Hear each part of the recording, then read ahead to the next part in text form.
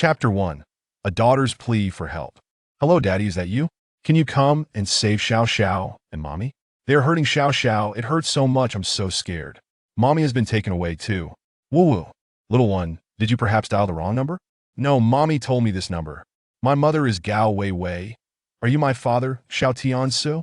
Daddy, please hurry and save us. I can't say much more. The bad people are coming for Xiao Xiao. Please come quickly. I didn't make the call. I am too scared. Bang. This was a brief yet harrowing phone call that Xiao Tian Ce received an hour ago from the battlefield in the heart of the world.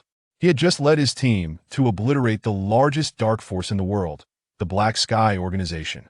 Just as he lit a cigarette, the call from the little girl came in. At first, Xiao Tian Ce thought it was a wrong number, but when the sobbing child mentioned his and Gao Wei Wei's names, he was struck with a profound shock. When he tried to call back, the line was already dead, but in the last moments of the call, he faintly heard the girl being struck and the phone shattering. Boom! A surge of fury erupted from Xiao Tian Ce, and without a moment's hesitation, he raced down the mountain, hopping into an off-road vehicle, followed closely by several of his subordinates. Drive faster! Get us to Huaxia at the utmost speed. Trace this phone number's location, now! As soon as he got in, he shouted urgently at his two subordinates in front. At that moment, tears streamed down his face uncontrollably, his eyes reddened with anguish. Seeing their leader in tears, his subordinates were thrown into turmoil. Sparing no time for hesitation, one drove, while the other swiftly began tracing the phone number. In an instant, the two off-road vehicles surged to their maximum speed, racing like arrows towards the direction of the Great Xia Nation. Meanwhile, in the back seat of the first vehicle, Xiao Tian Ce could not suppress his trembling body, his breath quickening, as a torrent of emotions erupted within him. Tears flowed freely. He was utterly certain that the crying little girl who had called for help was none other than his daughter, the biological daughter of Xiao Tian Ce, the first warrior of the summer capital's divine hall. And at this moment his daughter, whom he had never met, was being harmed. Xiao Tian Ce could not contain a piercing scream.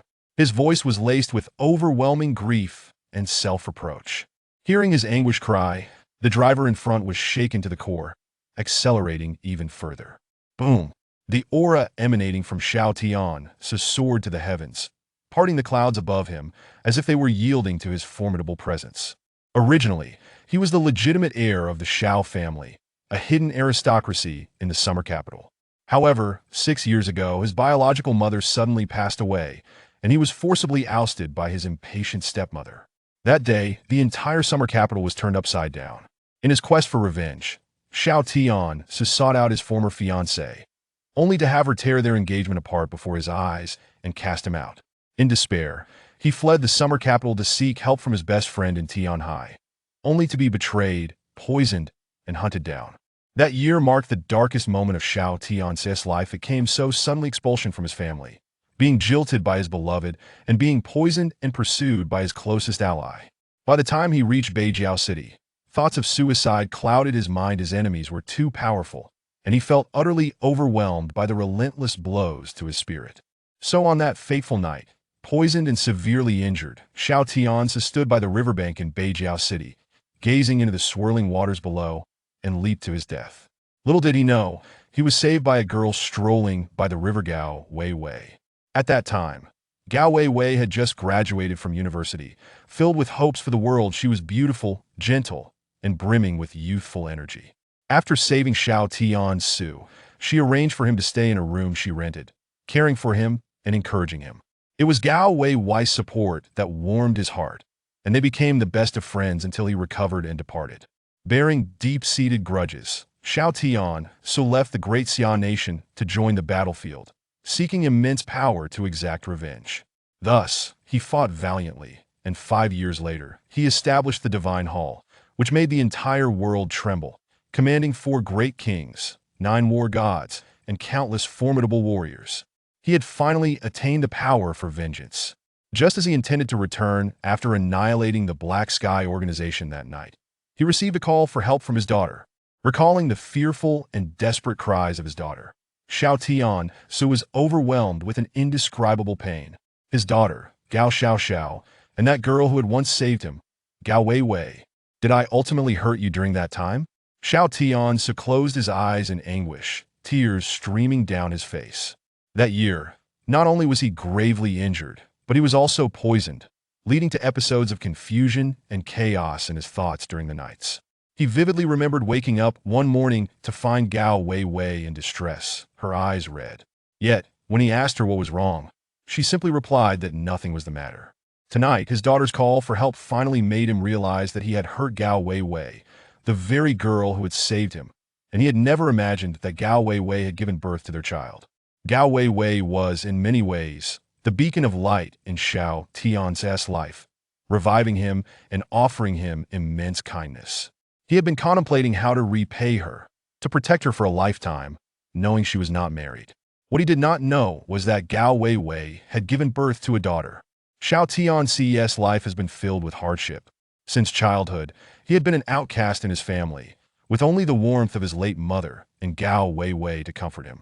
Tears flowed endlessly down his face as he thought of his daughter, whom he had never met, calling for help in such fear. His heart was overwhelmed with boundless sorrow. "Are you my father, Xiao Tian Ce? Daddy, hurry and save Xiao and Mommy. Daddy, Xiao is in so much pain it hurts. Daddy, Xiao is scared, so scared. Ah! Accelerate, accelerate, accelerate, accelerate, accelerate." The echoes of his daughter's plea reverberated in Xiao Tian Ce's mind. His daughter was barely over 4 years old, so small, so vulnerable. At that moment, Xiao Tian Ce was consumed by madness, his killing intent surging uncontrollably, causing the clouds above to part in deference to his wrath. He was the world's foremost warrior, the master of the most powerful organization, the Divine Hall, and yet his own daughter was being tormented in such a manner. In a mere 10 minutes, Xiao Tian Ce and his companions arrived at an airport in the western frontier of the Great Xia Nation, boarding a military aircraft at lightning speed, racing towards the location from which his daughter had called for help. Chapter 2. My father is a hero. As night deepened, time slipped by with agonizing slowness. Xiao Tian Ce was consumed by anxiety, pondering the fear that his long-lost daughter must be experiencing, causing her to cry so desperately. An hour swiftly passed, and at 11 o'clock on that fateful night, within the expansive courtyard of a villa on the outskirts of Xinjiang City, a group of ruffians wielding clubs mercilessly assaulted a woman lying on the ground, her body drenched in blood, her screams echoing into the night. In the distance, a small girl, no taller than 1 meter, knelt on the ground, pleading with a man dressed in black beside her. "Uncle, I beg you, please stop hitting Sister Xiao Hong. It wasn't her who gave me the phone. I took it myself. I stole it myself. Please, uncle, don't hit her anymore." The girl, tears streaming down her face, implored, her eyes swollen and one side of her face badly bruised. Her clothes, faded and tattered, were caked in dirt, and her complexion was pale as she continued to beg for mercy. "Daring to bring a phone in here. You deserve to be beaten," the man in black retorted, showing no sign of stopping his subordinates. He then turned to the girl being assaulted, known as Xiao Hong, and sneered, "You think you have a kind heart? Don't forget our agreement. We've covered your college expenses. Yet you foolishly gave that phone to this little bastard? If you want to die, I'll gladly oblige." Xiao Hong, merely 20 years old and a university student, had been assigned to care for the little girl. However, after witnessing the inhumane treatment the girl endured, being forced to live in a pigsty and fed scraps, her heart ached with compassion. She understood that the girl's mother had offended powerful individuals who had taken her daughter as leverage to coerce her. Over the past few days, Xiao Hong learned about the girl's tragic existence, one that resembled that of a beggar. Her mother, a waitress, earned scant wages, barely enough to cover rent and provide food for the two of them. Thus, the little girl wore clothes that she scavenged. The girl had confided in Xiao Hong, introducing herself as Gao Xiao, declaring her mother to be the best in the world. Xiao expressed her obedience and diligence, often helping her mother wash dishes and collect bottles for extra money. Occasionally, her mother would buy her meat, though such moments were rare. Still, they brought her immense joy at night. While confined in the pigsty with the swine, she would gaze up at the stars. Curious, Xiao Hong once asked, "What are you looking at?" The little girl replied with a smile, "I'm watching my father." Xiao Hong, puzzled, inquired, "Your father? Where has he gone? Why isn't he with you?" To which Xiao responded, "Mom says Dad went far away to earn money. She says he is working hard and is tired." When he earns enough money, he will come back for me. That night, as Xiao Xiao spoke, she smiled at Xiao Hong, who was overtaken by tears, instinctively murmuring, "Your father may already be dead." The little girl grew agitated, insisting, "No. Mom says Dad is a hero. One day, he will come back riding on colorful clouds. He will definitely return. I'm very obedient, so he must love me." Seeing the glimmer of hope in the girl's eyes, which sparkled like the stars, Xiao Hong could no longer contain her sorrow. Risking the wrath of the thugs, she secretly offered the girl a few buns to eat, quickly hiding the remainder. Thus, over the next few days, she conversed with the little girl in the pigsty. However, that night, Xiao Xiao fell silent, staring at the darkened sky and murmured, "Sister, the stars are gone." Tears welled in her eyes as she continued, "Sister, if the stars are gone, does that mean my father won't come back?" Xiao Hong's heart trembled at those words. The little girl understood everything. After a moment of silence, Xiao Hong hastily wiped her tears and forced a smile, saying, "Xiao Xiao, don't think like that. Your father will surely return. He will. The little girl managed a sorrowful smile, shaking her muddy little knees, and replied, "Sister, don't lie to me. I've known the truth for a long time. Xiao Xiao already understands that Mom is deceiving me. If it weren't for that, why would the bad people bully me and take my mother away? Why hasn't my father returned?" Tears streamed down her face as she spoke. Xiao Hong looked up at the dark, oppressive sky, questioning whether this was truly the world they lived in. Taking a deep breath to suppress her anguish, she smiled at the little girl, saying, "Xiao Xiao, I'm not lying to you. Think about it. Your father is a hero, and he will definitely come looking for you. You are so understanding. He must love you very much. By the way, do you know your father's phone number? Would you like to call him?" Initially a casual suggestion, Xiao Hong was taken aback when the little girl suddenly perked up, thinking hard before nodding. "Yes, I remember. Mom once told me that Dad's phone was bought by her, but she always said Dad was tired and we couldn't call him. But now that Mom is being bullied by bad people, please help me call my dad." After much deliberation, the girl finally recited a phone number. Thus, over an hour ago, the little girl successfully contacted Xiao Tian Ce, who was far away. She was overjoyed, but before she could say much, the thugs in the courtyard discovered her, smashing her phone and brutally assaulting Xiao Hong. Inside the courtyard, Xiao Hong lay battered and on the verge of unconsciousness. The little girl continued to plead, "Uncle, please stop. It's all my fault. I won't do it again. I promise." The leader in black, hearing the girl's desperate pleas, pointed to the stench-filled pig trough nearby and said, "If you don't want me to hit her, then eat what's left in there. Will you do that? Don't think I don't know this wretch has been sneaking you food." The girl's face turned pale as she glanced at the disgusting contents of the trough, instinctively taking a step back, but the next moment, she gritted her teeth and walked over, consuming the foul refuse. Xiao Hong, unable to bear the sight, closed her eyes, thinking, "This is hell on earth." As the girl wept and ate, she murmured, "My father is a hero. He will come to protect me. My father is a hero. He will come to save me." The leader in black crouched beside the pigsty, listening to the girl's murmurs, and taunted, "Ha, your father is dead. He won't come to save you. If your mother doesn't yield to Zhou Xiao, you will die too. In fact, it might be better for you to die. Then you won't suffer anymore, right? You could go find your father." The girl shook her head, crying, "No, no. My father isn't dead. He will come to save me. He will." Just as the black-clad man was about to continue tormenting the girl, a deafening crash erupted at the villa's entrance. In an instant, an armored vehicle barreled in, startling the little girl, who instinctively looked up at the vehicle. The next moment, a formidable figure clad in military attire, exuding an aura of authority, leaped from the vehicle. Xiao Tian Ce, followed closely by Tian Yi and Tian Qi, two of the top 10 warriors of the Celestial Temple, that moment, for reasons unknown. The little girl felt an overwhelming sense of longing and warmth upon seeing Xiao Tian Ce. She instinctively called out, "Father." Just as Xiao Tian Ce stepped out of the vehicle, searching for someone, his body trembled violently. He stood frozen, staring at the small figure in the pigsty, so reminiscent of himself. Her eyes, eyebrows, and nose. Xiao Xiao. Upon realizing his daughter's dire situation, he felt as if struck by lightning, tears of blood streaming down his face. "Hee, Daddy, you've come to save me. I'm so happy, Daddy. I missed you so much." The innocent girl in the pigsty laughed joyfully, her body unable to resist toppling backward. Ah! Xiao Tian Ce let out a heart-wrenching roar, unleashing his fury as he struck the nearest thug with a single devastating punch, before leaping into the pigsty to embrace his daughter tightly. Standing resolutely amidst the filth, tears streaming down his face, he reassured her, "Xiao Xiao, don't be afraid. Daddy is here. Daddy is here." As the little girl gazed at Xiao Tian Ce, she slowly closed her eyes, drifting into unconsciousness. Yet even in that state, she softly murmured, "My father is a hero, and my father is a hero. One day, he will come riding on colorful clouds to find me. My father is a hero. A true hero." Xiao Tian Ce raised his head to the heavens and let out a desperate, heart-wrenching howl.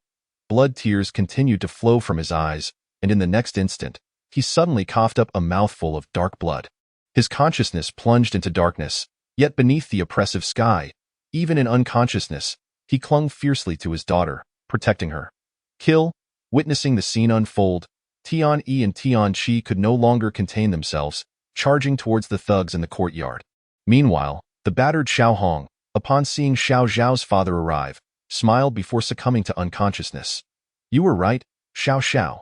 Your father is a hero. Be happy, Xiao Xiao." This was the last thing Xiao Hong uttered before losing consciousness. At that moment, after the slaughter, Tian Yi and Tian Ce, along with a dozen iron-blooded warriors, gazed mournfully at Xiao Tian Ce and his daughter, who lay unconscious in the pigsty. Observing Xiao Tian Ce, who remained upright even in his unconscious state, steadfastly protecting his daughter, their eyes turned red with grief. Tian Yi could no longer suppress his anguish, unleashing a piercing roar as he activated the internal communication channel of the Celestial Temple, pointing the camera at Xiao Tian Ce and bellowed, "The Lord is gravely injured. The little master is severely hurt and unconscious. Their fates are uncertain. All members of the Celestial Temple, gather immediately, drop everything, all of it. At any cost, now, immediately, everyone, come here. All of you. All of you." With Tian Yi's desperate call echoing through the secret channel of the Celestial Temple, a storm surged across the world. The top-tier warriors of the Celestial Temple, scattered across the globe, unleashed their overwhelming killing intent. Chapter 3. The Heavens Tilt, Part 1. That night, the sky above central Daxia was shrouded in darkness, heavy clouds pressing down in the dead of night. Amidst the thick clouds, flashes of lightning cracked through the gloom, as if the heavens were weeping at this moment. The 3,000 elite warriors of the Celestial Temple, the 9 war gods, and the 4 heavenly kings, after a brief moment of silence, immediately set aside all matters at hand and arranged the quickest routes to rush to Huaxia in the southern battlefield of the western continent. An endless desert lay before them.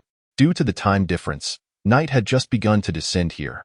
Yet at this moment, a formidable figure was sprinting towards an airport 100 kilometers away.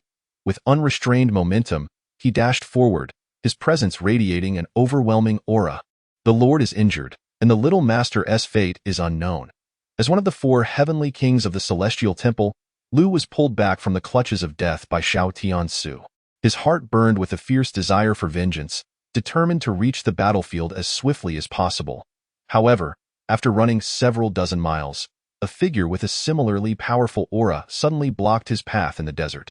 "Hee, Lu, what are you in such a hurry for?"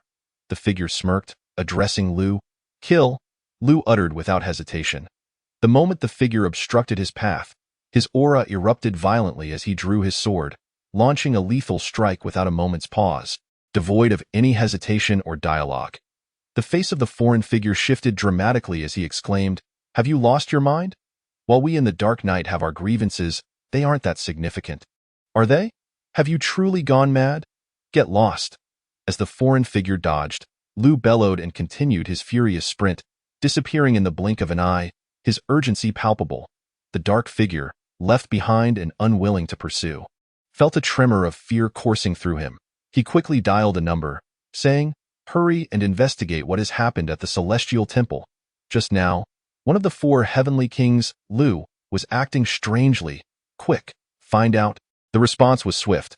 "We can't pinpoint the issue yet, but we're certain something significant has occurred at the Celestial Temple because warriors from across the globe are desperately seeking transportation to Daxia." Upon hearing this, The dark figure couldn't help but break into a cold sweat. He recalled how, during the Celestial Temple's annihilation of the Dark Sky Organization, not all of their warriors had mobilized. The sky is falling. The dark figure murmured in dread, acknowledging the Celestial Temple's fearsome reputation, which had risen swiftly 5 years prior, extinguishing all opposing forces along the way. He was uncertain of the temple's intentions that night, but he understood it was something monumental, something of great consequence. Simultaneously, at an airport in the Lion Kingdom, several pale-skinned warriors halted a vehicle. The leader, a burly man clad in specialized armor, wore an expression of utmost seriousness, for inside that vehicle sat none other than one of the 4 heavenly kings of the Celestial Temple, the Annihilation King. Clear the way, or prepare for a deadly confrontation today. No one emerged from the vehicle, but a chilling voice emanated from within. Instantly, the temperature in the vicinity plummeted to freezing levels. It was easy to imagine the murderous intent radiating from the occupants of the vehicle. The white-skinned warriors swallowed hard, wanting to voice their concerns but ultimately refrained. They too had received word that the entire Celestial Temple was mobilizing. In their haste, some hidden warriors of the Celestial Temple had neglected their cover, now frantically seeking transportation to Huaxia. Something significant must have happened, something critical. The white-skinned warriors quickly cleared the path, their backs drenched in cold sweat. The name of the Celestial Temple was forged through blood and battle. All dark forces around the world understood the peril of provoking the Celestial Temple unless they united against it. Indeed, while various factions might attempt to eliminate 1 or 2 war gods or heavenly kings of the Celestial Temple, they would pay a hefty price and face the wrath of the entire temple. No one dared confront the enraged Celestial Temple, especially during this unprecedented full-scale mobilization. In this moment, regardless of whether it be the Western continent, the Central continent, or any other land across the globe, a cadre of elite warriors is hastening towards the airport with unparalleled urgency, chartering flights to the Great Xia Kingdom, a few, then dozens, then hundreds, until 1 hour after the summons from Tianyi, 3,000 top-tier warriors of the Celestial Palace have converged upon the airport, embarking on their journey to the Great Xia Kingdom. Meanwhile, the Celestial Palace's subordinate forces within the borders of the Great Xia, those closest in proximity, are racing in their vehicles towards Xinjiang in the central region.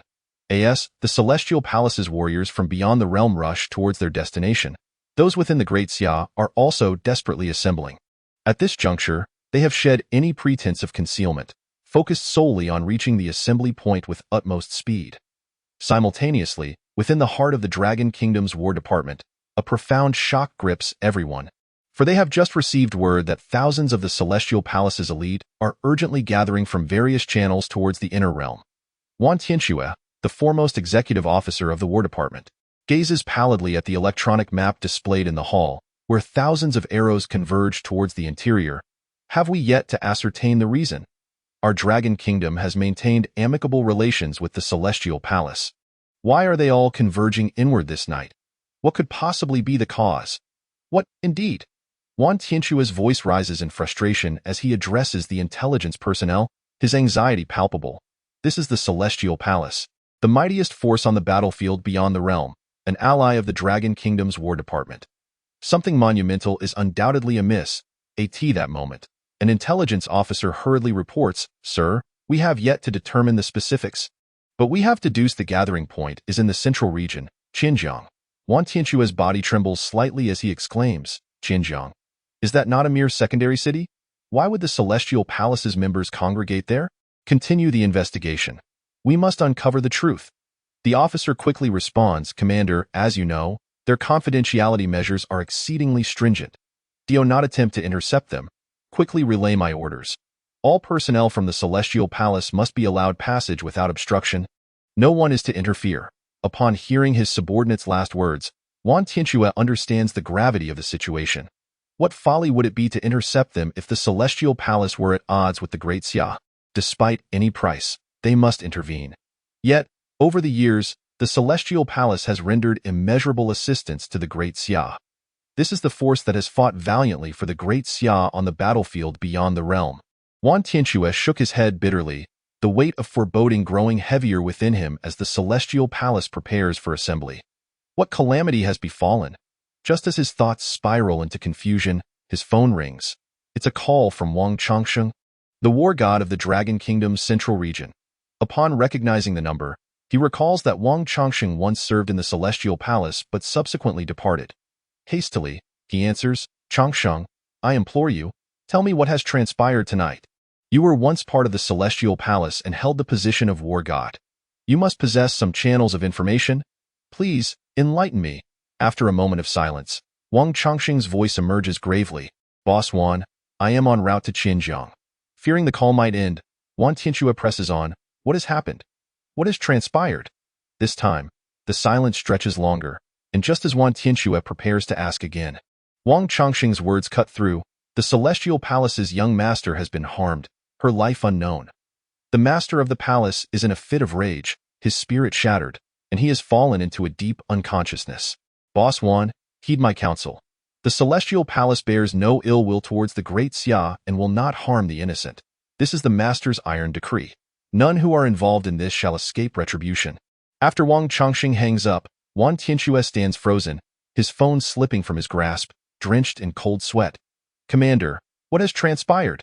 An intelligence officer inquires cautiously. Wan Tianque, his face ashen, murmurs, "The sky has fallen." Chapter 4. The Sky Falls, Part 2.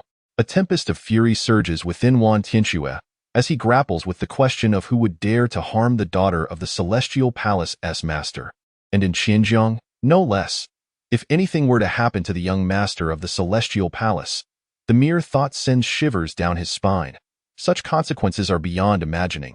It feels as though the very heavens would collapse.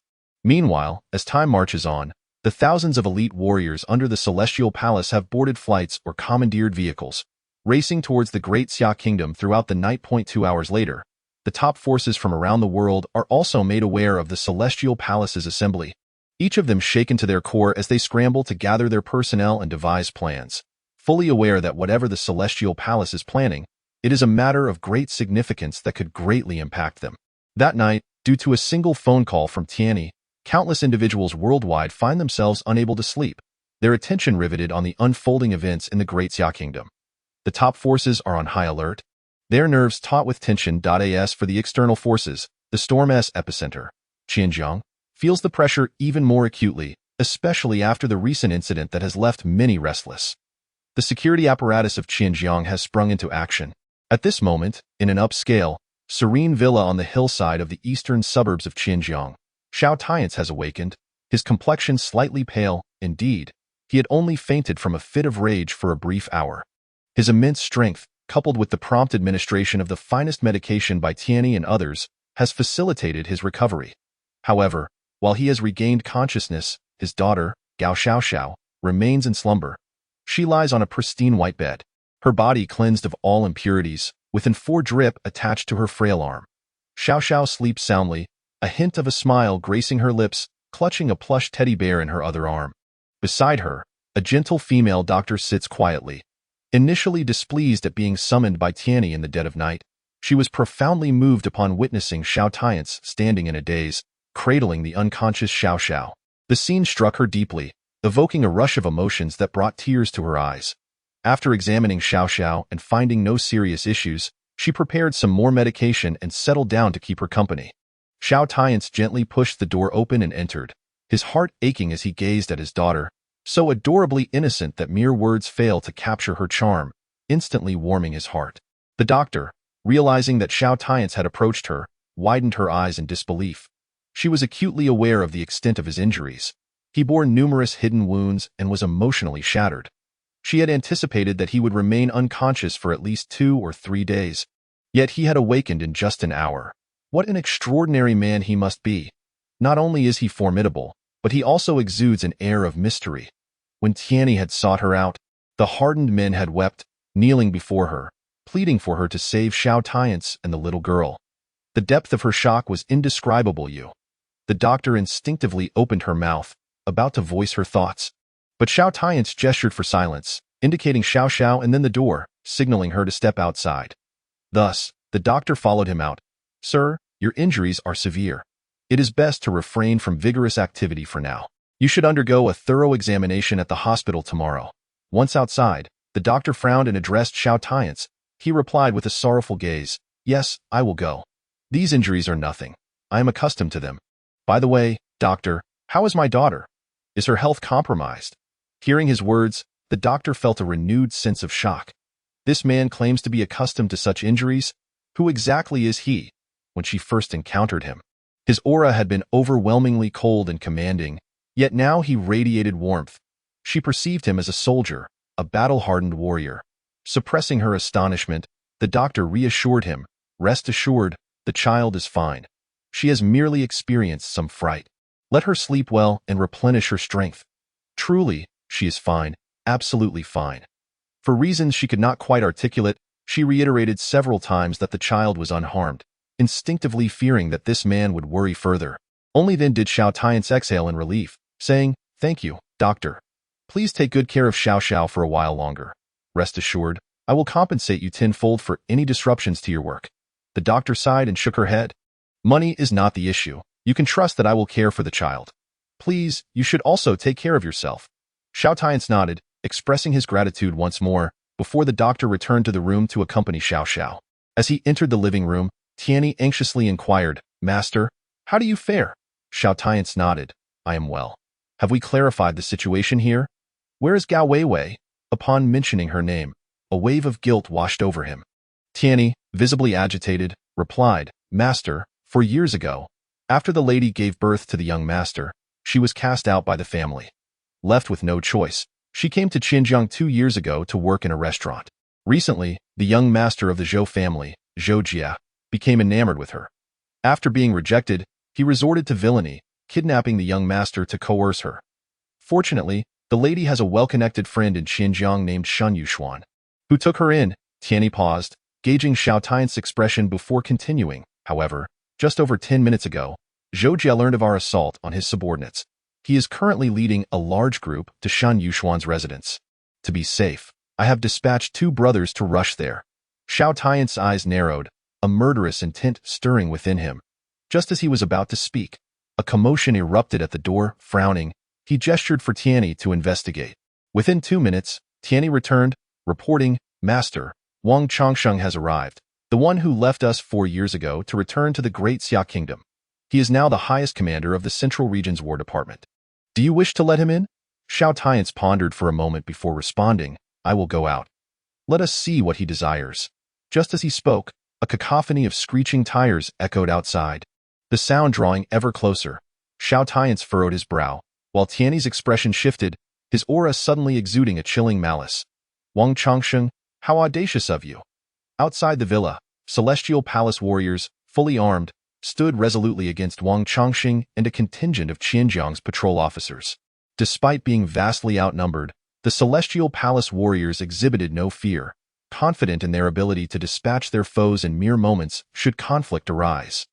The sight of such formidable warriors sent shivers through the patrol officers, who had not anticipated the strength of those they had pursued just hours earlier.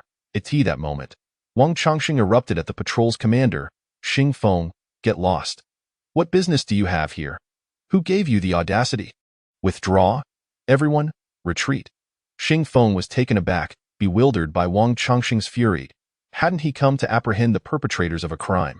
Why was he met with such hostility? Moreover, why was Wang Chongsheng here, a figure of authority in the War Department? Yet, regardless of his confusion, neither he nor his superiors, including Xinjiang's patrol chief, Ho Zhenghua, dared to question Wang Chongsheng. Xing Feng voiced his confusion, "Senior, what is going on here? Who are the individuals in the villa?" At that moment, Xiao Tian, clad in a black trench coat, stepped forward, addressing Wang Chongsheng amidst the throngs of people. "Wang Chongsheng, may I ask if you have come to apprehend me?" Xiao Tian's tone was calm. Yet Wang Chongsheng trembled at his words, tears streaming down his face as he replied, "I would not dare. I only heard that you were injured, and I came to see you, to check on the young master." The sight before Xing Feng and the members of Xinjiang ignited a storm within them. Chapter 5. Who is he? Xing Feng involuntarily staggered back, utterly astounded. Wang Chongsheng, the highest commander of the Central Region's War Department, was displaying such deference to this man. How could this be? Wang Chongsheng himself had come to this small city of Xinjiang. In that moment, an instinctual realization dawned upon Xing Feng. Something monumental was about to transpire in Xinjiang. The thought sent a cascade of cold sweat cascading down his back, and he quickly turned to his subordinates, shouting, "Retreat! Retreat! Lower your weapons and await Commander Wang's orders." Meanwhile, neither Wang Changsheng nor Xiao Tian Ce paid any heed to them. Wang Changsheng's tears flowed freely as he recalled the countless instances on the battlefield in the Western continent when Xiao Tian Ce and the brethren of the Celestial Palace had saved him, fighting alongside him. Those memories etched in his mind. He would never forget how Xiao Tian Ce led the warriors of the Celestial Palace to aid the soldiers of the Great Xia, risking their lives without hesitation, all because of Xiao Tian's unwavering declaration. Those who harm the Dragon Kingdom shall be punished, no matter the distance. Even after his departure from the Celestial Palace, Wang Changsheng continued to hear of their victories against hostile forces beyond the realm. In every respect, Xiao Tian Ce was the man Wang Changsheng held in the highest regard throughout his life. Though not officially recognized as a war god of the Great Xia, he has, in essence, served as its protector. Though not a soldier of the Dragon Kingdom, he and his Celestial Palace had made immeasurable contributions to the Great Xia, sacrifices beyond counting. Yet, despite being such a figure, his own daughter had been subjected to such persecution. Wang Changsheng could hardly contain his rage, wishing nothing more than to cleave those scoundrels in twain. At this moment, Tianyi emerged, glaring coldly at Wang Changsheng and shouted, "Wang Changsheng, do you truly deserve the presence of the celestial patrol of the Great Xia Kingdom? Do you honor the Master's repeated rescues of you? You're truly blind. If you dare to make a move today, I swear I will tear you apart. You can give it a try." Wang Changsheng, tears streaming down his face, lifted his gaze to Tianyi, bitterly stating, "Brother Tianyi, I apologize.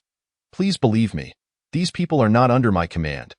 Tianyi was momentarily taken aback by Wang Changsheng's words, while Xiao Tian Ce cast a penetrating glance at Wang Changsheng and remarked, "Tian 34, you have a good heart. I have matters to attend to, so you should remain here with Tianyi." After saying this, Xiao Tian Ce proceeded outside, giving Wang Changsheng a heavy pat on the shoulder as he passed in that instant. The iron-willed Wang Changsheng broke down once more, tears flowing freely, for Xiao Tian Ce had referred to him as Tian 34 again, his codename from his days in the Celestial Hall. The fact that Xiao Tian Ce chose to call him by his codename rather than his name signified that he still regarded him as a brother. "Yes, master," Wang Changsheng shouted, his voice choked with emotion. When Xiao Tian Ce reached Xiefeng's side, Xiefeng felt a palpable discomfort. He had never heard of the Celestial Hall, but the mere fact that it could make Wang Changsheng kneel and take pride in its name spoke volumes. As he faced Xiao Tian Ce, he felt an indescribable pressure weighing down upon him, as if an unparalleled monarch were approaching until Xiao Tian Ce had moved on that Xiefeng suddenly felt his legs weaken. Realizing his clothes were drenched in cold sweat, at this moment, Tianyi exhaled in relief, stepping forward to Wang Changsheng and nodding, "Changsheng, well done. This is your territory. The Celestial Patrol outside will be your responsibility. Handle it well, and we will refrain from conflict with them." Fortunately, the young master is not gravely harmed but remains unconscious. Ensure they do not disturb his slumber. Wang Changsheng nodded gravely, asserting, "Leave it to me. I will pursue this matter to the end." Having said that, he approached Xiefeng with a stern expression, commanding, "Now, withdraw all your men. Move them down the mountain to ensure this place's safety, and do not interfere with anything else. Additionally, call your superior, Ho Zonghua, and inform him to meet me. Tell him that if I do not see his people within 10 minutes, he will bear the consequences." Xiefeng shivered, fully aware that tonight's events had spiraled out of control. Not to mention the enigmatic Xiao Tian Ce. Even Wang Changsheng's presence could turn the small city of Xinjiang upside down. Realizing this, Xiefeng quickly nodded, pulling out his phone to call Ho Zonghua. As the call connected, before Xiefeng could speak, Ho Zonghua's terrified voice erupted from the other end. "Xiefeng, you idiot! Why didn't you answer my call? You haven't done anything to the people in the villa. Have you? Don't act recklessly. I'm on my way, right now. Withdraw all your men. Quickly, quickly, quickly." Listening to Ho Zonghua's panicked voice, Xiefeng's sense of foreboding intensified. He hurriedly replied, "No, Director Ho, I haven't taken action. I will have them withdraw immediately." Not long after Xiefeng hung up, a top-tier patrol vehicle from the Celestial Patrol screeched to a halt. The elderly, pale-faced Ho Zonghua hurriedly exited the vehicle. Visibly shaken, he was genuinely frightened. Xiefeng had no understanding of the Celestial Hall's true nature. However, as the highest security officer in the region, he was acutely aware. Just days prior, he had heard that the Celestial Hall had annihilated a hostile organization from the Dragon Kingdom, which had excited him. Yet, now he was receiving reports of 3,000 powerful figures from the Celestial Hall converging on his location. Terrified, he had rushed to uncover the events occurring in Xinjiang that night. Upon seeing Wang Changsheng, Ho Zonghua was momentarily stunned, overwhelmed with shock. Indeed, something monumental had transpired. Otherwise, the highest commander of the central region wouldn't be here. Fear gripped Ho Zonghua, causing him to tremble as he approached Wang Changsheng. Stuttering, "Officer Wang, I apologize for the incident on my end. Thousands of powerful figures from the Celestial Hall are gathering here.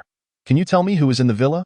Ho Zonghua gulped nervously, wiping the cold sweat from his brow. With the Celestial Hall's top-tier experts converging, the prospect of a conflict erupting could result in the entire Xinjiang being annihilated. Wang Changsheng snorted angrily, shouting at Ho Zonghua, "You did this. How do you manage public safety?" "Ho Zonghua, I don't wish to say much more. Now, tell your men to refrain from causing any more chaos. For the next few days, do not ask questions or interfere." Ho Zonghua's face turned even paler, and in utter fear, he asked, "Officer Wang, please tell me, what has happened?" Wang Changsheng turned his gaze toward the villa, stating coldly, "What has happened? You people of Xinjiang are audacious enough to imprison a 4-year-old girl in a pigsty, subjecting her to various abuses. Haha, Ho Zonghua, if it weren't for the fact that I cannot act right now, I would have torn you apart." Ho Zonghua swallowed hard. Even he, despite his ignorance, understood that the girl in the villa was of significant importance. He instinctively asked, "Officer Wang, who is that girl?" Wang Changsheng let out a heavy snort, looking at Ho Zonghua as if he were less than human, stating, "Humph, who is she? Very well, I will tell you. Listen closely. She is the young master of the Celestial Hall, the biological daughter of the Hall Master. Even if the Celestial Hall does not come, I will not let you go." Boom. Upon hearing that the mistreated girl was the daughter of the Hall Master, Ho Zonghua felt as if his head had exploded. Collapsing weakly to the ground, his mind echoed with a single thought. It was over. The heavens of Xinjiang had collapsed. Chapter 6. Ho Zonghua's shock. After a long moment, Ho Zonghua gradually stood up, his face pale and his posture hunched as he walked away. In that instant, he seemed to age a decade. He could not fathom the extent of the Celestial Hall's wrath at this moment, a fury that he could not withstand. Though the Celestial Hall publicly claimed no ties to the Great Xia Kingdom, no one was foolish enough to believe that. Otherwise, why would the Hall Master and the 4 great kings, along with the 9 divine warriors, all be from the Great Xia Kingdom? "Director Ho? What on earth is going on? What should we do?" Xiefeng inquired of Ho Zonghua. Only then did Ho Zonghua regain his composure, casting a bitter glance at him and saying, "Do not ask. Issue a gag order for today's events. No one who was present is to disclose a single word. Have them all sign a confidentiality agreement. As for what to do, let us go. Everyone retreat, close the doors, and do not concern yourselves with anything for the next few days." "But Director Ho, Wang said I should leave some men to guard here." Ho Zonghua paused, contemplating, and replied, "Then leave a few behind. You stay, but no matter what happens, do not involve yourself.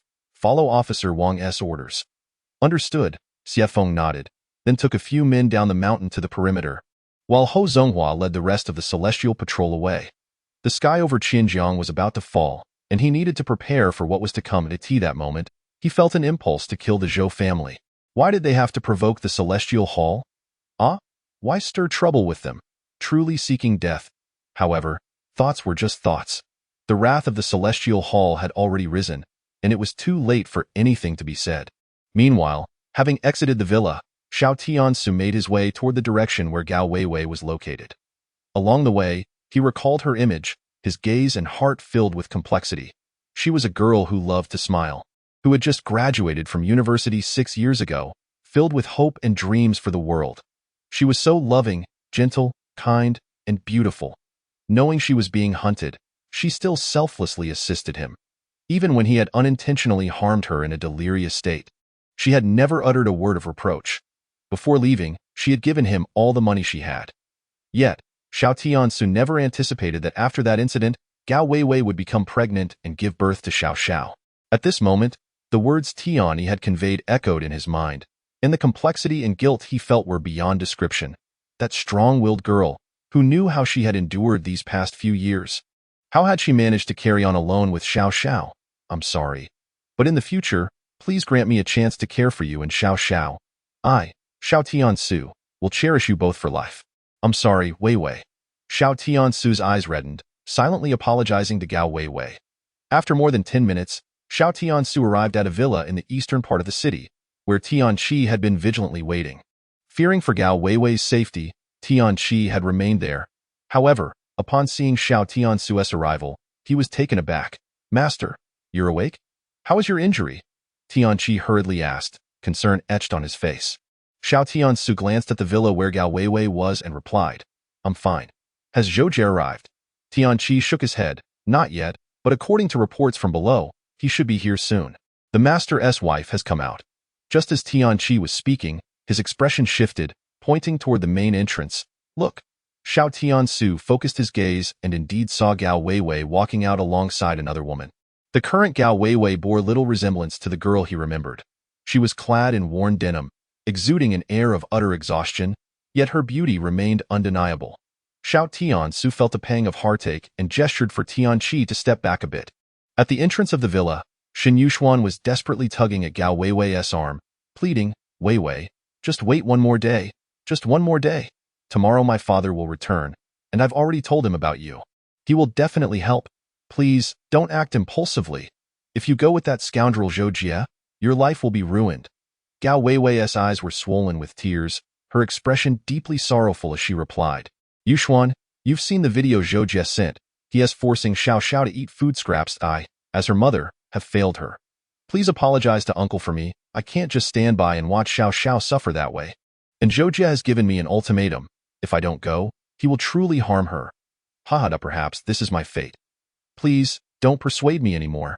Shen Yuxuan shook her head. Wei Wei, why haven't you told me who Xiao Xiao's father is? Why hasn't he shown up even now? Gao Wei Wei's expression stiffened, the pain in her eyes intensifying. She let out a long sigh and said, Him? I don't know where he is. And he doesn't even know I've given birth to a daughter. He was severely injured and unconscious at the time. When he awoke, he remembered nothing. He has suffered too, so I never told him.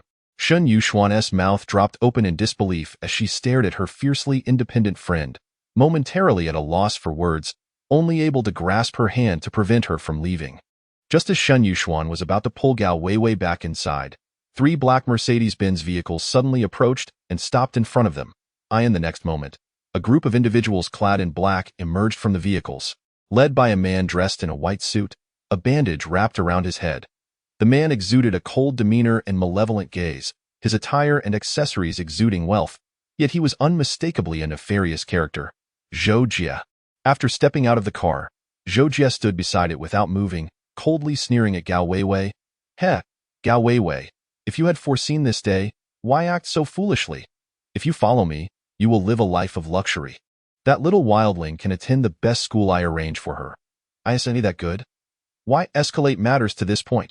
Upon seeing Zhou Jie, Gao Wei Wei's eyes filled with murderous intent, sheer hatred coursing through her as she clenched her fists, her body trembling with rage.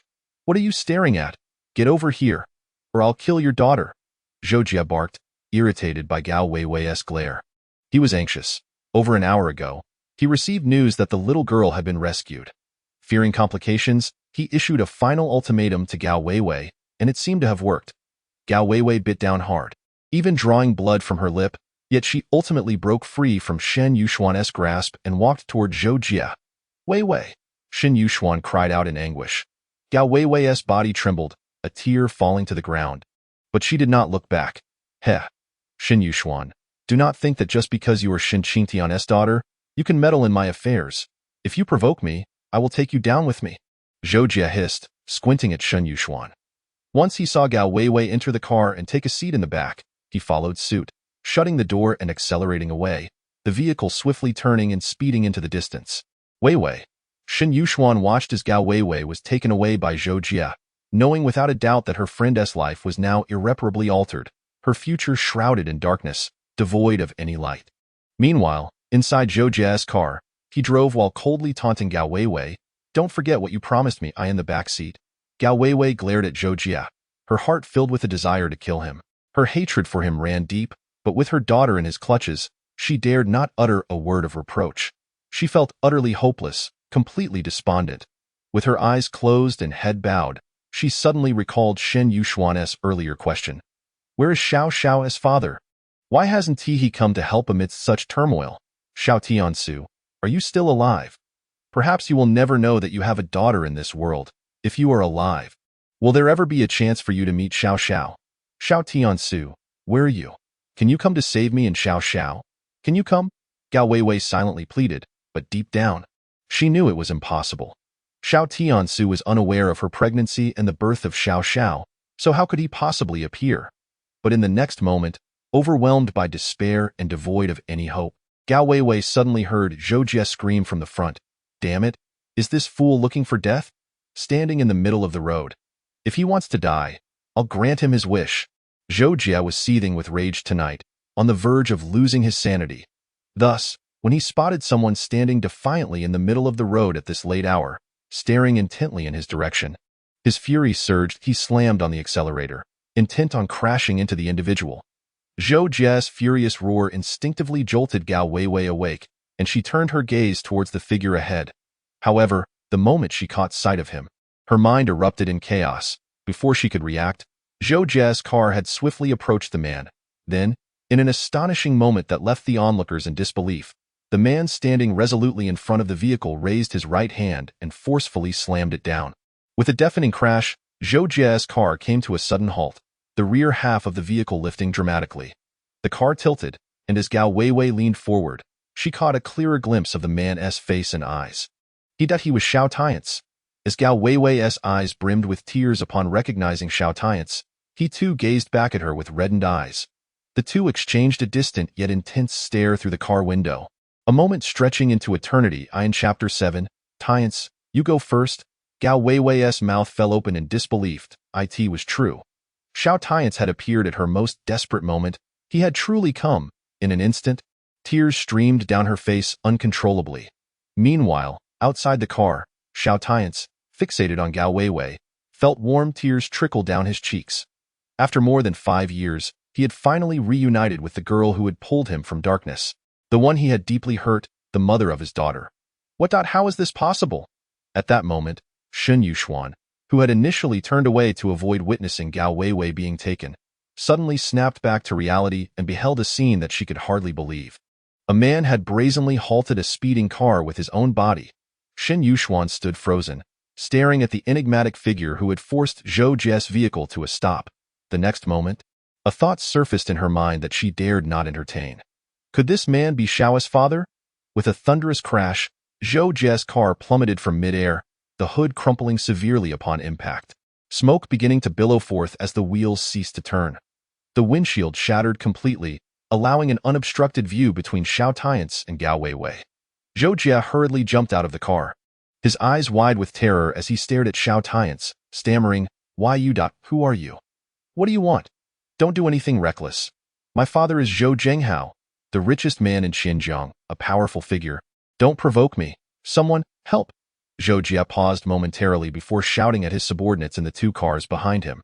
Yet, Xiao Tian Ce paid him no heed, his gaze solely fixed on Gao Weiwei, as he looked at the woman who had sacrificed nearly everything for him. A deep sense of guilt welled up within him. The next moment, Xiao Tian Ce's lips parted, his voice raspy. I'm sorry. I'm late that I let you and Xiao Xiao suffer so much. I'm truly sorry. Xiao Tian Ce.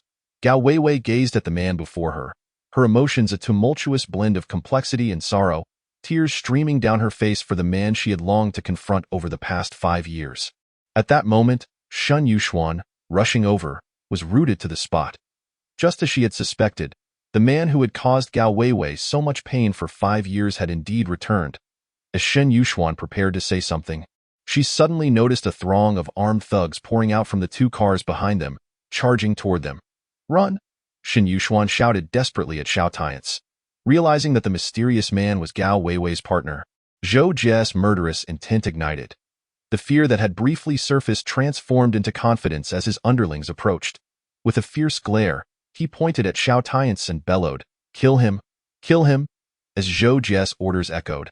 A dozen thugs surged toward Xiao Tian's, weapons drawn, aiming for his head and heart. "Don't!" Gao Weiwei screamed as she saw Zhou Jie's gang assaulting Xiao Tian's while he stood motionless. She was frantic, and so was Shen Yuxuan. Yet, Xiao Tian's remained rooted in place, unfazed. But as the first thug wielding a baseball bat lunged at him, intent on striking, Xiao Tian's finally moved. He swiftly grabbed the bat from the thug's grasp and with a resounding crack, sent the assailant flying. Xiao Tian's then began to advance toward Zhou Jie.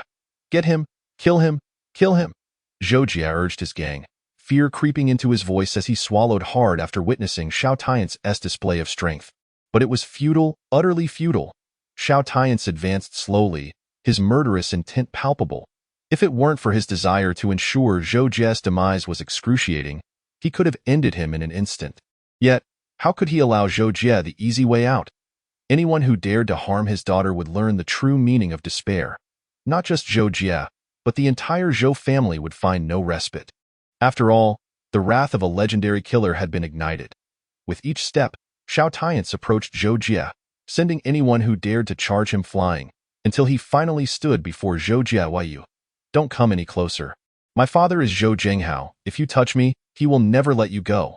Do you want money? 1 million? 10 million? 100 million? Zhou Jie stammered, desperation lacing his voice.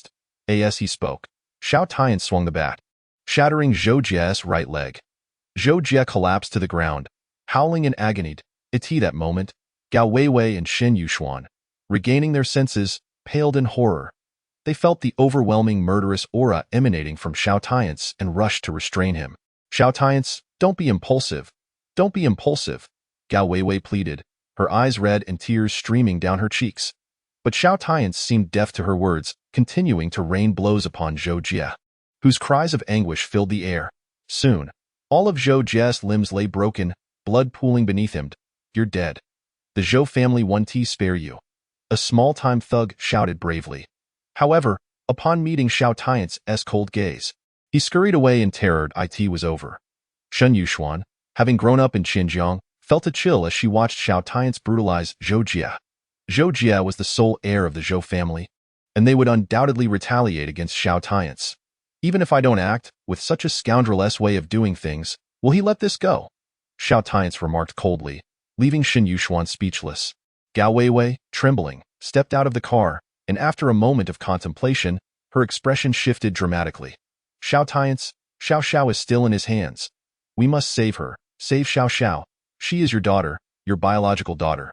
Gao Weiwei's heart raced with urgency. Xiao Tian's calmly replied, "Don't worry, it's fine. 2 hours ago, I already brought Xiao Xiao back. She is safe and sound, sleeping now." Upon hearing Xiao Tian's reassuring words, Gao Weiwei could no longer contain herself and threw herself into his embrace, sobbing. She had held in her emotions for too long, worried for too long. Zhou Jie is the only heir of the Zhou family. His father, Zhou Zhenghao, is the wealthiest man in Xinjiang. Many powerful figures must heed him. "We need to leave Xinjiang immediately. We must go," Shen Yuxuan urged, her expression fraught with anxiety. Having seen several thugs flee, she was certain that Zhou's reinforcements would soon arrive. If that happened, neither Gao Weiwei nor Xiao Tian's would escape unscathed. With Shen Yuxuan's warning, Gao Weiwei finally snapped back to reality, breaking free from Xiao Tian's embrace. "Yes, Yuxuan is right. Xiao Tian's, you must go, hurry." After a moment of silence, Xiao Tian's took a deep breath and said to Gao Weiwei, "I'm sorry. I truly didn't know you were pregnant that time. I'm so sorry." His eyes reddened, his expression filled with complexity. Gao Weiwei shook her head vigorously, tears streaming down her cheeks as she pleaded with Xiao Tian's, "Just go. Please. Leave here. Go." Shen Yuxuan rushed over, her urgency palpable. "Listen to Weiwei. You must leave now. The Zhou family is likely on their way here. They have a casino nearby. Hurry. I'll handle things here." Xiao Tian's fell silent. Given his status, he could easily obliterate not just the Zhou family but even the notorious Haitian organization. So what was a mere second-tier family like the Zhou family to him? Taking a deep breath, he was about to assure Gao Weiwei that everything would be fine when suddenly, a thunderous roar echoed from afar. "Want to leave? Not so easy." As the voice faded, nearly 100 thugs surged from all directions, led by the very thugs who had fled moments before. They surrounded a bald man with a scar on his face. Seeing this, Shen Yuxuan and Gao Weiwei's faces turned pale. Shen Yuxuan shouted at the scarred man, "Zhou Zhenglong, don't do anything reckless. Zhou Jie initiated the conflict. My father will be back tomorrow. Don't act rashly, uncle. Save me, please." Zhou Jie groaned pitifully at Xiao Tiance's feet. The scarred man, Zhou Zhenglong, snorted dismissively, "Humph, your father, Shen Qingtian, might have some weight, but you're nothing. You think you can just walk away after assaulting a member of the Zhou family?" Shen Yuxuan's expression stiffened. She hadn't anticipated Zhou Zhenglong would disregard her completely. Xiao Tiance then turned to Zhou Zhenglong and asked, "And you are?" Zhou Zhenglong narrowed his eyes, taking in Xiao Tiance. The overwhelming aura of menace emanating from him sent a shiver down his spine. "I am Zhou Zhenglong. Zhou Jie's uncle. You're the one who attacked Zhou Jie." Xiao Tiance nodded. "Indeed, I did." Zhou Zhenglong sneered, his own murderous intent coalescing, fixating on Xiao Tiance. "You have some guts. I see that you carry a formidable presence, likely a soldier with blood on your hands. But you should never have touched a member of the Zhou family. So today, you want to be leaving," Xiao Tiance replied. "All right, I want to leave, but let them go. Otherwise, I will send him to meet the king of hell. You can wager on whether I dare or not." Xiao Tiance spoke with calm authority, his gaze steady on Zhou Zhenglong. Zhou Zhenglong, who had been sneering, slowly lost his grin, falling into silence. After a lengthy pause, he nodded. "Fine. I'll let them go, but you must stay." Xiao Tiance agreed. "All right, Xiao Tiance."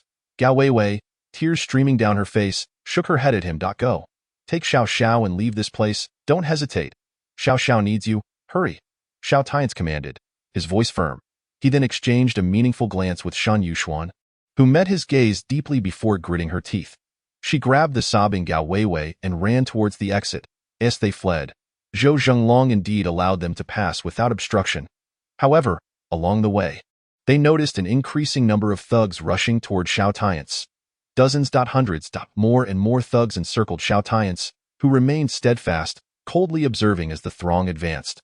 The more Zhou family members there were, the calmer he became.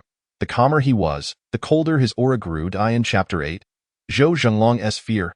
10 minutes later, Shen Yuxuan had pulled Gao Weiwei far away, both panting heavily. Gao Weiwei's tear-streaked face mirrored the complexity in Shen Yuxuan's eyes. She could hardly believe that the man who had caused Gao Weiwei such pain 5 years ago had truly reappeared. Yet Xiao Tiance had acted too impulsively, severely injuring Zhou Jie. The Zhou family would undoubtedly retaliate. Gao Weiwei bent over, hands on her knees, gasping for breath as tears fell. Her mind replayed the moment Xiao Tiance had suddenly appeared, brandishing a weapon during her darkest hour. "Yuxuan, do you think? Will he be okay?" Gao Weiwei murmured, her head downcast, anguish evident in her tone. Shen Yuxuan's thoughts grew more complex.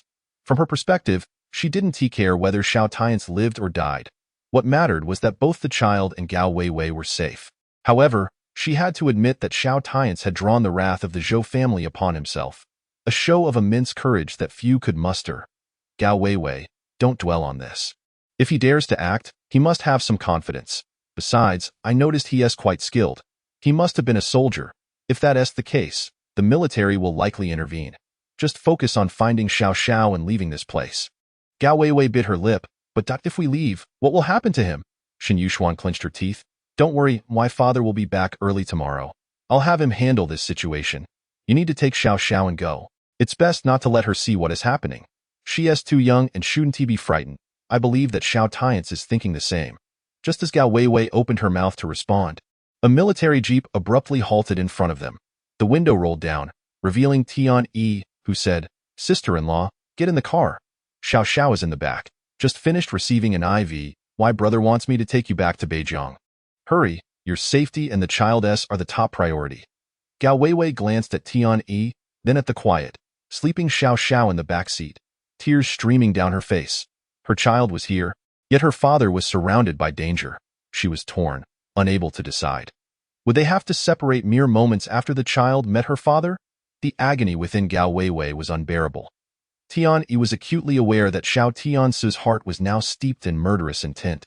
His decision to take Gao Weiwei and Xiao Xiao away was merely to shield them from the impending carnage.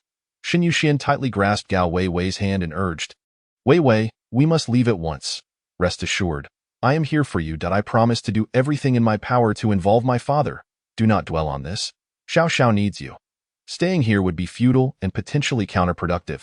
Let us go. Tian Ce nodded in agreement, adding, Sister-in-law, we must hurry to the car. Xiao Xiao is in a fragile state and requires care. She has been traumatized in recent days. She needs you. After a moment of silence, Gao Weiwei gritted her teeth and climbed into the vehicle. Once inside, she carefully cradled Xiao Xiao in her arms, gazing through the window with a desperate plea towards Xin Yuxian. Yuxian, please, you must help him, help him. Xin Yuxian, her expression serious, nodded affirmatively. Yes, do not worry, I will. You are my dearest sister and my only friend. As the car engine roared to life, Tian Ce exchanged a knowing nod with Xin Yuxian before accelerating towards the outskirts of the city. Inside the vehicle, Tian Ce focused on driving while Gao Weiwei held Xiao Xiao, tears streaming down her face. Ah. Tian Ce sighed deeply within, realizing that with Xiao Tian Ce's return, the safety of Gao Weiwei and Xiao Xiao would no longer be in jeopardy. Who in this world would dare to insult the wife and daughter of the Lord of the Celestial Temple? How could Xiao Tian Ce allow them to live? No, for those people, even death would be a luxury. With a chilling gaze, Tian Ce pressed on, knowing this was his duty. At that moment, Xiao Tian Ce found himself completely surrounded by hundreds of individuals from the Zhou family. Zhou Jie lay in agony at his feet, while Zhou Zhenglong sneered and slowly addressed Xiao Tian Ce. It's been 10 minutes. Those two women have fled. Shouldn't you release my nephew now? Xiao Tian Ce scoffed. Did I ever say I would let him go? Zhou Zhenglong narrowed his eyes, fixing a penetrating stare on Xiao Tian Ce for a prolonged moment before nodding. Kid, you have guts. Boss, why waste words on him? Just kill him. He wouldn't dare to harm young master. Or else he wouldn't survive either. One of Zhou Zhenglong's subordinates pointed menacingly at Xiao Tian Ce. Xiao Tian Ce chuckled eerily, a laugh infused with overwhelming murderous intent, and after a prolonged moment, he raised his gaze to Zhou Zhenglong, regarding him with the dispassionate look reserved for the dead. Zhou Zhenglong instinctively stepped back, asking, What are you laughing at? Suppressing his murderous rage, Xiao Tian Ce glanced at Zhou Zhenglong and remarked with a hint of amusement. Heh, Zhou Zhenglong, you should consider yourself fortunate not to be that trash's father. Otherwise, you would not be standing here right now. Zhou Zhenglong's expression shifted as he stared at Xiao Tian Ce, stating, Kid, I admit you are formidable, and your aura is quite intense. You must have seen blood. But if you truly believe you can threaten me alone, you are overestimating yourself. Perhaps you should consult the 300 brothers by my side and see if they agree. Xiao Tian Ce remained silent. He had no interest in engaging with such petty thugs. At that moment, as Zhou Zhenglong's words hung in the air, Tian Che's figure emerged from the rooftop of a two-story building behind him, flanked by two warriors of the Celestial Temple. The night breeze billowed Tian Che's robe as he appeared, commenting with disdain. Heh, kill you? People like you are beneath my elder brother's notice. A bunch of trash. Incapable of offering protection. How naive. Zhou Zhenglong spun around to see Tian Ce and his companions, scoffing, I haven't encountered such arrogant individuals in a long time. Dio, you really think I'm a soft target? Do you think any stray mutts dare to bark before me? With a chilling glare, Zhou Zhenglong commanded, Kill them. At his order, dozens of thugs surged toward Tian Ce and the others. Tian Ce ceased his words. A cold smile playing on his lips died in an instant. He leapt from the building, charging toward Zhou Zhenglong with blinding speed, sending all who dared to obstruct him flying. Impossible. Stop him. Stop him. Zhou Zhenglong's complexion paled dramatically. Seeing dozens of men thwarted by Tian Che's onslaught, he hastily ordered his men to intercept him. But it was futile. Tian Che's speed was unparalleled. Had it not been for Gao Weiwei's presence, he would have already unleashed his fury. Now that Gao Weiwei and her companions had departed, he could finally unleash himself. Boom, boom, boom. In the blink of an eye, Tian Ce had breached the ranks of thugs, appearing directly beside Zhou Zhenglong and in the next moment. A dagger as dark as ink was pressed against Zhou Zhenglong's throat. Do not move, or your head will roll. Tian Ce warned playfully. Plopped out a bead of cold sweat slipped from Zhou Zhenglong's brow and fell to the ground, his face paling instantly. The henchmen surrounding him were equally stunned, filled with disbelief. The two warriors of the Celestial Temple led by Tian Ce swiftly restrained Zhou Jie. Meanwhile, Xiao Tian Ce approached the increasingly terrified Zhou Zhenglong and paused before stating, still the same message. You should be grateful you are not that trash's father. Tell Zhou Zhenghao that I am taking his son. In 3 days, he should come to the riverside villa in the eastern suburbs to collect him. His son imprisoned my daughter for 3 days. I will return the favor. During these 3 days, do not attempt to rescue him, or I cannot guarantee you will retrieve a living soul.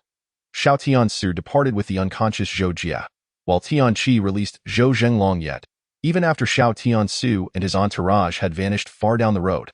Zhou Zhenglong did not dare to send anyone in pursuit, for he had genuinely felt the specter of death.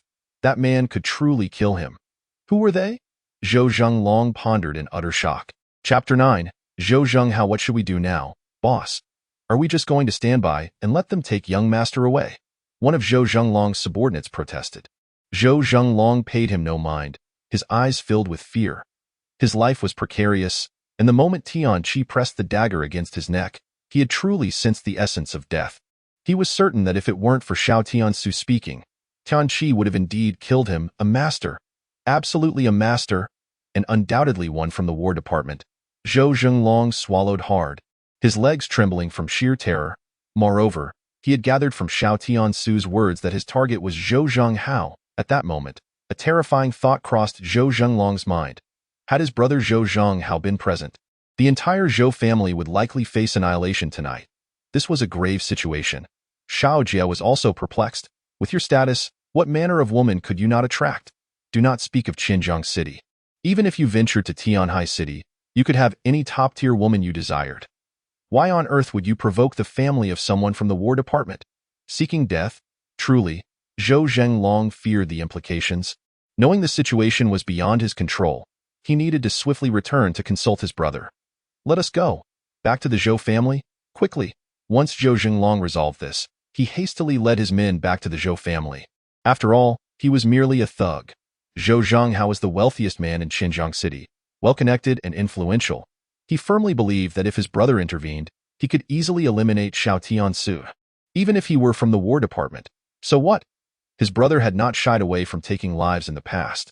Just as Zhou Zhenglong and his men prepared to leave, Xin Yuxian, who had just seen Gao Wei way off, rushed back, concerned for Xiao Tian Ce. However, upon her return, she discovered Zhou Zhenglong was retreating, with Xiao Tian Ce nowhere in sight, and even Zhou Jia had vanished. In an instant, Xin Yuxian was left bewildered. Zhou Zhenglong, where is Xiao Tian Ce? Where have you taken him? Xin Yuxian hastily inquired as Zhou Zhenglong attempted to depart. Zhou Zhenglong paused momentarily, glancing back at Xin Yuxian, and replied, Heh, how formidable are those from the War Department? How could I possibly contend with them? Heh, they have already left, taking Zhou Jia with them. I must inform my brother that he should go to the riverside villa in 3 days to collect him. Heh, those from the War Department are indeed impressive, and our insignificant Zhou family cannot afford to provoke them. You wish for your father to intervene again, do you? Heh, that would only make our little Zhou family even more incapable of standing against them. Zhou Zhenglong's words dripped with sarcasm.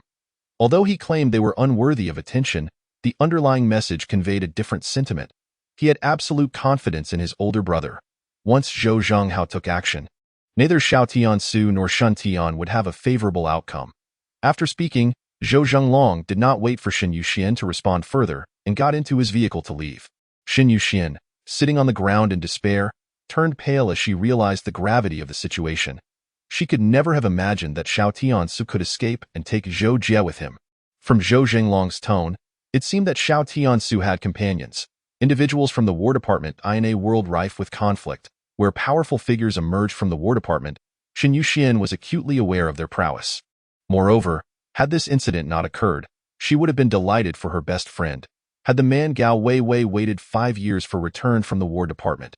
However, in her heart, she felt that Xiao Tian Ce had committed an unpardonable offense by incapacitating Zhou Jia and abducting him. This was a major issue, for in Xinjiang City, no one understood the terror of Zhou Zhenghao better than the Xin family. For instance, her father, Xin Tian, had once been a business prodigy in Xinjiang City. The Xin family had deeply rooted influence in the area, but even so, over 20 years ago, Zhou Zhenghao had arrived in Xinjiang City alone, and within a few short years, he had completely upended the status quo. Ascending to the pinnacle of power, Zhou Zhenghao was cunning and ruthlessly cruel. Although he had aged and no longer took center stage, one must consider the circumstances. Zhou Jia was his only son, the sole heir to the Zhou family's business empire. Xiao Tian Ce had maimed Zhou Jie and taken him away, which undoubtedly struck at the very core of Zhou Zhenghao's pride. When Zhou Zhenghao's fury was unleashed, not even her father, Xin Tian, would dare to contend with him. Suddenly, as Xin Yuxian sat on the ground, she realized that Xiao Tian Ce intended to imprison Zhou Jie for 3 days. Would he torture Zhou Jie during this time? The thought sent a fresh wave of dread through her. If Zhou Jie returned to the Zhou family safely in 3 days, there might still be a chance to salvage the situation. If not, she would have to swallow her pride and plead with her father for intervention. But if during these 3 days, Xiao Tian Ce left Zhou Jie half dead, the mere thought sent shivers down Xin Yuxian's spine, and she hastily rose to return to the villa, driving towards Xiao Tian Ce. Meanwhile, Xiao Tian Ce had brought Zhou Jie back to the villa where he had previously taken refuge. As they passed the foot of the mountain, he noticed Xing Feng and several others keeping watch there, casting a glance in their direction. As soon as Xing Feng felt Xiao Tian Ce's gaze, he trembled and dared not meet it again. Retreating swiftly into the vehicle, Xiao Tian Ce smiled slightly, dismissing Xing Feng as inconsequential. His mind was occupied with the stance of the Dragon Kingdom's War Department. If they chose to intervene, he would not retreat. Upon returning to the villa, Tian Qi instructed his men to rouse the unconscious Zhou Jie. As Zhou Jie opened his eyes and surveyed his surroundings, his expression shifted dramatically upon realizing Xiao Tian Ce sat before him, meaning Zhou Zhenglong had not managed to rescue him. Awake? Xiao Tian Ce narrowed his eyes, observing the pale Zhou Jie. You. Zhou Jie stared at Xiao Tian Ce in disbelief, unable to comprehend how Zhou Zhenglong and his hundreds of men had failed to save him. You are the one who made my daughter stay in the pigsty for 3 days, correct? Xiao Tian Ce coldly questioned Zhou Jie. It wasn't me. It was my subordinates acting on their own. Please, spare me. I will pay you any amount of money. I will give you anything. Zhou Jie, paralyzed with fear, pleaded desperately with Xiao Tian Ce. Xiao Tian Ce's gaze hardened further as he turned to Tian Qi, instructing, his injuries are severe. Do not let him die so easily. Disinfect him with alcohol. Tian Qi chuckled coldly, very well, but I suspect this trash won't last long. Xiao Tian Ce waved his hand dismissively. It matters not. Provide him with our finest healing elixirs. If he wishes to perish, it will not come easy. Understood. Leave it to me. Tian Qi replied with a chilling smile. The next moment, he gestured, and 2 warriors from the Celestial Temple emerged from the villa carrying a large barrel of high-purity industrial alcohol. While the alcohol indeed served a disinfectant purpose, the pain it inflicted was not something everyone could endure. Furthermore, Tian Qi unceremoniously tossed Zhou Jie into a makeshift, repugnant pigsty prepared earlier by Tian Yi, filled with filth and excrement. No, please, no, don't. Zhou Jie screamed in horror, desperately resisting being thrown in, but he was powerless to fight back and was unceremoniously kicked into the pigsty as he lay there. Realizing Tian Qi intended to pour industrial alcohol over him, his heart raced in terror. Please, I beg you. Xiao Tian Ce, stop, do not torment Zhou Jie any further. Just as Tian Qi prepared to douse Zhou Jie with alcohol, Xin Yuxian, who had rushed here, shouted at Xiao Tian Ce. Zhou Jie, catching sight of Xin Yuxian, suddenly felt a glimmer of hope and cried out, Xin Yuxian, save me. I promise I won't let my father retaliate. I will never trouble your Xin family again. I swear. Please, save me. Xiao Tian Ce coldly regarded Xin Yuxian, saying, You plead for this scum. Without waiting for her response, he gestured to Tian Qi, and instantly, dozens of pounds of industrial alcohol cascaded over Zhou Jie, immediately seeping into his wounds.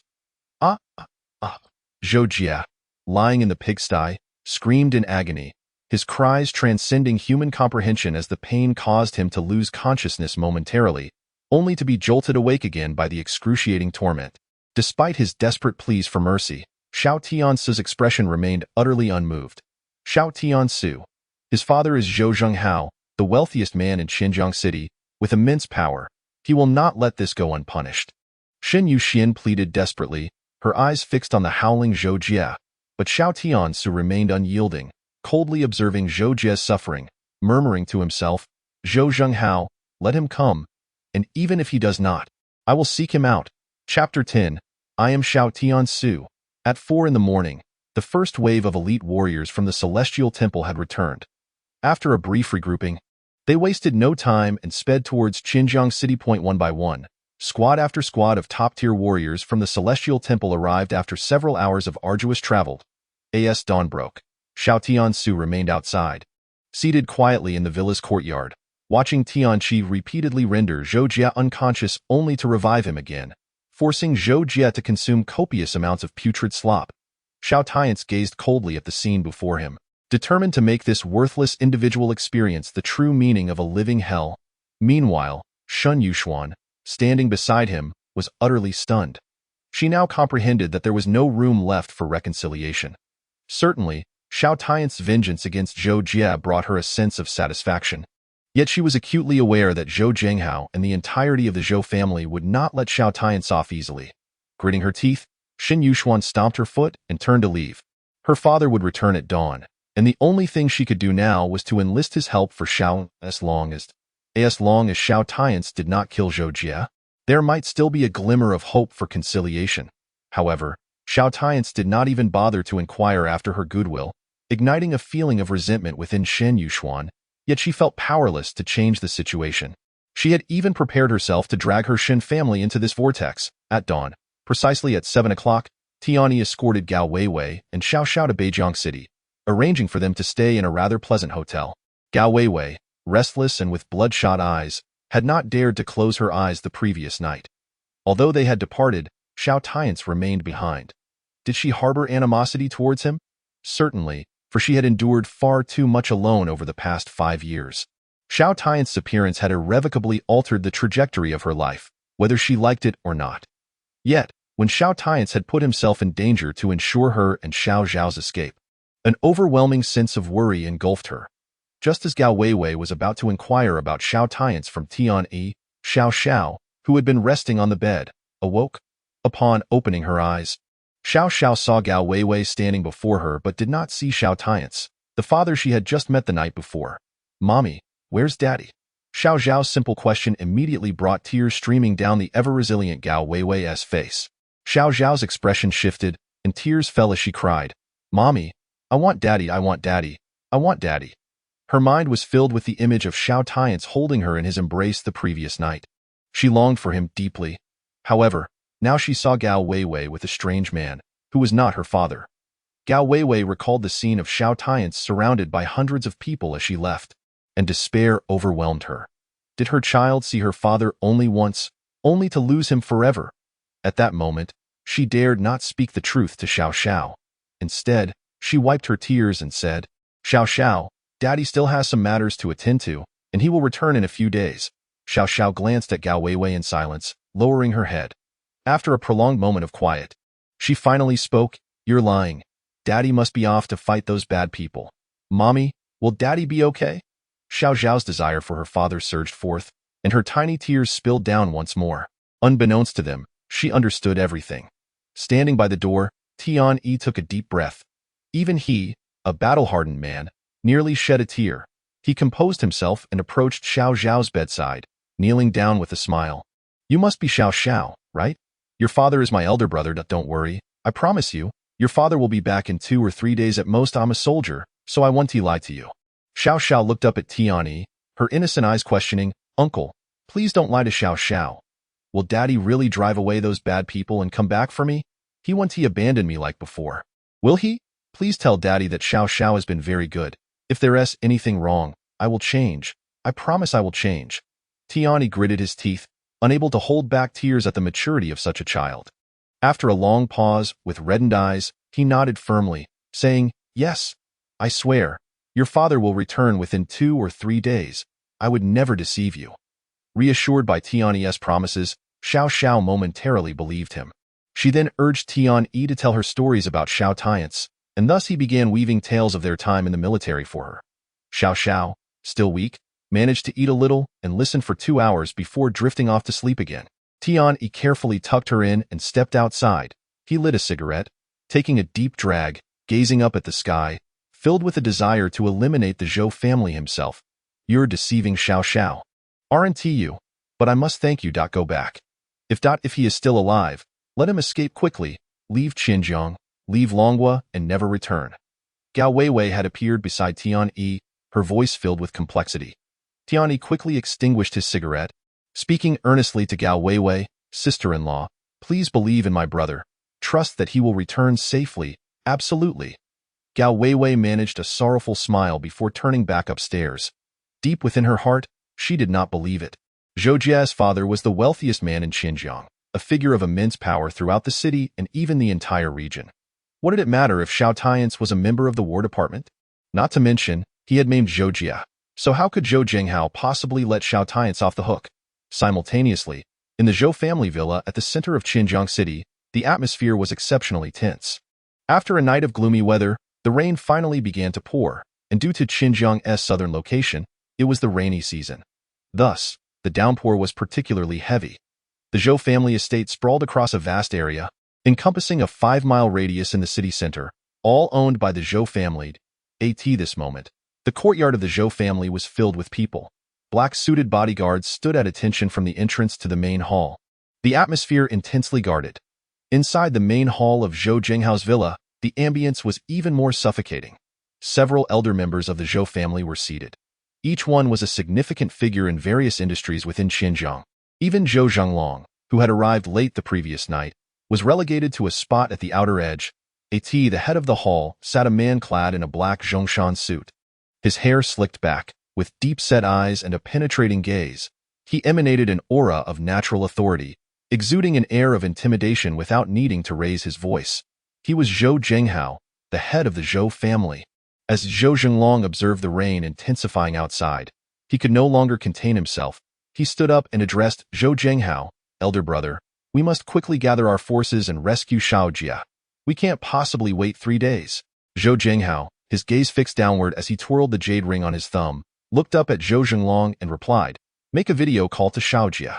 Zhou Zhenglong's face brightened, quickly nodding in agreement. The next moment, 2 subordinates set up a projection screen in the center of the living room, and Zhou Zhenglong directly dialed Zhou Jia's number. In the lakeside villa halfway up the hillside.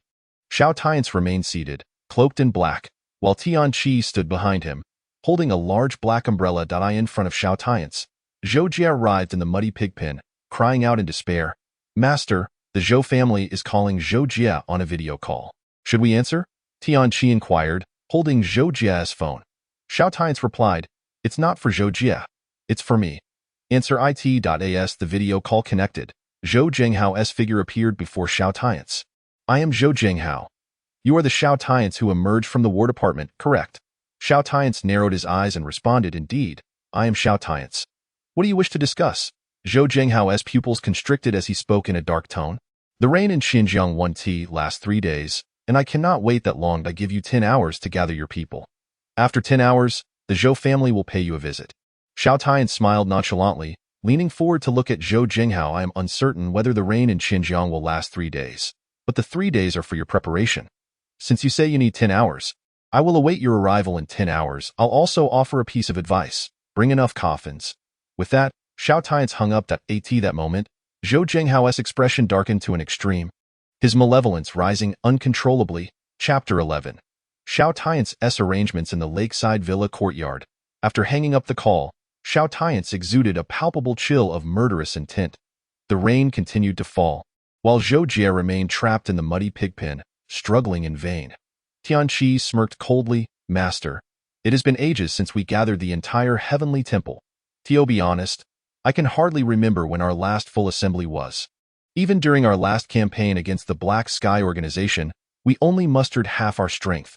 Moreover, Master, I isn't it too generous to gather everyone for such a small family.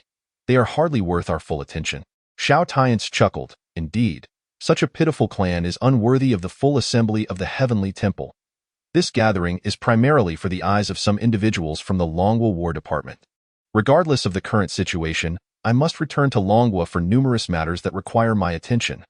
Gathering everyone this time is merely to mitigate future inconveniences. That said, once we conclude matters here, I will head back to Beijing. Are the arrangements in place for our personnel there? Xiao Tian spoke with an air of ease, clearly dismissing the Zhou family as inconsequential. In his eyes, the Zhou family was merely a small clan in a second-tier city within Longhua, easily crushed beneath his heel. His purpose in assembling the heavenly temple was more about announcing his triumphant return than anything else. After all, he bore too much hatred, and upon his return, he intended to settle many scores from 6 years prior. Tian Ce quickly replied, "Elder brother, matters in Beijiang are already being handled by Tianyi.it is expected to be resolved by this afternoon. The largest group, the Beijiang group, has already been fully acquired. It is now ours." Xiao Tian Ce nodded, "Good, but remember this. Instruct Tianyi that everything he does must remain confidential. My wife and daughter must not know.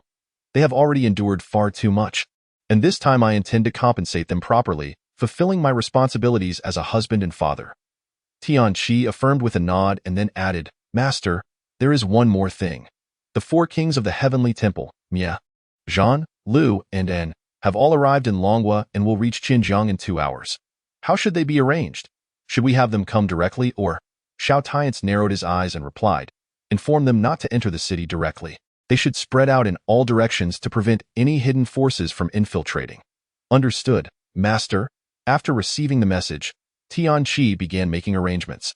Xiao Tian Ce glanced at an ant nest being washed away by the rain below, and a cold smile crept across his face. To him, the Zhou family was no different from the ants being washed away. While he made his plans, the Zhou family, purported to be the pinnacle of power in Xinjiang, could not afford to give themselves 3 days as for Zhou Zhenghao's claim of arriving in the evening. Xiao Tian Ce regarded him as having considerable audacity, but what did that matter? Ultimately, it was futile because he was up against the heavenly temple. At that moment, the Zhou family swiftly began making their own arrangements in the Zhou family's conference hall. Zhou Zhenghao initiated the most directive plans. He addressed Zhou Zhenglong, immediately assemble all of the Zhou family's forces. Casinos, clubs, everyone who can be gathered, bring them all together. "Yes, elder brother." Zhou Zhenglong nodded eagerly before rushing out. It had been a long time since he had seen his elder brother personally directing operations, and he was unsure of the current extent of their family's power. Tonight, the might of the Zhou family would undoubtedly be revealed to the world once more, showcased before the people of Xinjiang. After Zhou Zhenglong left, Zhou Zhenghao turned to another man seated behind him. "Seventh uncle, you need to visit the Celestial Patrol and inform them about our situation with Xiao Tian Ce tonight. Rest assured. Family head, I will take care of it." A grim-faced elder rose from the back of the hall and departed. Zhou Zhenghao nodded again, before addressing another formidable elder. "Fifth uncle, contact your well-informed associates. Ask them to investigate the origins of this Xiao Tian Ce." The elder stood up in response. "Yes, family head. Should we have Fei return as well? He has reached 5-star strength and is a top-tier expert." Zhou Zhenghao initially considered refusing but then reflected. That could work. Just as Zhenglong mentioned, it has been a long time since the Zhou family showcased our strength to the world. Even that useless Shan Qingtian believes he can challenge us? Let Fei return. He is the leader of his generation. After this matter concludes, let Fei take Xiao Jie away for some proper training. Understood. Family head, I will make arrangements. The 5th elder of the Zhou family nodded before leaving. Zhou Zhenghao then turned to the 3 elders seated before him. "Second uncle, third uncle, fourth uncle. Your tasks are also crucial. According to Zhenglong, Xiao Tian Ce is quite formidable, likely with a background in the War Department, and he has several skilled subordinates. You 3 will need to take action against them. Are you confident?" However, the 3 most powerful elders of the Zhou family, named by Zhou Zhenghao, lacked absolute certainty. Their brows furrowed, revealing a hint of trepidation in their eyes. After a lengthy silence, the 2nd elder of the Zhou family spoke slowly. "Family head, the opponent's information is too sparse. We do not have guaranteed success. We have reviewed the surveillance footage, and Xiao Tian Ce's subordinates are quite strong. Their combat prowess approximately on par with mine. However, rest assured, I have contacted 2 former friends who are on their way from Tianhai. Both are 5-star experts. As long as the opponent is not a war god, they can eliminate him. Of course, that will require compensation. And, as you know, this Xiao Tian Ce cannot possibly be a war god from the Longhua War Department. Over the years, there have been dozens of war gods in the 9 war departments of Longhua, yet none bear the name Xiao Tian Ce." Zhou Zhenghao chuckled, fiddling with the ring in his hand. "Second uncle, you are too considerate. Even if you do not seek outside help, it will not matter. Have you forgotten about me?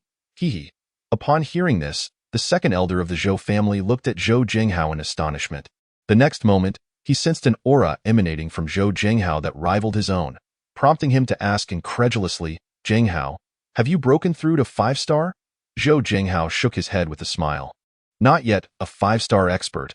That is merely a step away from becoming a war godai in this age where war gods remain hidden. Achieving 5-star status is no easy feat even after enduring for over a decade. I have yet to do so. However, it is imminent. I feel that within a year or so, I will be able to break through that level. I had intended to wait until then to orchestrate a grand event for our Zhou family. But it no longer matters. Since Xiao Tian Ce seeks death, we shall oblige him. Zhou Zhenghao exuded absolute confidence, not solely due to the Zhou family's power, but also his unwavering belief in his own strength. The audacity of Xiao Tian Ce to provoke the Zhou family is utterly intolerable. It would be best to eliminate him outright. Moreover, in Zhou Zhenghao's mind, Xiao Tian Ce is not even the primary target. His true intention is to eradicate his arch-nemesis, Shun Qingtian. The Zhou family has been dormant for far too long. The various factions in Xinjiang have likely forgotten our existence. This presents an excellent opportunity for little Jie to suffer a bit and amend his temperament, while simultaneously reminding the world of the Zhou family's presence. A flicker of malice flashed in Zhou Zhenghao's eyes as he gazed at the intensifying rainfall outside. His blood surged with fervor. This time, the Zhou family would undoubtedly regain its prominence in Xinjiang, and perhaps even within the broader realm of the Great Xia, officially ascending to the ranks of a first-class family. At this moment, not only was the atmosphere in Xinjiang growing increasingly tense, but even 3,000 miles away in the capital of the Great Xia, Xiaoqing, the oppressive ambience reached its zenith. Several elders of the highest echelons of the Great Xia were seated in a sealed conference room, having remained there for more than a night. Chapter 12. That Child from Years Ago.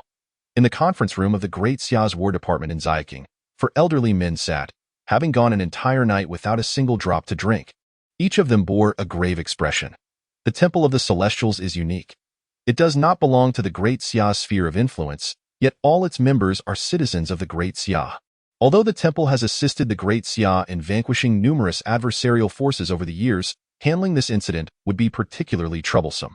After all, the temple has become the strongest faction in the Outer Realms following the destruction of the Black Heaven organization. Most importantly, the temple now serves as a formidable barrier against hostile factions from outside the Great Xia. With a resounding clap, the Grand Elder erupted with a terrifying aura, coldly declaring, "What audacity! How could there be such a heartless individual within the Great Xia? Mobilize all efforts to investigate. They must be severely punished. We cannot allow our juniors, who have fought valiantly in the Outer Realms, to feel disheartened." The second elder nodded in agreement. Indeed, the Temple of the Celestials is unlike any long-established organization from the Outer Realms. Their rise has been meteoric, having obliterated hundreds of formidable factions in recent years. Next, Wan Tianxue clenched his teeth and spoke up. "Grand Elder, Second Elder, please forgive my transgression. However, I feel compelled to express my thoughts. I believe the Temple of the Celestials, or rather its leader, harbors goodwill towards the Great Xia. Furthermore, the origins of this incident stem from the actions of certain individuals within our domain who have gone too far. This situation is not the fault of the temple, but rather ours." As Wan Tianxue spoke, he projected a photograph onto the wall, depicting the scene from the previous night where Xiao Tian Ce stood in a pigpen, cradling his unconscious daughter.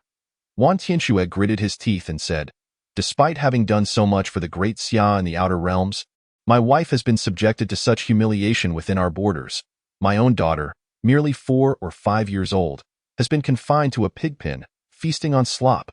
If such a thing were to happen to me, I might act even more ruthlessly than the leader of the temple. What? Such heinous acts can occur within the Great Xia.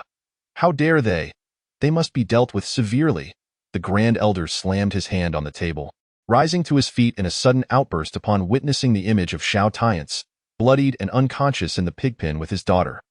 The second elder's expression shifted, his anger flaring as he rebuked Wan Tianxue. "Wan Tianxue, how have you managed this situation?" Wan Tianxue quickly lowered his head. "Second elder, I apologize. It is my negligence that has allowed such matters to transpire." At that moment, the third elder, clad in a black Zhongshan suit with gray hair and a benevolent demeanor, finally spoke up. "Enough of blaming Tianxue. The Great Xia is vast, and its rapid development over the years has led to certain aspects lagging behind. He oversees the 9 regions of the Great Xia daily, and it is a daunting task. Moreover, since Tianxue has already shared his thoughts, I shall continue." The first words of the third elder left everyone present in stunned silence. "Do not fret, and do not regard this matter as overly grave. for I am acquainted with this individual. What, old three, you know Xiao Tian Ce? The grand elder gazed at the third elder in disbelief. The third elder's eyes glimmered with nostalgia as he nodded. Indeed. I know him. Do you recall my entrapment in the Western Land battlefield last year? He was the one who rescued me, saving not only myself but also over 800 citizens of the Great Xia. He is a remarkable young man. Pausing, the third elder looked at the others in the conference room and added, Moreover, this child has certain connections with you all. The second elder furrowed his brow. Perplexed, connections with us? The third elder inhaled deeply and nodded. Indeed, this child is a descendant of the Jiang family. He is the biological grandson of Xiao Tian Ce. Impossible. The fourth elder, Zhang Guo, stood up in shock, incredulity written all over his face. Old three, do not deceive me. I have been brothers with Tian for many years.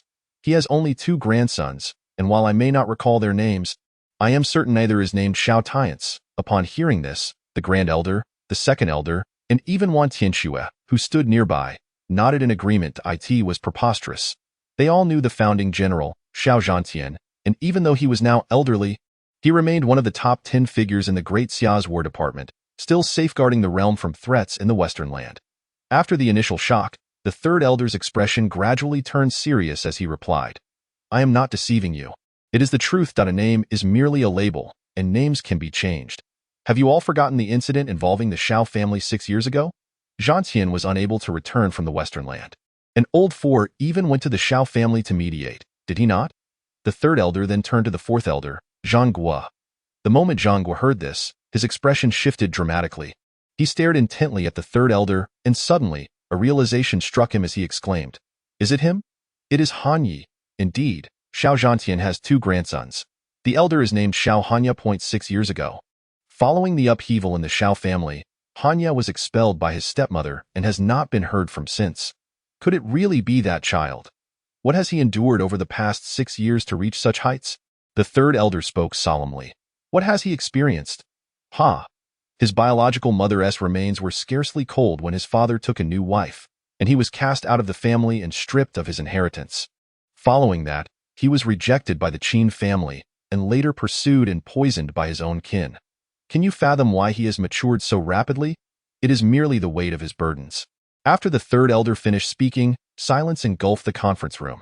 The third elder had met Xiao Tian Ce a year prior and had discreetly sent individuals to investigate his identity. At that time, Xiao Tian Ce had merely believed the third elder to be an ordinary elder from the Dragon Kingdom, speaking without reservation. Thus, the third elder had uncovered Xiao Tian's true identity. After a prolonged silence, the third elder sighed deeply. He is a good child, a child of the Great Xia. Moreover, he is the biological grandson of Tian. We must not allow Han to act against him, let alone that we are not in a position to confront him. We should have a sincere discussion with this child. He has endured for 6 long years, amassing significant power in the outer realms, and having just learned of his daughter's existence within our borders. He will likely not leave anytime soon. We must engage him in a meaningful dialogue. He is the future of our Great Xia. The fourth elder, Zhang Guo, nodded in agreement. Indeed. So it is this child. Excellent. I have decided. This lad shall be my successor. I will personally travel to Xinjiang to speak with him. As for the leader of the temple, it would be inappropriate for Tianxue to negotiate. I shall take it upon myself. At that moment, Tianxue's phone suddenly chimed. After reading the message, he quickly said, Elders, the Celestial Patrol from Xinjiang has sent word that the Zhou family intends to take action against Xiao Tian Ce tonight. The expression on Tianxue's face was one of sheer astonishment. The Zhou family? How audacious. They actually think they can extinguish him. How utterly reckless. What fools they are. Dragon Zhang Guo, upon hearing this, could not help but laugh in anger.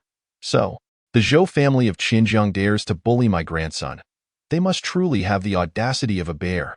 Tonight, I shall eradicate their entire clan. Since when did he become your grandson? The fourth elder quipped.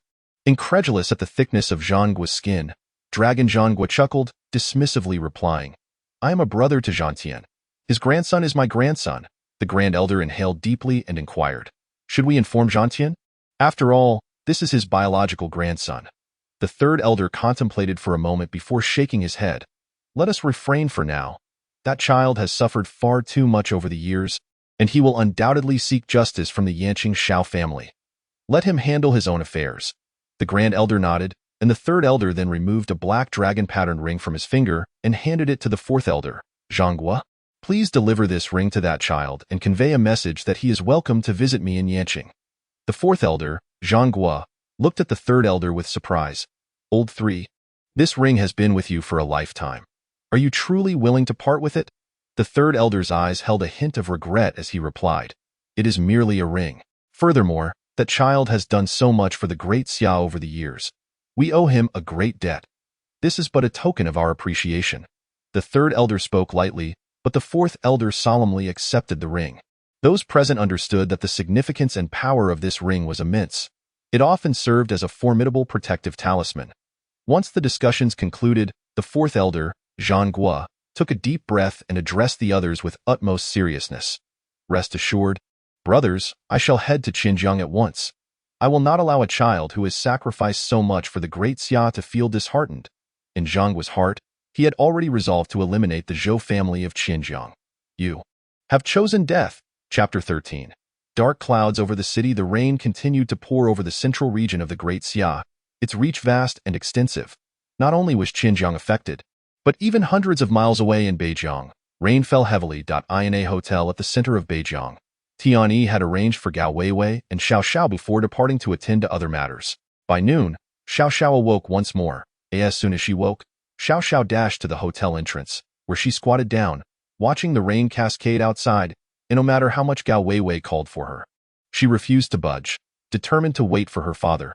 Observing Xiao Xiao's small figure at the hotel's entrance, Gao Weiwei felt a wave of sorrow wash over her. In her heart, she believed that the chances of Xiao Tian's returning were slim.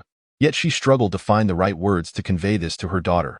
As the rain grew heavier outside, Gao Weiwei gently urged, Xiao Xiao, did Tianyi uncle not say that even if daddy returns, it won't be until 2 or 3 days from now? He won't be back today. The rain is pouring too heavily. You could catch a cold. Come back inside and wait for daddy. Okay.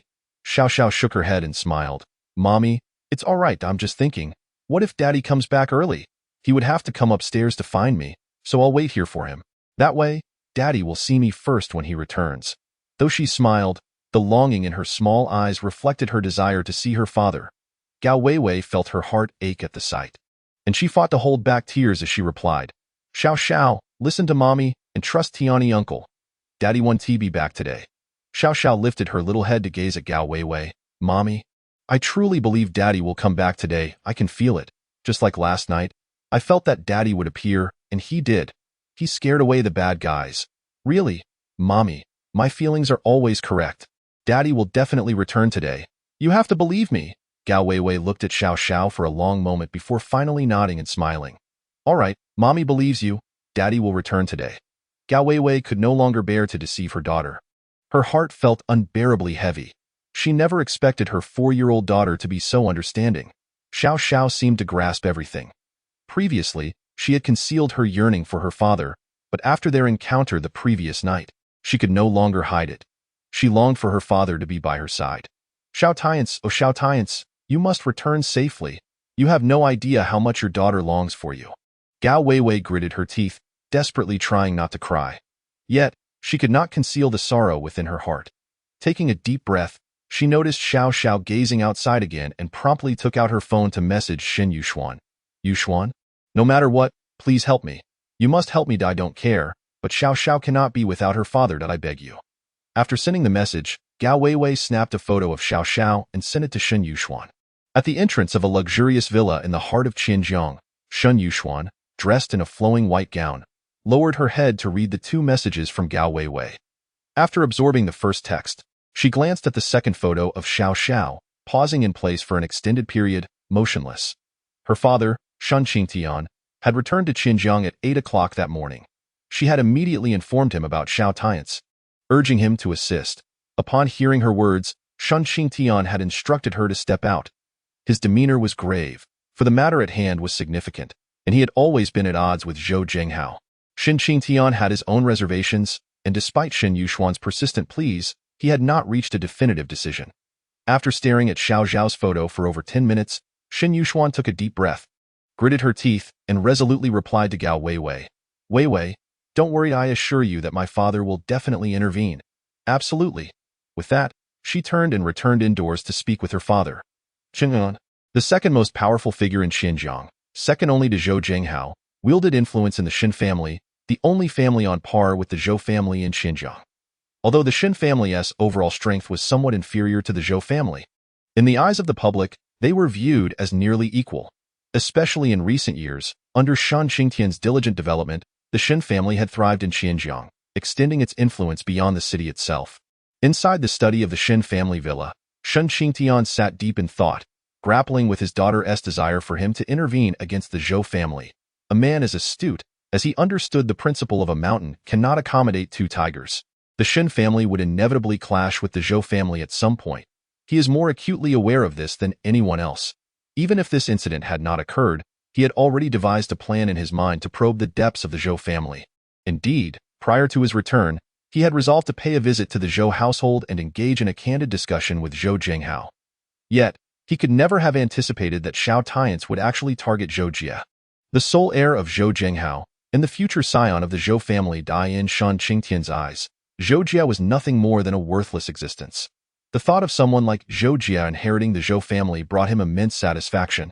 Shan Qingtian could find any excuse to meddle in the affairs of the Zhou family, but if it involved Zhou Jie, it would complicate matters considerably. Moreover, he had received word that Zhou Zhenghao was preparing to take decisive action that very evening. Seated in his chair, Shan Qingtian toyed with two jade orbs, understanding that he could not confront the Zhou family head-on in this matter. Doing so would equate to putting the entire Xin family at stake. The husband of his daughter's close friend was hardly worth such a risk. However, the old fox, Zhou Zhenghao, was well aware of Shan Qingtian's intentions. In other words, even if Shan Qingtian refrained from seeking trouble with Zhou Zhenghao, the latter would inevitably come looking for him. It was highly likely that Zhou Zhenghao would seize this opportunity to launch an offensive against the Xin family. To gamble or not to gamble? Shan Qingtian furrowed his brow deeply, lighting a cigarette and taking a long drag, feeling the tension in his temples. Two conflicting thoughts battled within him. To take a risk or to refrain from doing so. At that moment, the study door swung open, revealing Shen Yuxuan, who immediately dropped to her knees with a resounding thud, her gaze filled with unwavering determination. Shan Qingtian frowned deeply and asked, Yuxuan, what are you doing? I never said I wouldn't help your friend. Get up at once.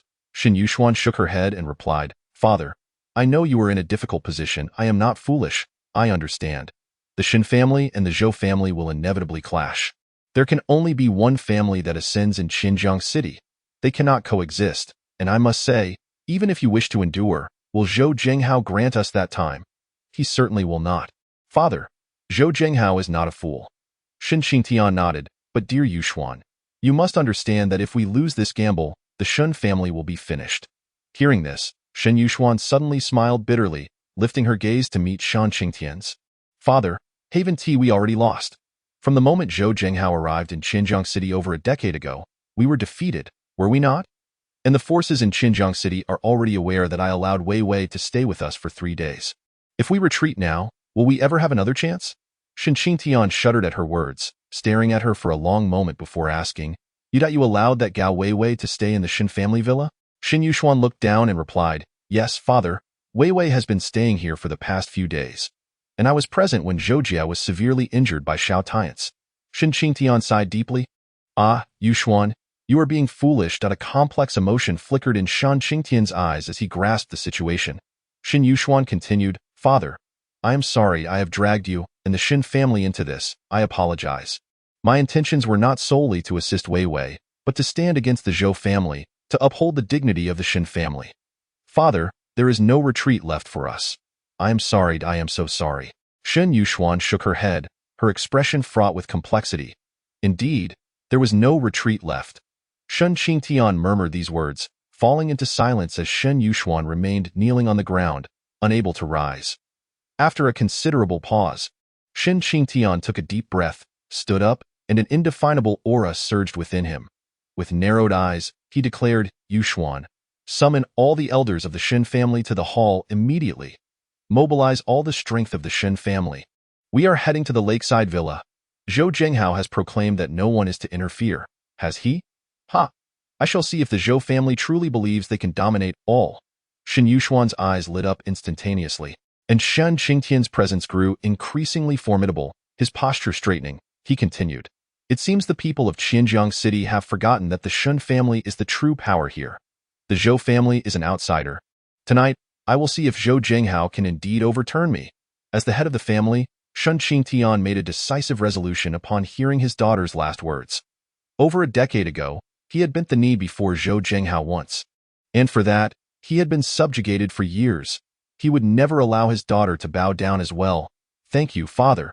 I will notify all the uncles and aunts to convene," Shen Yuxuan exclaimed joyfully, quickly exiting to rally the forces. She felt elated for her dear friend. In her heart, she believed that if her father had made a decision, he would undoubtedly see it through. Xinjiang was in turmoil, chaos reigning as the Zhou family commenced their actions.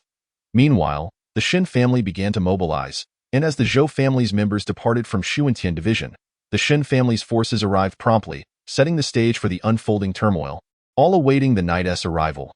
Chapter 14. The gathering of forces. As time continued to pass, there are moments when a day can feel fleeting, and others when it stretches interminably. Today was one such day. A stormy Saturday in Xinjiang City, with the rain intensifying, transforming the already sparsely populated streets into a scene of desolation. With the movements of the Zhou family, the Shen family, and the Xuantian division, an air of chilling foreboding enveloped the city, akin to ominous clouds threatening to engulf it.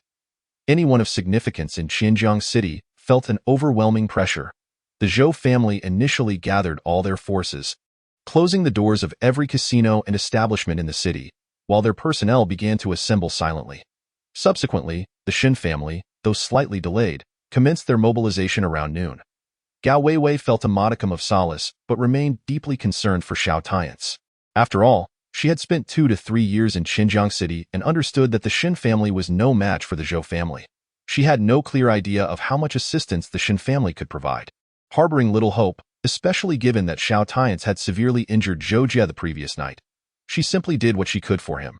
When Tianyi returned from his errands, he noticed Gao Weiwei hanging up the phone and couldn't help but inquire, "Sister-in-law, were you speaking with Miss Shen?"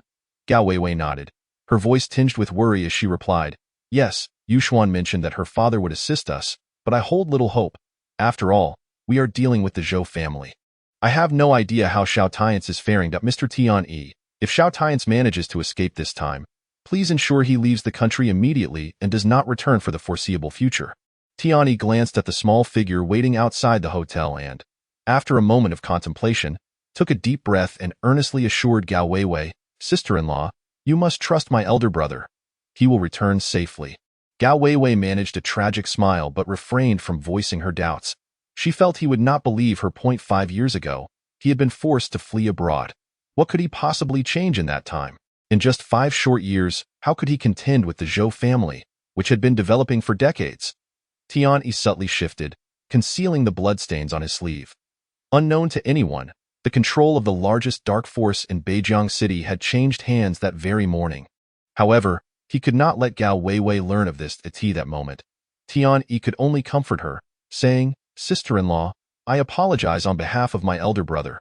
He truly did not know you had given birth to a daughter. I swear, he genuinely had no idea. He is a good man, and had he known sooner that you and Xiao Xiao were suffering, he would have returned much sooner." Gao Weiwei inhaled deeply, gazing at the small figure waiting by the door, and said, "It's all right.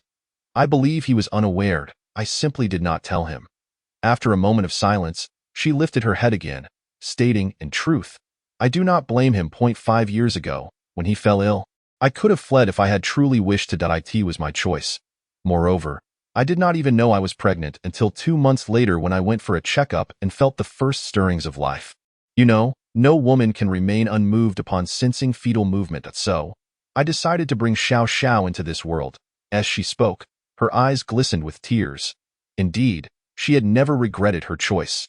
Even when her family cast her out, and her parents wished to sever ties, she persevered alone, working in Xinjiang City while caring for Xiao Xiao, and she bore it all without complaint. Upon hearing this, Tianyi trembled and fell silent. After a long while, he clenched his fists and reassured Gao Weiwei, "Sister-in-law, rest assured that my elder brother will return safely and take good care of both you and Xiao Xiao. Please have faith in him." Gao Gao Weiwei nodded quietly, though she did not take Tian Yi's words to heart. In Xinjiang City, the rain continued to pour, time ticking away. By 3 o'clock in the afternoon, Xiao Tian Ce was still seated quietly in the villa courtyard, having received a message from Tian Yi, accompanied by a video of Xiao waiting for his return outside the hotel. A flicker of warmth and profound longing surged within his battle-worn heart. Xiao, rest assured, Daddy will come back to you tonight. Once I have dealt with the villains who bully Mommy, I will return to you. Daddy will never leave you again. Xiao Tian Ce murmured to himself as he watched the video on his phone. In that fleeting moment, he contemplated relinquishing everything, even the temple of the gods, along with the myriad grudges he had carried for 6 years, just to live quietly with Xiao. How beautiful such a life would be. Yet he could not, for the distinction between wielding a blade and being without one was stark. Some things, once relinquished, would render him unable to protect his wife and daughter. Furthermore, Gao Weiwei had sacrificed so much for him, enduring hardships alone while raising their child. He owed her a tremendous debt, far too much to ever repay. After settling matters here, he would ensure to grant Gao Weiwei the most extravagant wedding, bestowing upon her a lifetime of honor. How had the Zhou family prepared for this? Xiao Tian Ce pulled himself from his reverie and asked Tian Ce, who stood behind him. Tian Ce respectfully replied, "It's nearly done. In 2 to 3 hours, their forces will ascend the mountain. They even summoned reinforcements from Tianhai, 2 5-star experts. Haha." Tian Ce's tone was laden with disdain and mockery for the Zhou family. 5-star experts? Ridiculous. Even if they sent 5 or 10, Xiao Tian Ce alone could easily dispatch them. The Zhou family truly was a bunch of oblivious fools. Well then, let us wrap this up quickly. I have no desire to waste time with this garbage. Xiao Tian Ce nodded. Just as Tian Ce was about to say something, a message flashed on his phone. After reading it, he turned to Xiao Tian Ce with an expression of intrigue, saying, "Master, Shun Qingtian from the Shin family has arrived, stating he wishes to assist you against the Zhou family. It seems it was your sister-in-law who requested her friend is helped." Xiao Tian Ce's expression reflected a mixture of surprise and amusement as he mused. "It appears your sister-in-law truly does not trust me, just a Zhou family. They are merely a trivial foe to be effortlessly eradicated. But since Shun Qingtian has come, let us meet him." Having said that, Xiao Tian Ce slowly rose, gazing at the turbulent waters of the Xinjiang at the foot of the mountain, inhaling deeply as an overwhelming aura surged forth from him. Tonight, all that is meant to come, whether welcome or unwelcome, shall arrive. In that case, let us deal with them all at once. Indeed, the forces of the Zhou family, the Shin family, and the Xuantian division were swiftly converging upon this location. Additionally, the 2 external reinforcements that the Zhou family had summoned from Tianhai, along with the formidable warriors of the Dragon Kingdom's War Department, were also making their way here.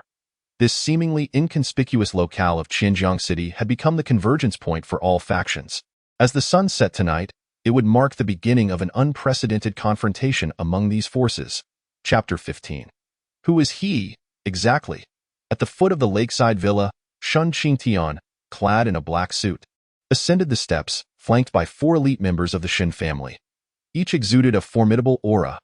Initially, Shun Qingtian had not regarded Xiao Tian Ce with much seriousness, but upon witnessing Tian Ce and Xiao Tian Ce in person, he couldn't help but narrow his eyes. In his estimation, both men were undeniably powerful, but of course, he himself was not versed in martial arts and could not accurately gauge their true strength. Setting aside those considerations, simply observing their demeanor, he noted that despite being aware that the Zhou family's main forces would arrive in just 2 to 3 hours, Xiao Tian Ce remained composed, prompting Shun Qingtian to regard him with newfound respect. "Xiao brother, I am Shun Qingtian. I have long heard Yushuan speak of you, and meeting you today, I must say you are indeed a remarkable figure." After sizing up Xiao Tian Ce for a moment, Shun Qingtian smiled warmly. Xiao Tian Ce returned the gesture with a nod, responding, "Thank you, Mr. Shun. I am immensely grateful that you have come to assist me in this showdown with the Zhou family this evening." Shun Qingtian studied Xiao Tian Ce intently, observing his unflappable demeanor, and could not suppress a frown as he remarked, "Xiao brother, I have heard you hail from the War Department, which implies you have certainly encountered your fair share of battles. However, I must emphasize that the Zhou family should not be underestimated. They have entrenched themselves in Xinjiang City for many years, their roots deep and their influence pervasive across various sectors. Tio, speak frankly. If you are merely planning to confront the Zhou family with this limited force, It will undoubtedly be far from adequate, and no need for concern. Mr. Shun, we have faced far harsher battlegrounds over the years. Xiao Tian Ce waved his hand dismissively, showing little concern for Shen Qingtian's apprehensions. Shen Qingtian intended to say more, but, upon witnessing Xiao Tian's nonchalant attitude, swallowed his words. Internally, he sighed, realizing that he would have to rely on himself. Time sped by, and the rain in Xinjiang City showed no signs of abating, merely lessening slightly. By 5 o'clock in the afternoon, darkness finally descended upon the sky. The forces of the Zhou family, gathered at the foot of the mountain, commenced their assault. Groups of thugs clad in black, wielding steel pipes and knives, began their organized charge up the hillside. Dozens, hundreds, and eventually thousands of armed individuals surged forth, led by the key figures of the Zhou family, including Zhou Zhenghao and Zhou Zhenglong. Their expressions cold and filled with malice as they advanced swiftly, not uttering a single word. As they ascended the mountain, the atmosphere grew increasingly tense, and the vigilant Xing Feng, who had been monitoring the surroundings, promptly informed Hou Zhenghua within the Xuantian division. In a matter of minutes, the personnel from the Xuantian division began to mobilize. Within a few short moments, the Zhou family's forces had arrived at a plateau adjacent to Xiao Tian's villa, where Zhou Zhenghao cast his gaze in Xiao Tian's direction, who stood to meet him. Father, save me, save me, save me. At this moment, Zhou Jia, who had been tossed into the pigpen by Tian Ce and was pretending to be dead, suddenly crawled out and let out a mournful roar at the opposing Zhou Zhenghao. Shut your mouth. Tian Ce immediately kicked Zhou Jia hard in the back, the force of the blow causing Zhou Jia to spit out a mouthful of blood.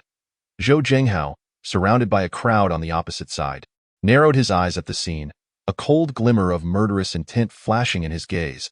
He did not look at Zhou Jia, but instead fixed his stare on Xiao Tian Ce, suppressing the killing intent within him as he slowly spoke.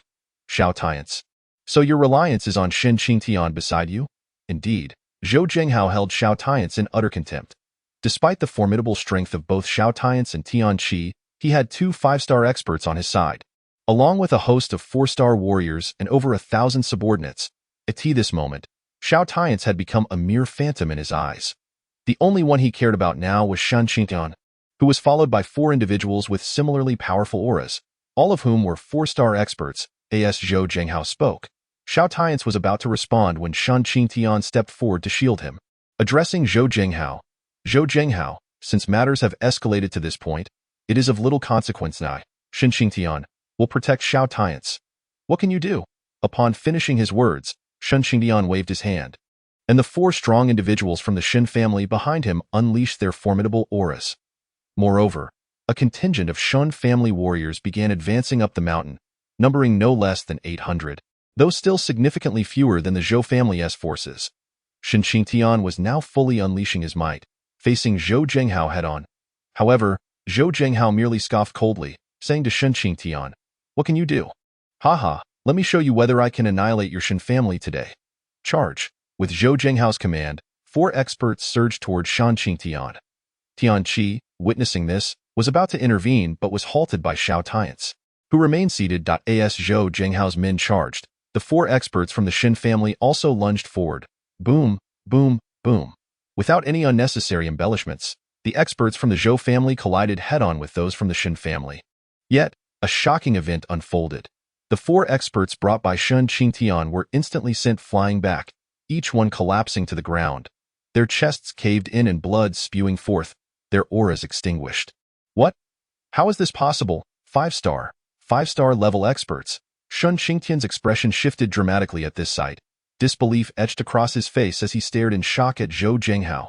However, Shen Qingtian's astonishment was just beginning.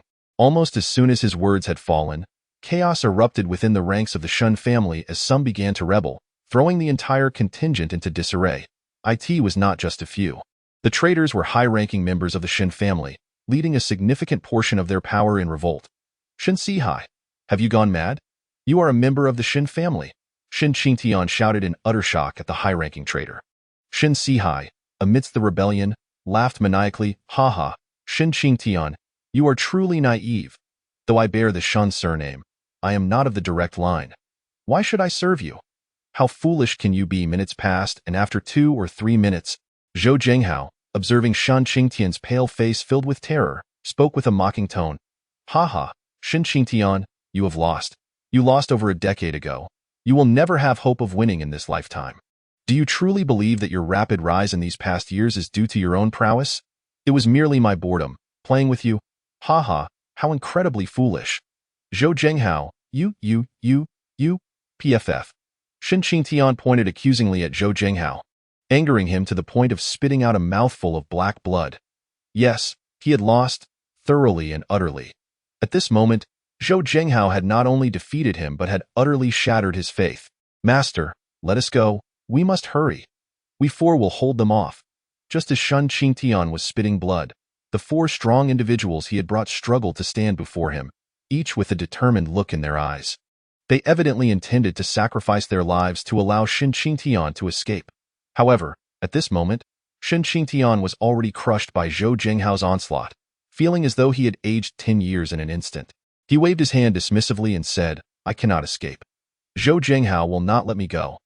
After speaking, Xiao Tian turned to Xiao Tian Ce, who was seated behind him, and sincerely said, Brother Xiao, I cannot leave now. You are powerful.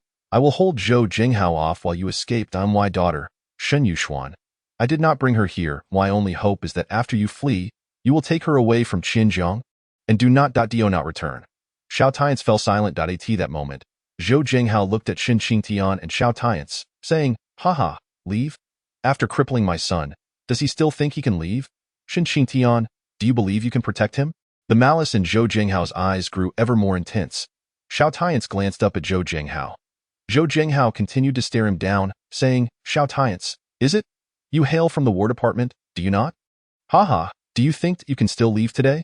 I know you are strong, but my Zhou family has 2 5-star experts. Do you think you can escape? The murderous aura emanating from Zhou Zhenghao intensified, his presence growing ever colder. Xiao Tian's complexion shifted repeatedly. He quickly positioned himself in front of Xiao Tian Ce, turning back to him and shouting, Xiao Tian Ce, hurry and run. My Shen family will fight to the death to hold them off for you. Do not forget my request. Take my daughter and go. Quickly, kill.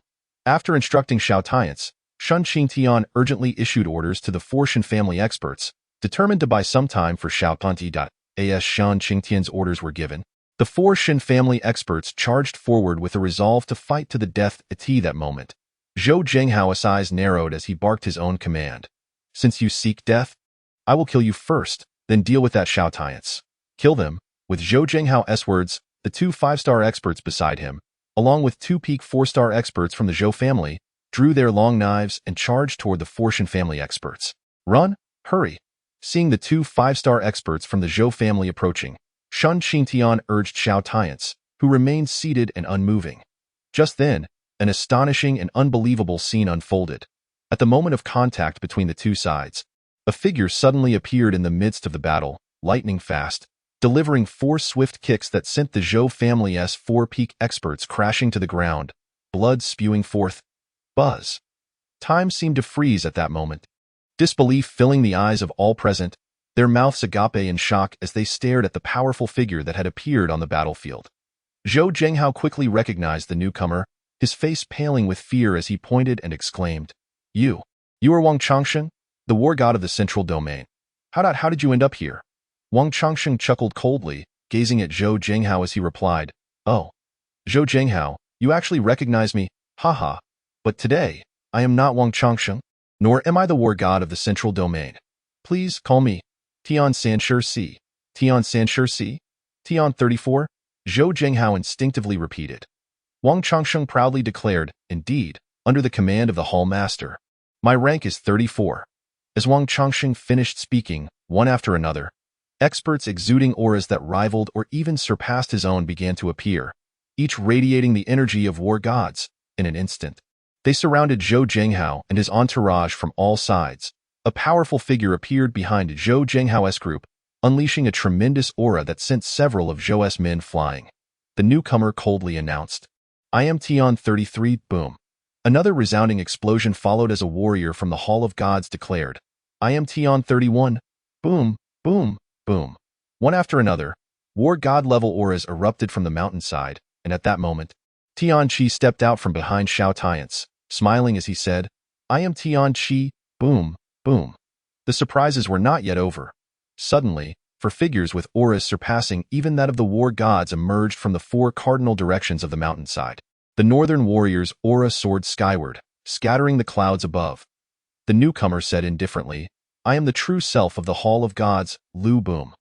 The southern clouds also parted as an exceedingly powerful figure proclaimed, "I am the true self, Zhan."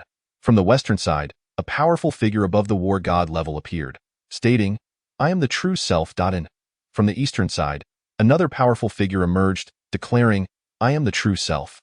Mia, boom, boom. As the four heavenly kings of the Hall of Gods made their appearance, the surrounding area of the lakeside villa erupted with the emergence of 3,000 top-tier experts from the Hall of Gods. Armored military vehicles roared to the base of the mountain, while massive artillery pieces were wheeled out atop the summit. In the distance, armed helicopters soared into the sky, and a battleship equipped with 8 cannons approached along the river. Witnessing this scene, the Zhou family, including the 2 5-star experts they had invited, were already paralyzed with fear, collapsing to the ground. Zhou Zhenghao gazed at the still-seated Xiao Tian Ce with overwhelming terror, his mind quaking as waves of dread surged within him. Trembling, he stuttered, "Why you Who exactly are you?" Not only was Zhou Zhenghao in utter shock and paralyzed with fear, but even Shan Qingtian, who had been eager to assist Xiao Tian Ce, was so overwhelmed by the sight before him that he fell to the ground. Who is he? Bow before the Hall Master. Bow before the Hall Master. Bow before the Hall Master. In the next instant, the 3,000 top-tier experts from the Hall of Gods surrounding the lakeside villa all knelt on one knee before Xiao Tian Ce. Their voices filled with fervor. Following them, over 30 war god-level experts also bowed their heads and shouted at Xiao Tian Ce, and finally, the 4 heavenly kings of the Hall of Gods echoed the sentiment, their thunderous voices resonating across the surrounding area for miles. Amidst the astonishment of all, Xiao Tian Ce slowly rose to his feet. As he stood, an immense pillar of energy shot skyward, illuminating the darkened sky as it burst into brilliance. Xiao Tian Ce took a deep breath, looking down at the utterly dumbfounded Zhou Zhenghao and asked, "You intend to kill me? Who are you?" Zhou Zhenghao, paralyzed with fear, could barely stand, his body trembling uncontrollably.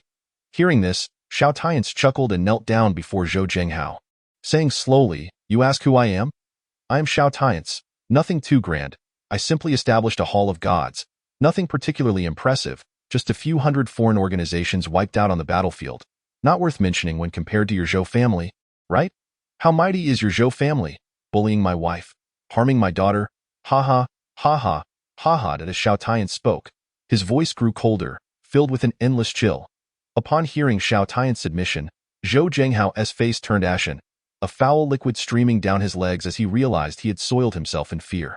"Apologies, I'm sorry. I truly did not know that was your wife and daughter. Please, I beg you, spare me. I do not wish to die. I have yet to marry, and there are so many things I have yet to accomplish." Zhou Zhenghao begged desperately. Xiao Tian gazed at Zhou Zhenghao and said, "Do you truly believe you can still live? Or do you think I brought 3,000 top-tier experts from the Hall of Gods, along with dozens of war gods, prepared to clash with the Dragon Kingdom's War Department? Do you really think I would let you go?" After Xiao Tian spoke, he stood up and paused before continuing. "Of course, I can grant you a moment to breathe, to savor the last air of this world." With that, Xiao Tian turned and walked back to Shen Qingtian, smiling as he glanced at him. Shen Qingtian, terrified, hurriedly struggled to stand, bowing his head in utmost respect. Shen Qingtian pays his respects. "Oh, Mr. Xiao, I was foolish before, creating a great jest. I hope Mr. Xiao will not hold it against me." Shen Qingtian felt like crying. This was the person for whom his daughter had begged on her knees. Was this some kind of joke? Xiao Tian's power was beyond comprehension. This was the Hall of Gods, a force that commanded fear across the foreign realms. And he was the Hall Master. In truth, at this moment, Shen Qingtian felt as if he might weep. He had initially thought of letting Xiao Tian escape, but now he felt utterly ashamed, his head bowed even lower. As he contemplated, he almost wished to kneel before Xiao Tian, as the latter's identity was overwhelmingly powerful. Shen Qingtian had only heard legends of Xiao Tian before, never expecting to stand before him today. Just as he was about to kneel, Xiao Tian supported him. Shen family head, let us not stand on ceremony. I appreciate your earlier assistance. Your goodwill is noted. From now on, you shall be a friend of the Hall of Gods.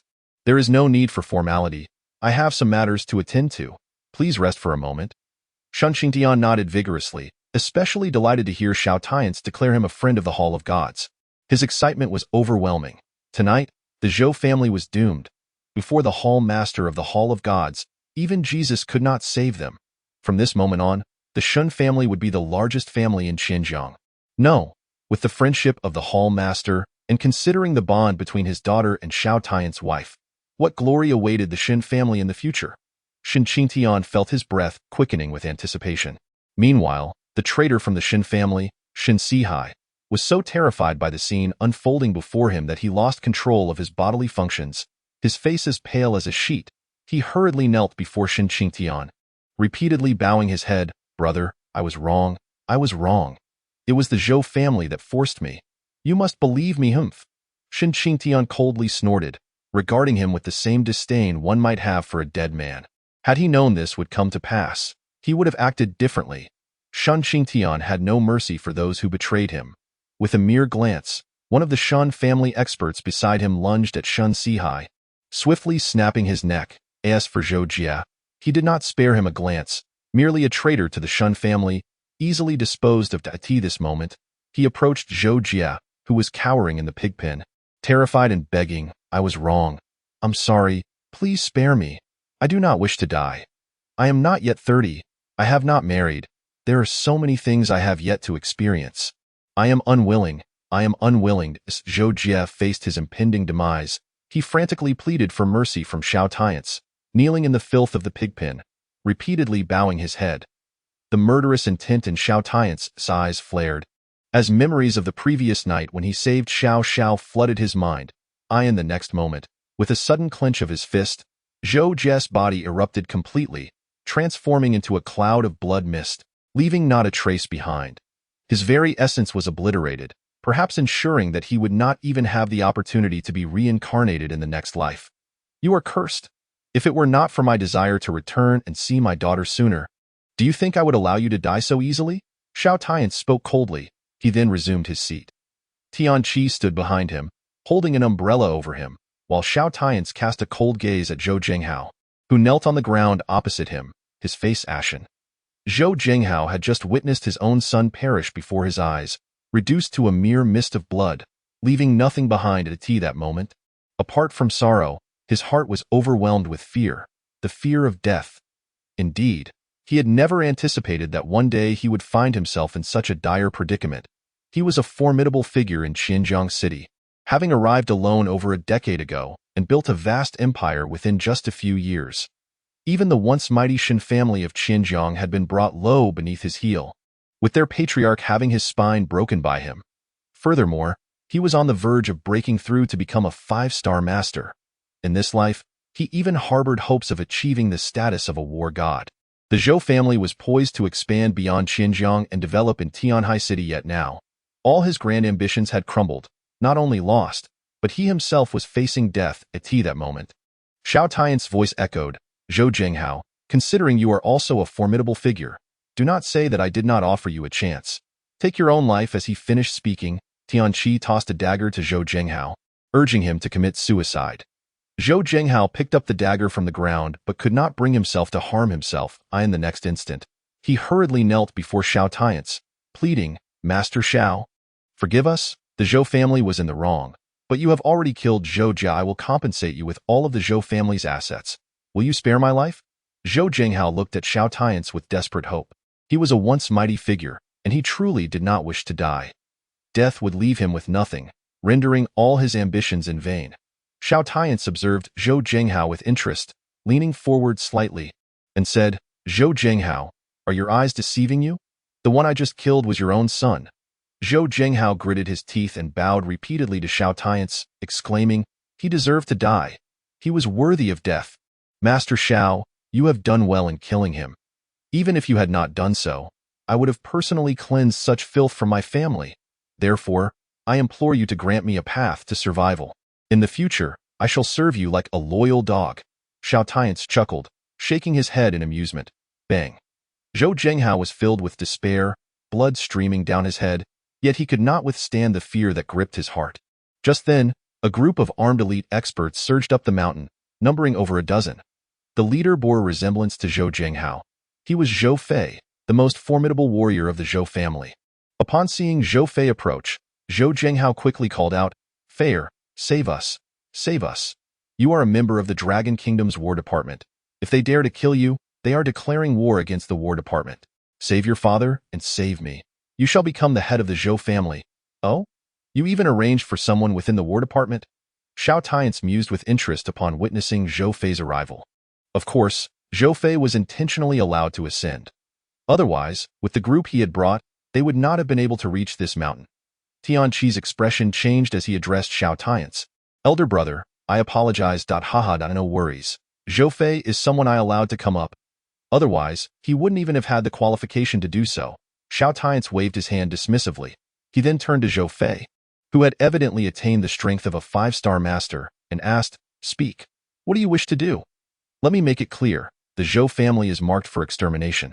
Zhou Fei, upon hearing this, shot a glance at Xiao Tian Ce, but then trembled, his face paling as he suddenly spat out a mouthful of blood. Just moments ago, the gazes of the 4 king-level experts from the Divine Temple had locked onto him, instantly inflicting severe injury upon him. Yet Zhou Fei still gritted his teeth and bore the overwhelming pressure, addressing Xiao Tian Ce, "Master Xiao, this is the Dragon Kingdom, not an alien realm." "Oh, and what of it? Am I not allowed to kill members of the Zhou family? Or do you believe I lack the courage to kill you?" Xiao Tian Ce regarded Zhou Fei with interest. It must be said that Zhou Fei possessed a sense of righteousness, but unfortunately, he was born into the wrong family. Zhou Fei replied through gritted teeth, "Yes, I wager that you do not dare to kill me." Xiao Tian Ce laughed heartily, his laughter growing louder at this moment. He chose to disregard Zhou Fei and shifted his gaze to another area, speaking lightly, "Have you seen enough, esteemed guest? I wish to inquire whether what Zhou Fei said represents your stance." Following Xiao Tian Ce's words, his eyes narrowed, and his aura began to rise slowly. He had long sensed the presence of a formidable expert beyond the war god level entering, and from the iron-blooded aura emanating from the individual, he could tell it was a hidden master from within the Dragon Kingdom. He had actually been waiting for them to appear. It would have been strange if the hidden experts of the Dragon Kingdom did not show up while the Divine Temple was gathering within its borders. As Xiao Tian Ce's voice faded, the 4 king-level experts from the Divine Temple, Lu, Zhan, En, and Mia, also locked their sights onto that location. The next moment, with a thunderous explosion, 2 powerful figures exuding an overwhelming aura emerged from that open space. The foremost individual had graying hair and wore a dark coat. He was Long Zhonghua, the top expert within the domain of the Great Xia Kingdom. Following closely behind him was Wan Tianxue, who also radiated the aura of a peak war god. As Long Zhonghua stepped forth, Xiao Tian Ce continued to smile, addressing him, "Long Zhonghua, the current top expert within the Great Xia Kingdom." Xiao Tian Ce's eyes narrowed. As his words fell, the atmosphere in the venue turned palpably tense. Zhou Zhenghao, Zhou Fei, and Shun Qingtian, among others, were utterly dumbfounded. They could not fathom that the strongest individual in the Great Xia Kingdom had actually arrived today. Chapter 17. An Overwhelming Presence, Part 2, Boom. With a thunderous roar, Long Zhonghua's aura soared into the heavens. He fixed his gaze on Xiao Tian Ce and declared, "Zhou Fei from the hidden sect of the southeastern Great Xia Kingdom did not partake in the Zhou family's affairs. Moreover, for these years, Zhou Fei has been assisting us in battle. Master of the Divine Temple, if I personally plead for him, can you allow him to leave?" Upon Long Zhonghua's words, everyone present in Xinjiang City dared not make a single move. Even their breaths were held in that moment. This was a clash between 2 titans, a true confrontation of formidable figures. Facing the unfathomable strength of Long Zhonghua, Xiao Tian Ce rose once more, but his smile faded, replaced by a cold expression as he replied, "What if I say no?" Long Zhonghua's eyes narrowed, and his aura surged once more. Though he had long been aware of Xiao Tian Ce's true identity, in front of others, especially since Xiao Tian Ce had not yet officially returned to the Dragon Kingdom, they still stood as equals. Certain words and actions needed to be conveyed and executed accordingly. At that moment, Wan Tianxue noticed the rising tension between Long Zhonghua and Xiao Tian Ce and realized that this situation might escalate into conflict. He quickly shouted at the Zhou family members, "Do you wish for the complete annihilation of the Zhou family? Who is Zhou Fei's father? Quickly sever ties with Zhou Fei, cast him out of the family." With Wan Tianxue's shout, Zhou Tianzheng, the 5th elder of the Zhou family, wept as he bellowed at Zhou Fei, unfilial son. You have long been expelled from the Zhou family. Our family's affairs have nothing to do with you. There's no need for your false pity. Get lost, get out. Zhou Tianzheng continued to roar, unfilial son. The Zhou family has committed too many heinous acts over the years, but this has nothing to do with you. Everything that happens today is our own doing. Even if we are annihilated, we accept it willingly now. Get lost, get lost, get lost. Zhou Tianzheng knew he was finished, that the Zhou family was doomed. Yet Zhou Fei was his son and the pride of his life. Just as Long Zhonghua had said, Zhou Fei was indeed a person untainted by the mud. He had always despised the Zhou family's actions, and his achievements in the Southeastern War Department were solely the result of his own efforts, entirely independent of the Zhou family. While Zhou Tianzheng was scolding Zhou Fei, his eyes were filled with blessings. After finishing his tirade, he swiftly slashed his throat with a knife, choosing to end his own life. He did not wish for his existence to place his son in a dilemma. Once he was gone, there would be no lingering ties between Zhou Fei and the Zhou family. Zhou Fei cried out in anguish. He understood all too well the grievous deeds his father had committed over the years. He had not come up earlier for this very reason. However, upon witnessing the downfall of the Zhou family and realizing his father's impending death, he rushed to intervene. Yet at this moment, his father was dead. Meanwhile, the top experts of the Dragon Kingdom were prepared to confront the master of the Divine Temple. Here, aside from the master of the Divine Temple, were the 4 king-level experts and dozens of war god-level warriors. Long Zhonghua faced immense danger. Realizing this, Zhou Fei dropped to one knee, pleading with Long Zhonghua, "Senior, leave. Do not risk yourself for me." Zhou Fei then turned to Xiao Tian Ce and shouted, "Master Xiao, one person should bear the consequences of their own actions. I know that your divine temple has been assisting the great Xia kingdom over the years. Today, I shall take my own life. I implore Master Xiao not to harbor any resentment towards the great Xia kingdom." After shouting, Zhou Fei drew a dagger and aimed it at his throat. However, just as he was about to pierce his skin, the dagger was suddenly flung away. Zhou Fei stared blankly at the flying dagger, then turned to look at Xiao Tian Ce. Xiao Tian Ce also regarded him with a faint smile, saying, "Did I say I wanted to kill you?" Zhou Fei was taken aback, bewildered. Was he not a member of the Zhou family? Could Xiao Tian Ce truly spare him? At that moment, Long Zhonghua cast a knowing glance at Xiao Tian Ce, nodding in satisfaction. "Child, you are commendable, very understanding. Thank you, Tise." Xiao Tian Ce rolled his eyes at Long Zhonghua, dismissively saying, "Do not flatter me. Zhou Fei and the Zhou family are not of the same ilk. I am not a murderer. Why should I kill him? Do you think I am some random killer?" In the next moment, Long Zhonghua's words left everyone in the venue stunned, not just those from Xinjiang City, but also the powerful members of the Divine Temple, and of course, the perplexed Zhou Fei. Long Zhonghua gazed at Xiao Tian Ce with a profoundly complex expression and said, "Child, I apologize. I have wronged you over these years. This time, do not leave. I will entrust the Dragon Kingdom's War Department to you. We are aware of the events from back then. I simply arrived a step too late. Child, I am sorry. Please return. The Dragon Kingdom needs you, da." What? What are you saying, Great One? I do not quite understand your words. Let us not joke around. We are not familiar with each other, are we? Xiao Tian stared in shock at Long Zhonghua. What was wrong with this old marshal? Why was he suddenly saying such things? Everyone in the room was dumbfounded, and Long Zhonghua seemed to recall something, pausing momentarily before uttering 3 words to Xiao Tian Ce. "Xiao, Zhan." Tian boomed at that moment. Xiao Tian Ce understood. It turned out Long Zhonghua had already uncovered his true identity. Naturally, he was also aware of the events surrounding the Xiao family in Yinjing's 6 years ago. In the next moment, Xiao Tian's eyes reddened as he asked Long Zhonghua, "Senior, did you go there 6 years ago?" Long Zhonghua took a deep breath, his eyes glistening with moisture, and nodded heavily. He then patted Xiao Tian's shoulder firmly, saying, "Yes, I went there, but I am deeply sorry. I arrived a step too late. Child, I apologize for not being able to look after you." Xiao Tian's eyes grew even redder. This was the greatest secret within his heart, one he had not even shared with Gao Weiwei.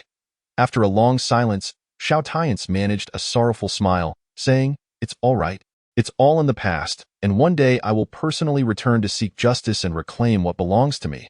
That day is not far off, is it?" Long Zhonghua nodded, saying to Xiao Tian, "Child, I will await you in Yinjing." After Long Zhonghua spoke, he suddenly seemed to recall something. and from his pocket, he retrieved a black dragon-patterned ring, handing it to Xiao Tian Ce. This ring was given to you by the third elder. He also asked me to convey a message. When you return to Yinjing, seek him out to reminisce. He has prepared some fine tea for you to enjoy together. Xiao Tian Ce, puzzled, asked, the third elder? He knows me? Long Zhonghua smiled mysteriously and nodded. Yes, he knows you. And you know him as well. I shall say no more. You will understand when you meet him. Xiao Tian Ce nodded, suppressing his curiosity, and carefully stored the black and gold dragon-patterned ring in his pocket.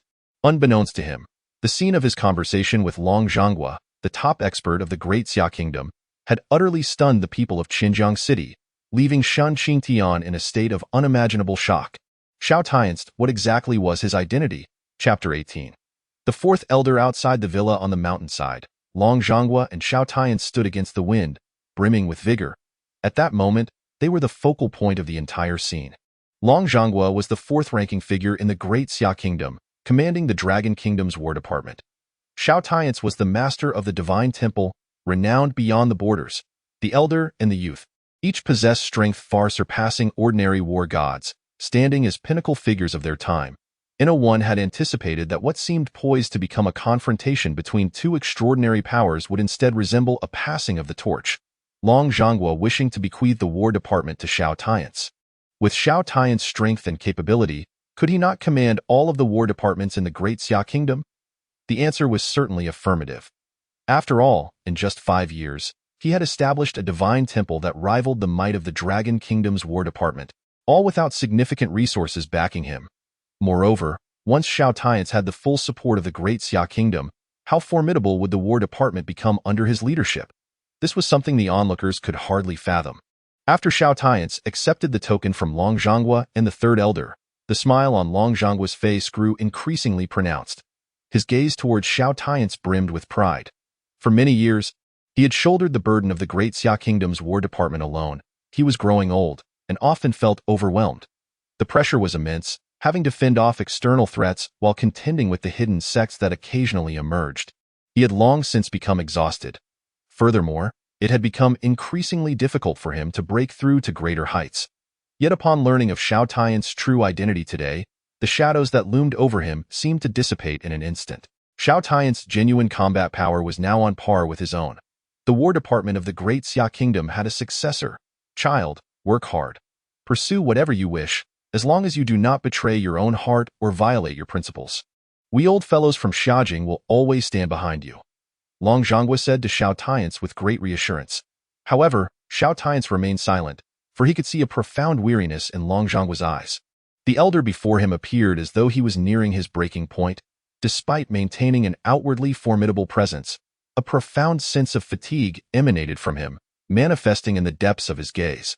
At that moment, Xiao Tian Ce, who had grasped the essence of Long Zhonghua's heart, fell into silence, his expression gradually shifting to one of solemnity.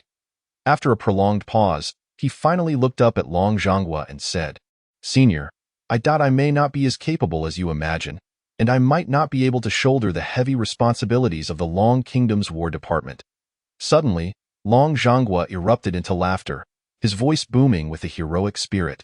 In the next instant, he turned to the surrounding individuals, pointing at the 4 formidable warriors under Xiao Tian Ce's command, and proclaimed, If you are deemed unqualified, then who in the Long Kingdom can claim such merit?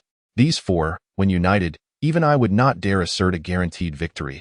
And as for Wang Changsheng, after departing from the Temple of the Gods, he has become a battle god in this region. Are you truly suggesting you lack the qualification? Long Zhonghua's gaze swept across the crowd as he bellowed. What say you? Does Lord Xiao possess the qualifications to lead the War Department?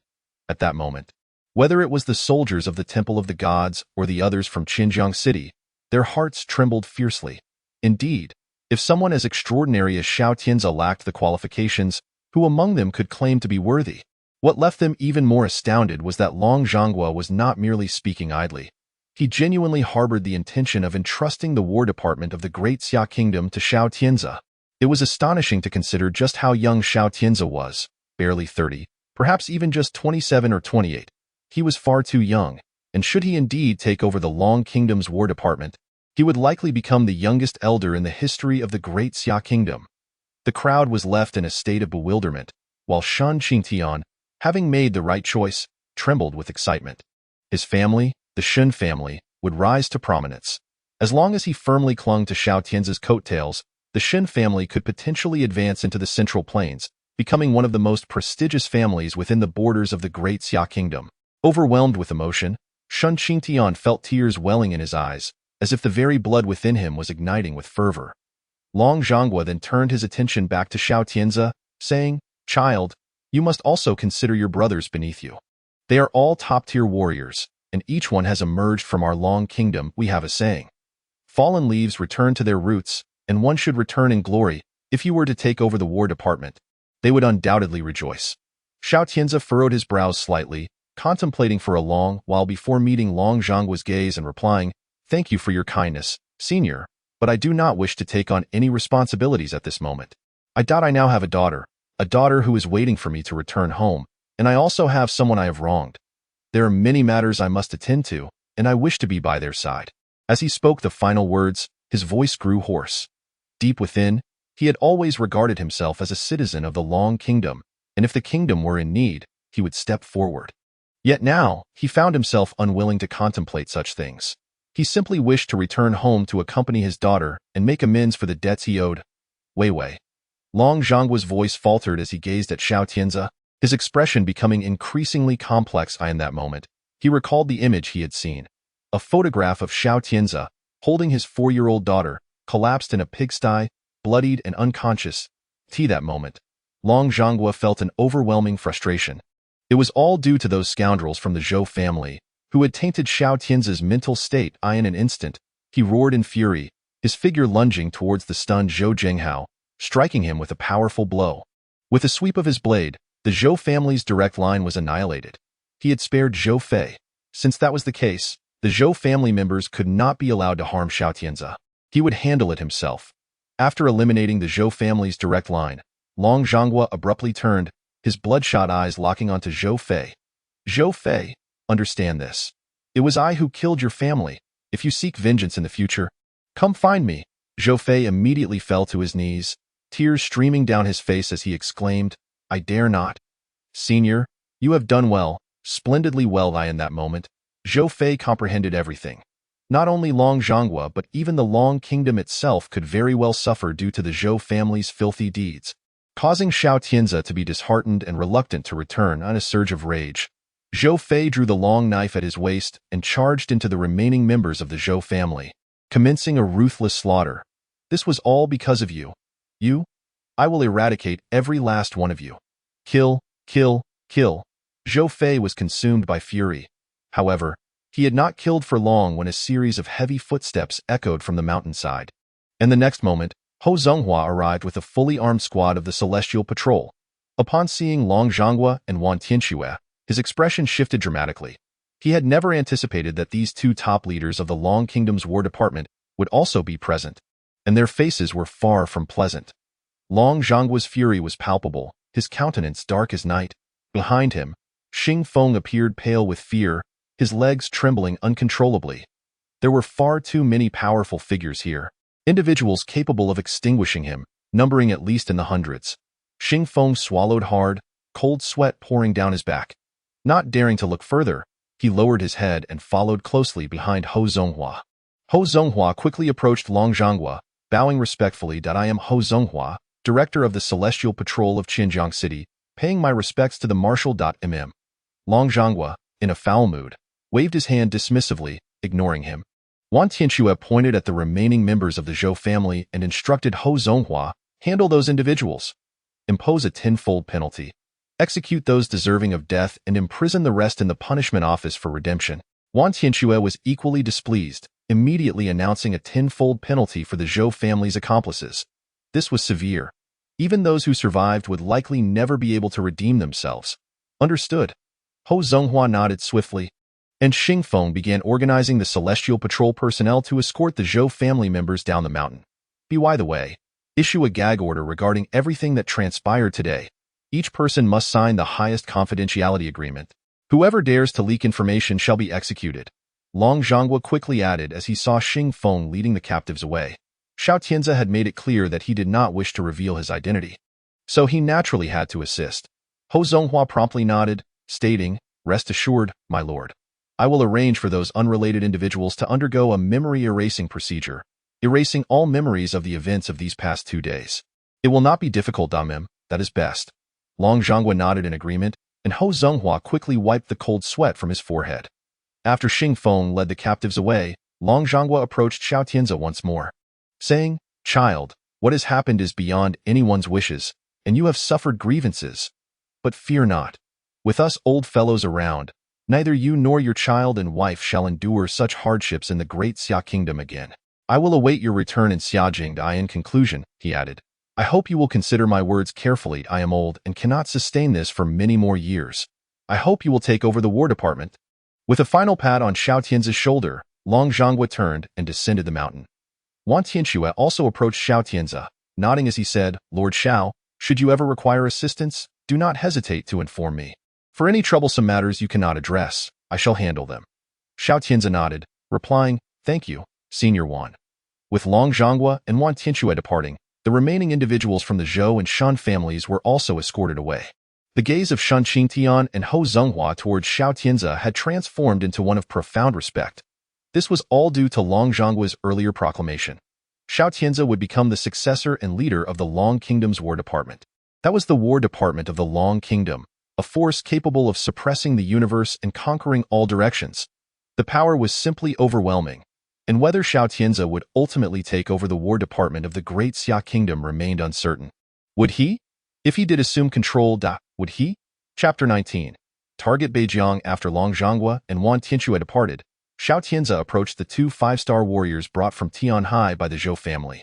They appear to be in their 60s or 70s, yet their combat prowess was not to be underestimated.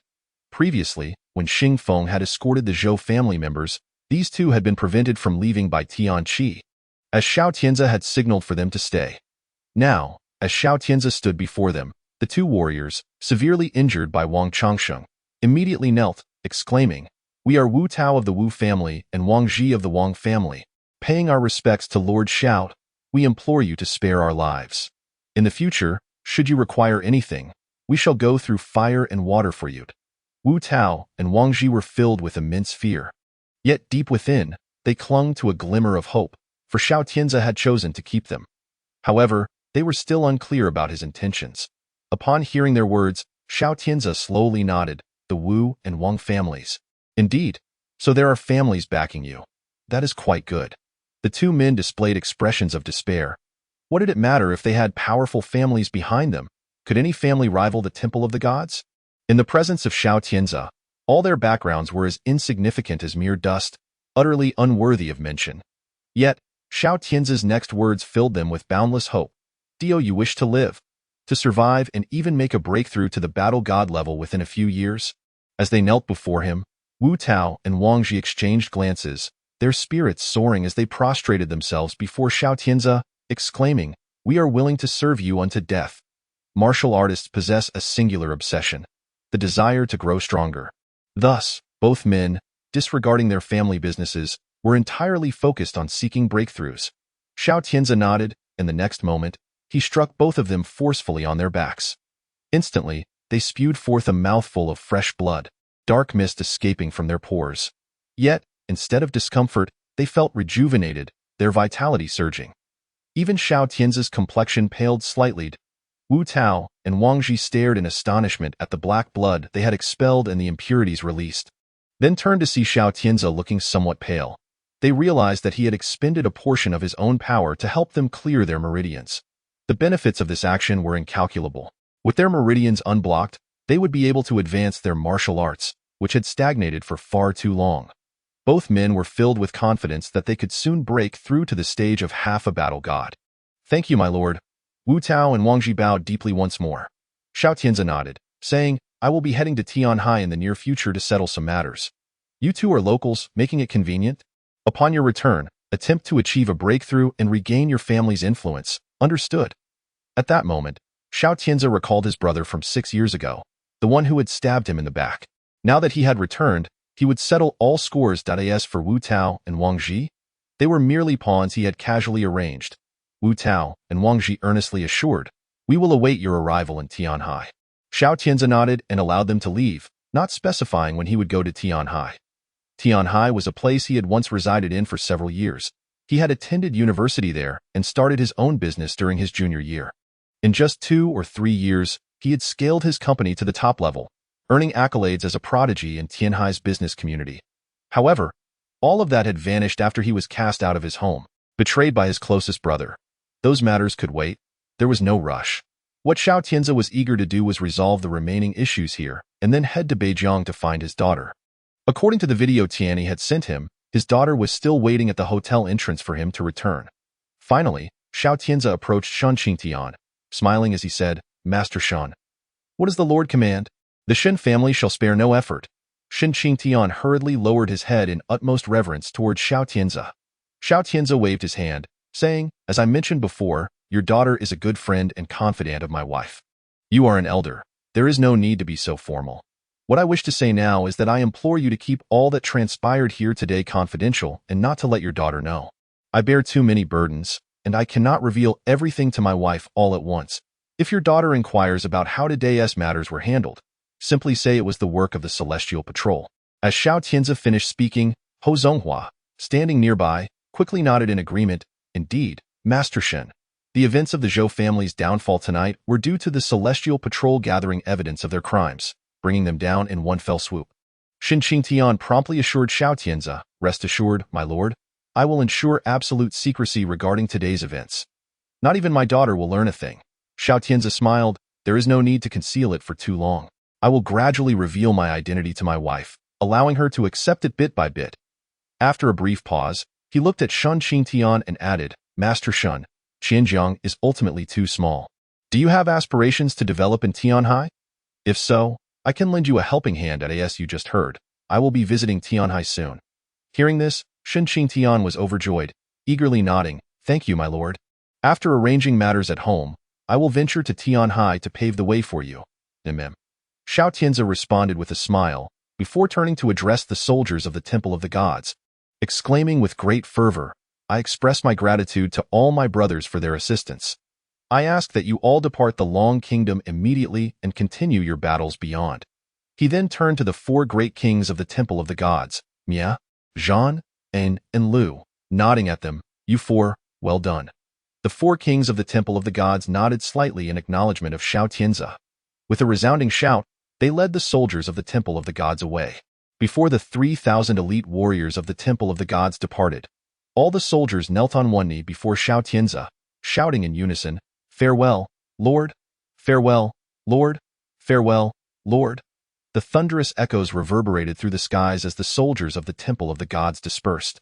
Xiao Tian Ce stood on the mountainside, watching his brothers leave. He had not anticipated that within just 5 years, he could establish such a formidable force in the outer realms. He had never cared to check the balance in his accounts, but he possessed the highest level accounts in the world's top banks, and several banks in the outer realms belonged to him. Over the years of battling in the outer realms, he had not established any companies. Yet dozens of world-class companies were under his control, and he commanded the Temple of the Gods, which instilled fear in countless forces beyond. Now, he returned with immense power, ready to protect his daughter and wife, fully confident that he would provide them with a lifetime of glory and happiness. "Little one, wait for Daddy. Daddy will be home soon. Wei Wei, please believe me. This time I will not disappoint you again. Everything you have lost in these years, I, Xiao Tian Ce, shall compensate you 1,000-fold, making all those who once looked down on you regret their actions." Xiao Tian Ce murmured to himself as a fully armed helicopter descended into the courtyard. The cabin door swung open, and Xiao Tian Ce stepped inside. As the door sealed shut, the helicopter accelerated at breakneck speed towards the direction of Beijing City. It was merely 6 o'clock in the evening, and Xiao Tian Ce was determined not to keep his daughter waiting for even a moment longer. The helicopter roared through the rain, slicing through the clouds, its destination unmistakably set. Beijing, Chapter 20. Father has returned at 7 o'clock in the evening. In Beijing City, the rain continued to fall in the night sky, albeit much lighter now. Outside a hotel in the city center, Xiao Xiao remained there, her small face now tinged with fatigue, as the darkness enveloped the surroundings. Gao Wei Wei had urged her countless times to return home, yet she remained steadfast, waiting. Lost in thought, she gazed into the pitch-black rain-soaked night, endlessly hoping that her father would appear at any moment. Xiao Xiao, it's already 7 o'clock. Shall we go have something to eat? Gao Wei sighed deeply within, pondering the depth of her daughter's yearning for her father. Observing the hopeful glimmer in her daughter's eyes caused her heart to ache profoundly. Since the age of 3, Xiao Xiao had grown increasingly perceptive. At times, while working in the restaurant, she would watch other children with their fathers, her eyes filled with envy and longing. Yet, she never voiced her feelings to Gao Wei, who had once told her that her father worked far away, enduring hardships, and that they must not disturb him. Mom, you go ahead and eat, I'll wait a little longer. I feel that Dad is coming back soon. I want to wait for him to eat together. Xiao Xiao shook her head, turning to smile at Gao Wei before returning her gaze to the outside. Xiao Xiao, didn't I say that your father wants to be back today? The earliest he could return is the day after tomorrow. Come on, let us eat something, Gao Wei persisted gently. Xiao Xiao stubbornly shook her head, insisting, no, I believe Dad will come back today, I can feel it. I'm waiting for him to return so we can eat instant noodles together. That's my favorite dish. If Dad comes back tonight, I'll give him the egg in my bowl so he can eat well and not leave again. Don't you think so, Mom? Gao Wei trembled violently, her eyes stinging. She bit her lip, her body shaking to in an instant. She turned away, not wanting her daughter to see the tears streaming down her face. Xiao Tian Ce, did you hear that? Your daughter's greatest wish is for you to be by her side. She is so understanding, always hiding her feelings from me until you appeared last night. So, please, come back safely. Gao Wei quietly implored herself, feeling utterly at a loss on how to persuade Xiao Xiao, who refused to leave the entrance. She feared that if she walked away, Xiao Tian Ce would return and not find her. At that moment, Xiao Xiao's heart was filled with an overwhelming obsession, the obsession of waiting for her father. However, this could not continue. Xiao Xiao's health was frail, and with the heavy rain outside, she was underdressed. Continuing this way would surely result in her catching a cold, which at her age could linger for days.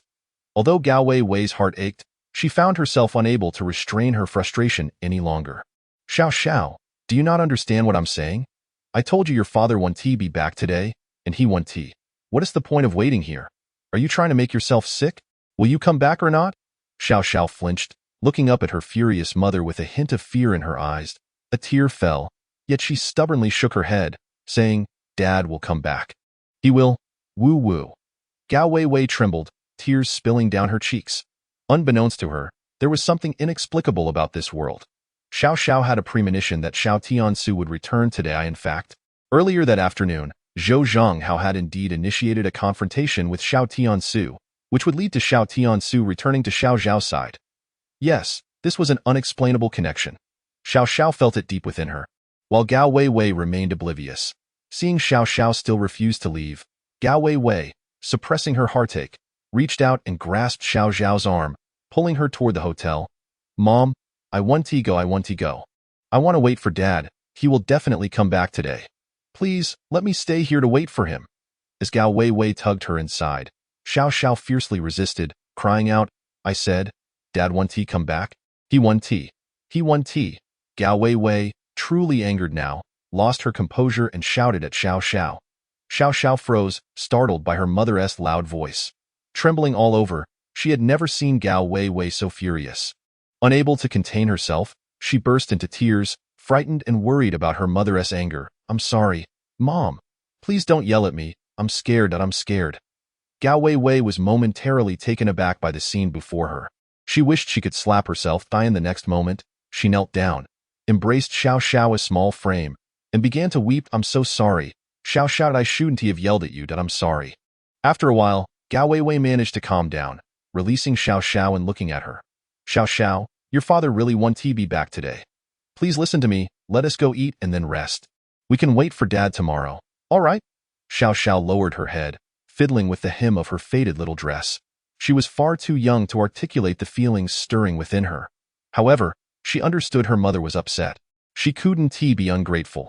Just as she was about to tell Gao Wei she would return with her, suddenly, through the curtain of rain, Xiao Tian Ce's figure appeared, striding towards them. Xiao Xiao caught sight of him in her peripheral vision, and joy surged through her. She broke free from Gao Wei's embrace and dashed towards her father, exclaiming in delight, Dad, Xiao Xiao. You what? How is this possible? Gao Wei, who had intended to call Xiao Xiao back, was momentarily stunned by her daughter's joyful cries. She gazed at the figure approaching through the rain, her heart racing in disbelief. Chapter 21. Xiao Tian Ce. We once had no feelings, Dad. Hee hee. I knew you would come back today. Hee hee. You really did. In the rain, Xiao Xiao leaped into Xiao Tian Ce's arms, her joy bubbling over as she planted a kiss on his cheek. In that moment, a whirlwind of emotions enveloped Xiao Tian Ce. He felt warmth and happiness in holding his daughter. A mix of feelings coursed through him, leaving him speechless. He returned the affection with a kiss on her forehead, suppressing his sorrow as he said, "Yes, our Xiao Xiao has a remarkable intuition. I'm sorry, Xiao Xiao, for returning so late." Xiao Xiao shook her head joyfully. "It's all right, Dad. What matters is that you're back. Mom and I were just about to eat. Let us all go together." Xiao Tian Ce, masking his complex emotions with a smile, nodded. "All right, let us have dinner together." He turned to glance at Gao Wei, who stood there dazed, tears still on her cheeks. A wave of guilt washed over him. At that moment, Xiao Xiao turned back, waving her small hand at Gao Wei with glee. Mom, let us go eat together." "Hee hee, Dad, Mom, and Xiao Xiao will eat together." Gao Wei, wiping her tears, nodded, and Xiao Tian Ce urged, "Let us go. We shouldn't let Xiao Xiao go hungry." With tears in her eyes, Gao Wei nodded and followed. Xiao Tian Ce carried Xiao Xiao, and Gao Wei trailed behind. "Xiao Xiao, what would you like to eat? Dad will treat you to something special. How about a big restaurant?" Xiao Tian Ce asked with a smile. Xiao Xiao, brimming with excitement, exclaimed, "Dad, let us eat instant noodles. They're so delicious. Can we go eat that?" Xiao Tian Ce was taken aback. Instant noodles? With his immense wealth, was he really going to take his daughter to eat such junk food? Before he could voice his thoughts, Gao Wei smiled and nodded at Xiao Xiao. Yes, let us go eat instant noodles with Dad." Instantly, Xiao Xiao beamed with joy and pointed to a small eatery not far from the hotel. Let us go there. Xiao Tian Ce furrowed his brow. He had intended to take them to a better place. However, seeing his daughter so happy, he chose not to object. Thus he, along with Gao Wei and Xiao Xiao, made their way to the inconspicuous little restaurant. At the table, Xiao Xiao joyfully ordered 3 bowls of instant noodles with eggs. When the food arrived, she handed her fried egg to Xiao Tian Ce, smiling as she said, "Dad, you're the adult. You should eat more. I can't finish it. You eat more, or you'll be hungry at night." Xiao Tian Ce trembled at her words, a vague understanding dawning upon him. Though he couldn't quite grasp it, he glanced at Gao Wei, who was eating quietly with reddened eyes. After finishing their meal, the 3 returned to the hotel. Xiao Xiao nestled in Xiao Tian's arms, chattering away about various things. Later, after Gao Wei helped Xiao Xiao take a bath, the little girl lay on the bed, eager for Xiao Tian Ce to tell her a story. She had waited all day for him at the hotel entrance and hadn't napped at all, so she was quite exhausted. Within half an hour of storytelling, she drifted off to sleep. Xiao Tian Ce carefully tucked her in with a blanket, then noticed Gao Wei had slipped out to the balcony. Quietly crying, furrowing his brow, he stealthily got out of bed and approached her. Seeing him, Gao Wei looked at him with red-rimmed eyes and asked, "Are you really all right? The Zhou family wouldn't let you go so easily. You should leave quickly. While Xiao Xiao is asleep, you should go, leave Long Country, hide out for a while, and don't come back for now." After a moment of silence, Xiao Tian Ce took a deep breath and looked at Gao Wei earnestly. "It's all resolved now. Perhaps it's just my good fortune. The Zhou family made a big fuss this time, angering the Tianci of Qianjiang City. This afternoon, they came to arrest people. The Zhou family has committed numerous crimes over the years, and they were all taken down at once." "What? The Zhou family is gone?" Gao Wei looked at Xiao Tian Ce in utter shock. Unable to believe the outcome, Xiao Tian Ce nodded. "Yes, the Zhou family is gone, which is why I can return safely. I don't need to leave anymore. Everything is fine, don't worry."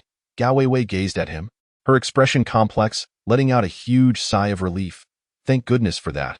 But what about Zhou Jie? You injured him so badly. Didn't the Tianci come after you?"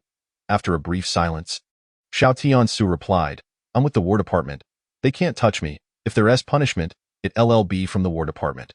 Gao Wei anxiously asked, "What kind of punishment will the War Department impose? Will it be severe?" Xiao Tian Ce paused before saying, "It's nothing, just a dismissal from the War Department. It doesn't matter. Once I learned I had a daughter, I no longer wish to stay there. I only want to be by Xiao Xiao's side." Gao Wei's gaze grew even more intricate. Yes, perhaps this was the best outcome. Xiao Tian Ce had returned safely, and although he would be dismissed from the War Department, he would be unharmed, and that was the best result. A silence settled between them. After a while, Xiao Tian Ce finally looked up at Gao Wei with deep remorse. Wei, I'm sorry. I truly didn't know how much I hurt you back then, that you've struggled alone with Xiao for all these years. It's all my fault. I'm sorry. Gao Wei shook her head, then turned to look at him. Let us not dwell on the past. It's all behind us. Xiao is a blessing from heaven. She is incredibly understanding. You can't imagine how perceptive she is. After a pause, Gao Wei continued. Xiao Tian Ce, do you know why Xiao insisted on taking you to eat instant noodles tonight? Xiao Tian Ce instinctively shook his head. Gao Wei elaborated. It's because, in her heart, instant noodles with an egg are the most delicious food in the world. She never asks me for snacks, even though she often secretly watches other children eat. But she has never once asked for anything. Her eyes reddened further as she glanced at the sleeping Xiao, whose mouth still bore a smile of happiness. With a lump in her throat, she said to Xiao Tian Ce, Xiao really loves the eggs and instant noodles, but do you know what she thinks? Before you returned, she told me that if you came back tonight, she'd give you her favorite fried egg to eat, so that you would be full and wouldn't leave. Gao Wei's voice broke as tears streamed down her face. Taking a deep breath, she gazed at Xiao Tian Ce with a myriad of emotions. Xiao Tian Ce, although Xiao is so young, she has tried her best to give you what she believes is the best she can offer. Xiao Tian Ce's heart trembled, tears streaming down his face. He had sensed something was off during their meal, and now it all made sense. Overwhelmed with emotion and guilt, he said, I'm so sorry. Gao Wei took a deep breath and spoke softly. Xiao Tian Ce, we never had any feelings for each other. What happened that night was during your moment of weakness, when I discovered I was pregnant 2 months later and wanted to terminate the pregnancy. I felt the baby move, so I decided to keep Xiao and I resolved that no matter how hard my life became, I would raise her. But I never anticipated how much she would adore you, willing to wait all day at the door, even if it meant going hungry. She continued, Xiao Tian Ce, we never had any feelings for each other. You have your career, and I never wanted to use Xiao to threaten you or burden you. I don't seek marriage from you. I only ask that you treat Xiao well. She is your biological daughter and the one who will depend on you the most throughout her life. So I plead with you. I implore you not to leave her, to be there for her as she grows up. Even if you find someone you love later, you can marry her. I want to mind. All right. Gao Wei looked at Xiao Tian Ce, her eyes red and pleading. Xiao Tian Ce was utterly stunned at this moment. Faced with the earnest and even pleading tone of Gao Wei, he found himself wishing he could strike himself dead. Over the years, he had fought valiantly beyond the realms, enduring hardships, yet he was the lord of the heavenly temple. He reveled in boundless power. However, he could never have imagined that his wife and daughter were living such a wretched existence in Long Country. Indeed, in his heart, Gao Wei was his wife, even if she had not borne Xiao. He had every intention of returning to marry her. She was the woman who had reignited his hope during his darkest hours. Xiao Tian Ce parted his lips, but despite the myriad of words clamoring to be spoken to Gao Wei, he found himself at a loss for words as he gazed upon her profoundly sorrowful expression. Rest early, you are weary as well. Do not dwell too much on it, nor feel too pressured. Xiao is Xiao, and I am my dad. After saying this, Gao Wei turned to retire for the night. Alone on the balcony, Xiao Tian Ce closed the door and lit a cigarette, taking a long drag as he stood there in solitude for what felt like an eternity. Inside, the equally exhausted Gao Wei soon fell asleep. Once he saw that Gao Wei had succumbed to slumber, Xiao Tian Ce took out his phone and dialed Tian.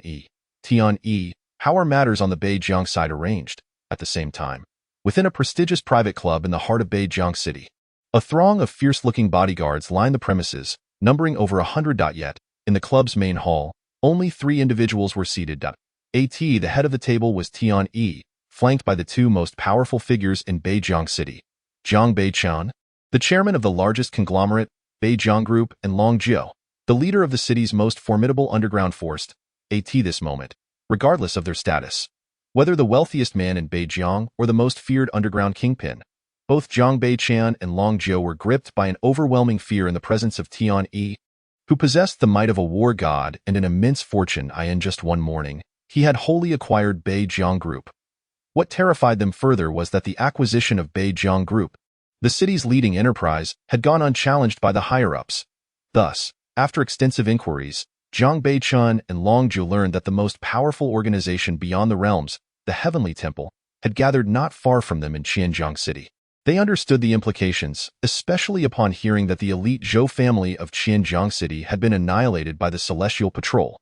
The notion that the Celestial Patrol had taken action? Such claims were merely to lull the common folk. They would be fools to believe it. Furthermore, they discovered that the current war god stationed in the central domain of Long Country had once emerged from the Heavenly Temple. Rank 34 Tian Ce regarded Long Jiao and Zhang Beichun with a sardonic smile, saying, "Ah, gentlemen, I regret to inform you that I am pressed for time and my elder brother awaits my response. I have no intention of prolonging our discussion. I see you have arranged for over 100 men outside. You may either allow them to storm in and act or submit to us. The time is nigh. Kindly provide me with your answer." Long Jiao and Zhang Beichun exchanged glances, suppressing the urge to command their men to charge in. Long Jiao, cautiously, asked Tian Ce, "Sir, while we are indeed faced with a choice, it would be prudent to clarify who we are surrendering to. Otherwise, we are left in a state of unease." Tian Ce smiled at Long Jiao, replying slowly, "Mr. Long Jiao, put aside your cleverness. You must have your suspicions already. However, there is little to conceal here, and I doubt either of you would dare to speak of it." He declared, "My name is Tian Ce." Upon uttering his name, his demeanor shifted, and the imposing aura of a war god enveloped the room. In that instant, both Long Jiao and Zhang Beichun's expressions paled, instinctively rising to their feet, realizing they dared not even stand in Tian Ce's presence. Confirmed, Tian Ce, a figure of the Heavenly Temple. Only the strongest from the Heavenly Temple bore a name beginning with Tian. And to think that the war god presiding over their region was ranked only 34th. This man before them was Tian Ce. At that moment, beads of cold sweat streamed down Long Jiao and Zhang Beichun's faces. Suddenly, Zhang Beichun had an epiphany. Tian Ce spoke of submission? Reporting to his elder brother? Did that imply? With this realization, Zhang Beichun swallowed hard, nervously addressing Tian Ce. "Lord Tian Ce, may I inquire if the esteemed presence above you has he arrived in Beijiang?" After Zhang Beichun posed this question, Long Jiao quickly turned to Tian Ce as well. Tian Ce merely sipped his tea and replied, "Ah, ask what you must. But refrain from inquiries that should remain unasked, lest you find yourself in peril." Startled, Long Jiao and Zhang Beichun collapsed to the ground. Though Tian Ce did not explicitly state it, his implication was clear. That was the legendary lord of the Heavenly Temple. He had actually come to Beijiang City. "We submit. We submit. We are willing to serve you." In the next moment, Zhang Beichun and Long Jiao hastily knelt, shouting in unison. Their fear and trepidation were evident, but they also recognized this was an extraordinary opportunity, a path to greatness. Just then, Tian Ce's phone rang. Upon seeing the caller ID, he quickly stood, and after hearing Xiao Tian Ce's inquiry, he respectfully replied, "Elder brother, everything has been arranged. Zhang Beichun and Long Jiao have submitted." At this moment, upon hearing Tian Ce's words, Zhang Beichun and Long Jiao felt even more assured that the legendary overlord had indeed arrived in Beijiang City. Their hearts trembled with awe. Nodding, Xiao Tian Ce ended the call from his perch on the hotel balcony. He turned to glance at Gao Wei and their daughter, who lay peacefully asleep in bed. Taking a deep breath, he murmured to himself, "My wife, my daughter, fear not, for I have returned in this life. No one shall dare to bully you again." A new book, hoping for your support. Please collect and recommend. Thank you all. I swear this book will not disappoint. It is my first attempt at writing here, and I am quite apprehensive. I hope for your encouragement. Chapter 22. The Wedding of 100 Cities. The night passed without a word. After finishing his call with Tian Ce, Xiao Tian Ce lay beside Xiao Xiao. Although sleep eluded him, he held his dear daughter's hand, gazing at her adorable yet suffering face. The next morning, Xiao Xiao awoke particularly early, while Gao Wei, utterly fatigued, remained asleep. Thus, Xiao Tian Ce took Xiao Xiao out for breakfast, treating her to some tofu pudding and fried dough sticks. After their meal, they brought some back for Gao Wei. Xiao Xiao, overly attached to Xiao Tian Ce, insisted on being carried. Naturally, Xiao Tian Ce cherished this affection. It is often said that daughters are their father's little sweethearts from past lives, and in this life, they are their softest blankets. Xiao Tian Ce deeply resonated with this sentiment and wished he could hold Xiao Xiao every day, preventing her from growing up. "Daddy, Daddy, You mustn't deceive Xiao Xiao anymore, nor leave again. Xiao Xiao wants to be with you every day, Xiao Xiao said as she straightened her father's collar. Seeing the tattered clothing on Xiao Xiao's small frame, Xiao Tian Ce resolved to buy her a few new outfits once Gao Wei awakened. He smiled down at Xiao Xiao, nodding. Yes, yes, Daddy will never deceive you again. When Mommy wakes up, shall we go buy new clothes? We'll get a few for you and a few for Mommy, all right? Xiao Xiao nodded excitedly. Yes, yes, I'm so happy. Xiao Xiao is getting new clothes. A pang of pain shot through Xiao Tian Ce's heart as he silently smiled at her, cradling Xiao Xiao in one arm while carrying their breakfast in the other. However, when they reached the hotel entrance, he found the door to Gao Wei's room ajar, and a cacophony of voices arguing inside. Frowning, he hurried in. Upon arrival, he saw Gao Wei had dressed and was surrounded by a throng of people. Among them was an elderly man with graying hair, 3 middle-aged individuals, 2 women, and 2 younger women. Gao Wei sat in the center, head bowed, enduring the scolding of the crowd, too afraid to look up or speak. Xiao Tian Ce's frown deepened. Inside, a short-haired woman in a flesh-colored skirt coldly berated Gao Wei. Gao Wei, you have some nerve.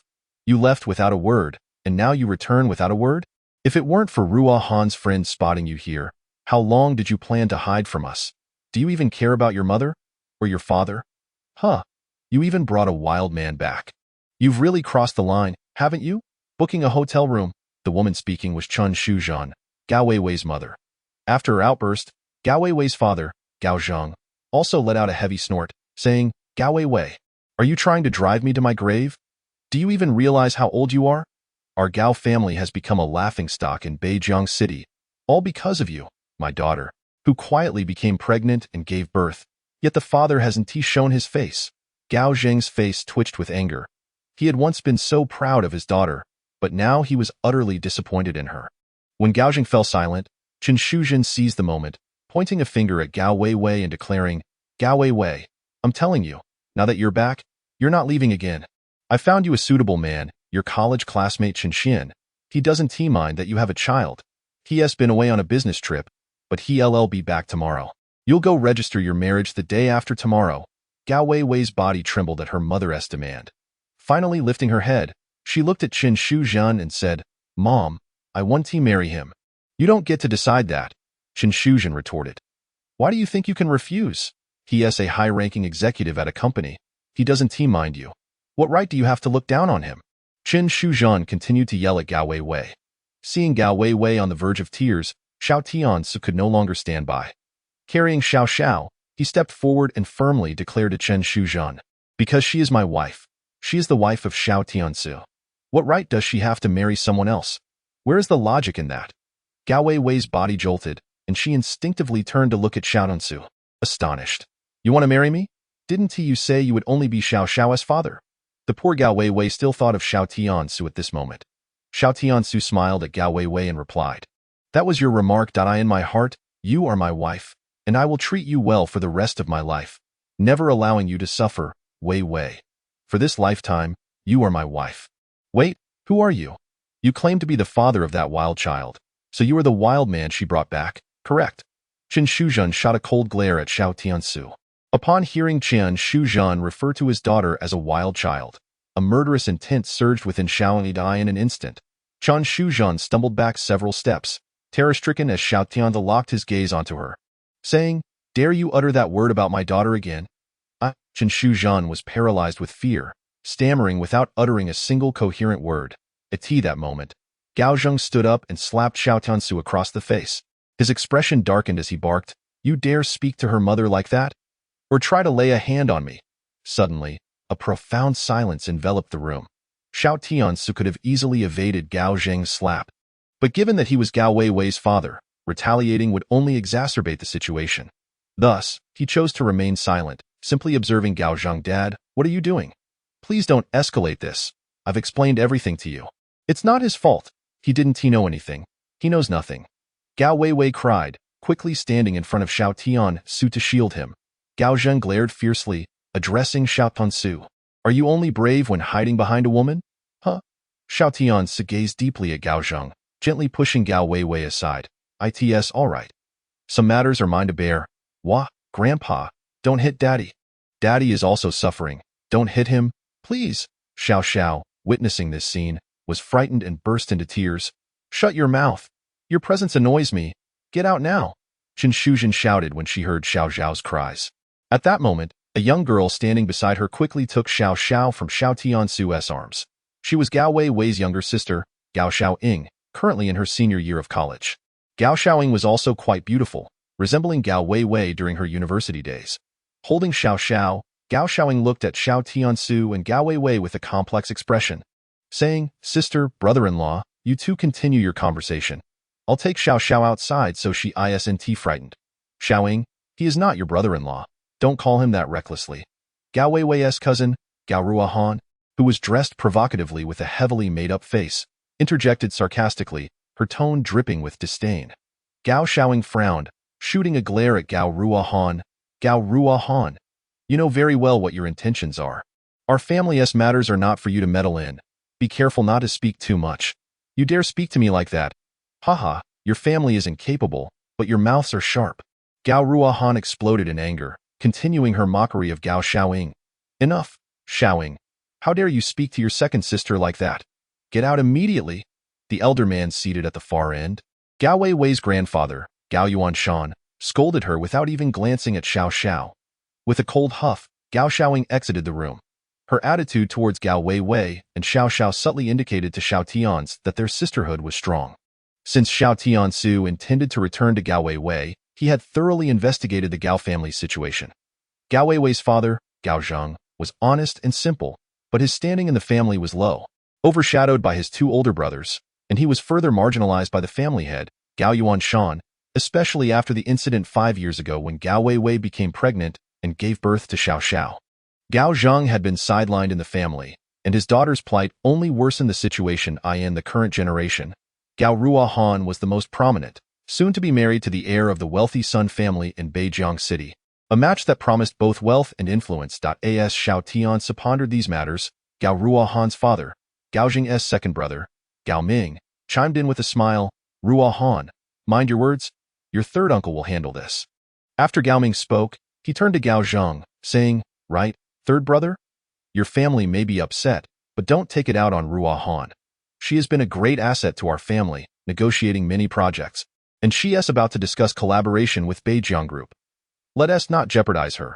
Upon hearing Gao Ming mention Beijiang Group, Gao Jing's heart seethed with resentment, wishing it were his daughter negotiating instead. With this thought, his anger towards Xiao Tian Ce intensified. It was this man who had ruined his daughter's life. Gao Zheng grunted heavily, fixing his gaze on Xiao Tian Ce. I will strike you. Do you comply? You have ruined my daughter's life, making her the laughingstock of Beijiang City. Do you acknowledge that? Xiao Tianze nodded and said, yes, I admit it. If Weiwei hadn't saved me back then, her life would not have turned out the way it is now. Weiwei has shown me great kindness. Gao Zheng, upon hearing Xiao Tianze's candid acknowledgement, felt his anger dissipate somewhat, though it merely faded a little. He still could not harbor any fondness for Xiao Tianze.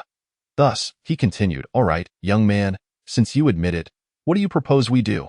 Don't tell me you intend to take responsibility for Weiwei. What do you have to offer? Dad, please don't pressure Tianze. He has just returned from the military service, Gao Weiwei interjected, advocating for Xiao Tianze. However, before she could finish her sentence, Xiao Tianze raised his hand to interrupt her and pulled her behind him. He looked at Gao Zheng and said, Dad, you are right. Your actions are justified, and I deserve to be reprimanded.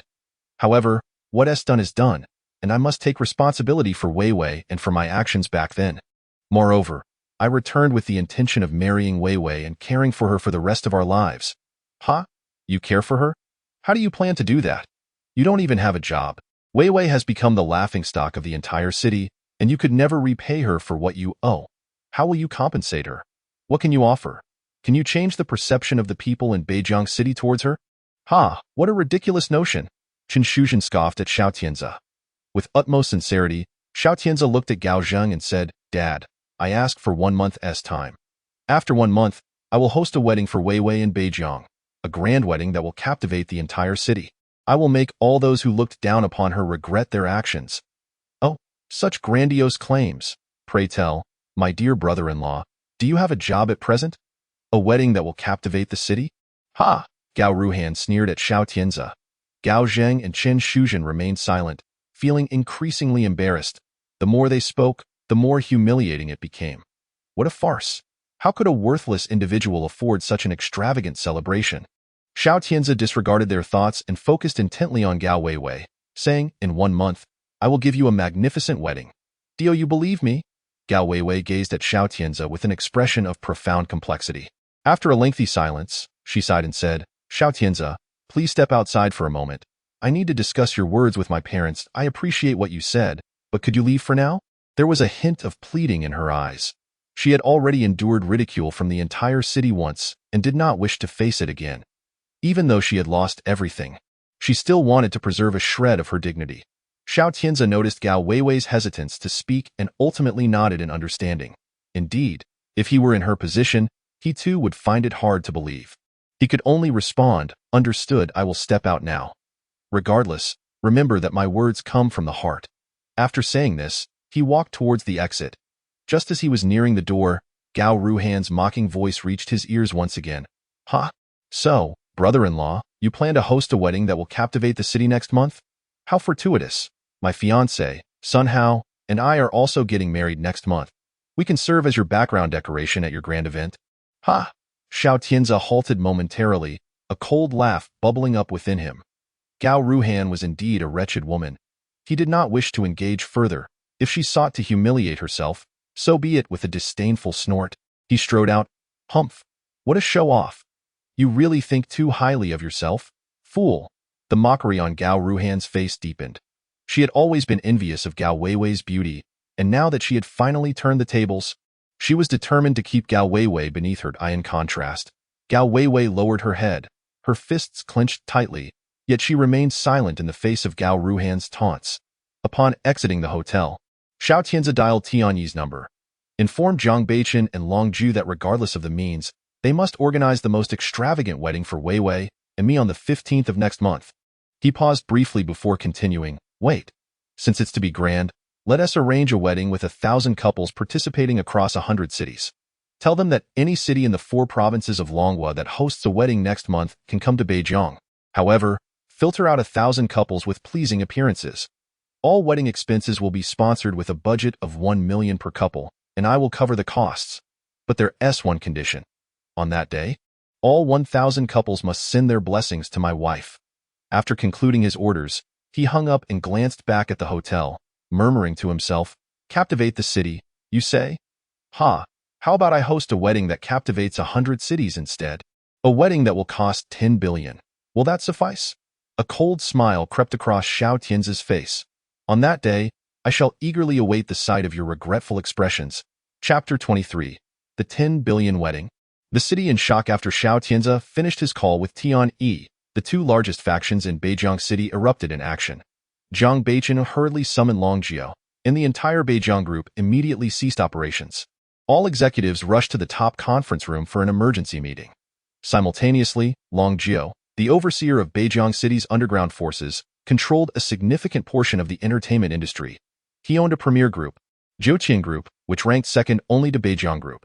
Just like Beijing Group, Zhouqian Group also halted all operations, and all executives quickly made their way to the Beijing Group headquarters for a meeting. When the hundreds of executives from both groups gathered in the spacious conference room, shock coursed through the air. These business elites had no idea what had transpired. All they knew was that their leaders, the 2 most formidable figures in Beijing City, notorious for their rivalry, were convening together. What astonished them even more was that at the next moment, Zhang Beichen, the president of Beijing Group, and Long Jiao, the president of Zhouqian Group, were respectfully following a young man into the conference room. The moment he entered, the elite of Beijing City was once again left in a an unimaginable thought simultaneously surfaced in their minds. Had the 2 largest factions in Beijing City been consolidated under one banner? Who was this young man? Tianyi took his seat at the head of the massive conference room, and Zhang Beichen and Long Jiao, far from being displeased, sat eagerly at his sides. Instantly, the entire room, filled with hundreds of individuals, fell into a stunned silence. Once everyone settled down, Tianyi addressed Zhang Beichen and Long Jiao with an air of authority. "Here's the situation. My satisfaction is irrelevant. You both understand what I mean. I will reiterate. On the 15th of next month, a grand wedding will be held in Beijing, with a minimum budget of 10 billion, all to be spent. Couples from 100 cities will participate, with a selection of 1,000 couples, but they must meet certain aesthetic standards. No unsightly individuals allowed. We will cover all expenses for these weddings, including the venue and catering on the day of the event. You have 1 hour to discuss this. I expect to see this news spread throughout Beijing City and even the entire region. Make it happen. That's all I require. The specifics are for you to figure out. After delivering his directives, he settled back into his seat, relinquishing further responsibility. Though he remained silent, an innate aura of authority permeated the room. Just his presence overshadowed both Jiang Beichen and Long Jiu. Tian Ce was a top-tier powerhouse, and he would only lower his stance before Xiao Tian Ce. Outside, he was a dominant figure wherever he went. As soon as he finished speaking, Jiang Beichen and Long Jiu quickly nodded in respect. The hundreds of executives present were once again astonished, deeply impacted by the weight of Tian Ce's announcement. That moment, a bolder executive from Beijing Group stood up and addressed Tian Ce. If I may ask, sir, I am also planning to get married next month. May I participate? Although he understood that Tian Ce's identity was likely formidable, he was willing to risk it for a grand wedding for his beloved. How dare you speak out of turn? Get out! Jiang Beichen's face turned pale as he swiftly rose to shout at the executive, who turned ghostly white at the sudden reprimand. Jiang. President Jiang, I am sorry. I'll leave right away. The executive was thoroughly intimidated, his legs trembling from fear. Wait. Tian Ce spoke up, breaking the tension. Jiang Beichen nearly lost control, quickly assuring Tian Ce, Mr. Tian, I apologize. This individual was being disrespectful. Please don't be upset. Jiang Beichen's subservient demeanor left the executive utterly stunned. However, Tian Ce waved his hand and said, it's fine. This individual meets the requirements, and no one said our internal members can't participate. Right? Good fortune should naturally be shared with our own first. Jiang, don't be so stingy. Allow this executive to participate and provide him with additional resources as needed. Upon hearing this, Jiang Beichen sighed in relief and promptly turned to the executive. Why aren't you thanking Mr. Tian? The executive hurriedly expressed his gratitude, while Tian Ce simply waved it off, smiling and nodding. The atmosphere in the conference room grew lively. Among the hundreds of executives, over 50 were planning to marry this year, their enthusiasm palpable. Soon, various plans began to emerge. An hour later, both Beijing Group and Zhouqian Group released statements on their websites. Mysterious President on the 15th of next month will host a grand wedding at Beijing Cathedral with a budget exceeding 10 billion. We invite 13-14 couples from across the 100 cities of the region to participate in this celebration, with each couple receiving 1 million in sponsorship. Wedding supplies, jewelry, and attire may be purchased independently or provided by Beijing Group or Zhouqian Group. A minimum of 10 billion will be spent. There are 1,000 slots available. We welcome eager couples to apply. Indeed, after discussions, the number of participating couples was expanded from 1,000 to 13-14, with the additional sponsorship for the extra 314 couples being covered personally by Jiang Beichen and Long Jiu. The number 13-14 was auspicious, symbolizing forever. Following the announcements from the two major groups, within 10 minutes, every billboard in Beijing City began scrolling with the news, and those in the know quickly learned that Beijing Cathedral had been booked by the mysterious president. With preparations underway, boom! Suddenly, the entire population of Beijing City was left in utter shock, astounded by the mysterious president's grand gesture. 10 billion. A million sponsorship for each of the 1,000 couples. In that moment, the people of Beijing City could hardly fathom the spectacle that would unfold on the day of the mysterious president's wedding. The baseline of 10 billion only accounted for the sponsorship of over 1,000 couples, not including the various expenses on the wedding day. Many speculated that the total cost of the wedding would easily exceed several billion. The citizens of Beijing City were completely astonished. Just a few minutes later, over 100 cities in the region were equally stunned. Tens of billions spent on a wedding. What a monumental undertaking. Meanwhile, back in the hotel room where the Gao family was still conversing, they too caught wind of the news. Gao Ruhan shrieked, "Oh my goodness, how extravagant! Tens of billions for a wedding." Then, with a sly glint in her eye, she turned to Gao Weiwei and said, "Hee, Weiwei, your husband just claimed he would host a grand wedding for you. Could it be this one? Tens of billions, that Xiao Tian Ce must be quite wealthy, hee." Gao Weiwei trembled, understanding that Gao Ruhan was mocking her. She wasn't foolish. She could sense the derision. Feeling utterly frustrated, she recalled how Xiao Tian Ce had just made grand claims in front of her family. only to have a mysterious tycoon announce a lavish wedding in Beijing City next month. The thought made her want to disappear. As for the identity of the mysterious tycoon being Xiao Tian Ce, not a chance. She would never believe it. 5 years ago, when she first met Xiao Tian Ce, he was utterly destitute, even relying on her to buy him a phone. In 5 years, even if he had been sold, he could not amass tens of billions. Gao Weiwei was indeed mistaken this time. Had Xiao Tianze been present, he would have retorted to Gao Ruhan, "Yes, that is precisely what I intend to organize. Is there a problem?" But alas, Xiao Tianze was not there. "Enough. Isn't this already embarrassing enough? Ruhan, you should show some sisterly compassion. After all, Weiwei is still your sister. Can't you act a bit more like an elder sister?" The elderly patriarch of the Gao family was infuriated. Gao Weiwei's past had brought him great shame. "Dad, I apologize. I speak on behalf of Weiwei." Gao Weiwei's father, Gao Zheng, felt a pang of sympathy for his daughter. Regardless of the circumstances, she was still his flesh and blood. Although he was angry, given the situation, what could be done? Just as he finished speaking, his second brother, Gao Ming, chimed in sarcastically, "Hee, third brother, there aren't too many positions available at the company right now. There are plenty of companies in Beijing. Why must she come back here? One Gao Ruhan is enough. Isn't it?" After taking a sip of tea, Gao Zheng felt increasingly frustrated. Just then, Qin Shuzhen could no longer remain seated. She stood up sharply and confronted Gao Ming. "Second brother, don't go too far.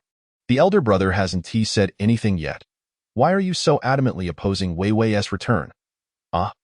Weiwei may have made mistakes, but as Gao Weiwei, she is still one of us. You permit your daughter to hold power in the company, yet you don't allow Weiwei to return. Why not just take back all of Gao Zheng's shares while you're at it? Third aunt, what do you mean by that? What do you mean I have power in the company? Why don't you mention how many projects I've brought to the Gao family's business over the years? Gao Ruhan retorted, visibly displeased. Enough.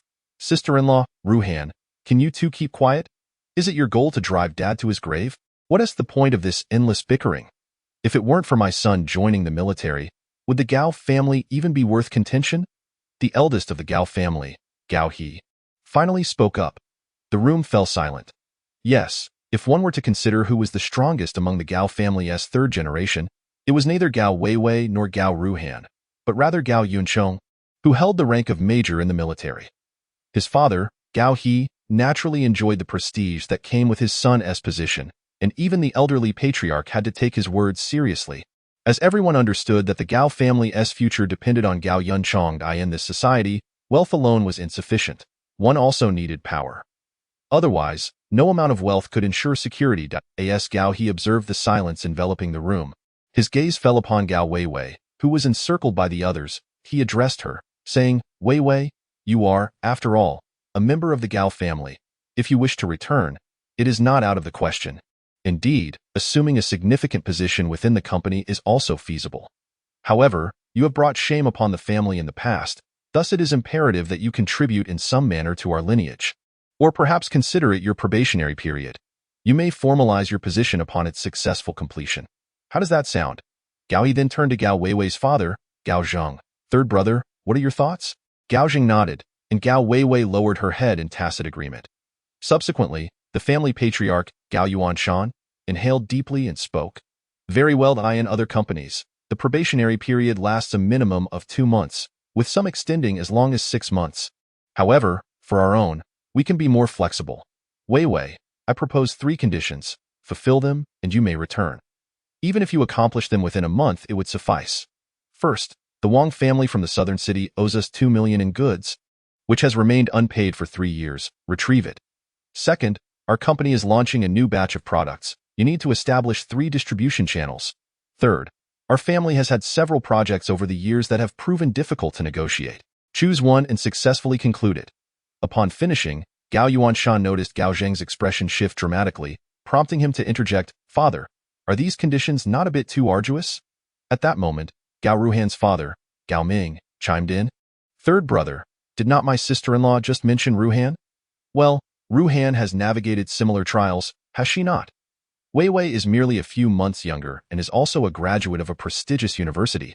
Is it not within her capabilities?" Gao Ming's tone was somewhat dispassionate. "Second brother, how can you compare? Weiwei has only worked for a few years after graduation, barely a year. How can she possibly fulfill these three conditions? Gao Jing exclaimed in distress. At this, Gao Weiwei lifted her gaze to her father. Although Gao Zheng was angry, he still harbored concern for her, as did Chen Shuzhen. With a deep breath, Gao Weiwei addressed Gao Zheng. Father, please, no more. I accept the challenge. I will take responsibility for my actions and strive to meet Grandpa's requirements. Gao Zheng regarded Gao Weiwei with a complex expression and said darkly, You know nothing. If those conditions were so easily met, they would have been accomplished long ago. Gao Yuanshan's demeanor shifted slightly as he leaned forward, glancing between Gao Zheng and Gao Weiwei. Weiwei, your father speaks truthfully. These conditions are indeed challenging. However, as my beloved granddaughter, I will amend my expectations. Complete one condition, and I shall grant you a formal position. Complete two, and I will appoint you as a supervisor. Accomplish all three, and I will elevate you to manager. After stating this, he turned to Gao Zheng. Zhenger, regardless of the situation, Weiwei is, after all, my granddaughter. I am lowering the requirements. Do you have any objections? Gao Zheng fell into silence, eventually shaking his head. None at all. Gao Yuanshan continued. As for these three conditions, you must not intervene to assist Weiwei. Let it be. If you can help, then do so. For now, this discussion ends here. I must take my leave. Regarding the matter of Xiao Tian Ce, I leave it to your discretion to handle. My only request is that the Gao family never again becomes a laughingstock in Beijiang City. With a heavy sigh, Gao Yuanshan rose to depart, followed by Gao He and Gao Ming. Just as Gao Ruhan passed by Gao Weiwei on her way out, she paused momentarily, mockingly stating, Sister, should you fail to meet these expectations, remember to seek your sister's assistance. However, I can only assist with the second condition. The rest is beyond my capability. With a chuckle, Gao Ruhan walked away. How arrogant, Gao Weiwei thought to herself. Look at her swagger. She is just like her father. What has she accomplished other than relying on her fiancé, Sun Hao? Without his assistance, would she be able to secure good projects for the Gao family? After Gao Ruhan's departure, Chen Shufan spat vehemently. Gao Zheng's expression darkened as he addressed Chen Shufan. Dear, our daughter has just returned. Perhaps we should refrain from further comments. In a fit of anger, Chen Shufan retorted, Leave me be. You think I shouldn't voice my thoughts? I should never have left a thriving metropolis to endure this misery here with you. You've wallowed in mediocrity your entire life, and I have suffered alongside you. Now our daughter faces the same indignities at the hands of your family. After a brief pause, she continued, Himph, and that Gao Ruhan. Even if she relies on her fiancé Sun Hao to secure business, at least she has someone to lean on. Who do we have? You are unreliable. Do you expect the impoverished soldier to assist Weiwei? A woman must marry wisely. I believe it would be best for Weiwei to marry her university classmate Chen Xian. After all, he is an executive at Beijiang Group. At these words, Gao Weiwei trembled, her fists clenched, tears welling in her eyes as she responded softly, Mother, please, stop. I do not need anyone's help. I will do what I can, and if I cannot, I will have no regrets. As she spoke, tears streamed down her cheeks. In truth, Gao Weiwei did not wish to return to the Gao family's company. However, she did not want to disappoint her father any further. Chen Shufan's expression shifted, and she fell silent. Meanwhile, Gao Weiwei steeled herself, vowing, I will rely on no one, absolutely no one. Chapter 24. Was it Xiao Tian's doing? Returning to an hour prior, Xiao Tian stood outside a hotel, having just finished a call with Tian Yi, and proceeded to search for Xiao Xiao. After scouring the vicinity without finding her, he wondered where Gao Xiaoying had taken Xiao Xiao for entertainment. He continued his search, eventually spotting Gao Xiaoying and Xiao Xiao at a small convenience store behind the hotel, where Gao Xiaoying was holding Xiao Xiao and treating her to an ice cream, eliciting great joy from the little girl. Gao Xiaoying appeared to genuinely enjoy Xiao Xiao's company. Xiao Tian approached them with a smile. Calling out, Xiaoying. Gao Xiaoying nodded at him, saying, Yes, brother-in-law. Please do not take my parents' words to heart. They mean well for my sister. They have been quite worried about her and Xiao Xiao during these years apart. However, both my sister and my parents are rather stubborn. They tend to remain entrenched in their positions. Xiao Tian nodded in understanding. Indeed, I have not taken it to heart. The responsibility lies with me. I returned too late, which has caused both your sister and Xiao Xiao much hardship. Now that I am back, I intend to state that I will shoulder all that is mine to bear. Please assure them that I will prove myself to them. I will not allow your sister to suffer further. Gao Xiaoying took a deep breath, nodding, I believe in you, brother-in-law. Xiao Tian paused, a hint of confusion crossing his features, You believe in me, Gao Xiaoying affirmed. Yes, I can sense that you genuinely care for my sister and Xiao Xiao. Therefore, monetary concerns and job status seem insignificant. As long as a man possesses that sincerity, it suffices. Besides, my sister is not particularly materialistic. If you treat her well, she will be immensely satisfied. Xiao Tian Ce felt a tremor in his heart at her words, nodding silently as he committed them to memory. Daddy, ice cream. Auntie bought it for me. And it's so delicious. Here, try some. Xiao Xiao joyfully offered her ice cream to Xiao Tian Ce, who took her into his arms and smiled as he tasted a bite. It's quite sweet. Daddy's stomach feels a bit uneasy. You can have it. Xiao Xiao nodded earnestly and began to eat with great care, savoring the treat as she rarely had ice cream. Just as Xiao Tian Ce was about to engage in conversation with Xiao Xiao, a stylishly dressed woman approached, standing beside Gao Xiaoying. With a disdainful glance, she remarked, Gao Xiaoying, you still have the time to play here? Your graduation is next month. Has the department you interned with at Xiao Group issued your offer letter yet? Gao Xiaoying's expression soured, and she retorted, What concern is it of yours whether Xiao Group offers me a position? Zhao Qian, mind your own business. My affairs do not require your oversight. The girl named Zhao Qian arrogantly replied. Oh, Gao Xiaoying, how brazen. Having offended Supervisor Wang, do you still harbor hopes of joining? Dream on. I am delighted to announce that my offer letter has been issued, while you will be left searching for a job next month. Haha.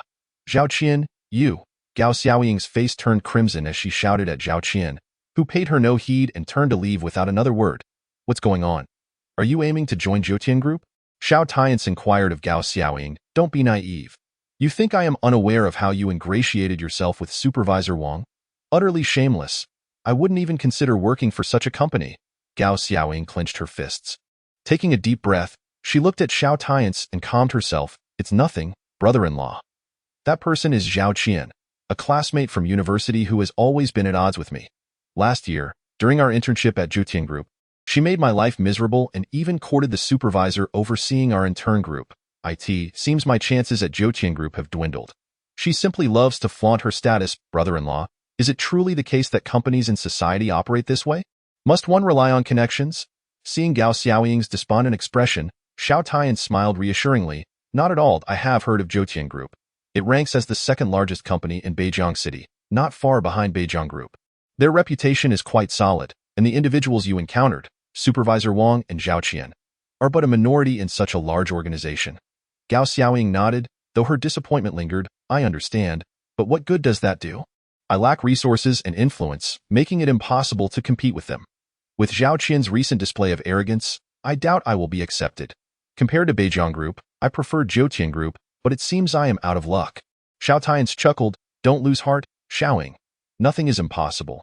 Perhaps you will receive an offer letter shortly. Gao Xiaoying offered a nonchalant smile. It doesn't matter, brother-in-law. You and Xiao Xiao enjoy yourselves. I will go upstairs to see how the discussion is unfolding. Gao Ruhan has always targeted my sister, so I want to check in. Xiao Tian Ce nodded. All right, go ahead. Once Gao Xiaoying departed, Xiao Tian Ce took out his phone and sent a message to Tian E. My sister-in-law is interning at Xiao Group, named Gao Xiaoying. Her supervisor is Wang and he, along with a girl named Zhao Qian, is engaging in misconduct.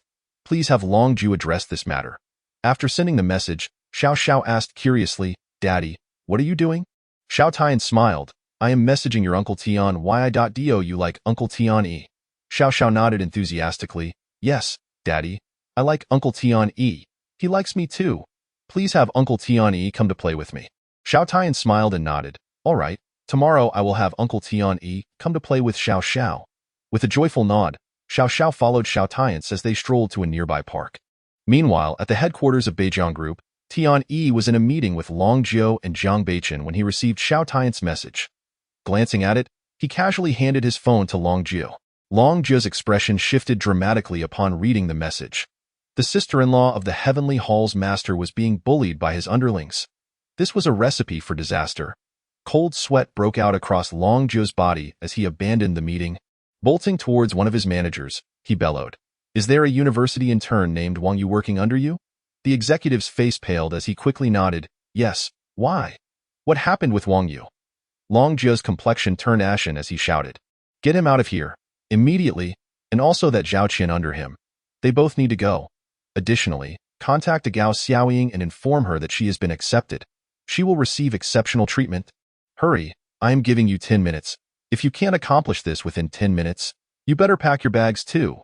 The executive, struck dumb by Longzhi's fury, scrambled out of the office, dialing the phone of Supervisor Wang Yu while rushing out, yelling into the receiver, Wang Yu, you are fired, get out, and Xiao Tian is also fired. Leave together. Just wait for me. After hanging up, he accessed the company's internal system to find Gao Xiaoying's contact number. Once he did, he dialed it promptly, saying, hello? Is this Gao Xiaoying? The executive, panting heavily, attempted to maintain a respectful tone. Hello, I am Zhang Liang, the administrative director at Xiao Tian Group. We are currently undergoing internal restructuring. Your previous supervisor, Wang Yu, has been dismissed for misconduct. He had marked your file as unsatisfactory while favoring Xiao Tian, who lacks competence. Therefore, I am personally reaching out to apologize for this error and to extend a warm invitation for you to join our esteemed company. You need not wait for your graduation certificate. If convenient, you may come to complete the onboarding process at your earliest convenience. Furthermore, due to your outstanding performance during your internship, we are pleased to offer you a salary that is double the usual starting rate. If this is agreeable, I will immediately send you the employment contract. Meanwhile, back in the hotel, Gao Xiaoying stood frozen in her room, dazed after hanging up the phone. She stared blankly at the offer letter from Xiao Tian Group that had just arrived in her email, delivered personally by the administrative director of Xiao Tian Group. The Gao family had departed, but Chen Shuzhen's expression remained grim as she looked at Gao Xiaoying. Xiaoying, what are you doing? Stop staring at your phone. Your sister's situation is far more pressing. You spoke with Xiao Tian Ce downstairs for a bit, did you not? As an adult, what do you think of him? Gao Xiaoying lifted her head, her expression unusually intense. For Xiao Tian Ce had just mentioned that she might soon receive an offer from Xiao Tian Group. Now, she had indeed received it, and the urgency in the voice of the administrative director had not gone unnoticed. Did all of this have something to do with her suddenly appearing brother-in-law? In the next moment, Gao Xiaoying found herself stunned by the thought that had just emerged in her mind. Could it truly be a coincidence? The more she pondered, the more she felt it was connected to Xiao Tian Ce, though she had no solid evidence. Xiaoying, your mother is asking you a question. What do you think of that Xiao Tian Ce? How do you perceive him? Gao Zheng pressed when he noticed Gao Xiaoying's silence. He's just a poor soldier. What of it? Even if he is a good person, can he provide for Wei Wei and the child? Chen Shuzhen scoffed, clearly skeptical that Gao Xiaoying would offer any favorable remarks.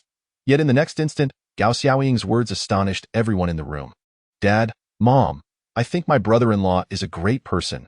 I believe he can bring happiness to my sister. I have no proof, but I just feel it. With this declaration, Gao Xiaoying turned to her sister, who regarded her with equal parts confusion and surprise. Sister, I genuinely feel that my brother-in-law is quite wonderful. You and he will surely find happiness together. Gao Zheng and Chen Shuzhen were left utterly astonished, having never expected Gao Xiaoying to hold such a high opinion of Xiao Tian Ce. Meanwhile, Gao Xiaoying's suspicions continued to rise within her. Was it truly all just coincidence? Is it truly my brother-in-law who has assisted me? Especially when recalling the confident gaze with which Xiao Tian Ce spoke to her downstairs, Gao Xiaoying's heart is filled with even more doubts, a new author and a new book. I sincerely hope for everyone's support.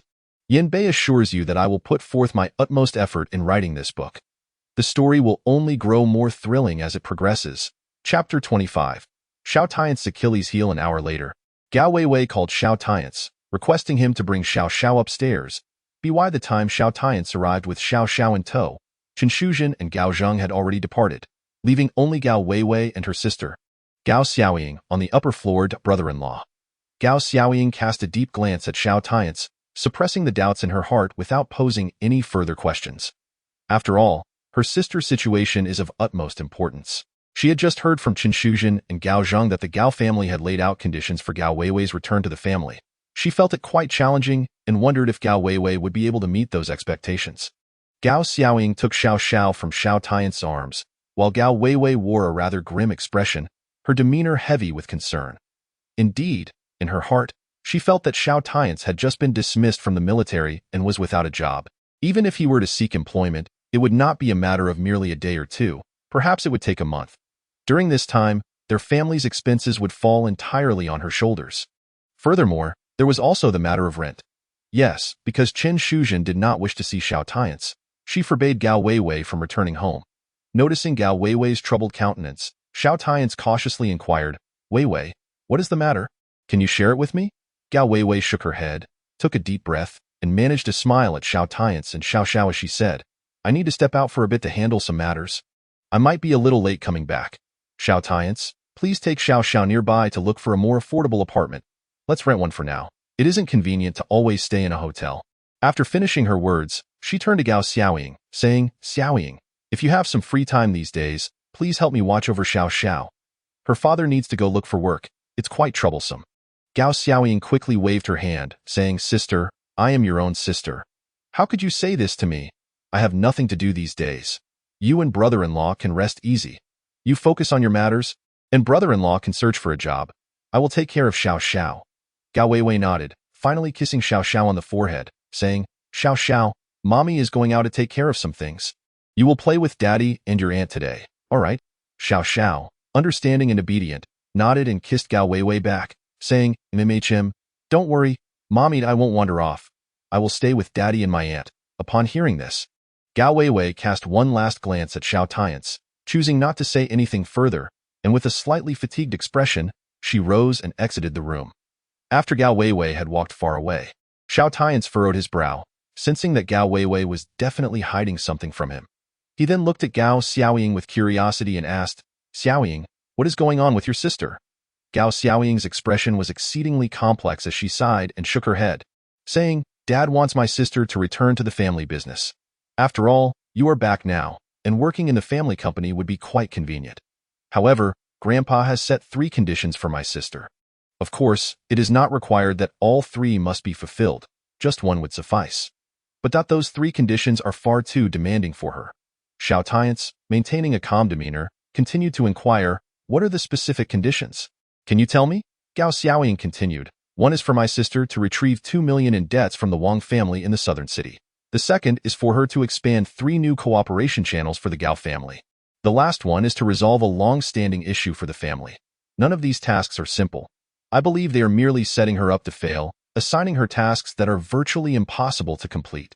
At that moment, Xiao Xiao, nestled in Gao Xiaoying's arms, chimed in, Daddy, Daddy, Mommy is in trouble. You must help her. I don't want Mommy to suffer so much. Upon hearing Xiao Xiao's words, Gao Xiaoying's eyes lit up, and she regarded Xiao Tian's earnestly. With a smile, Xiao Tian's nodded and replied, Xiao Xiao, I apologize. Daddy has just returned and doesn't know anyone here, so I may not be able to assist your mother. But you must have faith in her. Mommy can handle it herself, right? Xiao Xiao tilted her head in thought and finally nodded adorably, saying, Chim, I believe in Mommy. Mommy is very capable. She will surely manage. Then, great-grandfather won't abandon Mommy and Xiao Xiao. Xiao Tian's nodded in agreement. He then proceeded with Gao Xiaoying to handle the lease cancellation, leading Xiao Xiao to search for apartments. Gao Xiaoying had grown up in Beijing City and was well acquainted with the area. By 3 o'clock in the afternoon, she had found a 2-bedroom apartment through a classmate's introduction. IT was not in the city center, thus the rent was quite affordable, and with the connection of acquaintances, the monthly rent was only 1,500. Xiao Tian's readily paid the amount. Afterward, under Gao Xiaoying's guidance, the 3 of them purchased many daily necessities. Gao Xiaoying had her own room, while Xiao Tian's, Gao Weiwei, and Xiao Xiao shared another. By 6 o'clock in the evening, Xiao Tian's had prepared dinner. However, Gao Weiwei had yet to return. After calling Gao Weiwei, the 3 of them began to eat first. It wasn't until 8 o'clock that Gao Weiwei finally returned. Yet, she arrived with a faint slap mark on her right cheek, slightly swollen, and her eyes were red and puffy, indicating that she had likely cried once more. Xiao Tian's eyes narrowed, and a surge of anger welled up within him. No matter how he inquired, Gao Weiwei insisted that nothing was wrong, claiming she was merely tired, and then took Xiao Xiao back to their room to sleep. After cleaning up the kitchen, Xiao Tian's was about to call Tian Yi to investigate when Gao Xiaoying emerged from Gao Weiwei's room. Xiaoying, what happened to your sister? Did she tell you anything? Xiao Tian's asked Gao Xiaoying. Gao Xiaoying gritted her teeth and replied with bitterness, My sister went to the Wang family's company in the southern city this afternoon to demand the 2 million debt. But she didn't even meet anyone from the Wang family. She only encountered a manager named Xiao Tian. I noticed her face was a bit swollen, and after pressing her for details, she finally revealed that Xiao Tian had slapped her and thrown her out. After saying this, Gao Xiaoying glanced at Xiao Tian's, sighed, and said, Brother-in-law, don't overthink it. That debt has been outstanding for 7 or 8 years. They will definitely not pay it back. I will go and persuade my sister to give up." With that, Gao Xiaoying turned and headed back to the room to continue trying to persuade Gao Weiwei. Once the door closed, Xiao Tian slowly turned his gaze towards the room where Gao Weiwei and Xiao Xiao were. The wave of killing intent surged within him. He had originally planned to have Tianyi swiftly resolve matters concerning the Gao family. However, he hadn't anticipated that Gao Weiwei would be so eager to confront the situation and would go there today. "The Wang family in the southern city. You are courting death," Xiao Tian silently vowed, his mind racing with thoughts of heading to the southern city immediately, but it was not the right time to leave. Gao Weiwei and the others had not yet fallen asleep. Otherwise, he would have no way to explain his absence. So, he sent a message to Tianyi instead.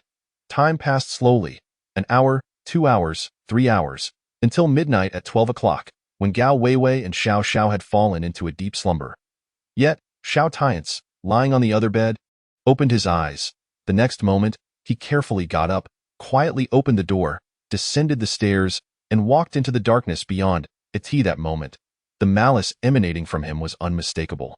How could he allow those who dared to bully his wife to see the light of day again? Unbeknownst to Xiao Tian, as he descended the stairs and ventured into the depths of the night, a small gap in the curtains of Gao Xiaoying's room above was lifted, revealing her watchful eyes. Chapter 26. Are you Wang Biao? Meanwhile, at the headquarters of the Wang family in the southern city, Wang Biao, the head of the family and the owner of the Wang company, knelt on the floor of his office. Drenched in cold sweat and pallid with fear, too terrified to utter a word, he didn't even dare to lift his head to look at the person before him. He would never forget the terrifying scene from 2 hours ago. While in his office playing games with a leggy beauty secretary, Wang Biao had suddenly received a call from Long Jiu, the leader of the underground forces in Beijiang City. Terrified, he answered the call, only to hear Long Jiu say, "Wang Biao, you're finished. If you wish to live, stay at the company, or you can try to you in at that moment." Wang Biao was so frightened that he nearly soiled himself. He hastily dismissed the beauty secretary and trembled as he attempted to call Long Jiu back, but his calls went unanswered. Despite his position as a small company owner, he was no match for someone like Long Jiu, who was among the most powerful figures in Beijiang City. He didn't even dare to flee. Escaping within Long Jiu's territory would surely mean death. When Wang Biao finally regained his senses and looked down from his office to the company lobby, he saw several thugs making their way toward him. In that instant, his heart sank. But what left him in utter despair was that he had no idea what he had done to deserve this. He was utterly bewildered, racking his brain but unable to comprehend whom he had offended. Soon after, in just a matter of minutes, Long Jiu arrived with over 100 men, surrounding Wang Biao's company. Wang Biao was known for being ruthless and particularly adept at exploiting his employees, so even at such a late hour, there were still many people working overtime in his office, but it was clear that none of them would be leaving tonight. Long Jiu entered the building and headed straight for Wang Biao's office. Wang Biao, terrified, immediately dropped to his knees. Although he had heard of Long Jiu in the underworld, he had never encountered him in person. Even without having seen Long Jiu's face, he felt an overwhelming fear at the very thought of him. Over the years in Beijiang City, he had heard far too many tales of those who had crossed Long Jiu and faced tragic ends. Thus, without hesitation, Wang Biao knelt on the floor, pleading, "Master Jiu, I truly cannot fathom how I have offended you. Please, enlighten me, and no matter what, I am willing to accept punishment. Just spare my life, please." Long Jiu coldly regarded the trembling Wang Biao. Moving closer as if inspecting a corpse, he spoke slowly, "Wang Biao, you are finished. You have offended me, Master Jiu. You may have a chance at survival, but the most tragic part is that you do not even know whom you have truly offended." Upon hearing this, even a fool like Wang Biao began to understand. He had not offended Long Jiu. Ignoring the latter part of Long Jiu's statement, he instinctively asked, "Master Jiu, as long as it's not you, I'm relieved. You scared me to death." Long Jiu looked at Wang Biao with an oddly complex expression, then said, "Are you brain dead? Or did you not hear what I said afterward? Fine, I'll repeat myself. Wang Biao, you have offended someone whom even I dare not provoke. Do you understand now?" Boom. In that moment, Wang Biao comprehended, his face turning ashen. He quickly asked Long Jiu, "Master Jiu, you mean you also cannot afford to offend this person?" Long Jiu nodded, standing up and stating, "Indeed. But I gather that the specific actions were not carried out by you. I suspect it was one of your subordinates who caused this trouble. Otherwise, based on that person's methods, you would have been dead long ago. Wang Biao trembled violently at Long Zhi's words. A moment later, he suddenly began to bow his head frantically, crying out, "Master Zhu, save me. I truly have no idea what my subordinates have done. I really don't know. Please, help me." Wang Biao was reduced to tears, snot running down his face as he pleaded. Long Zhu, somewhat annoyed, kicked him aside, saying, "I don't know the specifics either. We will wait for that person to arrive. Wang Biao and I advise you to recognize the situation. Otherwise, you will be finished, and the entire Wang family will too. Do you understand?" Wang Biao nodded, trembling in fear. Yes, I understand." He then respectfully knelt on the floor, awaiting the arrival of the person Long Zhu had mentioned. However, a detail from Long Zhu only heightened Wang Biao's anxiety. He noticed that Long Zhu had not dared to sit down since entering. He had remained standing to one side. This only deepened Wang Biao's speculation about just how terrifying that individual must be. Half an hour later, a man dressed entirely in black, Tian Ce, entered the room. Upon Tian Ce's arrival, Long Zhu personally pulled out a chair for him. After Tian Ce sat down, he coldly addressed the kneeling Wang Biao. "You are Wang Biao." The moment Tian Ce released his imposing aura, a tremendous pressure bore down on Wang Biao. He instantly broke out in a cold sweat, hastily lowering his head in reverence. I am Wang Biao." Tian Ce nodded slowly, asking, "You owe the Gao family 2 million in goods. Today their people came to collect the debt. What did you do? Speak honestly, or you will not see the light of tomorrow." Wang Biao, caught off guard by Tian Ce's question, panicked and began to bow repeatedly. "Sir, I didn't see anyone from the Gao family today. I truly didn't. The debt? I will repay it now. No, I will return 10 times the amount. I will return 10 times.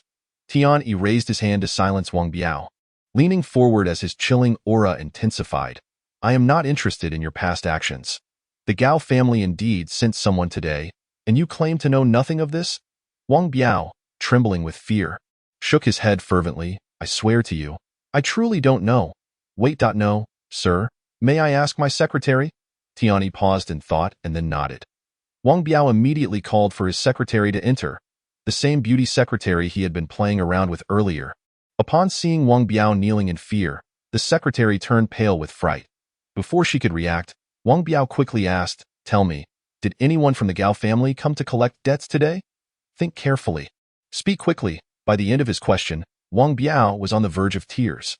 The secretary hurriedly replied, Wang Zong, today someone from the Gao family did come.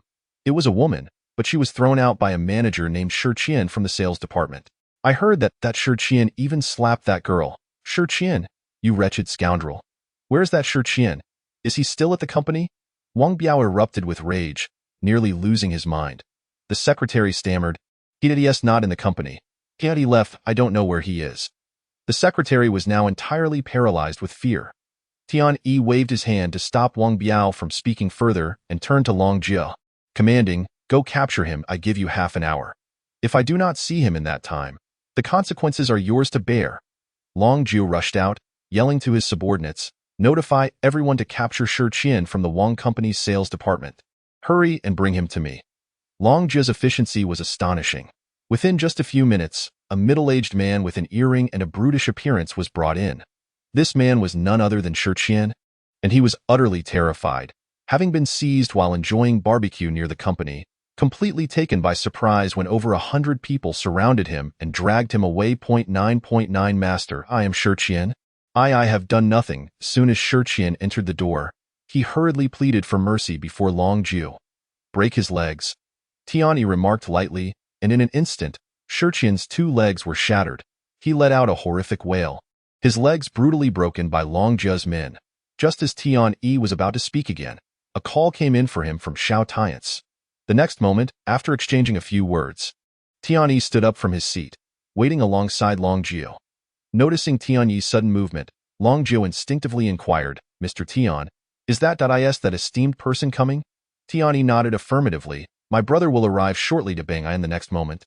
Long Zhi, the second most powerful figure in Beijiang City, knelt down on the ground. While he dared to stand before Tian Ce, he could not do so in front of the legendary master of the Celestial Temple. As Long Zhi knelt, both Xiao Tian and Wang Biao were utterly shocked. Who was Long Zhi? Only those who resided in Beijiang City understood the true terror he embodied. And now, he had knelt down? Kneeling. At that very moment, Xiao Tian Ce, clad in black and exuding a formidable aura, entered the room.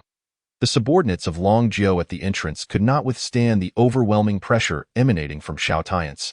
Collapsing to the ground, Xiao Tian Ce, brimming with a murderous intent, took a seat, glancing at the two individuals on the floor. He frowned slightly at Tian, who pointed at the legless Xiao and said, "Brother, this is Xiao, the one who harmed my sister-in-law. I was just about to incapacitate him." Xiao Tian Ce nodded, turning to Xiao and asking, "So it is you who struck my wife, Gao Weiwei?" Xiao, now truly terrified, repeatedly bowed his head in supplication. "My esteemed lord, I truly did not know she was your wife. I had no idea. Yes, it was all Wang Biao's doing. He insisted I act this way when the Gao family came to collect debts." Pushing them away, Xiao implored for mercy. "Please spare my life, I beg you." Wang Biao, also kneeling, was equally terrified by Xiao's words. What a joke! How could he provoke someone whose mere name made Long Jiao kneel? Wang Biao, fearing Xiao's continued outburst, quickly shouted, "Shut your mouth! Don't you dare frame me! I knew nothing about it. Nothing at all." Wang Biao then turned to Xiao Tian Ce, pleading, "Esteemed lord, please see the truth. I truly knew nothing." Bang! Just as Wang Biao's words trailed off, a resounding crash echoed nearby. Xiao, who had just knelt beside him, was obliterated by a palm strike from Xiao Tian Ce. Blood splattered onto Wang Biao's face and clothing, causing him to soil himself in terror. Leaning forward, Xiao Tian Ce regarded Wang Biao, asking, "You are Wang Biao?" Chapter 27. Is it because of Xiao Tian Ce? Please spare me, esteemed lord. I won't dare again. I will personally apologize to Miss Gao tomorrow, and I will repay the debt, tenfold, 100-fold. Wang Biao desperately made his final pleas. Xiao Tian scrutinized him deeply. "You should consider yourself fortunate that I do not wish to reveal my identity before my wife. Now, sever one of your arms. Remember your words. Apologize to my wife tomorrow without disclosing anything about tonight, and repay the debt according to bank interest calculations. Do you understand?" Wang Biao, upon hearing this, was overwhelmed with joy, repeatedly bowing his head. "Esteemed lord, I understand. I understand. Thank you for sparing me. Thank you." After a moment of bowing, he picked up a steel pipe from the ground and struck it against his left arm, instantly fracturing it.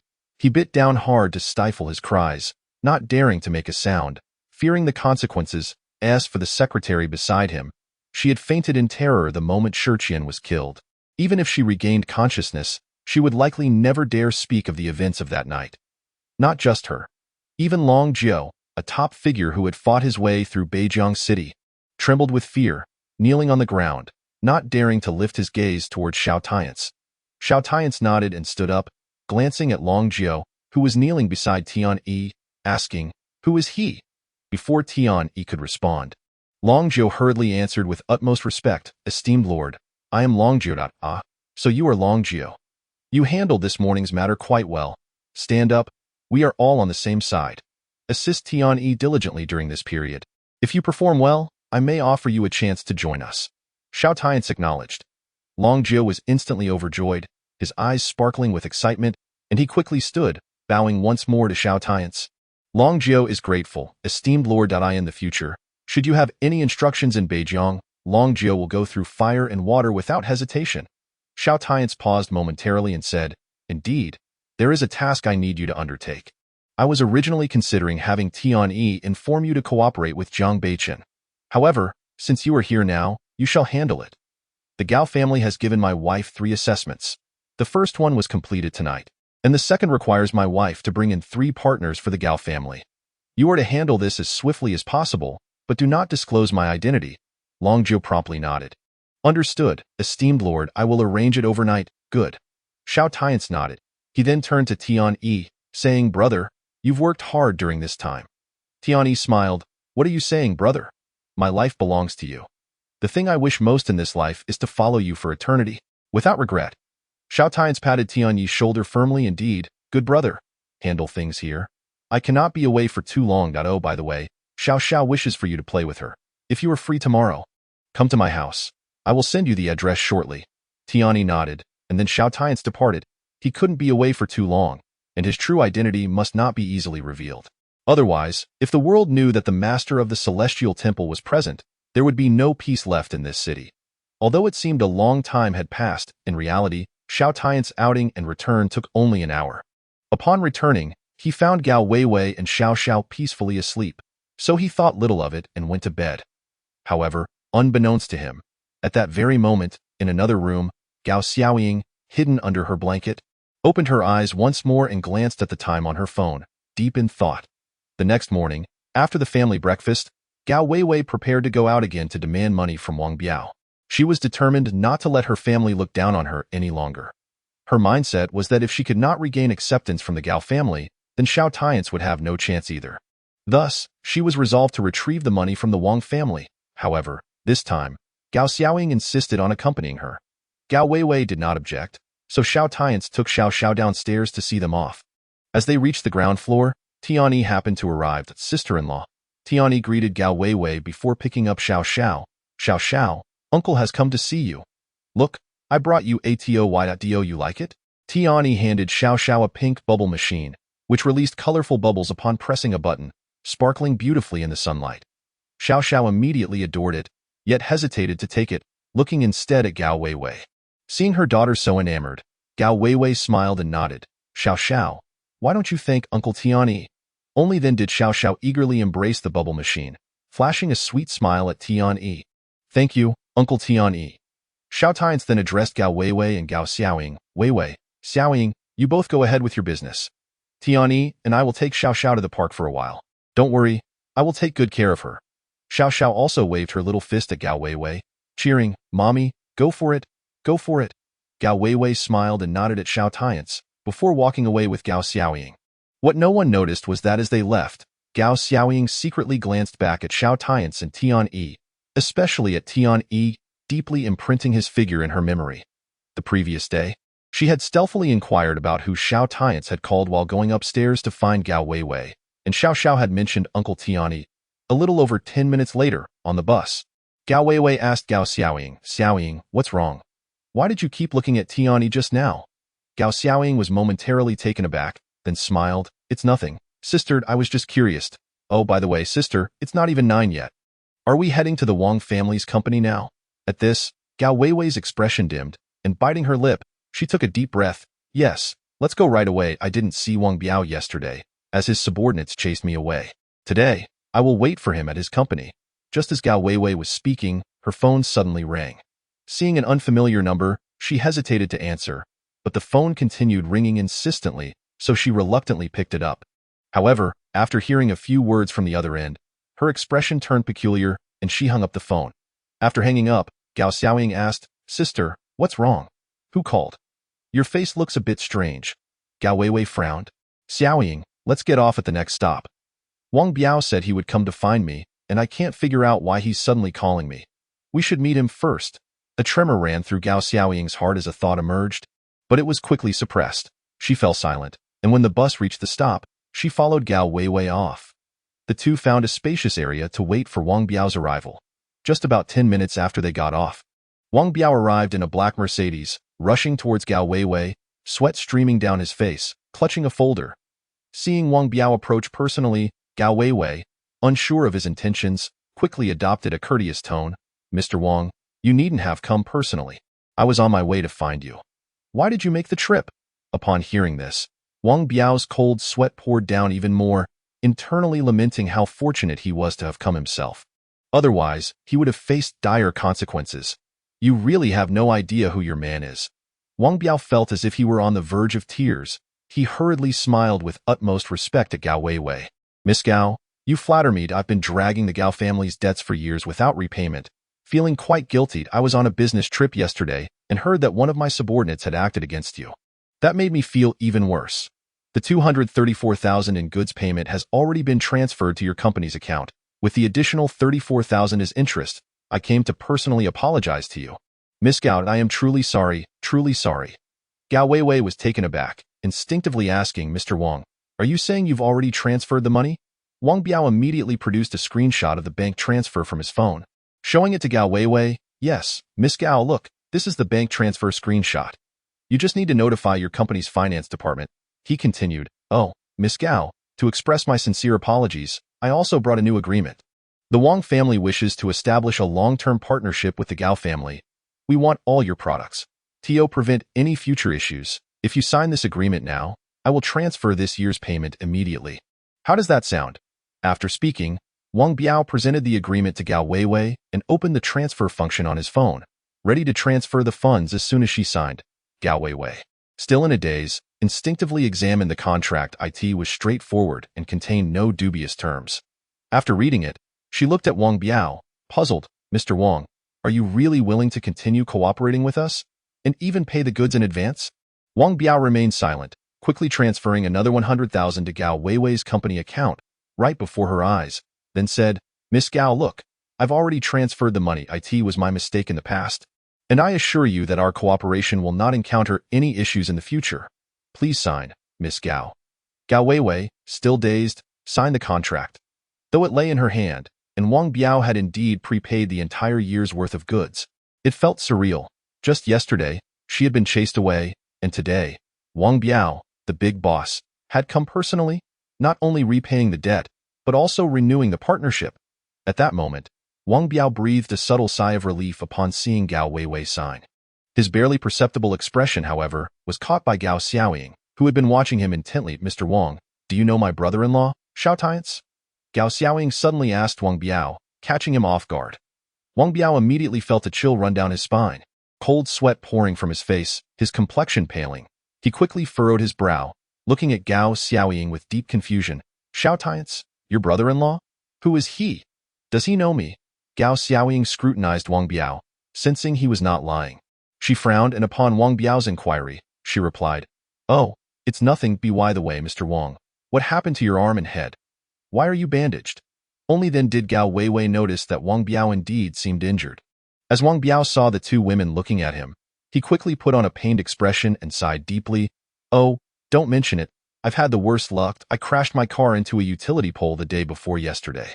By the way, Miss Gao, if there's nothing else, I'll take my leave now. I have some matters to attend to. As Wang Biao attempted to depart, Gao Xiaoying quickly asked, Mr. Wang, what about the slap that Xiao gave my sister yesterday? How should that be addressed? Xiaoying, be quiet. Gao Weiwei glared at Gao Xiaoying, then turned back to Wang Biao, quickly saying, Mr. Wang, please don't mind.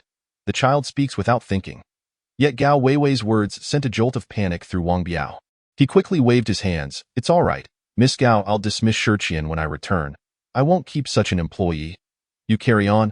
I must take my leave now. Without waiting for Gao Weiwei to respond, Wang Biao hurriedly fled, cursing under his breath for almost revealing himself. While Gao Weiwei remained unscathed, Gao Xiaoying was indeed a tough opponent. Once in the car and a safe distance away, Wang Biao finally dared to breathe deeply, thankful for his quick thinking. After Wang Biao left, Gao Weiwei frowned at Gao Xiaoying, saying, Xiaoying, why did you speak so bluntly? Do you think Wang Biao is an easy target? If he were a good person, would he have dragged the Gao family's debts for so many years? You really need to be more cautious with your words. Gao Xiaoying looked at Gao Weiwei oddly. Sister, don't you find it strange? You just said that Wang Biao isn't a good person. He's been dragging the Gao family's money for years. So why did he suddenly pay you today? And so generously sign another contract? Gao Weiwei was momentarily taken aback by the words, furrowing her brow as she said, you make a valid point.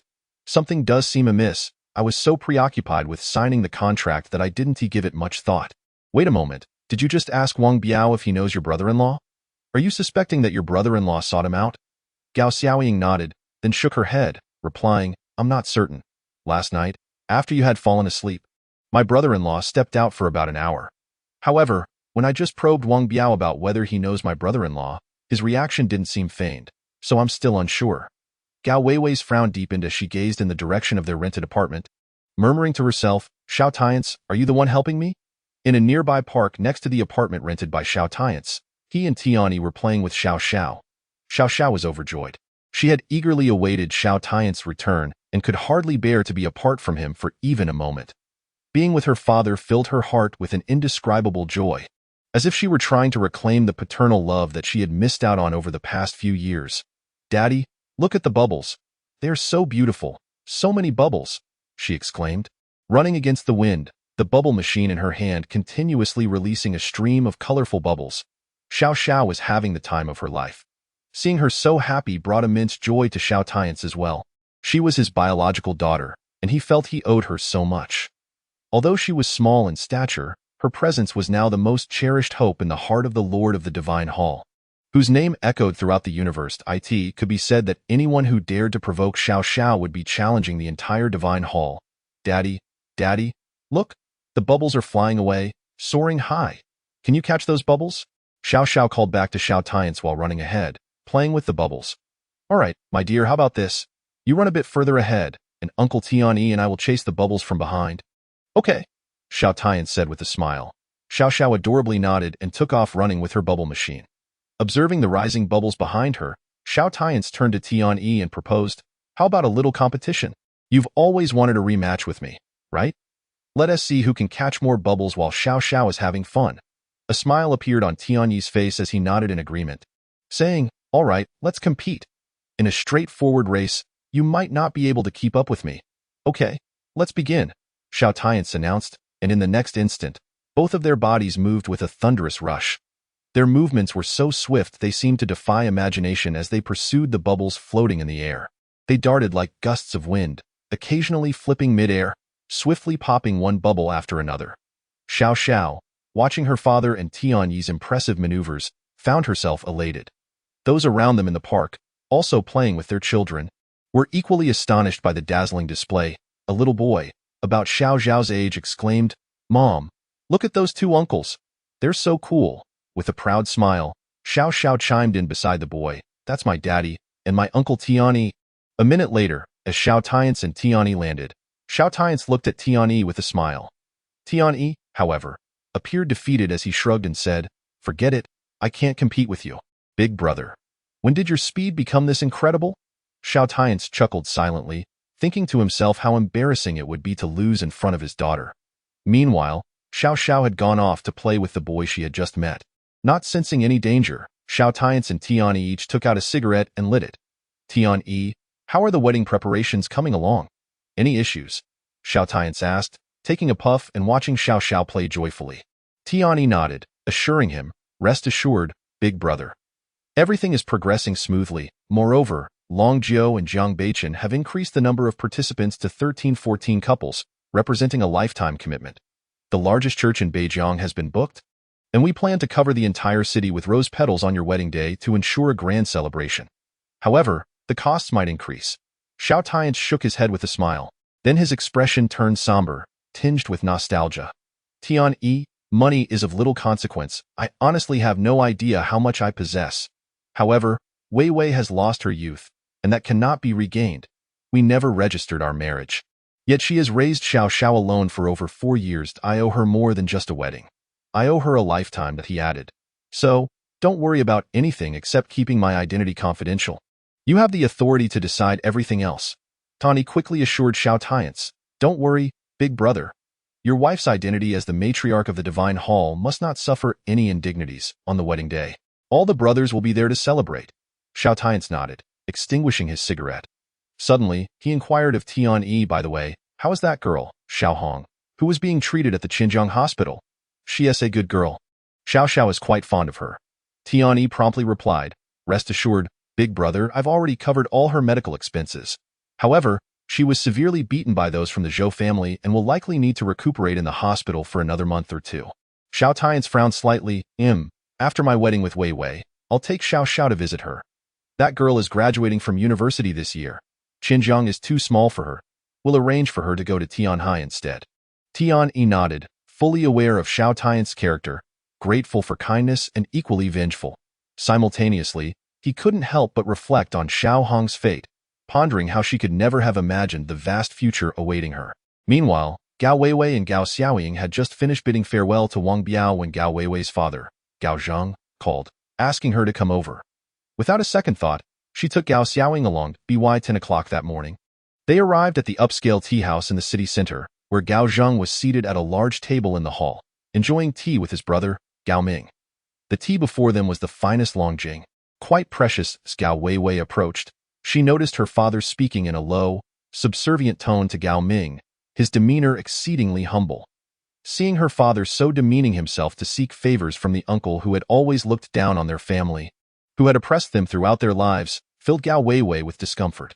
Suppressing her unease, she walked up to Gao Zheng and greeted him with "Dad." Gao Zheng smiled and quickly urged her, "Come, Weiwei, pour tea for your uncle. Today, your uncle has done us a great service. He has arranged for President Liu of Tianyu Company to meet us. He'll be here shortly, and your uncle said that this cooperation will count as your achievement, so you should thank him." Hearing her father's subservient words and seeing the gray in his hair and the fatigue etched on his face deepened Gao Weiwei's distress, making her eyes redden. Before she could speak, Gao Ming waved his hand dismissively, saying, "It's fine. Let Weiwei sit down. Besides, I'm not just helping you out of the goodness of my heart, brother. I can find you a partner, but don't forget what you promised. You need to transfer a small percentage of the shares to me." Gao Weiwei immediately grasped the situation, her eyes reddening as she stared at her father. "Dad, is this what you traded shares for?" Gao Zheng waved his hand with a smile. "It's nothing. The company isn't going public, so holding shares isn't of much use. Don't worry about it. Come on, hurry and pour tea for your uncle." Biting her lip, Gao Weiwei took a deep breath and pulled out the contract from Wang Biao, intending to inform Gao Zheng that she had fulfilled 1.5 of the conditions. Suddenly, a man wearing gold-rimmed glasses and a black suit approached. Upon seeing him, Gao Ming promptly stood, walking respectfully to the man and greeting him. "Ah, President Liu, you're quite early, arriving an hour ahead of schedule. Let me call the hotel to have them serve the dishes ahead of time." Indeed, this man was President Liu, and Gao Ming's subservient demeanor revealed that Liu was far superior in status. However, the next moment, President Liu quickly interrupted Gao Ming, asking, "Gao Ming, let us not discuss anything else for now. Where is Miss Gao Weiwei?" "Which one is Gao Weiwei?" Liu's sudden inquiry left Gao Ming stunned. Sensing something was amiss, this moment, Gao Zheng quickly interjected. "You must be President Liu. I am Gao Zheng, Weiwei's father, and this is my daughter, Gao Weiwei." After speaking, he quickly gestured to Gao Weiwei. "Weiwei, hurry and greet President Liu. It's quite rare for him to take time out of his busy schedule to meet you. You should make him a cup of tea." Though reluctant, Gao Weiwei picked up the teapot and cup to serve Liu. Just then, something astonishing happened. The imposing President Liu hastily dropped his briefcase to the ground, seized the teapot and cup from Gao Weiwei's hands, his complexion paling as he stammered, No, Miss Gao, I have matters to attend to. There's no need for such formality. Also, I've already transferred the payment for the cooperation to your company. You just need to sign the contract." "Yes, the contract? Please, sign the contract." As Liu frantically bent down to retrieve his briefcase, he was in a flurry, perspiration beading on his forehead as he extracted the contract, already signed and stamped by his company, and hurriedly handed it to Gao Weiwei, saying, "Miss Gao, please take a look and see if there are any issues. If everything is in order, just sign it here. It's merely a formality, as your uncle has already discussed it with me." Liu was relieved that he had received this news in advance. Otherwise, he might have been preempted by someone else. He could never forget how Long Jiu had summoned their entire team in the dead of night to relay the urgent instructions. Meanwhile, upon hearing Liu mention her uncle, Gao Weiwei took a deep breath and placed the pen down, bowing her head in apology. "I'm sorry, President Liu, but I no longer wish to sign this contract. This contract was traded for shares by my dad, and I want to find partnerships for the Gao family through my own efforts, not by making my dad worried. I apologize." After saying this, Gao Weiwei deeply bowed to Gao Zheng, stating, "I'm sorry, Dad, I can't let you worry anymore. I will work hard on my own." With that, she turned and walked away. "Weiwei, don't be foolish. This is President Liu. I went through so much trouble to arrange this meeting for you. Are you looking down on him? Who do you think you are?" Gao Ming shouted, but was abruptly cut off by Liu's furious retort. "What the hell, Gao Ming? Who do you think you are? I'm signing a contract with Miss Gao. Who told you this is being done for your sake? If you dare insult Miss Gao again, just try me." In a fit of rage, Liu rushed to Gao Weiwei, drenched in sweat, shoving the contract into her hands. "Miss Gao, rest assured, my visit today is not for Gao Ming's sake, and your father doesn't need to sacrifice anything. This has nothing to do with Gao Ming. I guarantee it. Please sign." At this moment, Gao Ming, Gao Zheng, and Gao Xiaoying stood in shock, utterly astonished by Liu's actions. It felt as if Liu was racing to deliver the contract to Gao Weiwei, appearing genuinely fearful that she might refuse to sign. Just as Gao Weiwei was momentarily stunned, dozens of people suddenly surged through the entrance of the tea house, all seemingly in a hurry, clamoring to present contracts and pins to Gao Weiwei. "Miss Gao, we have the contract from Tongjing Company. Please sign. Miss Gao, we at Wanhao Company wish to establish a strategic partnership with your company. We hope you'll give us a chance, Miss Gao. Miss Gao, we at Huanyu Group are sincerely interested. The crowd of eager individuals rushed toward Gao Weiwei, each one desperately wanting her signature. In that moment, Gao Zheng, Gao Xiaoying, and Gao Ming were left in utter disbelief at the scene unfolding before them. How is this possible? Gao Ming's face turned pale as he watched, recognizing many of the newcomers, each of whom held a higher status than he did. Chapter 29. Gao Ruhan is mercilessly slapped in the face at the same time. A similar astonishing scene was unfolding at the Gao family company, slightly farther from the city center. All members of the Gao family and their hired employees were in disbelief. This morning, Gao Ruhan arrived at work as usual. With the current off-season, the employees were not particularly busy, and the Gao family company was already at a bottleneck in its development, making it challenging to break through. Expanding the market share was difficult for the Gao family due to a lack of cash flow and numerous outstanding receivables, which made it hard to scale production. Gao Ruhan strolled into the office lobby, brewing coffee while chatting with the employees. A fashionably dressed female employee approached her and, with a hint of gossip, asked, "Sister Ruhan, I heard your family is bringing Gao Weiwei back. It's all over the company. When is she coming back? Will her return affect us?" Gao Ruhan took a sip of coffee, wearing a mocking expression as she replied, "Ha, her return? It's not that simple, that don't worry. She won't be coming back because there are 3 conditions she must meet to be rehired." She continued with a smirk, "Those 3 conditions are so tough that even I, the sales director, would struggle to fulfill them." Intrigued, the female employee pressed for details. "Sister Ruhan, what are those 3 conditions? Please tell us." Her loud voice attracted the attention of several other female employees, and soon there were 7 or 8 gathered around Gao Ruhan, who relished the attention, responding loftily. "One is to repay 2 million owed to Wang's company. Another is to secure 3 new cooperative channels for the company, and the last is to resolve a significant issue for the company.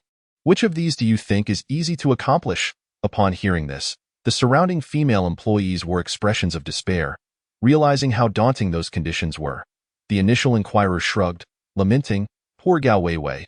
It looks like she won't be coming back." "Sister Ruhan, you mentioned that Gao Weiwei is indeed a character as her sister. If she seeks your favor, you would undoubtedly reward her with a morsel. Yet that woman is simply foolish indeed. I have heard that during her tenure at the company, she exuded an air of aloofness, truly."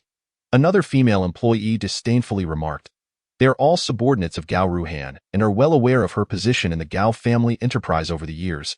Hence they incessantly flatter her." Gao Ruhan smiled indulgently and said, "All right, everyone, back to work. There is no need to concern yourselves with Gao Weiwei. Rest assured, she won't be returning."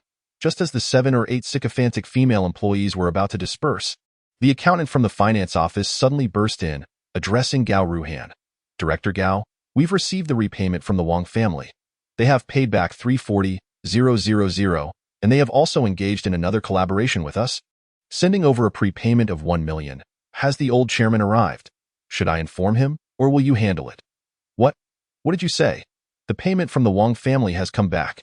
Gao Ruhan was instantly taken aback, forgetting her coffee as she stared incredulously at the accountant. The accountant nodded and said, "Indeed, I just confirmed with their finance department. They mentioned that President Wang has already spoken with Gao Weiwei and re-established a cooperative relationship with us." "This is impossible. I must see for myself." Gao Ruhan's expression darkened. She could hardly believe it. She set down her coffee and rushed to the finance office to check the accounts. After all, in her mind, Gao Weiwei could not have accomplished this task, as she had previously attempted to negotiate with Wang Biao and had not even been able to meet anyone from their side, her view. If she could not manage it, how could Gao Weiwei? However, the moment she laid eyes on the funds in the company account, she was utterly stunned. Just as she was about to say something, she suddenly noticed the figures on the Gao family company's account skyrocketing, with hundreds of thousands appearing periodically and even 1 million at times. "What in the world is happening?" Gao Ruhan exclaimed, pointing at the numbers on the public account, questioning the accountant. The accountant hurriedly glanced over, equally perplexed. Just then, the previously sycophantic female employees rushed back in, anxiously informing Gao Ruhan.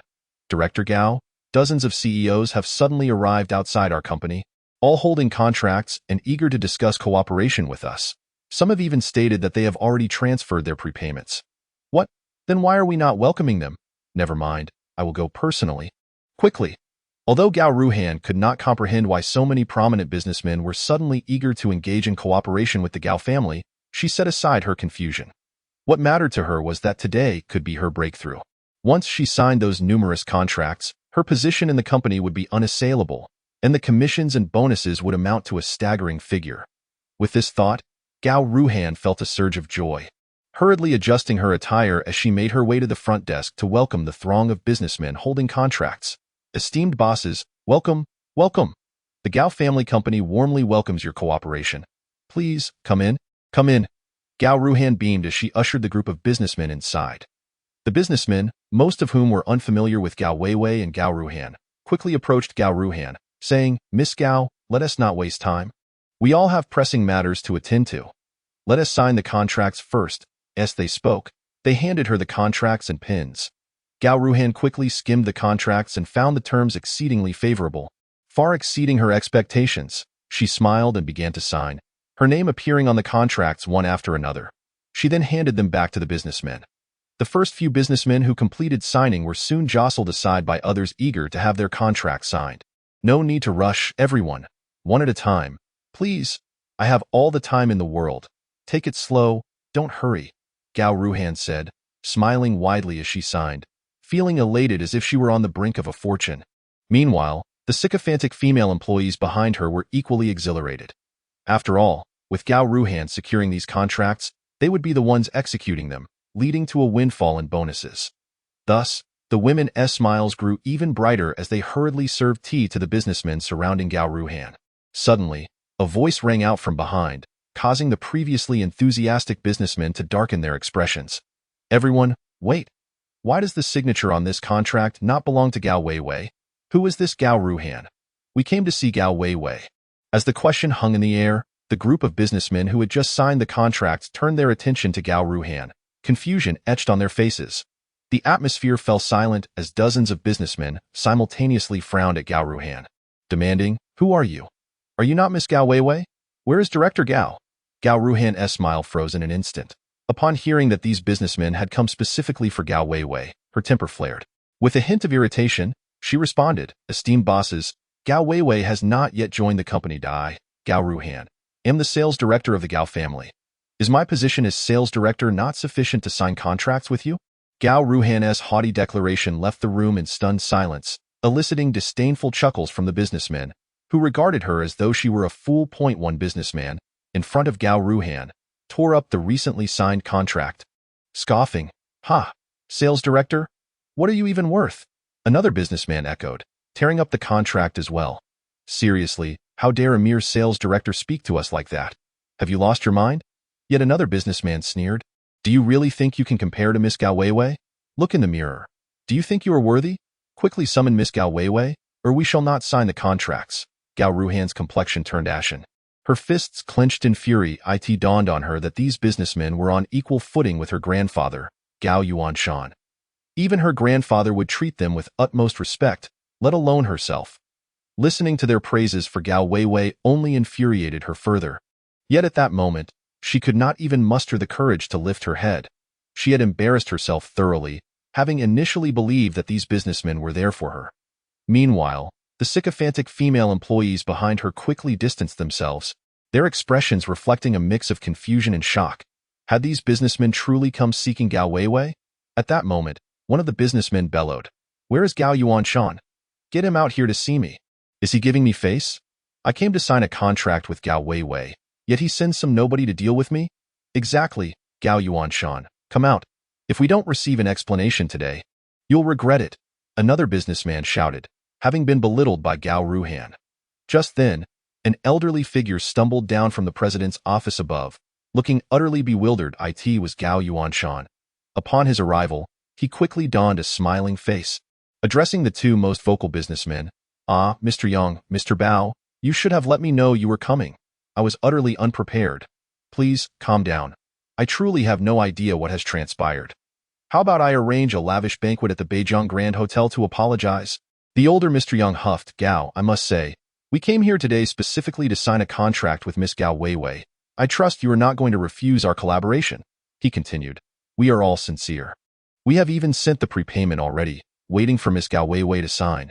But what is this Gao Ruhan? How does she have the right to sign contracts with us? And how dare she speak to us with such arrogance? At that moment, Mr. Bao slammed the torn contract into Gao Ruhan's face, seething. Gao Yuanshan, have you been playing me for a fool? You send your sales director to scold me? If you don't want to collaborate, just say so. Exactly. I can't believe I've been insulted by a mere sales director today. Another businessman chimed in. What a joke. If it weren't for Miss Gao Weiwei, I wouldn't even consider coming here. Gao Yuanshan listened to the furious outbursts of the businessmen. Though he didn't fully grasp the situation, he understood enough. The next moment, he turned on Gao Ruhan, his face darkening as he bellowed, What have you done? I'll deal with you later. Apologize to the esteemed businessman immediately, now.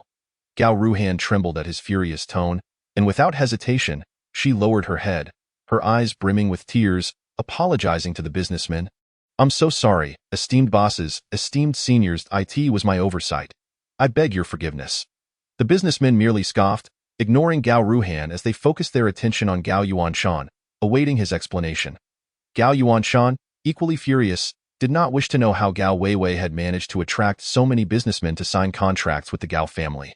All he comprehended was that today was a golden opportunity, one that had nearly been squandered by Gao Ruhan's folly. The thought of this incited his rage further as he shouted at Gao Ruhan. Look at the mess you've made. You nearly ruined everything. From now on, you are dismissed from your position as sales director. I do not want to see you around here. Get out. Leave.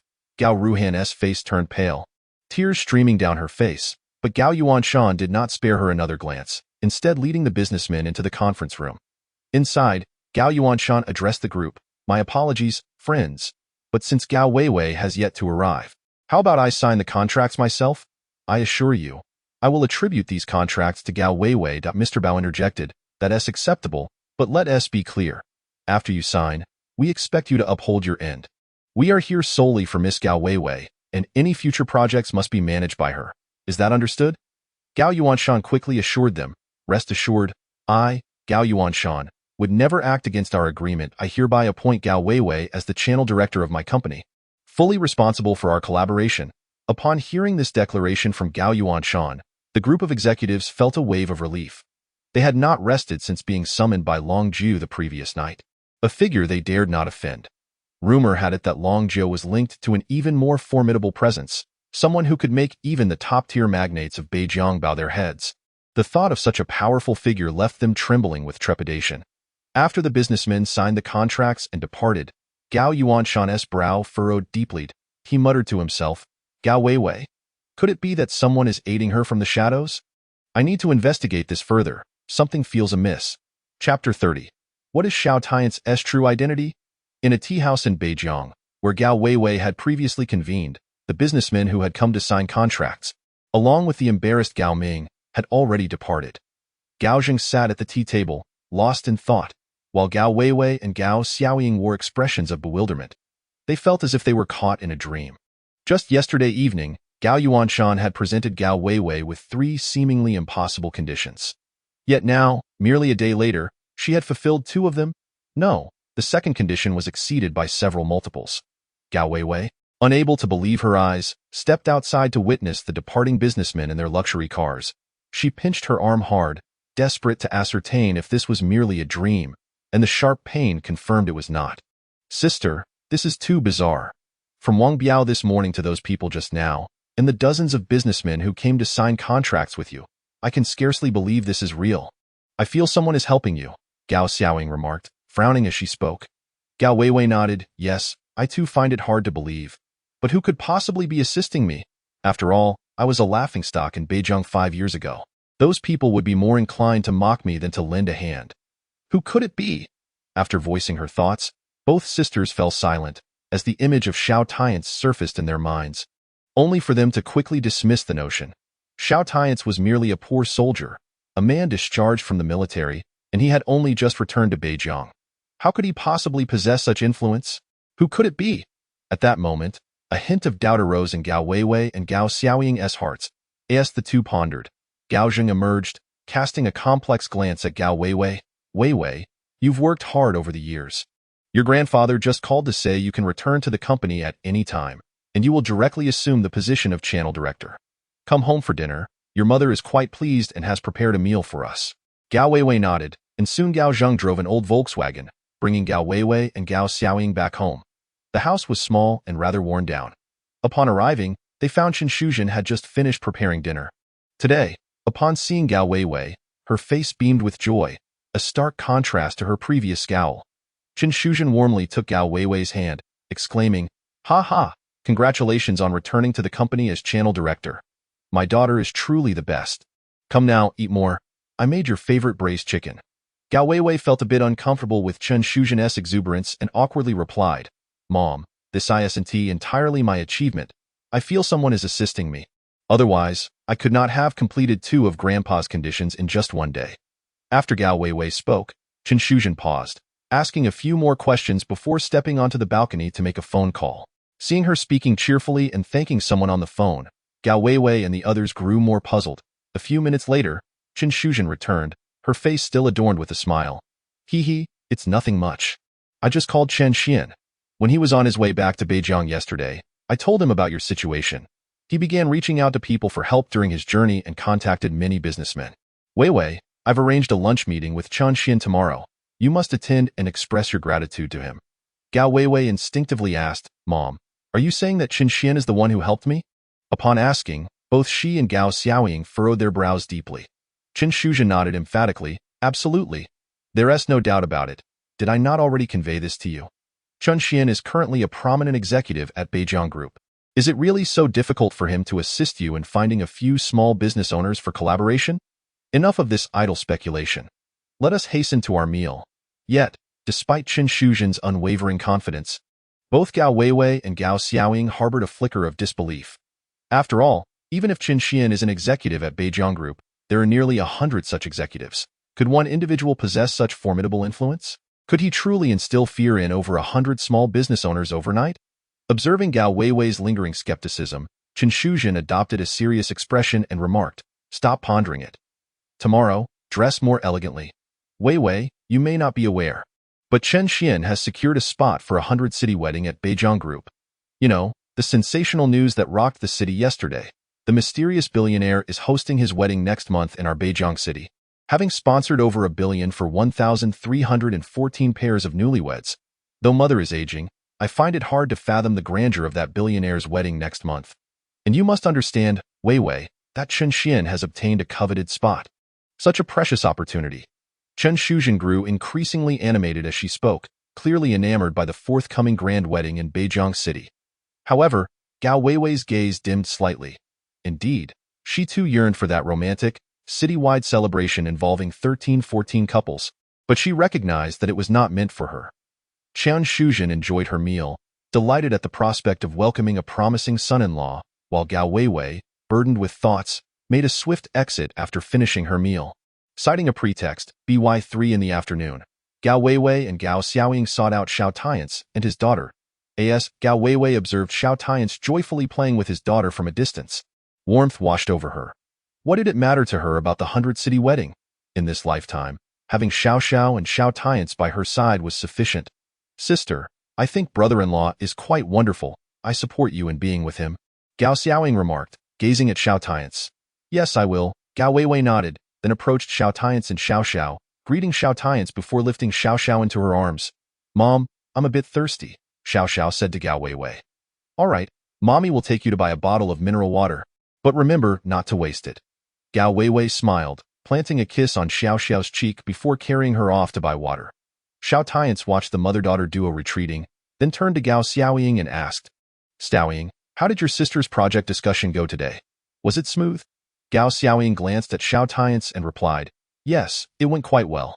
Grandfather has already allowed my sister to return to work at the company and has given her the position of channel director." "That's good to hear," Xiao Tian Ce nodded. However, Gao Xiaoying couldn't shake the feeling that something was amiss with Xiao Tian Ce. He seemed overly nonchalant, as if it were no big deal. She had long harbored doubts about him, sensing that her brother-in-law was not as simple as he appeared. Every challenge that arose in recent days seemed to vanish rapidly upon her discussions with Xiao Tian Ce, and his confidence was strikingly palpable. "Xiao Tian Ce, have you been assisting my sister?" Gao Xiaoying's suspicions deepened the next moment. Recalling Chen Shuzhen's words, She felt a sudden jolt and struggled to compose herself as she gazed at Gao Weiwei and Xiao Xiao's retreating figures, letting out a complex sigh. Indeed, Xiao Tian Ce glanced at her and inquired, "Xiaoying, what troubles you?" Gao Xiaoying's heart raced, and she couldn't bear to look at Xiao Tian Ce. Instead, she focused on Gao Weiwei's silhouette, her eyes glistening with unshed tears as she said, "Brother-in-law, during lunch, my sister and I returned home to eat, and my mother believes that it is Chen Xian, the executive from Beijiang Group, who is helping my sister. She is insisting that my sister meet with him tomorrow and marry him. Brother-in-law, I would much prefer for my sister to be with you. Although I have known you for a short time, I can sense that my sister has feelings for you. Sighed out brother-in-law, she has said she will not agree. So please do not mention this to her." After saying this, Gao Xiaoying hurried off to chase after Gao Weiwei, having intentionally sought to gauge Xiao Tian's reaction. Yet, inexplicably, as she took a few steps forward, she felt an abrupt chill enveloping her surroundings. Once Gao Xiaoying had distanced herself, Tian approached Xiao Tian Ce, noticing something was off. "Brother, what is the matter?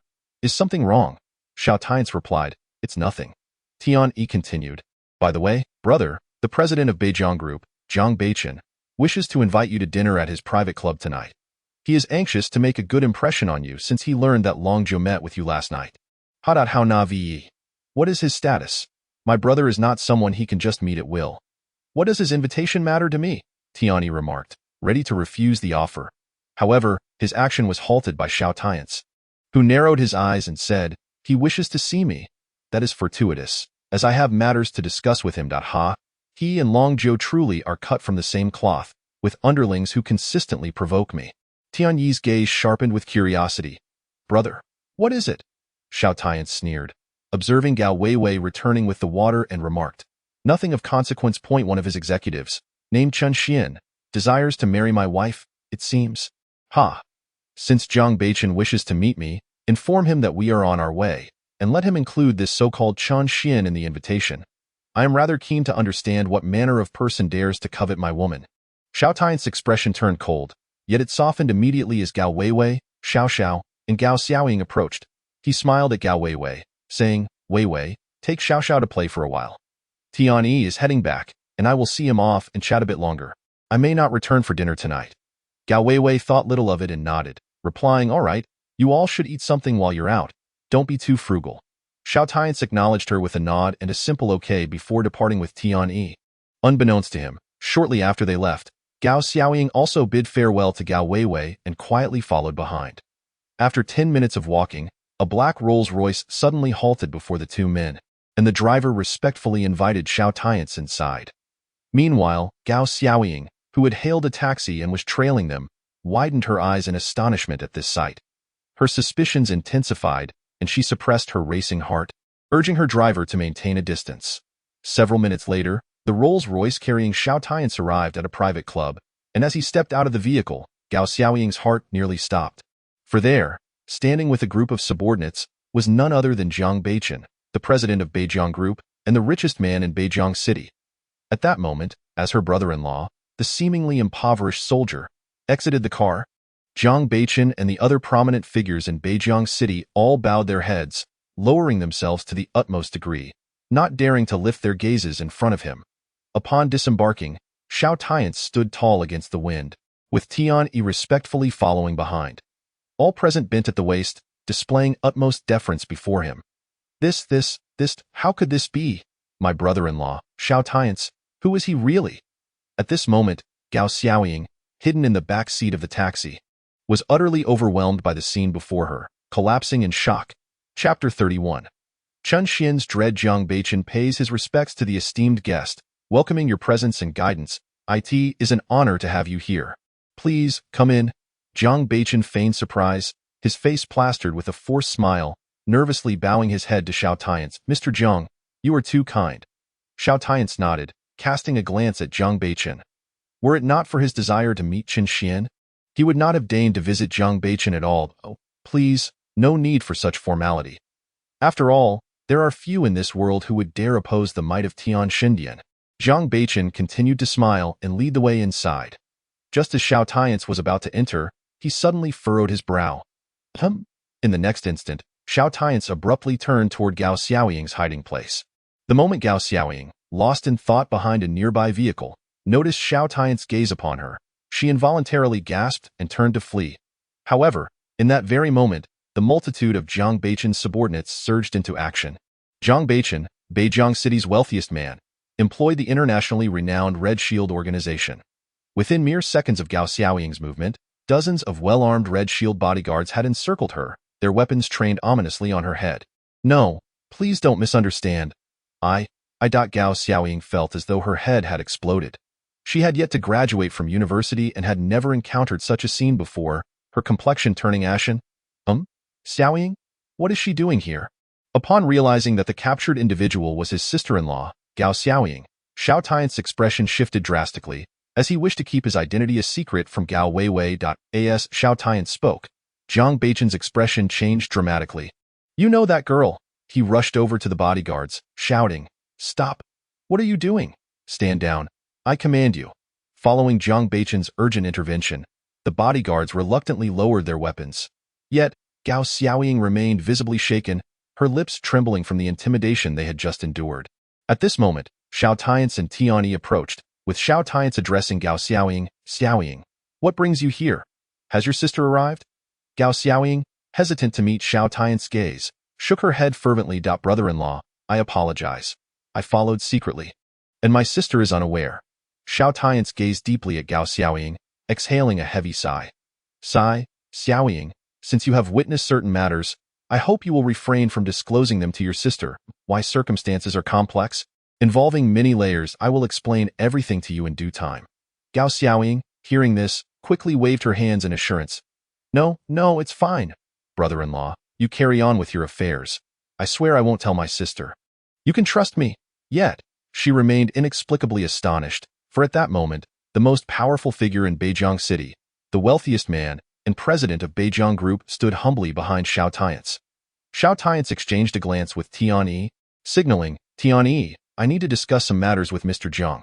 Please take Xiaoying inside and get her something to eat. Tianyi nodded with a smile. Understood, brother. Jiang Beichen approached Gao Xiaoying, bowing deeply and sincerely stating, I sincerely apologize, Miss Gao, that I was unaware it was you, and I am truly sorry for the fright you experienced. Please, feel free to ask the staff for anything you desire. I will make amends. And no, it's quite all right, Mr. Jiang. At this moment, the esteemed richest man in Beijiang City was apologizing to her, a mere girl. Gao Xiaoying could scarcely believe it. After a brief moment, she followed Tianyi inside. Once they departed, Xiao Tian's entered alongside Jiang Beichen. Upon their arrival at the club, Xiao Tian seated himself at the head of the main table, while Jiang Beichen stood respectfully before him, visibly anxious, knowing that his ulterior motives had been fully grasped by Xiao Tian's. After a long moment of silence, Xiao Tian's finally spoke, Mr. Jiang, there is no need for haste. Last night, I merely offered Longju an opportunity to join us. If you are interested, I can extend the same opportunity to you. What is your stance? An opportunity to join Tian Shindian? Jiang Beichen's heart raced at the prospect, excitement coursing through him. Tian Shindian was a force to be reckoned with, having recently annihilated the opposing Heavens organization. If he could join, his future would surely expand beyond Beijiang into broader realms. With this thought in mind, Jiang Beichen fell to his knees, exclaiming, Thank you, esteemed guest. I am at your service. Whatever you command, I shall comply without hesitation. Xiao Tian's waved his hand dismissively. No need for such theatrics. In today's world, few would dare oppose Tian Ce Chindian. As for you, I have a proposal. I will not remain in Beijiang for long. Soon, I will be heading to Tianhai, and you should gradually shift your operations in that direction. Yes, I will begin arrangements immediately and remain at your beck and call. Jiang Beichen replied swiftly. After finalizing the arrangements, Xiao Tian's inquired, I instructed Tianyi to notify your executive named Qin Xian. Has he arrived? If so, please bring him in. I would like to meet him. Jiang Beichen hurriedly responded, Yes, he is here. I will summon him at once. Without daring to ask further questions, he signaled to his subordinates before resuming his respectful stance before Xiao. In just 5 minutes, a man adorned with gold-rimmed glasses and a polished gray suit, appearing quite presentable, entered the room. This was Chen Xian. As he walked in, Chen Xian was struck by the sight of armed bodyguards lining the entrance and the president of Beijiang Group, Jiang Beichen, standing with utmost respect before a figure radiating overwhelming power. His heart raced with trepidation upon realizing that the intimidating stranger was expecting to meet him. "You are Chen Xian?" Xiao Tian Ce called out playfully as Chen Xian entered. "Chen Xian, pay your respects to the esteemed guest," Zhang Beichen barked at Chen Xian, who remained momentarily stunned. Chen Xian quickly bowed deeply, drenched in cold sweat, addressing Xiao Tian Ce. "See, Chen Xian pays respects to the esteemed guest. I'm unaware of your command." With an amused expression, Xiao Tian Ce remarked, "I have heard that you intend to go on a blind date with Gao Weiwei under Chen Shuzhen's arrangement tomorrow. Furthermore, I understand you have applied for a spot to attend the 100-city wedding next month? Haha, may I inquire if you plan to take Gao Weiwei to this wedding?" Startled, Chen Xian instinctively looked up, exclaiming, "How did you know? Esteemed guest? Impudent. Close your mouth at once." Zhang Beichen's cold sweat dripped down his back as he reprimanded Chen Xian. "Answer the esteemed guest's inquiries." Xiao Tian Ce waved his hand. No need for concern. Leaning forward with a bemused expression, he continued, "Ah, you wish to know why I know? Why not take a guess at who I am? And what my relationship with Gao Weiwei might be? Can you guess who is planning the grand wedding across 100 cities? Hee, it's nothing, just take a guess." Chen Xian pondered for a moment, then his expression abruptly changed. Pointing a trembling finger at Xiao Tian Ce, he exclaimed in sheer terror, You are Xiao Tian Ce, the man Gao Weiwei brought back? You. In the next instant, with a resounding crash, Chen Xian collapsed onto the ground, his legs buckling beneath him, as he stared incredulously at Xiao Tian Ce, his mind in a daze, a wave of fear surging within him. A new chapter begins. "I humbly ask for your support." Yanbei expresses his gratitude. Chapter 32. Are you familiar with the war god of the Daxia kingdom? Seize him and make him disappear. Zhang Beichen, witnessing Chen Xian's blatant disrespect, swiftly commanded his subordinates behind him. At that moment, Chen Xian suddenly regained his senses, promptly kneeling before Xiao Tian Ce. Bowing his head repeatedly, he pleaded, "My lord, I am truly sorry. I had no idea. I genuinely did not know that Gao Weiwei is your wife. If I had known, even if I had 1,000 lives, I would not have dared to act so recklessly. Please spare my life, my lord, spare me." As he cried out, 2 bodyguards had already restrained him, dragging him away. Chen Xian's fear escalated. Not only was Xiao Tian Ce unfathomable, but even his boss, Zhang Beichen, had a myriad of ways to ensure his complete disappearance in Beijiang City, leaving no trace behind.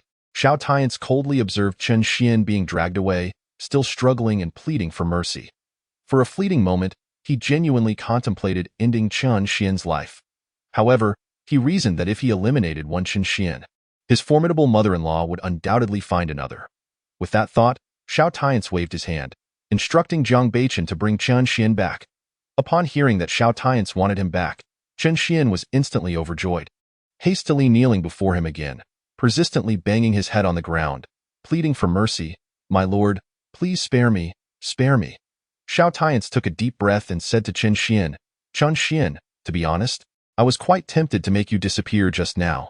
Chen Xian trembled, deterred from continuing to bow, his heart overwhelmed by profound fear. Xiao Tian Ce continued, "But even if you vanished, my formidable mother-in-law would simply find another replacement. This is utterly vexing. Tomorrow, you will meet her as agreed. Handle it as you see fit. Should you dare to disclose my identity, Chen Xian hurriedly shook his head. "I wouldn't dare, my lord. I promise I understand." "I understand. Please rest assured. I know what to do." Zhang Beichen snorted, glaring at Chen Xian. Chen Xian, you had better refrain from committing any foolish acts. Do not forget, you are not an orphan." A chilling aura of menace emanated from Zhang Beichen. How many individuals in such a position were soft-hearted? Chen Xian trembled again, hurriedly assuring, "I wouldn't dare. I wouldn't dare." Xiao Tian Ce waved his hand, dismissing Chen Xian, feeling vexed himself. However, many matters required a gradual approach. Some issues could not merely be resolved through money or power. His mind still echoed with Gao Weiwei's words from the deep of night 2 days prior. "Xiao Tian Ce, we don't have no feelings." Indeed, there were no feelings. Xiao Tian Ce owed Gao Weiwei far too much. Simultaneously, in the back courtyard of the club, Tian sat across from Gao Xiaoying. An array of delicious snacks spread before them. Yet neither Tian nor Gao Xiaoying had any desire to eat. After a prolonged silence, Tian sighed deeply, casting a complex gaze at Gao Xiaoying as he spoke. "Miss Gao, you should not have come today. Now that you are aware of some superficial truths, My elder brother may become quite passive in the future. Gao Xiaoying realized her mistake but was overwhelmed by an immense shock. She addressed Tian Ce. Mr. Tian, I am sorry. I realize my error, never mind, it has come to this. Please do not speak of this to your sister. My brother has his difficulties. It is not that he does not wish to clarify his identity with you, but it is genuinely challenging. Tian Ce sighed again, his eyes reflecting even greater complexity. Gao Xiaoying quickly raised her hand in a vow. Mr. Tian, please assure my brother-in-law that I swear I will never disclose this. May I ask a question? I was accepted by Jiutian Company yesterday. Was it my brother-in-law who assisted me? Tian Ce nodded. Yes, my brother sent me a WeChat message, and I went to find Long Jiao. Long Jiao. Gao Xiaoying's heart was once again shaken. He was one of the top tycoons in Beijiang City. Remarkably, her brother-in-law didn't even need to show his face, yet Long Jiao complied with his request. What about Wang Biao, who sought my sister this morning, and all those hundreds of business partners? Gao Xiaoying inquired again. Those were also arranged by my brother through Long Jiao. Tian Ce affirmed. Long Jiao? Zhang Beichen. Wait. In the next moment, Gao Xiaoying seemed to have a realization, abruptly standing up, her voice filled with astonishment as she confronted Tian Ce. Is the grand wedding across 100 cities that Zhang Beichen and Long Jiao suddenly announced yesterday morning to be held next month in Beijiang City? Is it also? Tian Ce gazed deeply at Gao Xiaoying, nodding his head. Gao Xiaoying's mouth fell agape, her face a portrait of disbelief. It took a long while for her to regain her composure. Mr. Tian, I swear I won't speak of this, but my sister told me that my brother-in-law was expelled from the War Department. May I ask what position he held there? Gao Xiaoying's lips felt dry, her voice trembling as she questioned Tian Ce. Even she, despite her naivety, could grasp that someone who could command the respect of Beijiang's top tycoons could not have held a lowly position in the War Department. A tremor coursed through Tian Ce's heart as countless thoughts flashed through his mind. He then raised his head, gazing at Gao Xiaoying with a serious and complex expression. Have you heard of the war god of the War Department? What, the war god? Gao Xiaoying's heart, still not settled, soared once more at this revelation. Tian Ce nodded, looking deeply at Gao Xiaoying. Otherwise, Miss Gao, what do you think my elder brother's status is? What kind of position could compel Zhang Beichen and Long Jiao to act with such trepidation? Gao Xiaoying sat down abruptly, overwhelmed with shock. Indeed, she could hardly fathom it. Although she had yet to graduate from university, she was aware of certain matters concerning the War Department, for her family had connections there. Her cousin, a mere major, was regarded as the pinnacle of their family. And what of the war god? The stature of the war god far surpassed that of a major. If ranks were to be compared, the difference was 4-star generals. In that moment of clarity, Gao Xiaoying, filled with urgency, pressed Tian Ce. Mr. Tian, do you think the War Department is being too harsh? My brother-in-law merely beat Zhou Jia. Even if he broke a leg, it could be healed, right? There is no need to expel him. Her eyes reddened as she spoke. After Gao Xiaoying voiced her concerns, Tian Ce gazed at her intently for a while before lowering his eyes and responding. Do you think, Miss Gao, that my brother merely gave those scoundrels a simple beating for imprisoning his own daughter and coercing his wife? Gao Xiaoying's expression changed suddenly, her instinctive question escaping her lips. Mr. Tian, what do you mean by that? Tian Ce spoke solemnly. What do you think? My brother has fought valiantly on the battlefield, sacrificing immensely for the Daxia kingdom over the years, annihilating one enemy after another, risking everything to safeguard the nation. Yet his wife and daughter have been subjected to such persecution. Tell me, Miss Gao, if you were my brother, what would you do? How would you respond? Gao Xiaoying trembled, her eyes devoid of light as she replied. Then, what about the Zhou family in Xinjiang? They have already vanished. Thus, I say, can Miss Gao now accept that my brother was expelled from the War Department? After all, he returned from the foreign battlefield without permission and committed a grave offense. Sigh. Tian Ce expressed his complex emotions. Then, can my brother-in-law return to the War Department? Gao Xiaoying's eyes grew even redder. Tian Ce too lowered his head, speaking in a hushed tone. I do not know. Regarding the Xinjiang incident, the War Department's headquarters was furious, directly threatening to expel my brother. However, there were also many higher-ups who opposed this. Currently, my brother is in a state of expulsion. As for what will happen in the future, the headquarters is still discussing it. We will also strive for it, but it will require time. Results are unlikely in the short term. Tian Ce paused, raising his gaze to Gao Xiaoying, speaking earnestly. Miss Gao, please believe me. My brother, when he fell ill and was poisoned, he truly had no idea that he had harmed your sister that night, nor did he know that he had a biological daughter. Otherwise, he would have returned long ago. My brother is a hero of unparalleled caliber. He would never regret what he did in Xinjiang. Even if he were to be expelled from the War Department completely, he would not regret it. Even if he were given 1,000 opportunities to choose again, he would still make the same choice. As Tiani recounted this, he recalled the scene of Xiao Tian Ce standing in the pigsty, cradling Xiao, bloodied and unconscious, and his eyes grew misty. Buzz. Gao Xiaoying stood up, gazing in the direction where Xiao Tian Ce was, tears streaming down her face. At that moment, all resentment she harbored towards Xiao Tian Ce vanished. She no longer resented him for concealing his identity. Indeed, how could she doubt a man willing to sacrifice everything for his wife and daughter? Sister, you truly have no idea how much your brother-in-law has sacrificed for you and Xiao. Gao Xiaoying murmured, her eyes brimming with tears. Chapter 33. The inner turmoil of Xiao Tian Ce at this moment. Facing the tear-streaked, guilt-ridden Gao Xiaoying, Tiani felt a slight sense of guilt as he lowered his head. For the words he had just spoken were not entirely true. Yet after pondering, he realized that what he had said was not entirely false. His elder brother was currently neglecting everything, even the celestial temple, for the sake of his wife and Xiao. Did that not surpass merely relinquishing the identity of a war god? Gao Xiaoying stood there, lost in her thoughts, and Tiani ceased to speak. Just then, Xiao Tian Ce approached after finishing his conversation with Zhang Beichun. Upon seeing Gao Xiaoying's tear-stained face, he was taken aback, unsure of the cause of her distress. Thus, he inquired, Xiaoying, what is wrong? Did Tiani bully you? I can help you deal with him. As Xiao Tian spoke, he turned to confront Tiani. However, Gao Xiaoying intercepted him, her eyes shimmering with tears as she gazed at Xiao Tian Ce. Lost in thought, choking back her emotions, she said, Brother-in-law, I'm sorry. Rest assured, I swear I will never reveal your identity to my sister. I will keep your secret. Xiao Tian Ce was taken aback, then smiled faintly at Gao Xiaoying. Xiaoying, don't cry. What did Tiani say to you? Seeing the man before her still able to smile, Gao Xiaoying's heart ached even more. She cried as she shook her head, it's nothing. Brother-in-law, I'll take my leave now. After saying this, she walked away, tears still glistening on her cheeks. Upon exiting the club, she glanced back, her mind replaying Tiani's words. The war god of the foreign battlefield. A hero of unparalleled might, now expelled from the War Department for returning to save his wife and daughter. The war god. A war god. Gao Xiaoying could no longer hold back her tears.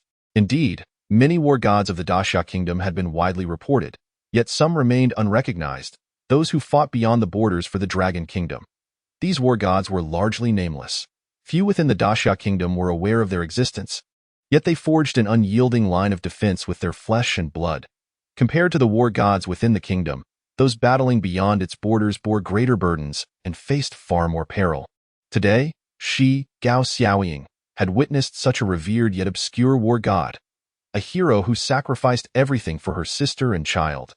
In that moment, Gao Xiaoying's heart overflowed with emotion, to the extent that she struggled to find words to express her feelings. And thinking back to the event confirmed by Tian, the grand wedding Xiao Tian Ce was preparing for Gao Weiwei on the 15th of next month, her emotions surged even more. She could hardly imagine the joy her sister would experience that day. Just as Xiao Tian Ce had stated, he would transform the city's perception of Gao Weiwei, making all those who once mocked her feel regret. Suddenly, Gao Xiaoying recalled her mother, Chen Shuzhen, mentioning during lunch yesterday that her sister was to marry Chen Xian, who had secured a spot for next month's grand wedding. The image of her mother's anticipation and her sister's disappointment resurfaced in her mind, evoking a smile.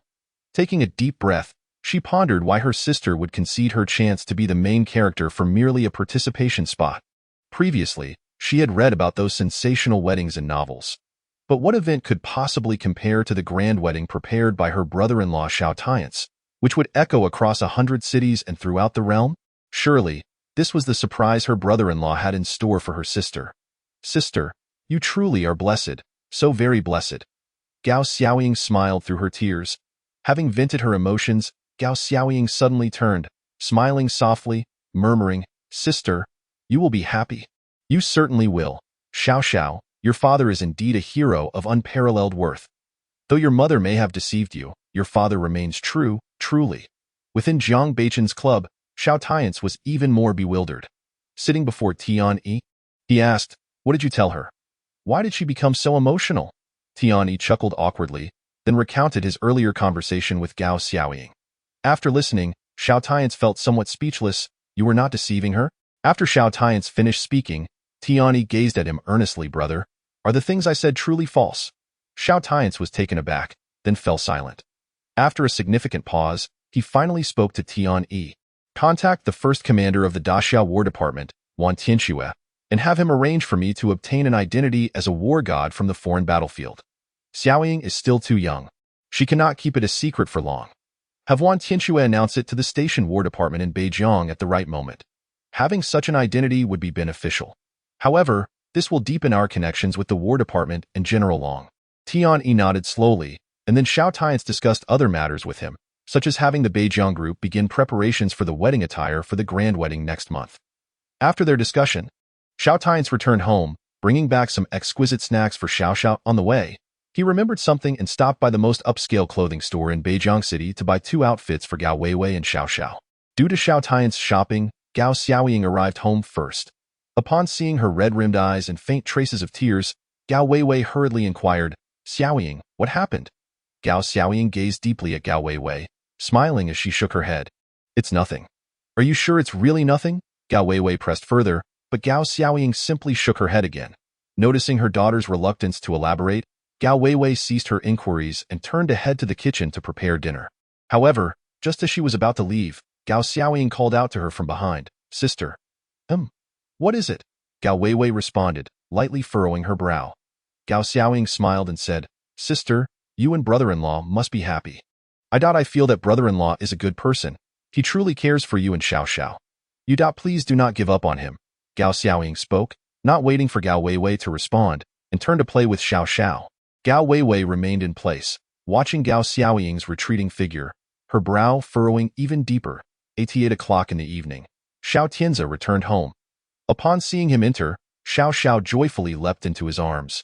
Repeatedly calling out "Daddy," Xiao Tian Ce affectionately ruffled Xiao Xiao's adorable little head and handed her a bag, saying, "Xiao Xiao, this is a new dress that Daddy bought for you, a little black dress.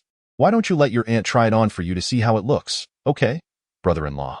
Gao Xiaoying cast a glance at Xiao Tian Ce, her expression exceedingly complex. Xiao Tian Ce nodded slightly in acknowledgement, and Gao Xiaoying then took Xiao Xiao to her room to try on the dress. Meanwhile, Xiao Tian Ce turned to Gao Weiwei and said, "I bought you one as well. That I'm sorry. This is my first time buying you clothes. You've worked hard over the years. Please try it on. It's not a big brand, but see if it fits." Xiao Tian Ce smiled as he observed Gao Weiwei, noting the outdated style of her attire. Feeling a pang of sympathy in his heart, Gao Weiwei hesitated, biting her lip as she replied, "You only need to buy for Xiao Xiao. There's no need for you to buy anything for me." Xiao Tian Ce responded, "The one I bought for you is also a black dress, along with a pair of black high heels that I thought that since you're back, you would surely want to go out and socialize with friends and classmates. It wouldn't do to have no new clothes at all. Please try it on. Xiao Xiao will change and come out soon." "All right. Thank you," Gao Weiwei replied, her tone somewhat complicated. The two of them were now entirely tethered together by Xiao Xiao. Whenever Xiao Xiao was not around, an awkwardness would envelop them. Gao Weiwei took the clothes into the inner room to try them on, while Xiao Tian Ce stayed behind in the living room, waiting. After a while, Xiao Xiao emerged, bouncing in her black sandals and black dress, exuding cuteness and bubbling with joy, hopping excitedly in front of Xiao Tian Ce. "Daddy, do I look good? Do I look good?" she eagerly asked, her eyes sparkling with anticipation. Xiao Tian Ce nodded. Yes, you look wonderful. My little Xiao Xiao is so beautiful. Hee, Daddy, where's Mommy? Where's Mommy? Why isn't she out yet?" Xiao Xiao continued to inquire, noticing Gao Weiwei had not yet emerged. "Mommy is still getting ready. Just wait a moment," Xiao Tian Ce assured her. Consequently, Xiao Xiao darted over to the door of Gao Weiwei's room, knocking anxiously, Mommy, hurry out. Look at the dress Daddy bought for Xiao Xiao. It's so pretty. Mommy, where's your dress? Are you ready?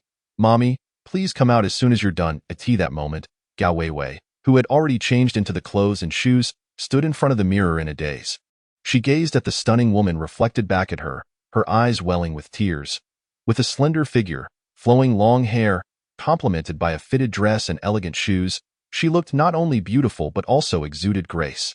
She could hardly believe that the person in the mirror was herself. She had indeed heard Xiao knocking, but instinctively wanted to change out of the dress. However, before she could act, the door was suddenly swung open by Xiao, who then pulled her out. The moment Gao Weiwei was brought into the living room by Xiao Tian Ce involuntarily stood up, his mouth agape in astonishment. Chapter 34. Gao Weiwei's confusion beautiful. Exceedingly so. Indescribably exquisite. At that moment, Gao Weiwei completely fulfilled Xiao Tian's every dream of an ideal partner, as if he were destined to marry this woman before him. "Do I look suitable?" Gao Weiwei asked, a hint of nervousness in her voice. Xiao Tianze stood up and sincerely stated, "Weiwei, you are beautiful, truly stunning." As he spoke, it seemed he suddenly remembered something. Gao Weiwei had always been a beauty, but her life had plunged into darkness because of him all those years ago. Thank you," Gao Weiwei replied, her cheeks flushed with a hint of embarrassment. Unable to withstand Xiao Tianze's burning gaze, she quickly scooped up Xiao and retreated to the bedroom. Once she returned, Gao Xiaoying approached Xiao Tianze and quietly asked, "Brother-in-law, have you dealt with the Qin situation? My mother called me again just now, insisting that I take my sister to meet him tomorrow." Xiao Tianze nodded and smiled. "Yes, it's all taken care of, don't worry. You can take your sister to meet Qin tomorrow." Upon hearing this, Gao Xiaoying felt a wave of relief wash over her. She then added, "By the way, brother-in-law, I have something else to tell you." Her brow furrowed slightly. Xiao Tianze inquired, "What is it, Xiaoying?" Gao Xiaoying clenched her fists and spoke in a low voice. "This afternoon, my sister received a call from some of her university classmates, and they want to hold a reunion tomorrow night. Initially, she didn't want to go, but it seemed those people were very eager to see her make a fool of herself, and they insisted that she attend. In the end, she had no choice but to agree. But brother-in-law, I've met a few of her university classmates, and they are all very superficial. They will definitely mock my sister tomorrow night. Why don't you come along?" Xiao Tianze squinted and chuckled. "Oh, they look down on my wife." "Don't worry, Xiaoying. Please keep this from your sister. She still feels awkward around me. I want to pursue her once more, so I hope you can assist me, I beg you." Gao Xiaoying gazed deeply at Xiao Tianze and then smiled, "Brother-in-law, only you deserve my sister in this world. If anyone else wants to be my brother-in-law, I want to accept it. Rest assured, I will be your little spy by my sister's side from now on. I will inform you of her every move. Before next month, I will definitely help you win her heart." Gao Xiaoying inwardly sighed. Indeed, who else but a hero like Xiao Tianze could be worthy of her sister? A night passed in silence. Gao Weiwei and Xiao Tianze each lost in their own thoughts, sleeping back-to-back with the peacefully slumbering Xiao between them. The next morning, Xiao Tianze, as usual, took Xiao out to play. After watching them walk away, Gao Weiwei's smile faded, replaced by a heavy heart. She took out her phone, revealing numerous missed calls from her mother. Feeling utterly despondent, she turned to Gao Xiaoying and said, "Xiaoying, I really don't want to go. Look how much Xiao adores Xiao Tianze. How could I possibly replace her father?" Gao Xiaoying responded, "Sister, you should go. Even if you don't go today, Mom will surely keep insisting that you meet Qin. It might be better to just meet him once. You and Qin are university classmates. Perhaps you can have a good conversation and convince him to give up." "Huh. Xiaoying, why are you saying this all of a sudden? I feel like there is something more to your words." Gao Weiwei turned to look at Gao Xiaoying with suspicion, sensing something was off since her return yesterday afternoon, but she couldn't quite pinpoint what it was. Seeing Gao Weiwei's gaze, Gao Xiaoying smiled and took her arm, saying, "Come on, sister. The sooner we handle this, the better. Don't worry. I will help you." Before Gao Weiwei could protest, she was pulled along by Gao Xiaoying. Soon, the two of them hailed a taxi and headed towards the restaurant arranged by Qin Shuzhen. Upon arriving at the private room, they discovered that Qin Shuzhen had already been waiting. Gao Weiwei wasn't particularly pleased to see Qin Shuzhen, but the latter's eyes lit up upon seeing Gao Weiwei, who had changed into new clothes and made a slight effort to beautify herself. She smiled and took Gao Weiwei's hand, exclaiming, "Weiwei, where did you buy this outfit? It's truly beautiful. You look even more stunning in it. And those high heels are quite nice too.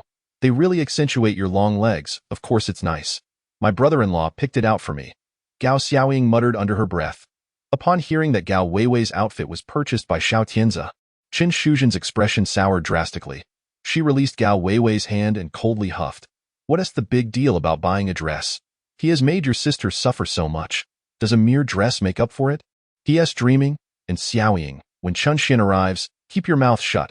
If your sister is against me, you will be too. I've truly wasted my efforts raising both of you.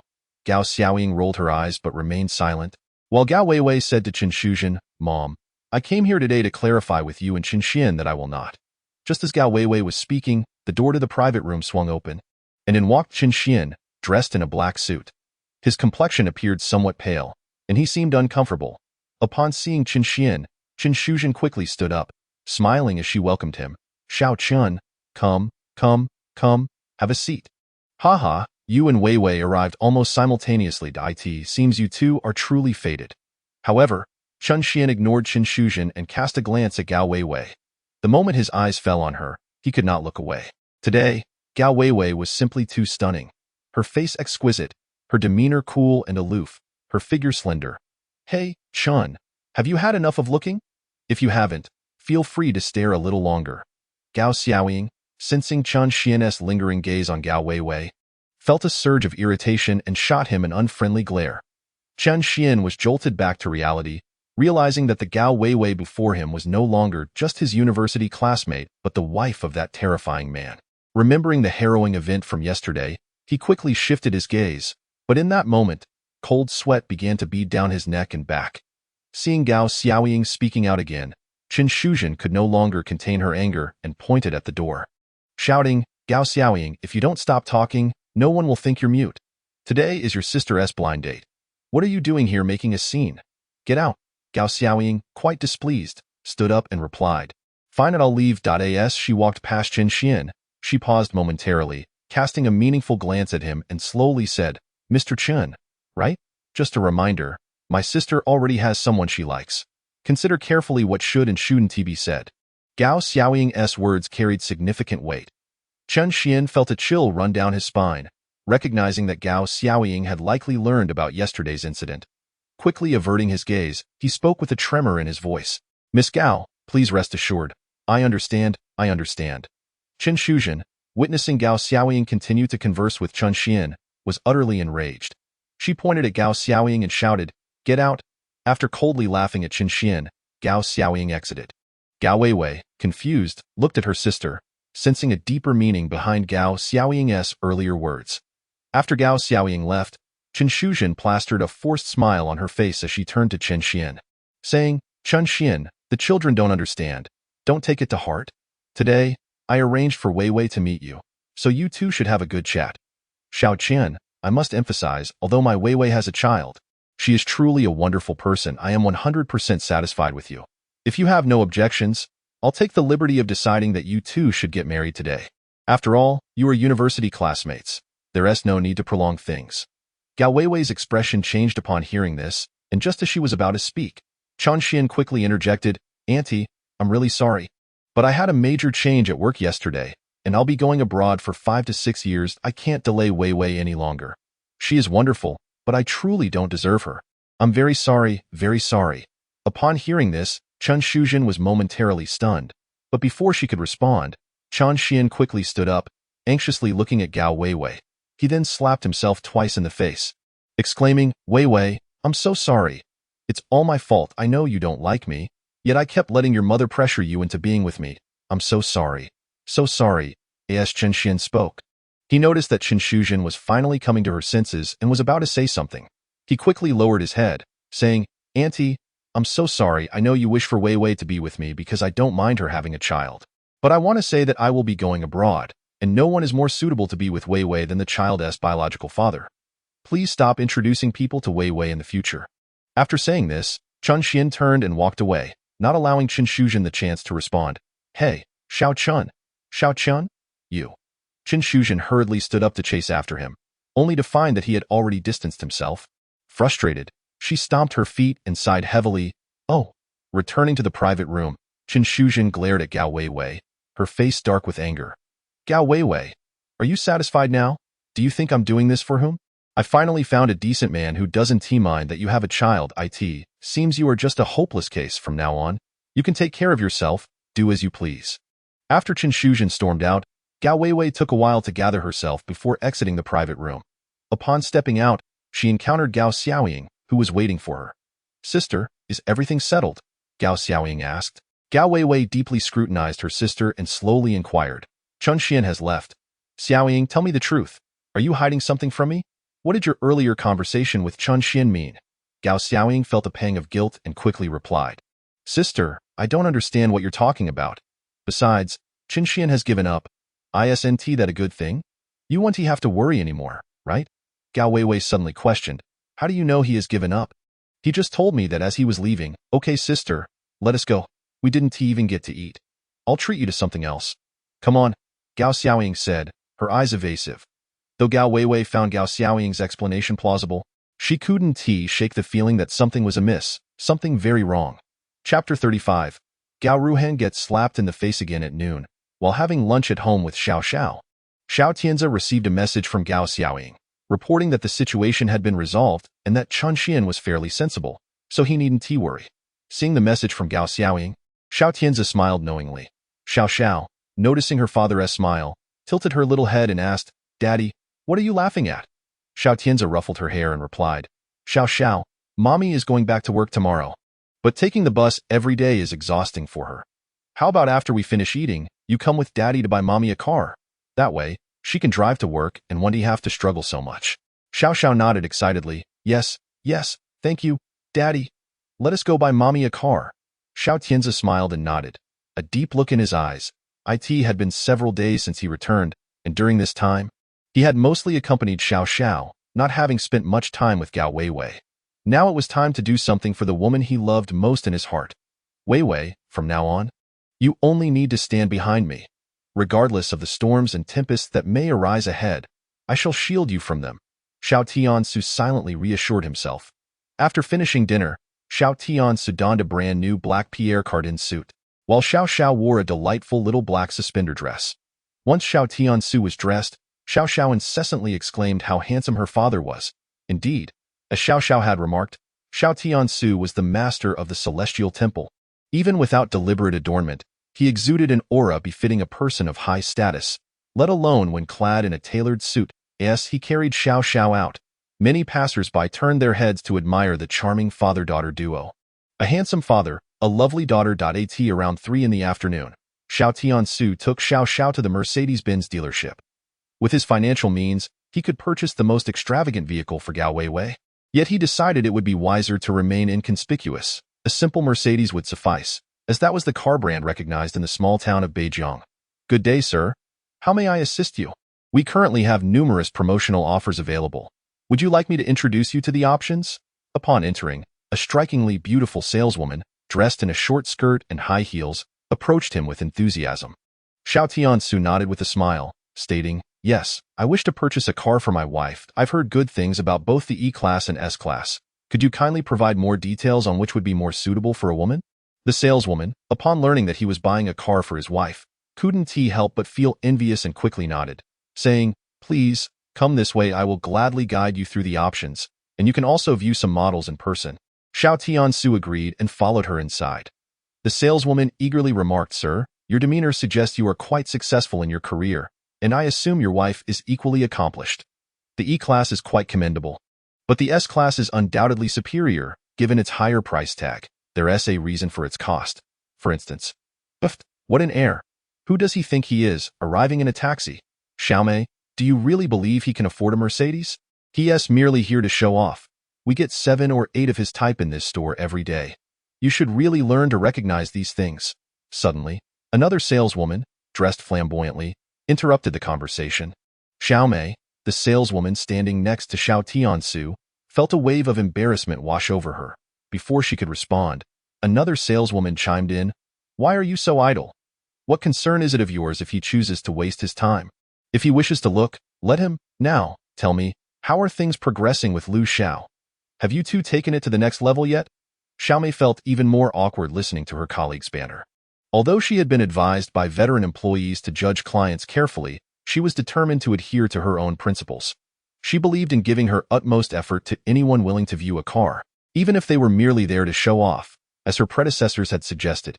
In a bid to mask her discomfort, Xiaomei picked up a piece of candy from the counter and offered it to Xiao Xiao, saying, Little one, you're so adorable. Here is some candy for you. It's delicious. Xiao Xiao looked up at Xiao Tian Ce and asked, Daddy, can I have some?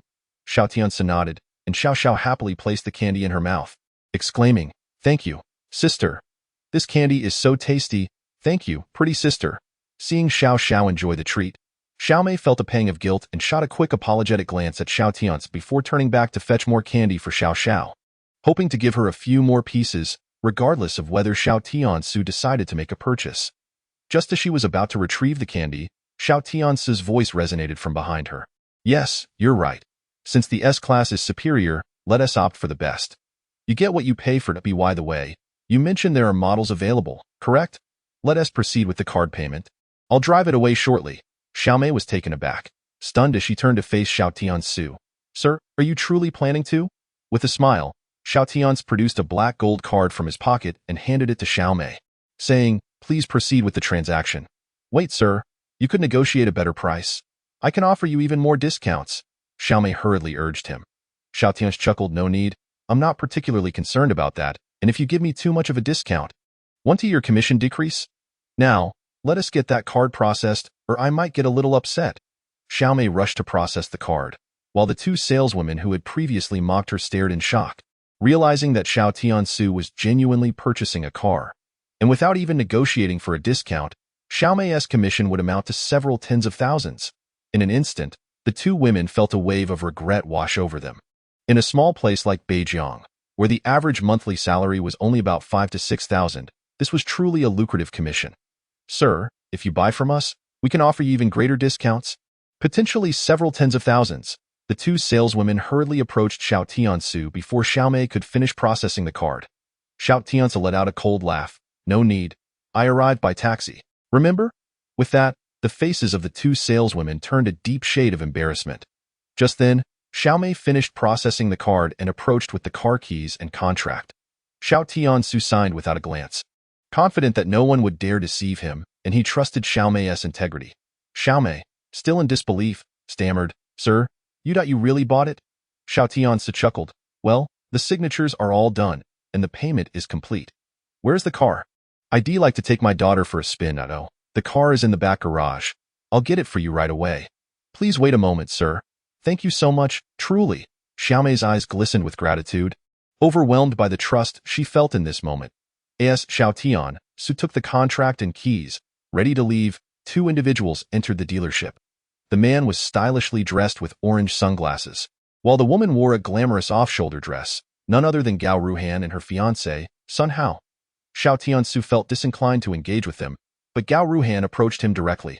Well, if it isn't my sister's fiancé. So wealthy, coming to buy a Mercedes. Gao Ruhan had been fuming since yesterday after a confrontation with Gao Weiwei and had brought Sun Hao along to buy herself a car to soothe her irritation, only to unexpectedly encounter Xiao Tian Ce, perfect for venting her frustrations. Xiao Tian Ce scoffed, unwilling to engage, and tried to sidestep them. However, Gao Ruhan blocked his path again. Hey, brother-in-law, don't rush off. Oh, I just noticed you're wearing Pierre Cardin. When did you become so affluent? Xiao Tian Ce's gaze turned icy, but he restrained his emotions, considering he was still holding Xiao Xiao. If he weren't carrying her, his very presence could have intimidated the foolish woman into submission.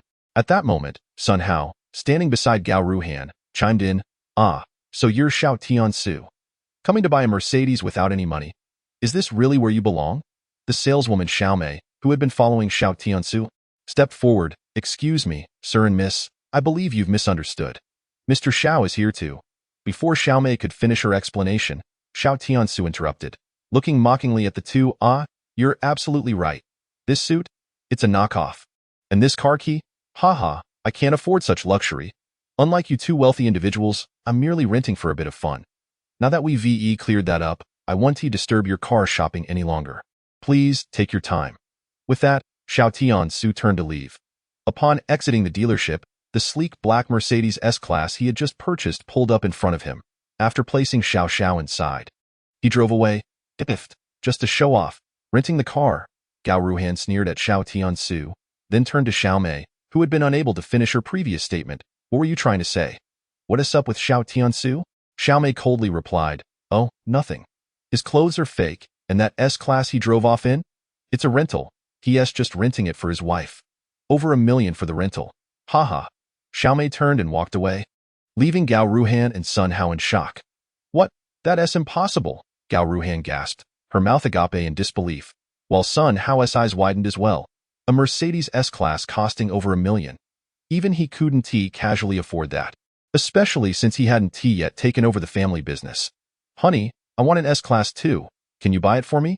Gao Ruhan quickly turned to Sun Hao, realizing that since Gao Weiwei had received a car from Xiao Tian Ce, she must have one too, or risk being overshadowed. As soon as she finished speaking, the two snobbish saleswomen from earlier flocked to her like flies to honey, smiling broadly. Miss, you have such great taste. Indeed, only the S-Class and above are worthy of your stature. Are you considering a purchase today? We have models available. Flattered by the saleswoman's compliments, Gao Ruhan beamed at Sun Hao. Darling, let us buy it. That Xiao Tian Ce bought his outright. Let us do the same. Are you out of your mind? That car costs over $1 million. I don't have that kind of money right now. Let us go. I don't want to embarrass myself here. Sun Hao snapped, turning to leave. He may be a wealthy second generation, but he wasn't foolish enough to play along with her whims. Gao Ruhan stood frozen, shocked that Sun Hao would refuse to buy her the car. Miss, how about considering installment payments? That way, the financial pressure wouldn't be too great. The saleswoman continued to entice Gao Ruhan. I doubt I don't have that much money, Gao Ruhan stammered, feeling utterly humiliated. She lowered her head and walked out. She overheard the snide remarks of the saleswomen. What a pretentious act. She thinks she's so special. Flaunting herself like she's landed a big fish. She'll be discarded soon enough. Gao Ruhan's body trembled, and she almost turned to retort, but ultimately, she couldn't find the courage. Exactly, who does she think she is? Buying an S-Class outright without a second thought, and she dares to compare herself with others? How thick-skinned can one be? Another saleswoman sneered, leaving Gao Ruhan feeling increasingly ashamed. Chapter 36. Gao Weiwei's class reunion around 6 in the evening. Xiao Tian Ce prepared dinner for Xiao Xiao. After they finished eating, he took her downstairs to play. Around 7 o'clock, Gao Xiaoing returned, dressed in denim with her hair tied in a ponytail. Upon her arrival, she spotted Xiao Tian Ce unloading items from a new car. Her eyes lit up as she approached the Mercedes, asking, "Brother-in-law, did you buy this car? Wow, it's a Mercedes S-Class. So beautiful." Xiao Tian Ce smiled, nodding, "Yes, it's for your sister. Do you think it suits her?" Gao Xiaoing, captivated by the car, eagerly touched and examined it before turning to Xiao Tian Ce with a hopeful expression. "Brother-in-law, I want one too. I think the S-Class would suit me perfectly." Xiao Tian chuckled. "All right, after your sister's wedding next month, I'll get you one, I was considering getting you something even more extravagant, like a Porsche or a Ferrari, but since you like the S-Class, that's what you'll get." Hearing this, Gao Xiaoing's expression turned sour as she pleaded, "Brother-in-law, please don't give up. Get me a Porsche instead." Xiao Tian Ce laughed. "Okay, I'll make sure to get you one. I asked your sister already at the gathering. Keep an eye on Xiao Xiao. Tiani is nearby, so no need to worry about safety. Just have fun with her." Gao Xiaoing eagerly nodded. Yes, brother-in-law. Go ahead. Make sure to show off for my sister. Give her some face." Xiao Xiao waved her little hands and cheered. "Daddy, go for it, Daddy, go." Xiao Tian Ce opened the car door, confidently sliding in, and said, "Haha, that is a must. After all, she is my wife. Who dares to look down on her in this world?" With that, he revved the engine and drove toward the hotel Gao Xiaoing had mentioned. At 8 o'clock, in a private room at the Empire Hotel in Beijing, Gao Weiwei was gathered with a group of neatly dressed men and women. This was the annual reunion of her university classmates. Those who remained in Beijing held this gathering every year, but Gao Weiwei had never attended before. This time, upon learning that she was back, her classmates insisted she join. Unbeknownst to her, their intentions were far from innocent. Only Gao Weiwei naively believed that this gathering was simply to maintain friendships. After taking their seats, a woman in a white long dress approached Gao Weiwei, holding a glass of red wine. With a smile, she said, "Hi, Weiwei, do you remember me? I'm Mei, Sun Mei." The woman was quite attractive, seemingly having undergone cosmetic surgery, with a particularly sharp nose and long hair. Her revealing attire drew the attention of many male classmates in the room. Gao Weiwei, realizing someone was speaking to her, looked up and after a moment of contemplation, she smiled. "Yes, I remember you, Mei. It's been a long time. How have you been? I recall you always wanted to become a hotel manager. I assume you've achieved that by now?" The woman named Sun Mei sighed melodramatically. "Well, I suppose I've reached that goal, but I'm just a lobby manager at a small hotel. earning a little over 10,000 a month. I always dreamed of working at the Empire, but that didn't pan out, so now I'm stuck in a smaller place. That moment. Another female classmate chimed in, Mei, if that's what you call slumming it, then what are we? Beijing can't compare to first-tier cities like Tianhai or Yinjing. In our context, a 10,000 monthly salary is top tier. You should count your blessings. Exactly, Mei. It sounds like you are just showing off in front of us. We're not living as well as you. Another classmate added with a hint of jealousy. Sun Mei shrugged her shoulders and remarked, honestly, have you all forgotten about our university classmate, Chen Xian? He is now an executive at Beijing Group, earning a base salary of over 30,000 each month, not including bonuses. Now that's what you call making it big. Yet, I wonder why he hasn't shown up today. Look at that, even high-ranking executives like him seem too good to associate with us. Gao Weiwei, upon hearing Mei mention Chen Xian, felt a pang in her heart and lowered her head to sip her drink. She had seen Chen Xian just at noon, yet she found it strange that he would meet her then but not attend the evening reunion. Of course, if Gao Xiaoying were present, she would certainly scoff, questioning why Chen Xian would dare to come if he had any sense. If it weren't for the fear of arousing Chen Shuzhen's suspicions, Chen Xian would probably have vanished from Beijing City altogether. He likely has already fled. All right, Mei, the stunning beauty, Chen Xian is doing well, but so are you. You two are among the best of our university classmates still in Beijing City. By the way, have you and Chen Xian ever gotten together? The rumors about you two have been circulating for years, another female classmate said to Mei. Since Chen Xian wasn't coming, she became the focal point of the gathering, and rightly so, as she had the charm and social skills to hold her own. After hearing this, Sun Mei glanced at Gao Weiwei and said, alas, the fallen blossoms have intentions, yet the flowing water is heartless. I like Chen Xian, but he doesn't see me in that light. Weiwei, I heard that Chen Xian had always liked you back in university. With you finally back, why hasn't he sought you out? Gao Weiwei stiffened, momentarily unsure of how to respond. In fact, she didn't need to answer, for another female classmate chimed in sarcastically, her? Does she even have the face to think that way? Are you all really pretending not to know? Huh? Gao Yu, what do you mean by that? Mei feigned ignorance, her eyes shifting. The girl with dyed blonde hair, Gao Yu, replied, what do I mean? Heh, Mei, do you genuinely believe she's some kind of phoenix? Gao Yu paused, then continued with a cold snort. Someone got pregnant right after graduation, and after giving birth, she disappeared. I heard that now she has returned with a 4-year-old child. With a child already? Do you think Chen Xian would still be interested in her? Heh? Really? Impressive, indeed. No wonder she was one of the 2 campus beauties back then. She could pull off such a scandalous act of premarital pregnancy. Truly remarkable, another girl commented. Gao Yu scoffed, please, stop pretending to be ignorant. Do you dare say you weren't aware of this? You all are just spouting nonsense now, aren't you? Can't you see she's brave enough to attend the reunion today? Heh, she's got some thick skin. Instantly, the women in the private room regarded Gao Weiwei with peculiar glances, causing her to lower her head in embarrassment, her face burning with shame. She felt an overwhelming urge to leave, but Mei was right behind her, seemingly blocking her way, leaving Gao Weiwei feeling utterly miserable. At that moment, a male classmate, unable to bear the situation any longer, spoke up to Gao Yu. Gao Yu, we're all university classmates here. Can't you tone it down a bit? Everyone's here to reunite. What are you doing? As soon as he finished speaking, Gao Yu shot him a disdainful glance, saying, Wang Hu, are you trying to play the knight in shining armor? Oh, right, I recall you wrote a love letter to Gao Weiwei back in university. Heh, and what happened? She didn't even glance at it before tossing it aside. After all, she was a campus beauty, and even now, though she's past her prime, she's still not someone a loser like you can approach. Just look at yourself. You're still stuck selling real estate, unable to support a wife and child, and yet you're still trying to act tough. You, Gao Yu, don't go too far. Wang Hu shot back, standing up in anger. Bang. Gao Yu slammed the table and stood up, pointing at Wang Hu. Say that again. Heh? You're a hypocrite, pretending to be virtuous while your past is disgraceful. Truly laughable. Wang Hu retorted coldly. Gao Yu trembled with rage, about to explode, when Sun Mei shouted, Enough! We're all here to celebrate. What are you all doing? Besides, I heard Weiwei is married and has a boyfriend. After saying this, Sun Mei shot a strange look at Gao Weiwei, saying, I'm right, aren't I? Weiwei? You should be married by now, right? Where's your husband? Did he come back with you?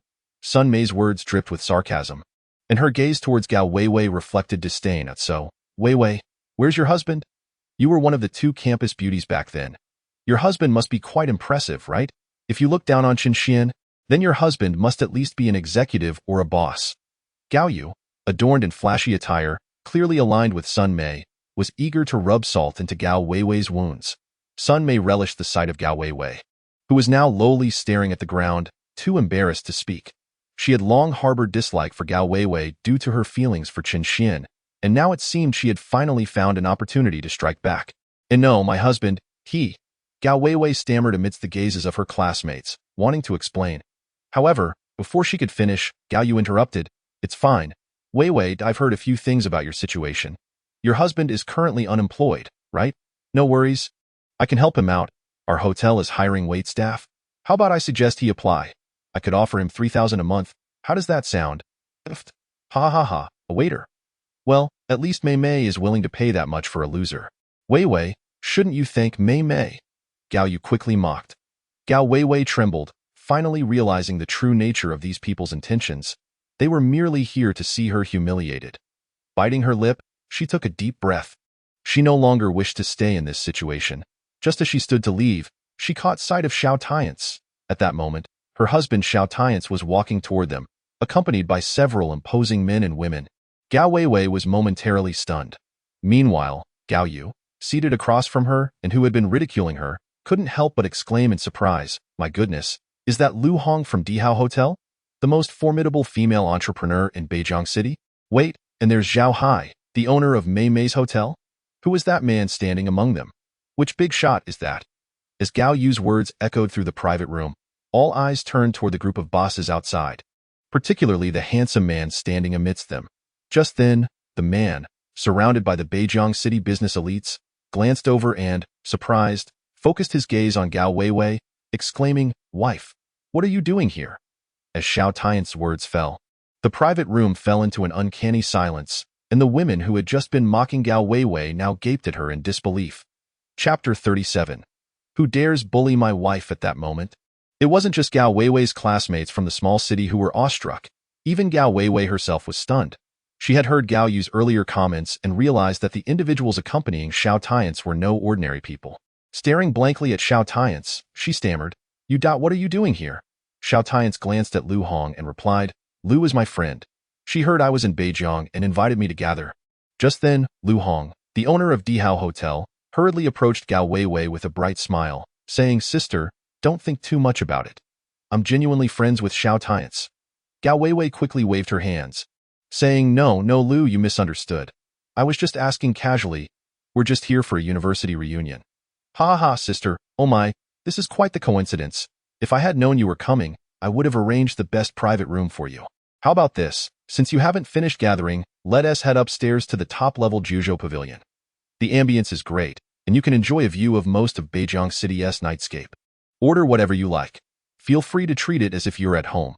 Lu Hong quickly suggested with a wide smile, clearly feeling guilty.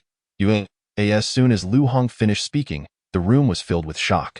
Juzhou Pavilion was the top private room in Dihao Hotel, a place where even wealthy small business owners from Beijing City would struggle to gain access. Those dining there were the elite of Beijing City. Now, Lu Hong, on the pretext of Gao Weiwei's husband, not only invited them up for a meal but also offered it for free. So, what kind of status did Gao Weiwei's husband possess? Calling him a loser? The formidable Lu Hong, the top female entrepreneur in Beijing City, was treating them with such deference. What kind of terrifying identity did Gao Weiwei's husband hold? In an instant, everyone in the private room began to sweat coldly, especially the women who had just mocked Gao Weiwei. Seeing Gao Weiwei still in a daze, Lu Hong feigned seriousness, saying, "Sister, you wouldn't be looking down on me, would you? You come to my place, and I let you eat this low-grade food? Wouldn't that be slapping my face if it got out? Don't you think?" "Lu, no, that's not it." For the first time facing such a dominant female entrepreneur, Gao Weiwei felt increasingly nervous and didn't know what to say. She turned to Xiao Tian Ce for help. Xiao Tian smiled and nodded at her, saying, "Go ahead. Lu is being sincere. We shouldn't let her kindness go to waste. Weiwei, take your classmates upstairs to eat. I have some matters to discuss with Lu." After Xiao Tian spoke, he suddenly seemed to remember something. pulling out the keys to a Mercedes-Benz from his pocket and handing them to Gao Weiwei, saying, "By the way, Weiwei, you need to return to work tomorrow, right? I bought you a new car, a Mercedes-Benz S-Class. You can drive it for now. The car is downstairs, so you can leave first. I might be a bit late talking with Lu." Upon hearing this, the university classmates stared at the car keys in Gao Weiwei's hand, the words of Xiao Tian Ce ringing in their ears. A Mercedes-Benz S-Class costs over $1 million. Many of them would probably never afford such a car in their lifetime. Here was someone who could buy it easily, as if it were nothing. As they speculated about Xiao Tian's identity, they envied Gao Weiwei's fortune. To be accompanied by powerful figures like Lu Hong and Zhao Hai. Her husband must hold a status at least equal to theirs. Gao Weiwei stared blankly at the keys and asked, "You bought me a car?" Xiao Tian Ce nodded, "Yes, drive it for now. If you feel it's not suitable, we can change it later. Since you're re-entering the workforce, I think driving a Mercedes would be more fitting, giving a business-like impression." Gao Weiwei was at a loss for words, simply in shock. At that moment, a hotel manager rushed to Lu Hong's side, saying, "Lu, Juzhou Pavilion is ready. Shall I take the guests up?" Lu Hong nodded and then looked at Gao Weiwei, saying, "Sister, it's all arranged. Please take your classmates upstairs. I've arranged the best food and drinks. You won't have to worry about a thing." After Lu Hong spoke, Xiao Tian smiled and nodded at Gao Weiwei, exuding charm and gentlemanliness, his eyes filled with endless affection. So, Gao Weiwei simply nodded in response. Meanwhile, her university classmates were breathless. Dining in Juzhou Pavilion would cost at least tens of thousands, if not more. If they ordered fine wine, it could easily exceed 100,000 for a single meal. Eating a meal worth over 100,000. And they were about to dine on a meal that even the wealthy could hardly access. At that moment, the male classmates in the room were filled with excitement, and several female classmates who hadn't mocked Gao Weiwei were equally thrilled. However, just as Gao Weiwei was about to head upstairs, the male classmate who had defended her earlier, Wang Hu, spoke up. "You're Gao Weiwei's husband, right? Just now, when you weren't here, quite a few people mocked your wife. Are you seriously going to ignore it and still treat those people to a meal? I might be poor, but if you act like this, I can't look up to you." A hush fell over the entire room in response to Wang Hu's words, and Xiao Tian's expression turned frosty in an instant. He fixed his icy gaze on Wang Hu, demanding, "Speak. Who bullied my wife here?" Wang Hu, unfazed, pointed at Sun Mei and Gao Yu, along with the two women who had mocked Gao Weiwei, saying those four, especially Gao Yu and Sun Mei, had some rather harsh words. I don't even want to repeat them. You can handle it as you see fit. Upon hearing Wang Hu's words, Gao Yu paled, realizing the gravity of the situation as she took in Xiao Tian's cold demeanor and the stern faces of the business elites behind him, including Lu Hong and Zhao Hai. She felt as though her heart might leap out of her chest. Forget about the terrifying identity of Gao Weiwei's husband. Even the local business owners standing behind him were figures she could never provoke. In a panic, she quickly bit her lip and slapped her own face a few times before pointing at Sun Mei, saying to Xiao Tian Ce, "Sir, I apologize. It was my fault. However, the mocking words I said about Weiwei were instigated by this woman named Sun Mei. She has always looked down on your wife since university, and tonight's reunion was organized by her with the intent to humiliate your wife. It wasn't just me. The two women beside me were also incited by Sun Mei." As Gao Yu finished, the two female classmates who had mocked Gao Weiwei also timidly stood forward, saying to Xiao Tian Ce, "We're sorry, sir. Gao Yu is right. Sun Mei, the scheming witch, made us insult Weiwei. Otherwise, how could we ever say anything against her? Gao Yu, Zhao Fei, Wang Chui, don't slander me. I didn't." Sun Mei's face went pale, realizing that her boss, Zhao Hai, was still present. "Humph, you didn't? Just look at your chat history with me. You told me to delete it, but sorry, I forgot to. Thankfully, I didn't delete it." Gao Yu pulled out her phone, found the chat history, and displayed it in front of Xiao Tian Ce. His eyes turned even colder. The next moment, a loud slap echoed as Xiao Tian Ce struck Sun Mei, sending her flying across the room. She cried out in pain as she fell to the ground, half her face swelling, blood spurting from her mouth, along with two of her teeth. Xiao Tian's expression remained frigid as he declared, "I never hit women, but you're not even worthy of being human. Get lost. Remember, I am Xiao Tian Ce. If you wish to retaliate, feel free to find me anytime. I'll be waiting." Sun Mei, having been struck by Xiao Tian Ce, dared not utter a single word in response.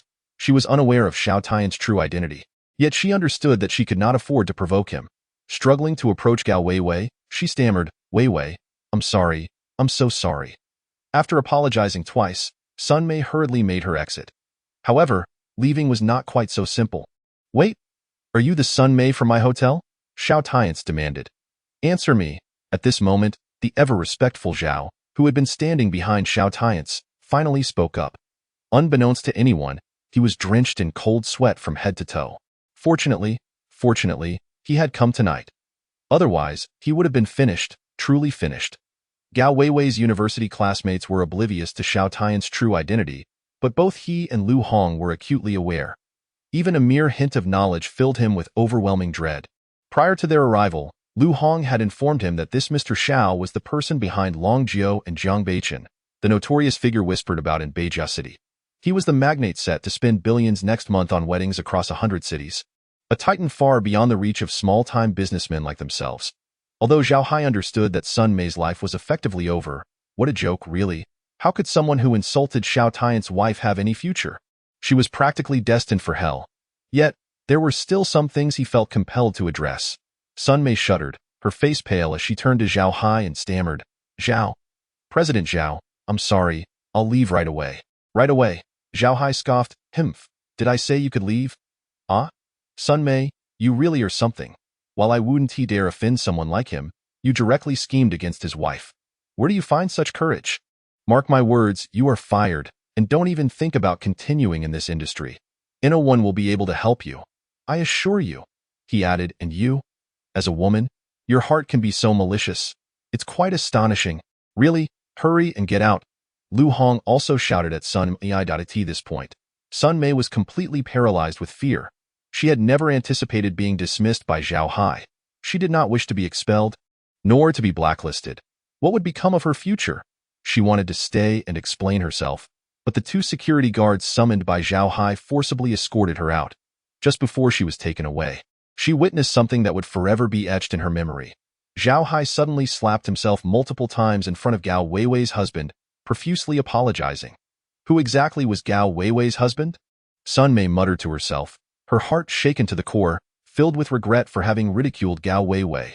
However, in this world, there was no remedy for regret.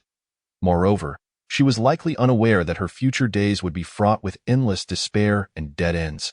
Chapter 38. Wang Hu shock, please forgive me, Miss Gao. I truly apologized. It was my failure in management, and I am sincerely sorry. I hope you won't take it to heart. After Zhao Hai finished apologizing to Xiao Tian Ce, he noticed that Xiao Tian's expression remained grim, causing him to tremble with fear.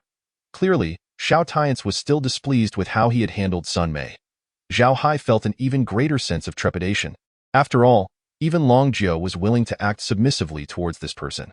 What chance did a mere hotel owner like him have to offend him? Lu Hong, seeing Xiao Tian's icy demeanor, felt a chill run down her spine.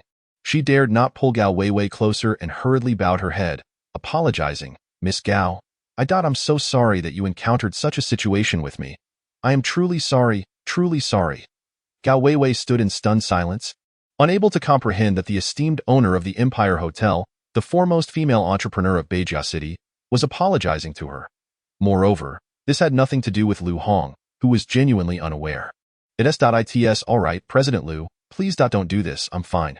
Gao Weiwei quickly pulled Lu Hong up, then turned to Zhao Hai, saying, President Zhao, you're being too harsh. I really am fine.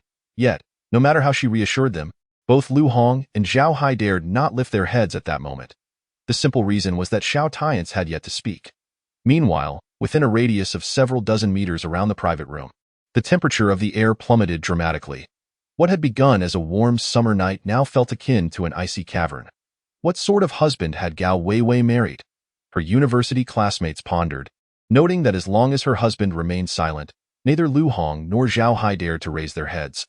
Gao Weiwei finally realized the crux of the matter. Lu Hong and Zhao Hai were not refraining from looking up because of her, but rather due to the presence of Xiao Tian Ce. Quickly glancing at Xiao Tian Ce, she noticed that although he appeared calm, his eyes were filled with fury and coldness, emanating a fierce aura that seemed to engulf the space around them. Alarmed, Gao Weiwei instinctively grasped Xiao Tian Ce's arm and said, Xiao Tian Ce, I really am fine. Only then did Xiao Tian Ce glance at Gao Weiwei, nodding slightly at Lu Hong and Zhao Hai before emitting a cold grunt. Lu Hong and Zhao Hai hurriedly looked up, yet their faces were drenched in cold sweat. Xiao Tian Ce then turned to Wang Hu, asking, May I inquire how I, Gao Weiwei's husband, performed? Am I qualified? Wang Hu swallowed hard, fear evident in his eyes as he quickly nodded, yes, yes, good. Xiao Tian's nodded, continuing, you did well, thank you. No. You flatter me. My classmate and I are merely helping one another, as classmates should, rather than competing against each other. I only spoke out of frustration. In truth, I am just a mechanic. I do not aspire to wealth, merely to maintain my integrity. Wang Hu hastily waved his hands, smiling nervously. Although he would never have any real connection with Xiao Tian's, the overwhelming aura exuding from him truly frightened Wang Hu. He may not be an elite, but he could clearly see that Gao Weiwei's husband was certainly a person of great importance. Xiao Tian's gazed deeply at Wang Hu, nodding in agreement. Indeed, while your words may seem coarse, they hold truth. I believe that those who strive and possess kindness will eventually be rewarded. Wang Hu smiled awkwardly, not taking Xiao Tian's words to heart. He was simply a mechanic, and his only wish in life was to earn enough to buy a house for his wife and provide for his child's education. That would be enough for him. Xiao Tian's did not linger on Wang Hu, instead casting an apologetic glance at Gao Weiwei, saying, I'm sorry, Weiwei, I was a bit impulsive earlier. You all go enjoy your meal. I will discuss some matters with President Liu and President Zhao. The car is downstairs. After your gathering, you can leave first. Gao Weiwei was filled with questions for Xiao Tian's, but given the number of people present, she suppressed her curiosity and replied, yes, just don't stay out too late. Take care of yourself. Xiao Tian smiled and nodded, then turned and exited the private room. As he departed, Lu Hong and Zhao Hai hurriedly followed suit with utmost respect. Miss Gao, please follow me. The Jiuzhou Pavilion has been prepared, and the desserts are ready. Let us proceed upstairs. If you need anything, please inform me. I shall wait outside the private room. The lobby manager of the Empire Hotel was personally serving Gao Weiwei and her companions, exhibiting an attitude of unparalleled respect. Subsequently, Gao Weiwei and her university classmates were escorted to the pinnacle of the Empire Hotel, the Jiuzhou Pavilion. This private room was 3 or 4 times larger than the ordinary ones, lavishly decorated with floor-to-ceiling windows that provided an unobstructed view of the nightscape of Beijia City. A massive round wooden table was laden with nearly 100 exquisite dishes. Gao Weiwei's classmates were left awestruck, and as they regained their composure, they cast envious glances at Gao Weiwei, showering her with thanks and marveling at her fortunate marriage. Among them, the previously derisive Gao Yu quickly shifted her demeanor, flattering Gao Weiwei incessantly, addressing her as Sister Weiwei and eagerly vying for her favor. This moment, Gao Weiwei had become the center of attention, and no one dared to utter a single disparaging remark. All were singing her praises. Meanwhile, within the conference room of the Empire Hotel, Xiao Tian sat in a chair while Lu Hong and Zhao Hai stood respectfully before him, not daring to take a seat. Earlier, when they were outside, they had followed Xiao Tian's closely, but now, in the absence of others, they felt unworthy even to breathe in his presence. Given their backgrounds, they lacked even the privilege to sit. Zhao Hai, already subordinate to Lu Hong, found himself utterly voiceless. Noticing Xiao Tian seated calmly, Lu Hong cautiously began, Master, I sincerely apologize for tonight. It was my failure to arrange things properly. Lu Hong spoke with utmost caution, while Zhao Hai's legs trembled uncontrollably, afraid to utter a word. Xiao Tian tapped his fingers on the table, remaining silent for a moment before addressing the two. You should have discerned something, yet you ought to understand what should and should not be said. Correct? Lu Hong and Zhao Hai immediately lowered their heads, affirming, Rest assured, Master, we understand. We truly do. Xiao Tian nodded. All right, you may return to your duties. I will remain here for a while. Once my wife departs, I will leave. Yes, yes. Lu Hong and Zhao Hai quickly bowed their heads and cautiously retreated. Left alone in the room, Xiao Tian approached the window, gazing out at the scenery in silence. He had returned home for several days now, and starting from this moment, he intended to spend more time with Gao Weiwei, gradually alleviating her discomfort and healing the wounds in her heart. Weiwei, your wedding dress has already begun to be tailored in Western Europe. I believe on the day of the wedding, you will undoubtedly be the most beautiful bride. Xiao Tian murmured to himself. Time flew by, and soon it was past 10 o'clock in the evening. Gao Weiwei and her classmates concluded their gathering, emerging to find Gao Weiwei surrounded by envious friends. Amidst their well wishes, she approached a brand new Mercedes, a gift from Xiao Tian. She had fallen in love with the vehicle the first time she laid eyes on it. Gao Weiwei turned back to glance at the Empire Hotel, but she did not see Xiao Tian. After hesitating for a moment, she drove away. Long after Gao Weiwei had departed, her university classmates remained, their expressions a mix of complexity. All eyes were on the vehicle carrying Gao Weiwei away, hearts heavy with conflicting emotions. Perhaps this would be their last reunion, and from this point forward, given their statuses, the chances of seeing Gao Weiwei again seemed bleak. Alas, there is simply no comparison between people. Those with wealth choose to remain low-key while attending our gatherings, yet are bullied by some lowlifes. It's truly, they probably want to attend such gatherings again in the future, a male classmate lamented. Gao Yu and several other female classmates lowered their heads, filled with regret. Had they known Gao Weiwei's husband was so formidable, they would have treated her with the utmost respect, for who knew when Gao Weiwei might assist them in the future. Now, that opportunity had vanished. Gao Weiwei's classmates wallowed in remorse. Wang Hu's phone rang with his wife's call. Upon answering, he was struck with disbelief after hearing her words. What? You're saying that Zhouqian Group just acquired our little repair shop? For 3 million. Wang Hu exclaimed in shock. His wife's excited voice rang through the line. Yes, dear, it's true. They've already transferred the money.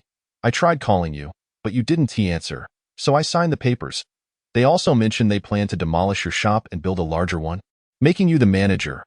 Oh, I'm so happy. I'm sorry, dear, for all my past mistakes.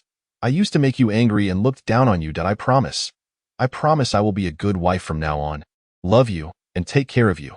Thank you, dear. You will always be the best in my heart. I made you some soup. Wait for you to come home. After hanging up, Wang Hu stood there, utterly stunned. Hey, Wang Hu, what's wrong? Did your shabby repair shop get bought out? A male classmate inquired. Wang Hu nodded, still in shock, struggling to swallow as he replied, Yes, I encountered a benefactor.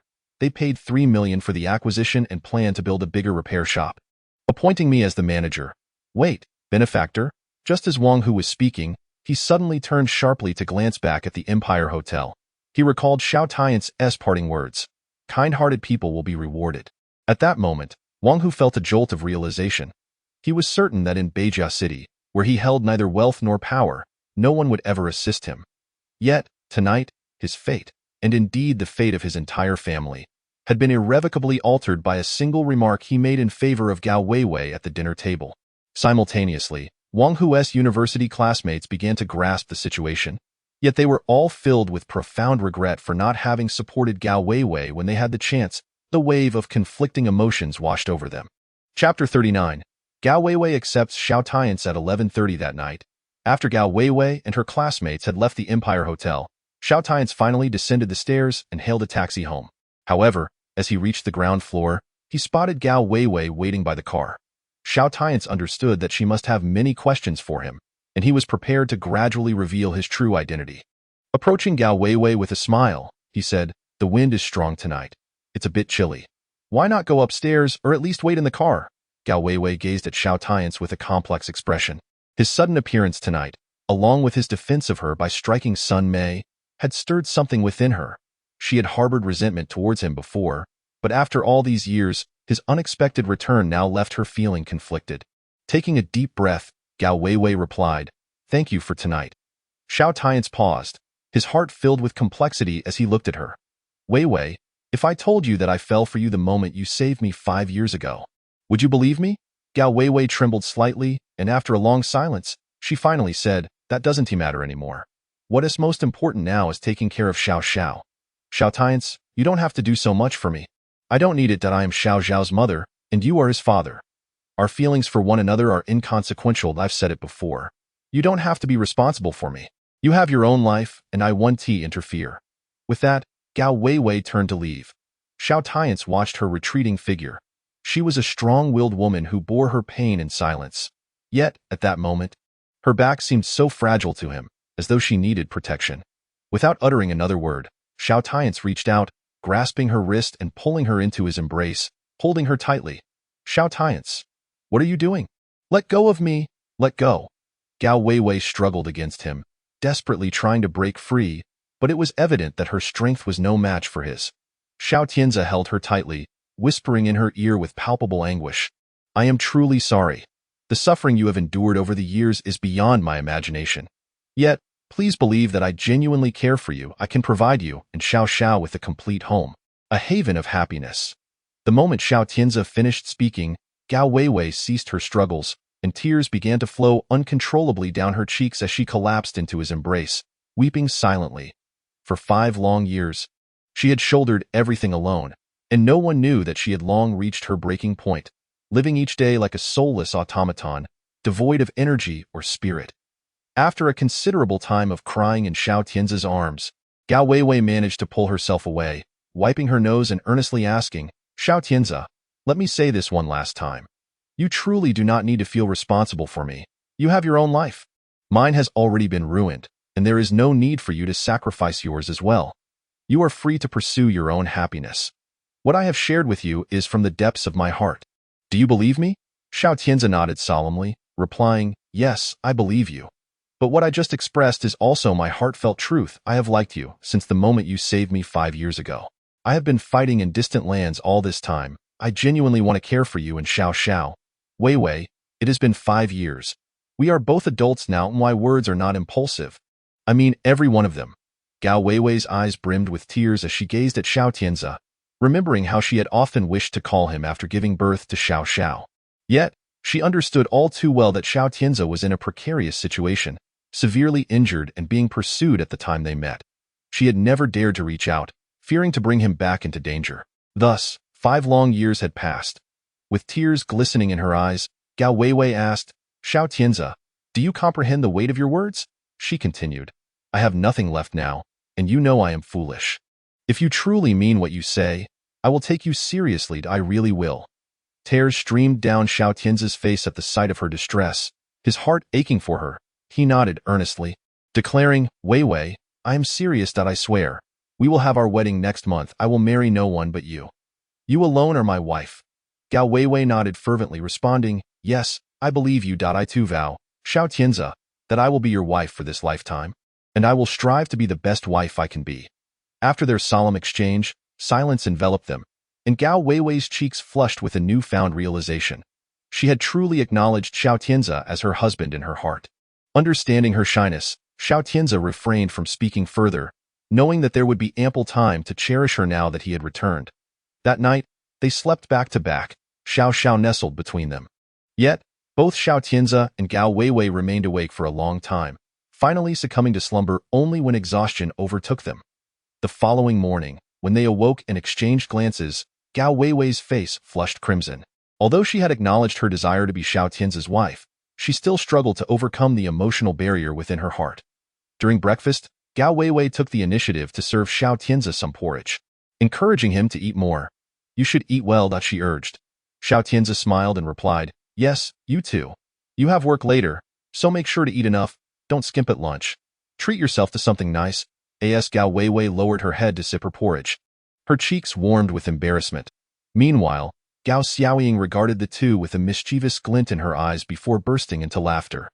This only deepened Gao Weiwei's blush as she playfully pinched her sister's arm, admonishing, "Stop laughing and eat your food properly." Yes, at your command, dear sister. I can't help but envy the affection you and my brother-in-law share," Gao Xiaoying teased, giggling. Xiao chimed in, clapping his hands joyfully. Oh, Daddy loves Mommy. Mommy loves Daddy, and together they love Xiao. We are a happy family." Gao Weiwei and Xiao Tianze exchanged amused smiles at Xiao's exuberance. After breakfast, Gao Weiwei prepared to leave for work. As Gao Xiaoying cradled Xiao Tianze walked Gao Weiwei to the car, reluctantly saying, "Honestly, I wish you didn't have to go to work." Gao Weiwei's cheeks flushed as she bit her lip and softly replied, "It's all right. I will be back tonight." Realizing the implications of her words, her face turned even redder as she hurriedly climbed into the car to mask her embarrassment. Xiao Tianze chuckled, but just as he was about to bid her farewell, Qin Shuzhen and Gao Jing approached, with Qin Shuzhen appearing particularly displeased and marching towards Xiao Tianze. Xiao Tianze frowned slightly and called out, "Mom," though he harbored no fondness for Qin Shuzhen. However, if he were to marry Gao Weiwei, he knew he could not avoid her scrutiny. Surprisingly, Qin Shuzhen did not scold him this time, but merely let out a cold huff. She then approached the car and said to Gao Weiwei, "Did you not see me coming? Hurry and get out." "Mom, what brings you here?" Gao Weiwei quickly alighted from the car, perplexed by Qin Shuzhen's sudden appearance. Qin Shuzhen's irritation flared as she pointed at the car, exclaiming, "How could I not come? You and that Xiao Tian Ce must be quite something to keep such a significant matter from me. If it hadn't been for Gao Ruhan telling me last night that you bought a Mercedes, I would still be in the dark. Mom. No, let me explain about the car. Gao Weiwei stammered, only to suddenly remember the car's price. A staggering amount exceeding $1 million for a Mercedes S-Class. How could Xiao Tian Ce afford such a luxury after being dismissed from the military? Last night, she had intended to inquire about it, but their conversation had led her to forget. The truth was, she had little concept of cars. For her, they held no significance compared to family. However, Chen Shuzhen was different. With her hands on her hips and a scowl on her face, she retorted, well, then, do explain. Gao Weiwei, you are truly something else. Have you decided to disown me as your mother? Over $1 million for a car. Just like that? Do you have any idea that your father and I are still driving that old clunker? Mom, it's not like that. Gao Weiwei was at a loss for words. Fortunately, Chen Shuzhen ignored her and turned to Xiao Tian Ce, saying, so, Xiao Tian Ce, I don't know what kind of magic you worked on my daughter to make her want to marry you. I have introduced her to far superior men, yet she refuses to even consider them. If you two insist on being together, fine, but that car belongs to me and her father. Do you have any objections? Just as Xiao Tian Ce opened his mouth to respond, Gao Zheng rushed over and pulled Chen Shuzhen aside. Scolding, have you lost your mind? Coming here to steal my daughter's car first thing in the morning? What on earth are you thinking? Chen Shuzhen, taken aback by Gao Zheng's words, sank to the ground, sobbing and pointing at Gao Weiwei and Xiao Tian Ce. Gao Weiwei, you heartless child. You've run off with a man and abandoned your own mother. You drive a fine car while I'm left with a piece of junk. You unfilial daughter. Oh, why is my life so miserable? Neighbors, come and see. Come and see. I have raised an ingrate who has forsaken her own mother. The more she spoke, the angrier she became, and it seemed there was no end in sight. Xiao Tian Ce quickly took the car keys from Gao Weiwei and handed them to Chen Shuzhen, saying, Mom, I apologized, I didn't think this through. Please take the car. You heartless child. After all I have done to raise my daughter for over 20 years. She paused, realizing, wait, what did you say? You're giving me this car. This Mercedes S-Class worth over $1 million.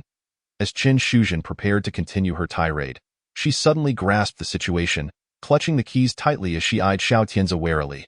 He nodded, affirming, yes, Mom, I'm serious. The car is yours now. You can take it away with you. Really? Ha ha ha, well, now we're talking. Chen Shuzhen's demeanor transformed as she burst into laughter, her earlier distress forgotten as she hopped into the car and sped off, as though fearing Xiao Tian Ce would change his mind. After her departure, Gao Zheng remained behind, his face a deep shade of anger, as he felt utterly humiliated in front of Xiao Tian Ce. Chapter 40. If you deceive her, she may not survive. What a disgrace. What an utter disgrace. Gao Zheng seethed, watching Chen Shuzhen drive away, his frustration causing him to stomp his feet. Taking a deep breath, he turned to Xiao Tian Ce and said, don't worry about the car. We won't keep it, I'll have her return it to you later. Xiao Tian Ce fell silent, and after a long pause, he looked up at Gao Zheng and asked, are you truly unwilling to support Weiwei and me? Upon uttering this question, Gao Weiwei flinched, cautiously observing her father. Gao Zheng scoffed and replied, Xiao Tian Ce, you are now a father yourself with a daughter. Let me ask you this. If Xiao Xiao were to face a situation akin to Weiwei's, how would you feel? Hearing this, Xiao Tian Ce bowed his head in contemplation, then sincerely said to Gao Zheng, I am truly sorry. In that moment, Gao Weiwei knelt before her father, tears streaming down her face as she pleaded, Dad, it wasn't Xiao Tian Ce's fault. He was gravely injured and unconscious at the time. He was unaware of anything. All these years, he has been serving in distant lands, completely oblivious. Dad, Xiao Xiao needs a father, and I believe Xiao Tian Ce will take care of both me and Xiao Xiao throughout our lives. If you must blame someone, blame me for being an unfilial daughter. I am so sorry. Grandpa, please don't blame Daddy and Mommy. It's all Xiao Xiao's fault. I was the one who called Daddy back. Xiao Xiao chimed in, rushing over to hug Gao Zheng's leg and earnestly apologizing. At that moment, as Gao Zheng felt the warmth of Xiao Xiao's embrace, his heart softened. He squatted down and lifted Xiao Xiao into his arms, saying, Xiao Xiao, it's all right. You and your aunt can go play. Grandpa won't blame your daddy and mommy. Just go have a few and it. That moment, Gao Xiaoying rushed over, her expression a complex mix of emotions as she said to Gao Zheng, Dad, brother-in-law is back now. And because he helped my sister with the situation in Xinjiang, he was dismissed from the military. Dad, Please believe in my brother-in-law. I promise he will take good care of my sister and Xiao Xiao." After placing Xiao Xiao in Gao Xiaoying's arms, Gao Zheng took a deep breath. He understood the kind of person his daughter was, and he also believed that Xiao Tian Ce truly had no knowledge of the past events. Furthermore, he remembered Gao Xiaoying's words. Xiao Tian Ce had been dismissed from the military for leaving his post without authorization, which further solidified his belief in him. After a long moment, Gao Zheng sighed deeply and said to Xiao Tian Ce, "Even if you were unaware, Wei Wei's suffering is a direct consequence of your actions. Therefore, I cannot help but feel resentment towards you. Shouldn't you understand that?" Xiao Tian Ce nodded earnestly and replied, "Dad, I acknowledge my faults. I promise you. I will care for Wei Wei and Xiao Xiao for the rest of my life. Please give me a little more time. On the 15th of next month, I will give Wei Wei the wedding she deserves, and I will ensure she never suffers again. Just grant me less than a month, please?" Gao Zheng sighed heavily again, then fixed Xiao Tian Ce with a steely gaze and said, "Xiao Tian Ce, I know my daughter well. You cannot fathom the hardships she has faced over these past 5 years. You may deceive me, but if you dare to deceive her, you must understand that it could very well lead to her demise. Do you comprehend that?" At these words, Xiao Tian Ce trembled, his resolve hardening as he replied, "Dad, I will not. Even if it costs me my life, I will not." "Very well, I will say no more on the matter. However, heed this, Xiao Tian Ce. If you ever dare to mistreat Wei Wei or allow her to suffer in any way, I will risk everything to settle the score with you," Gao Zheng warned sternly. Xiao Tian Ce nodded solemnly in agreement. Gao Zheng then looked at Gao Wei Wei with a complex expression, sighing deeply. "Wei Wei, do not bear ill will towards your mother. Her frustration stems from her love for you. She truly cares for Xiao Xiao. You may not know, but her room is filled with toys that she claims to have found on sales, but I know they are all for Xiao Xiao. She is just stubborn, and after years of being looked down upon, she has accumulated resentment towards you, Xiao Xiao, and Xiao Tian Ce. Take it slow. Dad, I'm sorry. Please convey my apologies to Mom as well. I realize my mistakes," Gao Weiwei said tearfully. After Gao Zheng departed, Xiao Tian Ce gently wiped her tears and reassured her, "Weiwei, please trust me. Give me a little more time, and I will fulfill my promises to you. I will never let you down for the rest of my life." Gao Weiwei nodded, looking earnestly into Xiao Tian Ce's eyes as she declared, "Xiao Tian Ce, I told you my choice last night. Since I have made this choice, I will not regret it. I believe you will be a good father and a wonderful husband. I have faith in you." "Thank you, Wei Wei," Xiao Tian Ce replied, his eyes reflecting a hint of pain. Gao Weiwei shook her head, taking a few deep breaths to regain her composure before saying, "I'm sorry. The car you just bought was taken by my mom, and I doubt she will return it." Xiao Tian Ce chuckled softly. "It's nothing to worry about, Wei Wei. This is a minor issue. Today is your first day back at work. Don't be late. Besides, if it spares your mother some frustration, it's worth it." "All right," Gao Weiwei bit her lip, casting one last apologetic glance at Xiao Tian Ce before hailing a taxi and rushing off to work. After she left, Gao Xiaoying approached Xiao Tian Ce, cradling Xiao Xiao, and said, "Brother-in-law, please don't be upset. Mom is just like that. She has a sharp tongue but a soft heart. She has been bullied by the Gao family for years. My sister was initially quite happy to have bested Gao Ruhan. But after everything that happened, her temper has only worsened." Xiao Tian Ce smiled and replied, "It's all right. Your mom taking the car makes me quite happy. At least she can vent her frustrations a bit. You should also go home and check in on her. Help me persuade her that the car is a gift for her, a gesture of my apology. Furthermore, could you please inquire about any other wishes my mother may have? Last night, your sister accepted me, and I must devise some strategies regarding your mother. However, for the time being, it's best not to disclose my identity." Gao Xiaoying nodded happily and said, Don't worry. Brother-in-law, leave it to me." After Gao Xiaoying left, Xiao Tian Ce turned to Xiao Xiao and said, "Xiao Xiao, Mommy's car was taken away by Grandma, so she will have to squeeze onto the bus and subway for work again. Shall we go buy her a new one?" Xiao Xiao, not comprehending the concept of a Mercedes, only knew that her mother would have to endure the hardship of public transport once more. She quickly nodded with excitement, saying, Let us go, Daddy, let's buy Mommy a new one. That way Grandma won't need to return our car." Xiao Tian Ce leaned down and kissed Xiao Xiao on the cheek, smiling. They then hailed another taxi and headed to the Mercedes dealership where they had purchased a car the day before. However, this time, as soon as Xiao Tian Ce and Xiao Xiao entered, the two saleswomen who had mocked him yesterday rushed over, their eyes sparkling with eagerness, and they flatteringly addressed Xiao Tian Ce, saying, Mr. Xiao, are you here to buy a car again? Xiao Tian Ce let out a cold laugh and replied, Oh, are you here to serve me? Sorry, I arrived by taxi.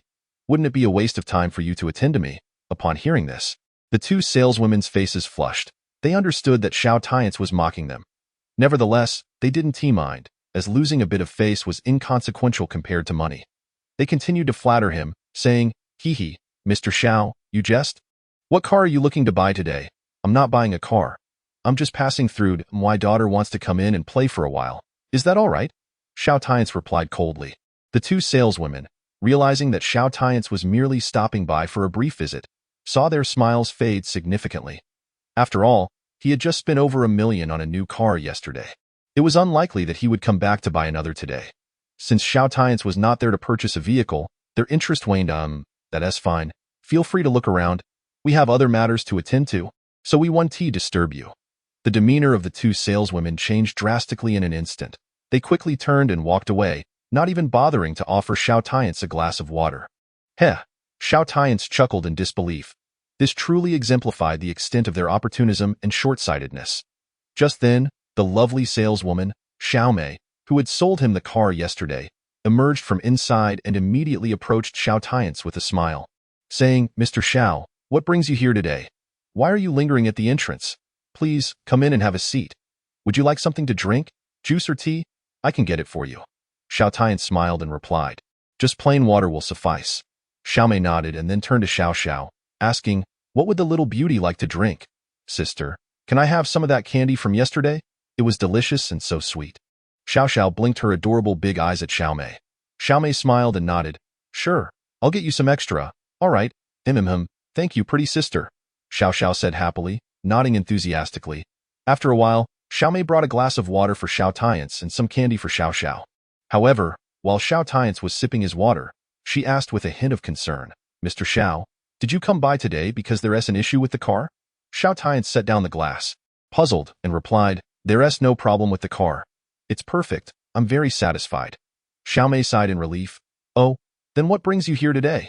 Xiao Tian Ce answered, Well, I'm just passing by and thought I'd take a look. Is that not welcome? Hee.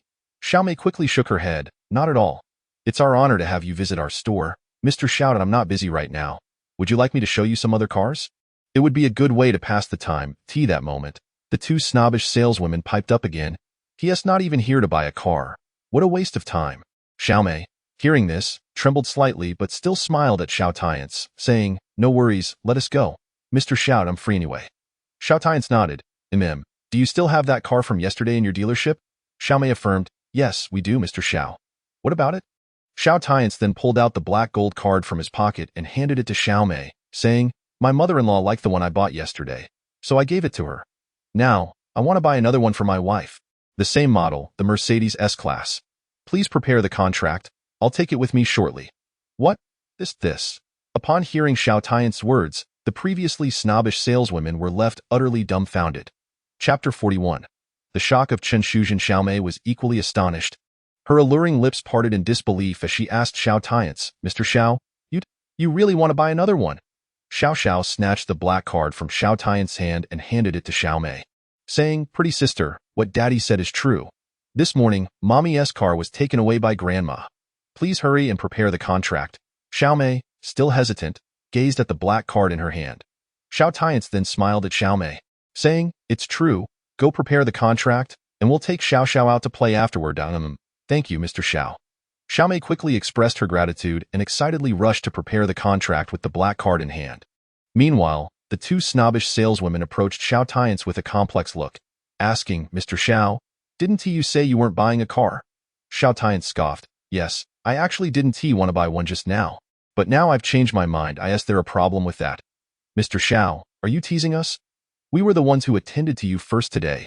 One of the snobbish saleswomen, seeing Xiaomei processing the card, felt a wave of jealousy wash over her. Xiao Tian Ce nodded. Yes, you did attend to me, but did you even serve me a glass of water?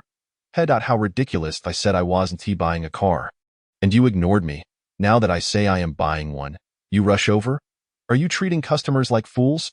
As if we're your cash machines? Get lost. As Xiao Tian Ce concluded, he cursed them outright. He truly didn't want to engage with such superficial people, but sometimes the more he tried to ignore them, the more they gravitated towards him, which tested even his patience. Just as Xiao Tian Ce was feeling somewhat disgruntled, he unexpectedly encountered Gao Ruhan again while he was preparing to leave with the car keys. Upon seeing Gao Ruhan, Xiao Tian Ce was taken aback. He had encountered her at the dealership yesterday, and now she appeared again. Was Gao Ruhan cursed? Xiao Tian Ce had no interest in acknowledging her and attempted to walk past, but Gao Ruhan blocked his path, looking at him with a cold smile, saying, "Heh, so the wealthy second generation is here to buy a car again. Didn't you already buy one? Why are you back?" Xiao Tian Ce regarded her as if she were foolish, and the next moment, Gao Ruhan feigned understanding, saying, "Oh, did I see? You bought that car yesterday, and I heard it was taken by your mother-in-law this morning. Heh, so you came back to the dealership because you want to return the car? Don't even think about it. That is impossible. Gao Ruhan, are you out of your mind?" Xiao Tian Ce could no longer contain his annoyance and muttered an expletive under his breath. Gao Ruhan, hearing Xiao Tian Ce curse at her, immediately became furious, pointing at him and shouting, "How dare you curse at me? Mr. Xiao, your new car is ready for you. Please take a look. Moreover, since you've purchased cars from our dealership on 2 consecutive days, you are now our most esteemed member. Should you need anything in the future, feel free to reach out to us.at." That moment, the dealership manager personally drove the brand new Mercedes S-Class to Xiao Tian Ce. Respectfully addressing him, Xiao Tian Ce shot a cold smirk at Gao Ruhan and pointed at her, saying to the manager, "I don't need anything, but this lady here wants to buy a car, so please attend to her well." After finishing his words with a disdainful scoff, he embraced Xiao Xiao, hopped into the car, fastened their seatbelts, and sped away. Left behind, Gao Ruhan watched as Xiao Tian Ce drove off in his new car, and her mind raced back to the moment he had called her aunt. She was driven to the brink of insanity. In a fit of rage, she picked up a nearby flower pot and hurled it at Xiao Tian Ce's car. But he was too quick, and she missed. "Madam, please conduct yourself. Do not cause a scene in our dealership, or I will have to call security." The dealership manager, seeing Gao Ruhan acting wildly, shouted in frustration. But Gao Ruhan was even more agitated, yelling back at the manager, "Call security? Go ahead. I'm here to buy a car. I'm a customer too. Is this how your dealership treats me? Believe it or not, I'll sit on the hood of your Mercedes to protest. I'll expose you to the press. Security, security, get this crazy woman out of here." The dealership manager, no longer willing to entertain Gao Ruhan, stormed inside after calling for security. Meanwhile, Gao Ruhan was incredulous as she watched 2 security guards approach her menacingly, ready to escort her out. She felt as though she was about to explode with rage. At the same time, in Gao Zheng's home, he was in a heated argument with Chen Shuzhen, who had taken Gao Weiwei's car. Gao Xiaoying sat nearby, hesitant to interject amidst Gao Zheng's fury. "Chen Shuzhen, do you have no shame? That car belongs to Weiwei. How could you dare to take it?" Gao Zheng shouted at Chen Shuzhen. Chen Shuzhen, equally furious, retorted, "Gao, who do you think you're talking to? Can't I drive my daughter's car? Besides, that worthless man said he was giving it to me. What is your problem?" Gao Zheng trembled with rage upon hearing Chen Shuzhen's words. With a sudden slap, he struck her across the face. Chen Shuzhen was left stunned, and Gao Xiaoying rushed over to intervene. After a while, Chen Shuzhen finally regained her composure, staring at Gao Zheng in disbelief. You, Gao, you dare to hit me? You want to fight me? I've worked hard all my life to raise your children, and now you're hitting me over a car." Gao Zheng, his voice rising, continued, "For over 20 years, I've promised to buy you a house in Jing Shui Bei Yuan. Where is it? I was foolish to believe your words, deceived for over 20 years. Now you dare to hit me. You want a divorce, don't you? I'll fight you. I'll fight you." As Chen Shuzhen spoke, she rolled up her sleeves, ready to brawl with Gao Zheng. Gao Xiaoying, now completely frantic, rushed in to break up the fight. They continued to bicker for over an hour. Afterward, Gao Zheng stepped onto the balcony to smoke alone while Chen Shuzhen ran out in tears. "Dad, why did you hit her? Mom was wrong today. Her temper has indeed worsened over the years, but why did you hit her? You should be chasing after her. Do you really want a divorce?" Gao Xiaoying stamped her foot in frustration at Gao Zheng. His expression shifted, revealing a complex turmoil within him, and after a long sigh, he lamented, "Alas, I am useless. Your mother has always wanted that house in Jing Shui Bei Yuan. Even though she prefers it over a villa, it has become her obsession. I promised her for years, but I've never had the money to buy it.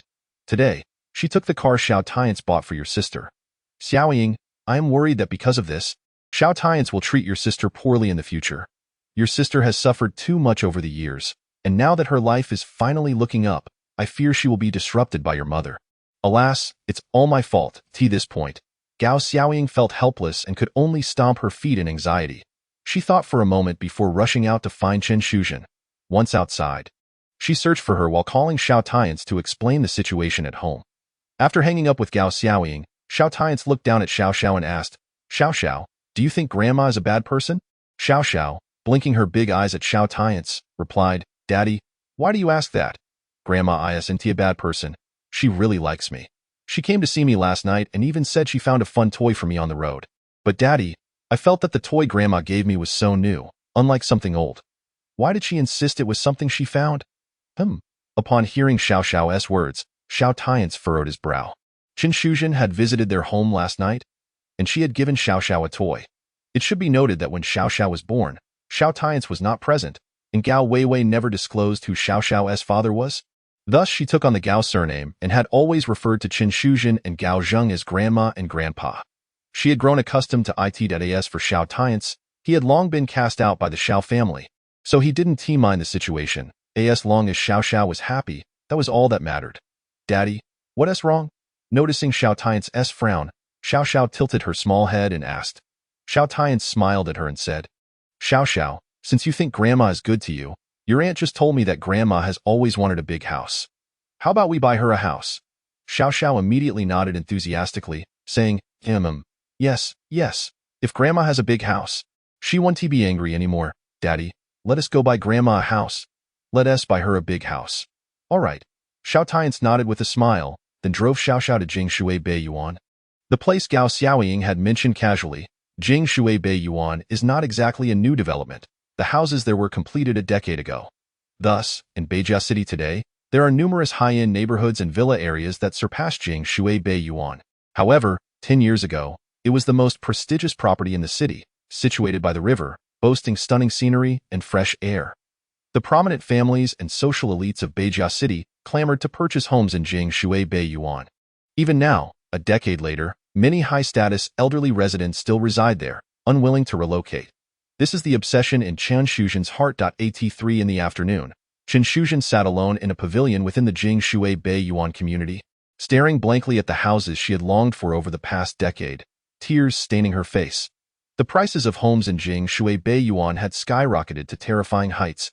Each unit now costs several million, surpassing the price of an average villa. Chen Shuzhen believed that she might never be able to reside here in her lifetime. The houses in this place would likely remain a lifelong regret for her. Indeed, after her quarrel with Gao Zheng that morning, she had come here alone, as if this was the only place that could bring her heart some semblance of peace. While Chen Shuzhen was lost in thought, a heavily made-up woman in her 40s approached her, exclaiming in surprise, Oh, Chen Shuzhen, you're here again. What brings you here? Are you looking at houses? Upon hearing this, Chen Shuzhen glanced at the woman before her, and a flicker of disgust crossed her eyes. She recognized this woman as Wang Hui, who had previously lived in the same old neighborhood as her. However, ever since last year when Wang Hui's son-in-law had purchased a modest apartment here with a loan, one in the cheapest D district, Wang Hui had moved in. Over the past 2 years, she had taken every opportunity to flaunt her new circumstances, especially after learning about Chen Shuzhen's aspirations. Each time, she would say, Oh, the houses in Jingshui Beiyuan are indeed nice, but they feel so desolate. The residents are all high-profile individuals, and there is hardly anyone to converse with. How dreadful now. Even though Chen Shuzhen was disinclined to engage with her, Wang Hui persisted, saying, By the way, Chen Shuzhen, I heard your daughter has returned, and she brought her husband and child along. What does your son-in-law do? Are they planning to buy a house? You must ensure they purchase a spacious one. These small apartments can feel so suffocating. You see how my son-in-law, Chen Shuzhen, already in a foul mood, felt her anger escalate at Wang Hui's bragging. She abruptly turned to Wang Hui and retorted, What does my daughter's house hunting have to do with you? If you find your son-in-law's apartment too small, then why don't you just leave? Who's stopping you? What is the point of showing off all the time? Is it amusing? Wang Hui, equally incensed, coldly laughed and replied, Oh, Chen Shuzhen, isn't it amusing? You can't afford a house here, yet you keep coming back day after day. Can't you persuade your son-in-law to buy you one? It must be tiresome to keep visiting, doesn't it? If one didn't know better, they might think you belong to our community, pretending to be wealthy. How ridiculous! Qin Shuzhen's face turned pale with fury, her entire body trembling, her finger pointing at Wang Hui, quivering with indignation. Yet she found herself unable to utter a single word in response. Just as Wang Hui was about to continue her mockery, intending to swat Qin Shuzhen's finger away, a figure holding a child appeared before her, casually stating, "Excuse me, ma'am, but I actually bought my mother a place. An apartment in Area A, 130 square meters, 3 bedrooms and 2 living rooms, in this very building. Would you like to take a look?" The speaker was naturally Xiao Tian Ce, who, after much deliberation with Xiao, had finally chosen the most suitable, high-end property that was eager for sale. At that moment, upon seeing Xiao Tian Ce and Xiao, Qin Shuzhen was momentarily taken aback. Xiao, holding the property deed, smiled at Qin Shuzhen and exclaimed, Grandma, Daddy and I bought you a big house. Look with that." She presented the property deed to Qin Shuzhen. Staring at the deed with her name inscribed on it, Qin Shuzhen's eyes widened in disbelief, and tears cascaded down her cheeks as her heart quaked with emotion. Meanwhile, Wang Hui, who had just been mocking her, suddenly felt a burning shame on her face. It was common knowledge that her son-in-law had only managed to buy an 80 square meter small apartment in the least expensive D district.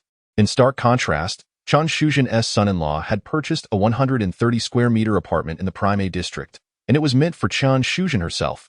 This comparison was like night and day, leaving Wang Hui with no face to remain in Qin Shuzhen's presence. Seizing the opportunity while Qin Shuzhen was still in shock, she hurriedly fled, head bowed in defeat. "Mom, Shuzhen." Just then, as Wang Hui departed, Gao Zheng and Gao Xiaoying rushed over, panting. Having lived with Qin Shuzhen for many years, Gao Zheng understood that whenever they had a fight, she would come here to calm her emotions. True to form, he and Gao Xiaoying had found her here. However, at that moment, Qin Shuzhen was completely absorbed in the 3 characters of her name on the property deed. Unresponsive to Gao Zheng and Gao Xiaoying's calls, brother-in-law, Gao Xiaoying noticed Xiao Tian Ce and Xiao beside Qin Shuzhen, her confusion deepening. She quickly approached to join Gao Zheng at Qin Shuzhen's side. Gao Zheng also acknowledged Xiao Tian Ce and Xiao but was too preoccupied to converse, merely nodding at Xiao Tian Ce. He then anxiously turned to Qin Shuzhen, whose expression was one of dazed disbelief, saying, "Shuzhen, are you all right? It's all my fault. I apologize. If you're still upset, feel free to hit me. I'm sorry. I was too impulsive." Gao Zheng hurried to apologize, regretting his actions the moment Qin Shuzhen had tearfully stormed out. He had hastily followed after her, realizing that despite not having contributed much, she had endured hardships alongside him and raised 2 beautiful daughters. Today, he had acted out of anger, but now he was keen to make amends. Yet, Qin Shuzhen continued to ignore him, tears streaming down her face. After a while, she finally lifted her gaze to Xiao Tian Ce, her voice trembling with complexity. Tian Ce, you." At this moment, Qin Shuzhen was overwhelmed with shock. She could never have imagined that Xiao Tian Ce would buy her a house. She had always met him with a cold demeanor, even having scolded him that morning for taking the car he had bought for Gao Weiwei. Yet now, he had repaid her grievances with such kindness, leaving her momentarily speechless. Xiao Tian Ce smiled gently at Qin Shuzhen, nodding as he said, "Mom, let us not discuss anything else. Thank you for the toys you bought for Xiao last night. She truly loves them. This house is for you. If you wish, you can move in tonight. Later, just take your ID to the property management office to update the information. I've already taken care of everything." "Huh? House? What house? What are you talking about?"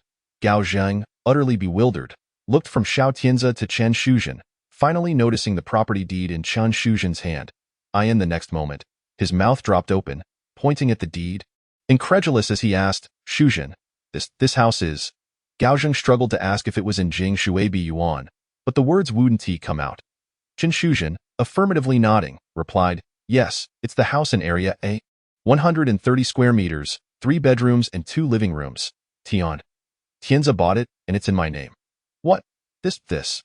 Gao Zheng whipped around to Xiao Tian Ce, his eyes wide with disbelief, speechless for a long moment.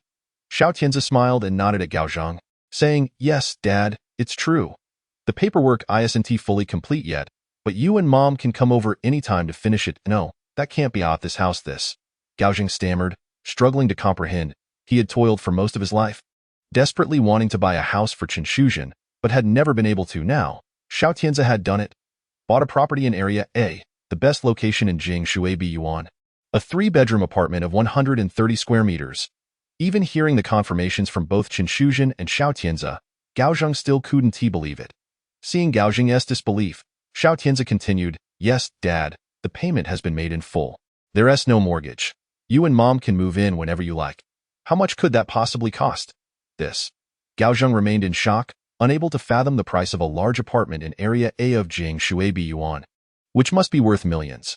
Xiao Tian Ce merely smiled without elaborating. Gao Xiaoying looked at Xiao Tian Ce with immense gratitude, her eyes slightly red. She felt deeply appreciative of all that Xiao Tian Ce had done for her mother and suddenly recalled mentioning to him earlier that her mother had always wanted a home in Jing Shuibi Yuan. Often arguing with her father about it now, her brother-in-law had silently bought her the house. The more she thought about it, the more grateful she felt. "Dad, Mom, are you all right?" Just then, a distressed voice called out from a distance. It was Gao Weiwei. Having received a call from Gao Xiaoying an hour earlier, she had hurriedly left work to help find Chen. After all, family was far more important than work. Seeing the dazed expressions on her parents' faces, she sensed something was amiss, especially with Xiao Tian Ce and Xiao present. "Dad, Mom, are you all right? Why do you all look like that? What happened?" Gao Weiwei rushed over to her parents, breathless with concern. At that moment, Chen felt embarrassed, unable to meet Gao Weiwei's gaze. Gao Zheng wore a complex expression as he looked at Gao Weiwei, saying, "Weiwei, Tian Ce, he." But before he could finish, Gao Weiwei interrupted, "Xiao Tian Ce, did you argue with my mom again? Is it about that car? If you're so attached to it, just take it back." Gao Weiwei was now flustered, directing her frustration at Xiao Tian Ce. Xiao Tian Ce was momentarily taken aback, unsure how to respond. Meanwhile, Gao Zheng, realizing that Gao Weiwei was about to scold Xiao Tian Ce, felt a sudden rush of urgency. He quickly shouted, "It's about the house. The house in Jing Shuibi Yuan. Tian Ce bought it for your mom. Weiwei, don't misunderstand. Please don't scold Tian Ce. Huh? A house. Xiao Tian Ce bought my mom a house in Jing Shuibi Yuan." Gao Weiwei froze, just as confused as Gao Zheng. Although she had little concept of cars, she knew the value of real estate. The houses in Jing Shuibi Yuan. How much could they possibly cost? Gao Weiwei's mouth fell open in disbelief as she looked at Chen, who was holding the property deed at that moment. Chen felt a burning heat on her face, overwhelmed with embarrassment. Yet, steeling herself against Gao Weiwei's inquisitive gaze, she nodded, saying, "Yes, Weiwei, Tian Ce just bought it. I'm sorry for this morning. I was wrong. I apologize." Chen hurriedly added, "Weiwei, you can drive that car home later. It was my mistake. Tian Ce bought it for you. I'm sorry. I was impulsive after listening to that woman." Gao Ruhan. Chen repeatedly mentioned Tian Ce, her tone now exceedingly warm. There was no other reason. She was genuinely astonished by Xiao Tian Ce's generosity. Xiao Tian Ce, noting that Chen was discussing the car, smiled and said, "Mom, I mentioned this morning that I didn't consider the car situation well. You can keep driving it. I bought another identical one for Xiao this morning, so you can use the one you have. When you have time, just go to the vehicle registration office to update the owner information." Chen, Gao Zheng, and Gao Weiwei were all stunned into silence. Only Xiao and Gao Xiaoying, who understood part of Xiao Tian Ce's identity, remained unfazed. The younger one thought her dad was incredibly cool, while the older one regarded her brother-in-law with admiration. The atmosphere was one of shock and disbelief, with everyone processing the revelation, except for Xiao Tian Ce, who wore a serene smile. Since he had reconciled with Gao Weiwei the previous night, he felt that Chen would no longer vehemently oppose his relationship with Gao Weiwei. Thus, he saw no reason to delay the wedding that had initially been planned for next month. The ensuing atmosphere became quite peculiar. Chen felt too embarrassed to view the house she had longed for, yet it was Gao Zheng who proposed they take a look. The entire family proceeded to the property, with Chen keeping her head lowered, occasionally sneaking glances but never daring to meet Xiao Tian Ce's gaze. After touring the property, they took Chen to the management office to handle the utility transfers. Only when all documents, receipts, and keys were finally in her hands did Chen truly believe that she had a home in Jing Shuibi Yuan, a place she had dreamt of for many years. The family dined at a restaurant near Jing Shuibi Yuan that evening. During dinner, Chen felt immensely awkward, unable to make eye contact with Xiao Tian Ce or speak, appearing exceedingly constrained in his presence. However, When it was time to part ways, she nervously called out to Xiao Tian Ce, lowering her head in profound apology. Tian Ce, I'm sorry for my previous attitude. Please don't take it to heart. You're truly wonderful, and I'm very reassured that Wei Wei is marrying you. I apologize for my past behavior. Qin Shuzhen stammered through her apology. Xiao Tian Ce, taken aback, smiled while holding Xiao Xiao and said, Mom, you're being too hard on yourself. I'm an orphan. You'll be my real mom from now on. Xiao Xiao also likes you very much. As for the past, that was my mistake. I should be the one apologizing. Let us just focus on living well together from now on. Xiao Tian Ce's admission of being an orphan revealed his inner scars. From the moment he was cast out 6 years ago, he had never returned to that home. Qin Shuzhen shivered slightly, nodding in acknowledgement, and then took Xiao Xiao from his arms, happily playing with her. Xiao Xiao, how about Grandma drives you home? I can drive very well. Qin Shuzhen said to Xiao Xiao. The little girl nodded adorably, replying, Grandma will drive Xiao Xiao back home. Gao Zheng cast a complex glance at Xiao Tian Ce, offering an apologetic nod in return. Gao Zheng then got into the car, while Gao Xiaoying shot Xiao Tian Ce a look of utmost admiration, aware that her sister would likely want to speak with him, and thus joined Qin Shuzhen in her vehicle. When only Gao Weiwei and Xiao Tian Ce remained, Gao Weiwei, with a complex mix of emotions, finally spoke to Xiao Tian Ce, saying, I'm sorry about this afternoon that I didn't know you. Xiao Tian Ce interrupted her, assuring her, it's all right, just don't blame me. I've already bought a house for Mom, and we still haven't purchased ours. Gao Weiwei quickly shook her head, replying, no, it's fine that I'm really grateful for everything you've done for me. After finishing her sentence, a flicker of confusion washed over her eyes as she opened her mouth to speak to Xiao Tian Ce, yet the words caught in her throat. Xiao Tian Ce understood what she was about to ask, and with a smile, tossed the keys to the new car into her hands, saying, Weiwei, I know what you want to ask, haha, you're curious about where I got all this money and why I met Lu Hong and Zhao Hai last night, right? Gao Weiwei nodded, but quickly added, no, it's okay. You don't need to say anything as long as you treat me well, that's enough. You have your secrets, you don't have to share everything with me. In that moment, Gao Weiwei felt an overwhelming sense of nervousness. Xiao Tian shook his head with a smile, saying, there aren't any secrets. 5 years ago, when you met me, didn't I tell you I was betrayed and my company went under? Yes, the company did collapse, but there was still a piece of land left. You know how expensive land is in Tianhai now, right? Although mine is in the suburbs, it's sold for over 10 million. So don't worry, when you have some time and aren't busy, we can take Xiao Xiao and find a nice place to live.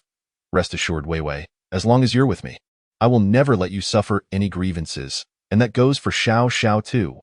Gao Weiwei gazed intensely at Xiao Tian Ce, her heart once again stirred by his words, and a profound sense of happiness welled up within her. After a while, she felt the atmosphere between them grow increasingly awkward with the prolonged silence, even sensing Xiao Tian Ce's breath drawing nearer. Her heart raced, and she hastily said, I'll go drive now.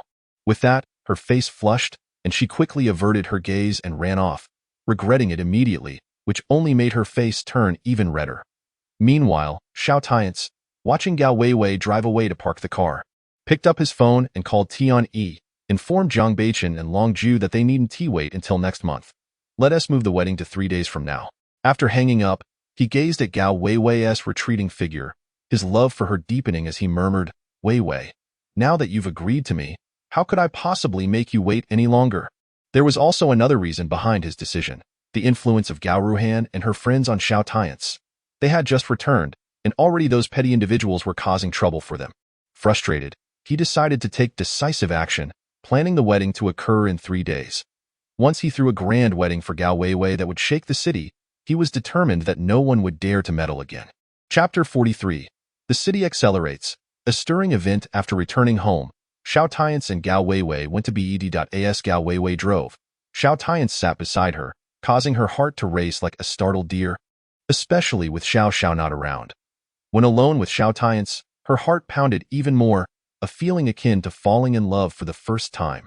Indeed, everything Xiao Tian Ce had done for her that day moved her immensely. Even while driving, she couldn't help but steal glances at him. Each time she caught sight of his chiseled profile, her cheeks flushed deeper. Once home, she soothed Xiao Xiao to sleep, avoiding too much interaction with Xiao Tian Ce. As they lay down, Xiao Xiao remained blissfully asleep beside them. However, that night, Gao Weiwei found it impossible to sleep, often sneaking glances at Xiao Tian Ce, increasingly captivated by his handsome features. The following day, the city of Beijing erupted in a frenzy due to Xiao Tian Ce's decision. Yes, it was absolute chaos. Xiao Tian Ce had decided to move the wedding up and insisted it be held in 3 days. This meant over 100 cities and 1,000 couples would simultaneously celebrate their nuptials. Just consider the sheer number of participants and service staff on the wedding day, numbering in the thousands, not to mention the couple's friends and family, potentially tens of thousands, or even more. It was a spectacle that would surely draw the attention of countless citizens. Upon receiving Xiao Tian Ce's command, Jiang Beichen and Long Jiu wasted no time. They immediately rushed from their homes to the company headquarters, and hundreds of executives from Beijing Group and Zhoutian Group, who had just gotten off work, scrambled back. Xiao Tian Ce had issued a stern order to Tian Yi, who in turn relayed an even more severe directive to Jiang Beichen and Long Jiu.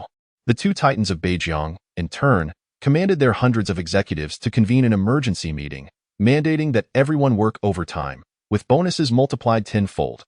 The largest groups in Beijing were mobilizing their thousands of employees to prepare for the wedding of a century. That night, Jiang Beichen and Long Jiu, racing back to the conference room, were nearly frantic. 3 days. Only 3 days left. I don't care how you do it. Work through the night, day and night, to catch up.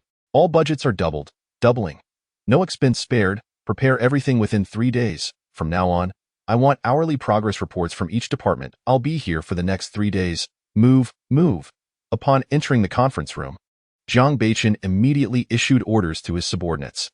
Less than half an hour later, a visibly agitated Long Jiu burst into the Beijing Group, wielding a gleaming machete, leading hundreds of executives. He wasn't there to fight. Rather, he needed to discuss the details of the grand wedding with the management of both groups. Face-to-face communication was always the quickest. Gasping for breath, Long Jiu greeted Jiang Beichen before leaping onto the conference table, slashing a significant chunk off the surface with his knife. He then glared at the executives below, declaring, "President Jiang is offering you tenfold bonuses to encourage your efforts. Well then, I'll give you 10 machetes. Mark my words, from now until the wedding in 3 days, if anyone drops the ball, I'll personally see to it that you're dealt with. Think carefully about how I, Long Jiu, built my empire." With Long Jiu's words echoing in his fierce presence, the hundreds of executives below were instantly struck with fear. Indeed, everyone knew how Long Jiu had come to power. No one could deny that Jiang Beichen had his dirty tactics, but compared to Long Jiu, it was like comparing the heavens to the earth. At that moment, the hundreds of employees under Beijing Group and Zhoutian Group dared not slack off any longer. Driven by the dual forces of profit and fear, they plunged into a frenzy of work. The 100-city wedding was an unprecedented spectacle since the founding of the Long Kingdom, and it was set to unfold in Beijing in just 3 days. Given that it was the largest event in the city's history, there were countless intricate details to manage.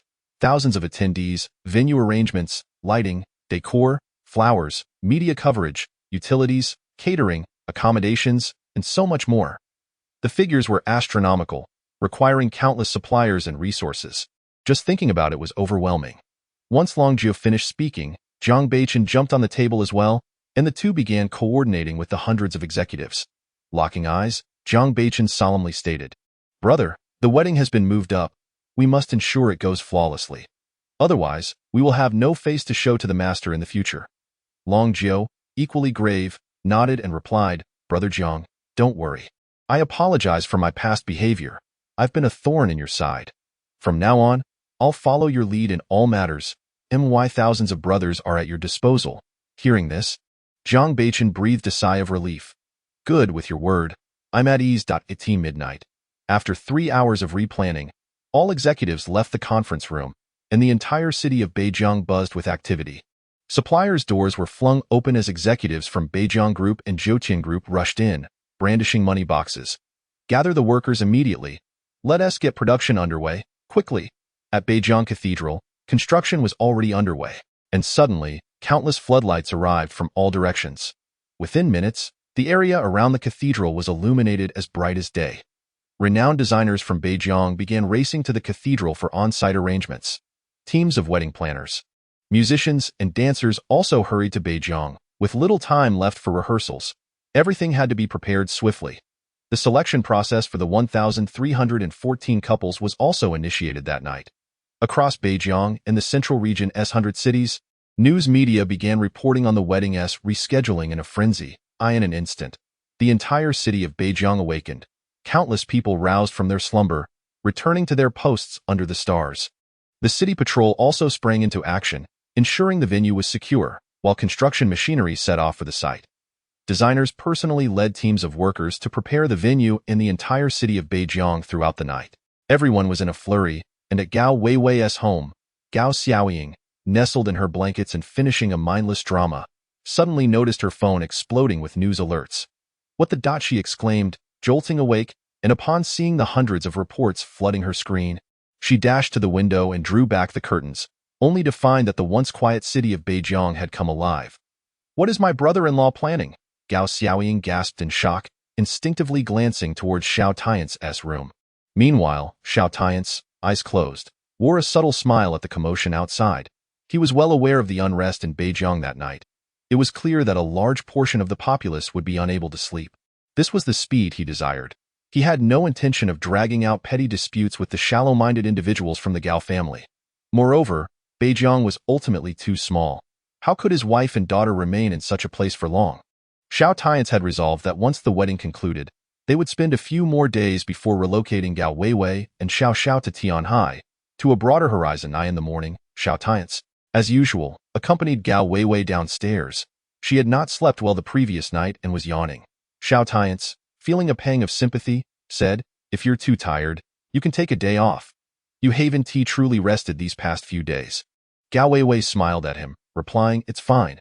I haven't been to work in ages. Now that I'm back, there's a lot to catch up on. Besides, I still have one condition from Grandpa to fulfill." Furrowing his brow, Xiao Tian Ce asked, "Didn't your grandfather already appoint you as the channel director? And a formal one at that?" Gao Weiwei nodded, smiling, "Yes, I am indeed a formal employee now, but I don't want to leave any regrets regarding the conditions Grandpa set. Don't worry, I'll work hard." Xiao Tian Ce paused before asking, "What's the third condition?" Gao Weiwei replied, "To help the company solve a difficult problem, like securing a long-negotiated project." Xiao Tian Ce nodded and continued to inquire, "What do you aim to accomplish?" Gao Weiwei thought for a moment and casually said, "My family's company has been developing rapidly in recent years, but it still lacks depth and usually only collaborates with smaller enterprises. Grandpa has always wanted to secure a partnership with Beijing Group and Zhoutian Group.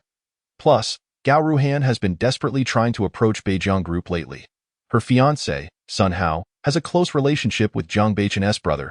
Zhang Yuchenat seems Gao Ruhan is determined to succeed this time, and she has been quite discontented with me holding her back these past few days." Pausing for a moment, Gao Weiwei smiled at Xiao Tian Ce and added, "But don't worry, I'll go to Beijing Group today to see if I can make something happen. I researched their information yesterday and want to give it a shot." Moreover, during yesterday's meeting, Grandpa said that whoever secures a partnership with Beijing Group or Zhoutian Group will be appointed as the deputy general manager. So even if Gao Ruhan has connections, it doesn't mean she can clinch the deal. If that fails, I'll try Zhoutian Group instead. That's right, Weiwei, you go for it. I believe my wife can definitely do it. From now on, Xiao Xiao and I will be counting on you to support us. Haha. Xiao Tian Ce's eyes glimmered as he said this. "Okay, I'm off then. You take care of yourself," Gao Weiwei replied bashfully, her cheeks reddening slightly. After she left, Xiao Tian smiled meaningfully. "Haha, Beijing Group and Zhoutian Group? Weiwei just started yesterday, and now Gao Yuanshan wants her to negotiate, even dangling the position of deputy general manager as bait, while pitting Gao Ruhan against Weiwei. He must be suspecting something." Just then, Gao Xiaoying approached from behind, holding Xiao Xiao, and said to Xiao Tian's brother-in-law, "Are you saying Grandpa has guessed that you're the one helping my sister behind the scenes?" Xiao Tian nodded, then shook his head. "I'm not sure. But given how long your grandfather has managed the company, he is quite astute. He likely has some suspicions."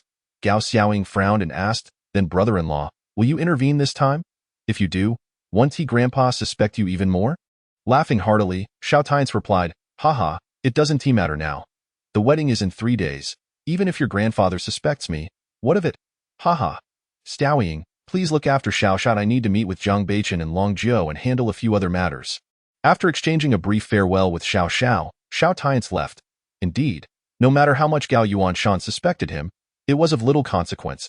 He had no intention of hiding for much longer. Initially, it was to ease Gao Weiwei's emotional wounds and to reshape Chen Shuzhen and Gao Jing's impressions of him.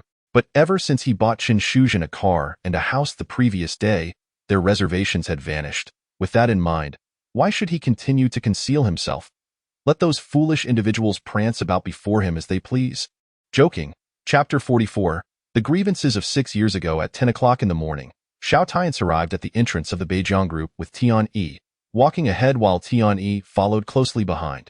As they approached, they spotted the provocatively dressed Gao Ruhan excitedly linking her arm with Sun Hao, chattering away. Xiao Tian Ce and Tian Ce made their way inside, while Gao Ruhan and Sun Hao headed out. Thank you so much, darling. If it weren't for you, I would still be under Gao Weiwei's thumb. I have no idea how that foolish woman managed to come back and, in just a few days, be promoted to director by Grandpa, while I got demoted.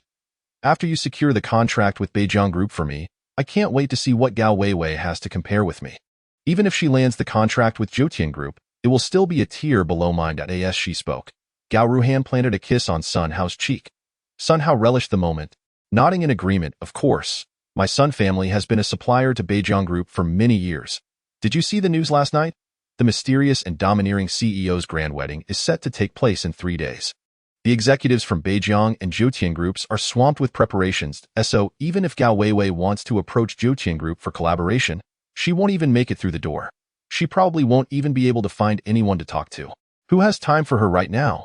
Gao Ruhan nodded in agreement. Yes, darling, you are truly impressive. By the way, what about our wedding? With the grand wedding being moved up, do you think we can secure a spot? Sun Hao furrowed his brow. The sudden rescheduling of the grand wedding caught me off guard as well, but don't worry. I've already applied through the official websites of Beijiang and Zhoutian Groups. Since the grand wedding is being held in our Beijiang city, there should be a few more slots available. I believe we should be able to secure the grand wedding worth billions. Of course, I want to be a part of it. Gao Ruhan nodded eagerly. Yes, darling, I want to attend too. I promise. If you can get us a spot, you can have your way with me for a few days. Whatever you want, I will comply. As she spoke, her cheeks flushed with embarrassment. This coy demeanor drove Sun Hao wild with longing as he stole glances at her long legs. At that moment, Sun Hao caught sight of Xiao Tian Ce approaching and immediately squinted his eyes. Due to Gao Ruhan, he held a strong dislike for Xiao Tian Ce. He firmly grabbed Gao Ruhan and positioned her in front of him, confronting Xiao Tian Ce. What do you want, Xiao? Oh, I see. You're here to help Gao Weiwei negotiate with Beijiang Group, right? Heh, you might be in for a disappointment. Xiao Tian Ce halted his steps, coldly regarding the overly confident Sun Hao. Oh, are you implying that you've already secured the deal? Sun Hao let out a derisive laugh, subtly indicating to Gao Ruhan beside him. At that moment, Gao Ruhan triumphantly produced 2 contracts stamped with the Beijiang Group seal from her bag and waved them in front of Xiao Tian Ce. Heh, surprise, surprise. The collaboration between the Gao family and Beijiang Group has already been secured. And no matter how hard you try to assist Gao Weiwei, you won't be able to change that. Plus, with everyone at Beijiang Group preparing for the grand wedding, do you see those hundreds of security guards at the entrance? Heh, you won't even be able to step inside. Xiao Tian Ce observed Gao Ruhan's smugness with a flicker of disdain in his eyes. He then turned to Sun Hao. You helped her secure this, did you? Sun Hao replied boastfully. Of course. What does it matter if you have a bit of money, Xiao? Heh. This is Beijiang. Why Sun family has collaborated with Beijiang Group for many years. Do you really think an outsider like you can compete? Xiao Tian Ce nodded in agreement. True, but I sensed that with such a domineering fiancé, your Sun family might face some troubles. Perhaps bankruptcy could be on the horizon for you today. Xiao, are you cursing me? Who do you think you are? Do you believe Beijiang Group belongs to your family? You think you can just come and go as you please? You think my Sun family can just go bankrupt because you say so? Sun Hao erupted in anger. Before Xiao Tian Ce could respond, Tian Ce stepped in and pushed Sun Hao aside, sneering, apologies, but Beijiang Group is indeed my brothers. With that, Xiao Tian Ce ignored Sun Hao and Gao Ruhan, striding directly into Beijiang Group.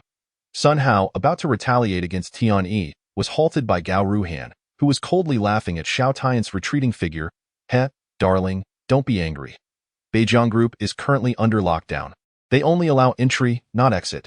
Xiao Tian Ce won't get in. Those hundreds of security guards will surely kick him out. However, the next moment, before Gao Ruhan could finish her sentence, the intimidating security guards outside Beijiang Group bowed their heads to Xiao Tian Ce. While the 8 guards guarding the entrance respectfully opened the doors, Xiao Tian Ce and Tian Ce walked in. This is impossible. Beijiang Group doesn't allow outsiders in. How could Xiao Tian Ce possibly enter?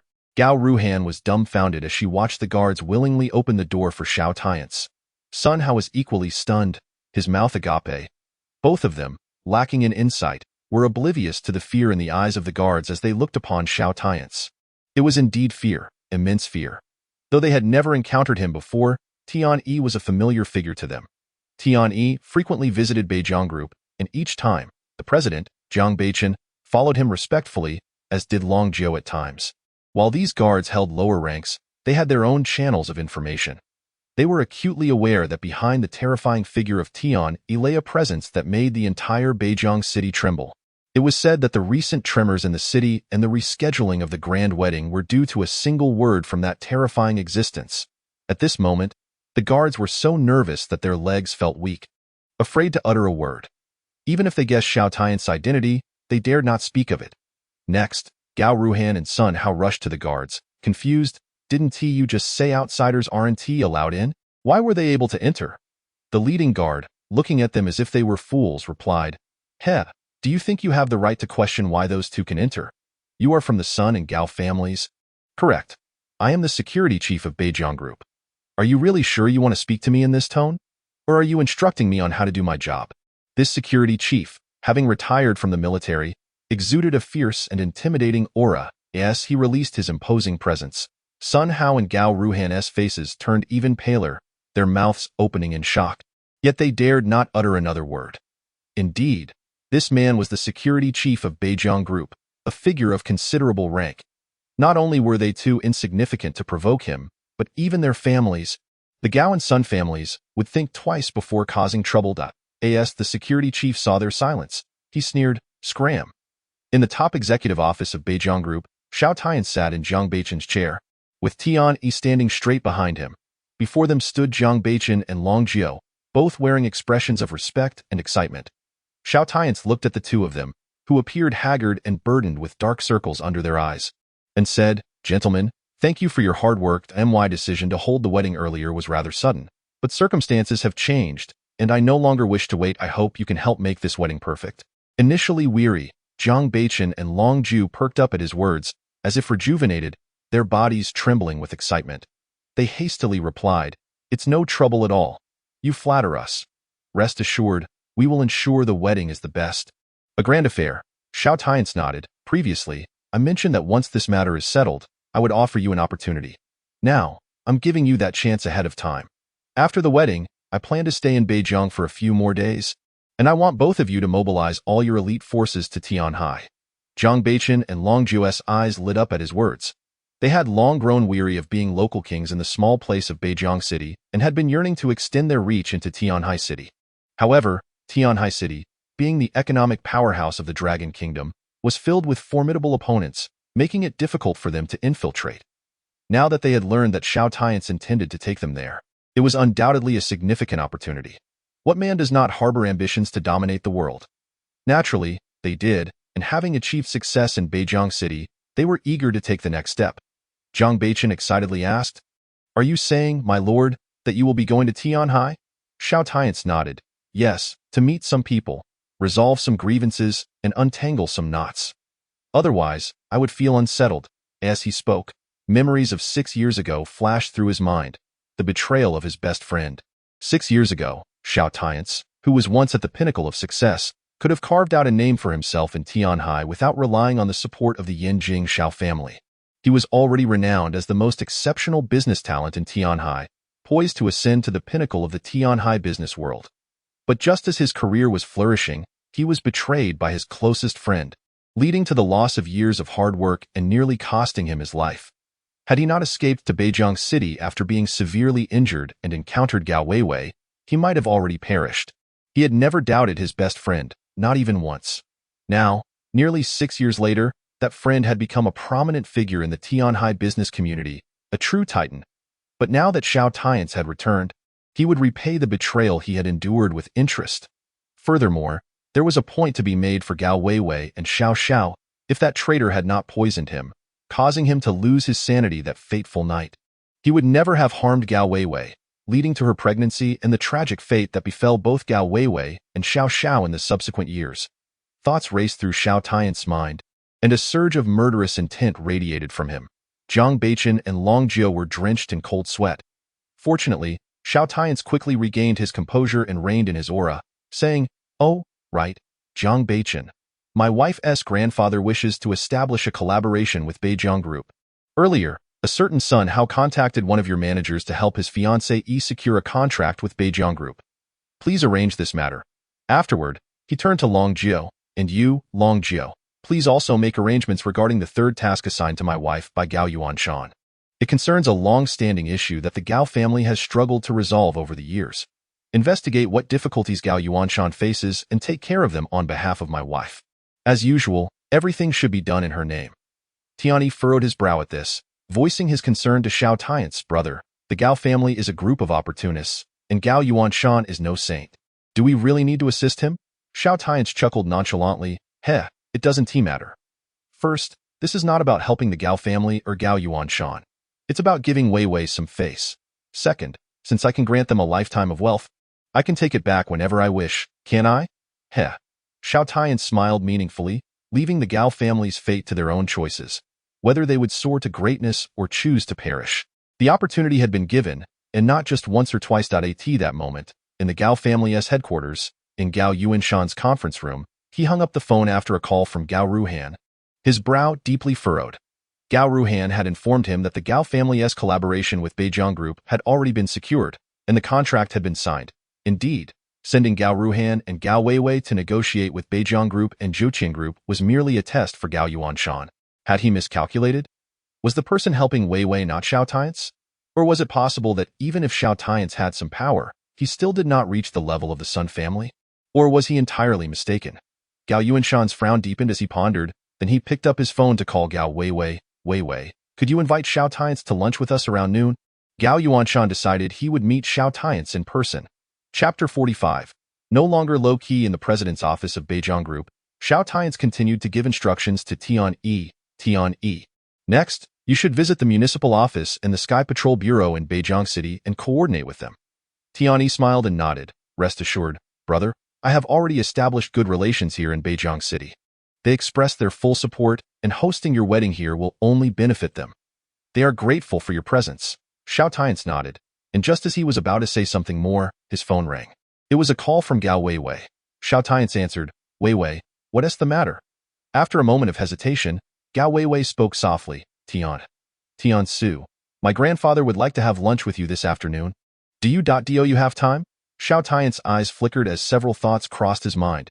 He realized that Gao Yuanshan was indeed not foolish. He had likely started to suspect him. After all, yesterday, he had sent a car to Qinshuzhen and purchased a property in Jingshui Courtyard. Gao Yuanshan must have noticed something. However, it hardly mattered. The wedding was approaching. So, Xiao Tian's replied, "All right, I'll come find you." After hanging up, Xiao Tian's looked at Jiang Beichen and Long Jiao. "Okay, I have no more matters to attend to. You may go back to your tasks." Jiang Beichen and Long Jiao respectfully exited, and Tianyi smiled at Xiao Tian's. It seems Gao Yuanshan has become a bit suspicious. As the head of the Gao family, he has done quite well for himself over the years, but he is getting a bit old. I've heard he is fully supporting his grandson, Gao Yunchong, who he has high hopes for, believing he will lead the Gao family to glory. However, Tianyi soon paused, playfully adding, but Gao Yuanshan has ultimately limited vision. Having spent too long in a small place, he doesn't realize how vast the world outside is. With you, brother, as a son-in-law far exceeding the war god level, why should we care about Gao Yunchong? Xiao Tian's chuckled lightly and waved his hand, saying, "Well, as you mentioned, he has grown old and his vision is rather limited. It matters not. I have consistently offered them opportunities, and it is up to them to make their choices. Now, you should get back to your tasks. The wedding in 3 days must proceed flawlessly. I shall now pay a visit to the patriarch of the Gao family." A glimmer of amusement flickered in Xiao Tian's eyes, with over an hour remaining until noon, as he descended to the ground floor. He paused to observe the stream of cars passing by on the road outside. He suddenly murmured to himself, "I never intended to keep things hidden any longer. Perhaps I should purchase another vehicle." Thus, Xiao Tian's made his way to the Mercedes-Benz dealership and acquired yet another S-Class, driving it away. The saleswoman, Xiao Mei, along with her colleagues, were left utterly astonished, for Xiao Tian's had purchased 3 luxury cars in 3 consecutive days. Moreover, having voluntarily forfeited all discounts, Xiao Mei's commission was alarmingly substantial. At noon, In a private dining room of a hotel adjacent to the Gao company, Gao Weiwei, Gao Yuanshan, Gao Ruhan, and Sun Hao were seated together. Gao Ruhan wore a triumphant expression, her smile unbroken, while Gao Weiwei remained silent, her hands clenched beneath the table, harboring a sense of discontent. Indeed, the contract with Beijiang Group had been secured by Gao Ruhan, and Gao Weiwei could not suppress her feelings of resentment. With a quiet sigh, she cast a glance filled with helplessness. Weiwei, where is Xiao Tian Ce? Have you been in touch with him? Gao Yuanshan, seated by the window, inquired. Grandfather, he just called to say he is on his way, but there is some traffic. He apologized, grandfather. Gao Weiwei explained to Gao Yuanshan. All right then, we shall wait a little longer. We are not in a hurry. Gao Yuanshan nodded, not pressing the matter further. He then stood up, opened the window, and gazed out at the scenery, inhaling the fresh air. That moment, a brand new black Mercedes suddenly screeched to a halt at the entrance of the restaurant below. In the next instant, a dashing Xiao Tian Ce, clad in a sleek black suit, emerged from the vehicle. Observing from above, Gao Yuanshan's pupils dilated in surprise. Xiao Tian Ce glanced up, catching sight of Gao Yuanshan, who was gazing blankly by the window, and offered him a smile before tossing the car keys to a staff member below, instructing him to park the car. Subsequently, he ascended the stairs. Grandfather, what is the matter? Gao Ruhan queried upon noticing Gao Yuanshan's transfixed state by the window. Let the staff serve the dishes. Xiao Tian Ce has arrived. Gao Yuanshan responded. Ha, that loser has arrived. So what, grandfather, you truly are waiting for him. What is he even worth? Our family has yet to acknowledge him as one of us. Gao Ruhan scoffed disdainfully, having no fondness for Xiao Tian Ce whatsoever. Gao Yuanshan frowned, expressing his displeasure. Enough. Can't you see your sister is still here? Is this how you behave as an elder sister? Gao Ruhan merely smirked and fell silent, disregarding Gao Yuanshan's admonition, taking a sip of tea for herself. At this moment, Sun Hao, seated nearby, spoke in a low tone. Grandfather, please do not blame Ruhan. She has been working tirelessly to secure the Beijiang Group project these past few days, running around during the day and burning the midnight oil. She may simply be exhausted. Her words should not be taken to heart. Gao Yuanshan's expression shifted. Indeed, Gao Ruhan was the one responsible for the Gao family's collaboration with Beijiang Group. In other words, her role in the company was now more significant than his own as the patriarch. A single collaboration with Beijiang Group equated to numerous smaller partnerships. However, Gao Yuanshan harbored some skepticism about Gao Ruhan's ability to secure the Beijiang Group partnership, feeling that something was amiss. After all, the Gao family had been attempting to collaborate with Beijiang Group for years without success, and despite relying on the Sun family's influence, Sun Hao had been with Gao Ruhan for over 3 years. If the Sun family were merely assisting, the negotiations would have concluded much earlier. Thus, Gao Yuanshan felt a sense of unease. Yet, he deemed it inappropriate to voice his concerns now, so he merely nodded, saying, Well, Hao, your efforts are appreciated. The Gao family is grateful for your assistance. Sun Hao nodded in acknowledgement, casting a cold glance at Gao Weiwei before falling silent. At this juncture, Xiao Tian Ce entered the room, taking a seat next to Gao Weiwei and apologizing. Sorry for being late. Gao Weiwei nodded. Please inform grandfather. Thus, Xiao Tian Ce turned to Gao Yuanshan and said, Grandfather, I apologize for the delay. There was some traffic. Gao Yuanshan nodded, regarding Xiao Tian Ce with a penetrating gaze. Tian Ce, I heard you gifted your mother a vehicle yesterday and purchased a house for her in Jingshui Yuan. Is that correct? What? He even bought a house for Aunt San. Gao Ruhan exclaimed incredulously. Grandfather, you must be joking. That's Jingshui Yuan. The property prices there are more exorbitant than those in the city center. Gao Ruhan's disbelief was evident, as her parents had long desired to purchase a home there but found it prohibitively expensive. Meanwhile, Xiao Tian Ce paid her no mind, instead smiling and nodding at Gao Yuanshan. Yes, grandfather, your news travels swiftly. I acquired that house just yesterday afternoon. Gao Yuanshan nodded. You were thoughtful. I also heard you bought Weiwei a car? And the one you drove in just now. Did you purchase another? Gao Yuanshan scrutinized Xiao Tian Ce's eyes, attempting to discern something, but soon felt disappointed as he found nothing. Upon Gao Yuanshan's revelation, not only Gao Ruhan was stunned. Sun Hao and Gao Weiwei were equally taken aback. Sun Hao rushed to the window, peering down, and indeed spotted 2 identical brand-new Mercedes parked at the entrance. How could this be? 2 vehicles. If we include Chinshuzhen's, that makes 3 Mercedes, all S-Class. This revelation left Sun Hao in utter disbelief. How much wealth did Xiao Tian Ce possess to be buying both houses and cars? Of course, the Sun family's company was substantial, with considerable cash flow.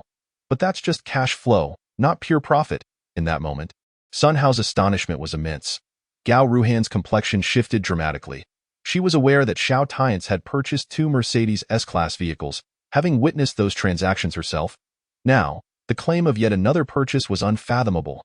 Did he think they were as cheap as cabbages? These luxury cars cost over $1 million. She refused to believe that Xiao Tian Ce possessed such wealth, for if that were the case, her sense of superiority over Gao Weiwei and her standing within the Gao family would cease to exist. After all, her fiancé Sun Hao had never bought her even one car, let alone a property in Jing Shui Yuan. With that thought, Gao Ruhan fixed her gaze on Xiao Tian Ce, demanding, "Xiao Tian Ce, where did you acquire such funds? You've bought yet another vehicle. Oh, by the way, I heard you were expelled from the War Department. Could it be due to some illegal activities? Xiao Tian Ce, let me remind you, we are in Beijing. Do not drag the Gao family down with you." The more Gao Ruhan spoke, the more convinced she became of her own reasoning, hastily turning to Gao Yuanshan, "Grandfather, you must investigate Xiao Tian Ce thoroughly. Yes, get Big Brother to look into him. See if he has any criminal record that led to his expulsion from the War Department. If he commits any offense here in Beijing, our Gao family will face trouble." Gao Ruhan, what is your meaning? Do not slander him, Gao Weiwei exclaimed, her temper flaring as she stood up. Xiao Tian Ce had done so much for her these past days, and it was because of her that he was expelled from the War Department. But before she could finish, Xiao Tian Ce gently pulled her back into her seat, interrupting her words. With a look akin to that of a fool, he regarded Gao Ruhan and nodded, saying, "Indeed, you are right. I have been robbing banks. Whatever you say is true, or perhaps you should report me to the Tsingy Bureau. Feel free to do so right now." You? Gao Ruhan felt her anger boiling over as she stood up, unable to tolerate Xiao Tian Ce's disdainful and revolting gaze, one that she was all too familiar with, as she often used the same look on others. At that moment, Xiao Tian Ce regarded her as one would a simpleton, which was a difficult pill for her to swallow. "Enough, Ruhan, sit down. Do you not have the demeanor of an elder sister? Do you not see that I am still here? If you do not wish to dine, you may leave," Gao Yuanshan remarked, having sensed the tension in Xiao Tian Ce's demeanor, feeling an overwhelming confidence emanating from him, one that bordered on arrogance. Gao Yuanshan could not help but feel a jolt of surprise, realizing that there was indeed something unusual about Xiao Tian Ce. "Grandfather." Gao Ruhan felt wronged at Gao Yuanshan's reprimand. "Sit down.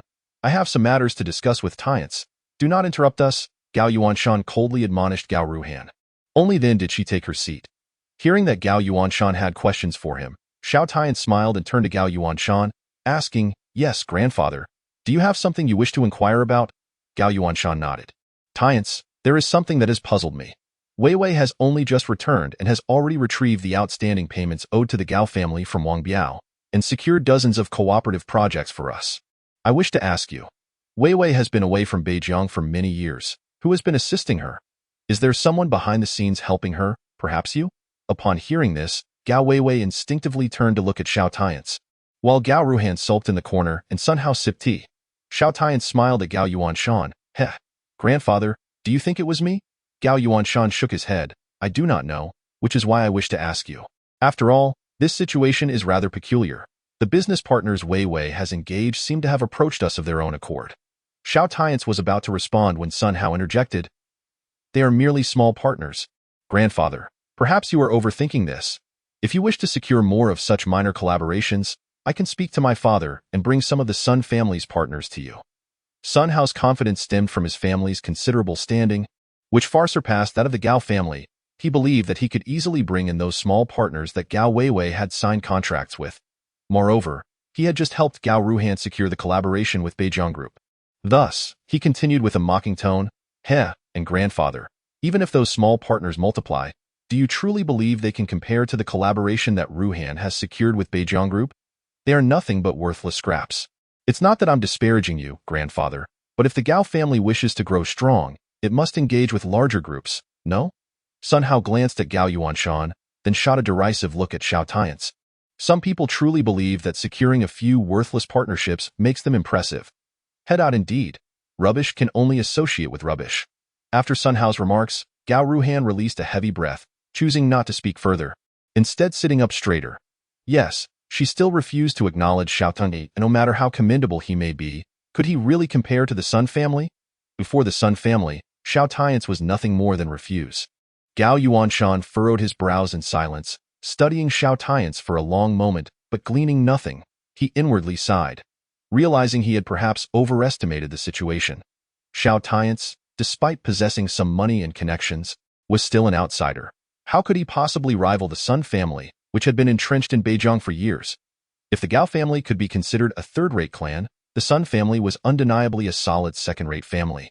Moreover, with Sun Hao being the heir, he was far superior to Xiao Tian Ce. With this thought, Gao Yuanshan resolved to lend more support to Gao Ruhan and the company moving forward. Listening to Sun Hao's words, Gao Weiwei lowered her head, feeling a sense of inadequacy. She believed that it was her lack of capability that had allowed the collaboration with Beijing Group to slip through her fingers, resulting in Xiao Tian Ce being looked down upon by Sun Hao and Gao Ruhan, and even her grandfather. Biting her lip, Gao Weiwei quietly said to Xiao Tian Ce, "Tian Ce, I'm sorry.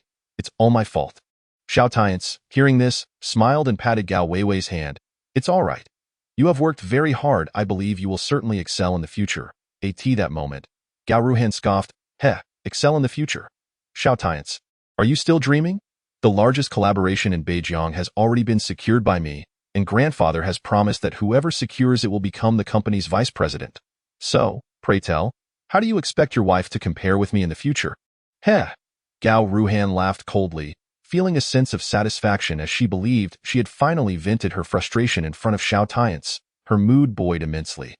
Gao Weiwei lowered her head even further. Her fists clenched tightly, daring not to speak that HEHIT was just a contract. "I heard Beijing Group has been quite busy lately. Perhaps they were hoping to collaborate with my wife, and you simply went unnoticed. Moreover, even if the contract is signed, the project has yet to commence. It's entirely possible that Beijing Group will alter the agreement." Xiao Tian spoke softly, his tone contemplative. Upon hearing this, both Gao Yuanshan and Gao Weiwei turned their attention to Xiao Tian Ce. While Gao Ruhan's anger surged, ready to berate him at that moment, the door to the private room was suddenly pushed open, and in rushed a weary vice president from Beijing Group, sporting dark circles under his eyes, clearly agitated. The vice president of Beijing Group stormed directly to Gao Ruhan, raising his voice sharply, "You are not Gao Weiwei. Who are you?" "I was supposed to sign a contract with Gao Weiwei. We had an agreement. Who the hell are you? Pretending to be Miss Gao to deceive me into signing a contract. You want to die? Where is Miss Gao Weiwei?" Boom. As the vice president's words echoed, the entire private room fell into a stunned silence. All mouths gaped in astonishment, their eyes wide as they turned to the seemingly tranquil Xiao Tian Ce, who sat with a cup of tea in hand, a faint smile gracing his face, yet his eyes sparkled with an indescribable light. Due to his overwhelming busyness, he has not rested since last night. Consequently, after Gao Ruhan signed the contract with him in the morning, he barely glanced at it before hastily returning to the company to prepare for the Baiqing wedding matters. To his astonishment, he had signed the wrong person. More than an hour ago, Zhang Beiqin and Long Jiu, who were stationed at the group headquarters, simultaneously approached him, demanding to see the contract he signed with the Gao family that morning. Upon reviewing it, he finally realized his grave mistake. At that moment, Zhang Beiqin and Long Jiu looked at him as if he were a ghost, and his mind echoed with Zhang Beiqin's earlier question. "Dong Zhen, do you know who the female lead of the Baiqing wedding is?" Zhang Beiqin had gazed at him coldly back then. Realizing the severity of the situation, Dong Zhen immediately rushed to the Gao family's company, only to discover that Gao Yuanshan and the others were not present.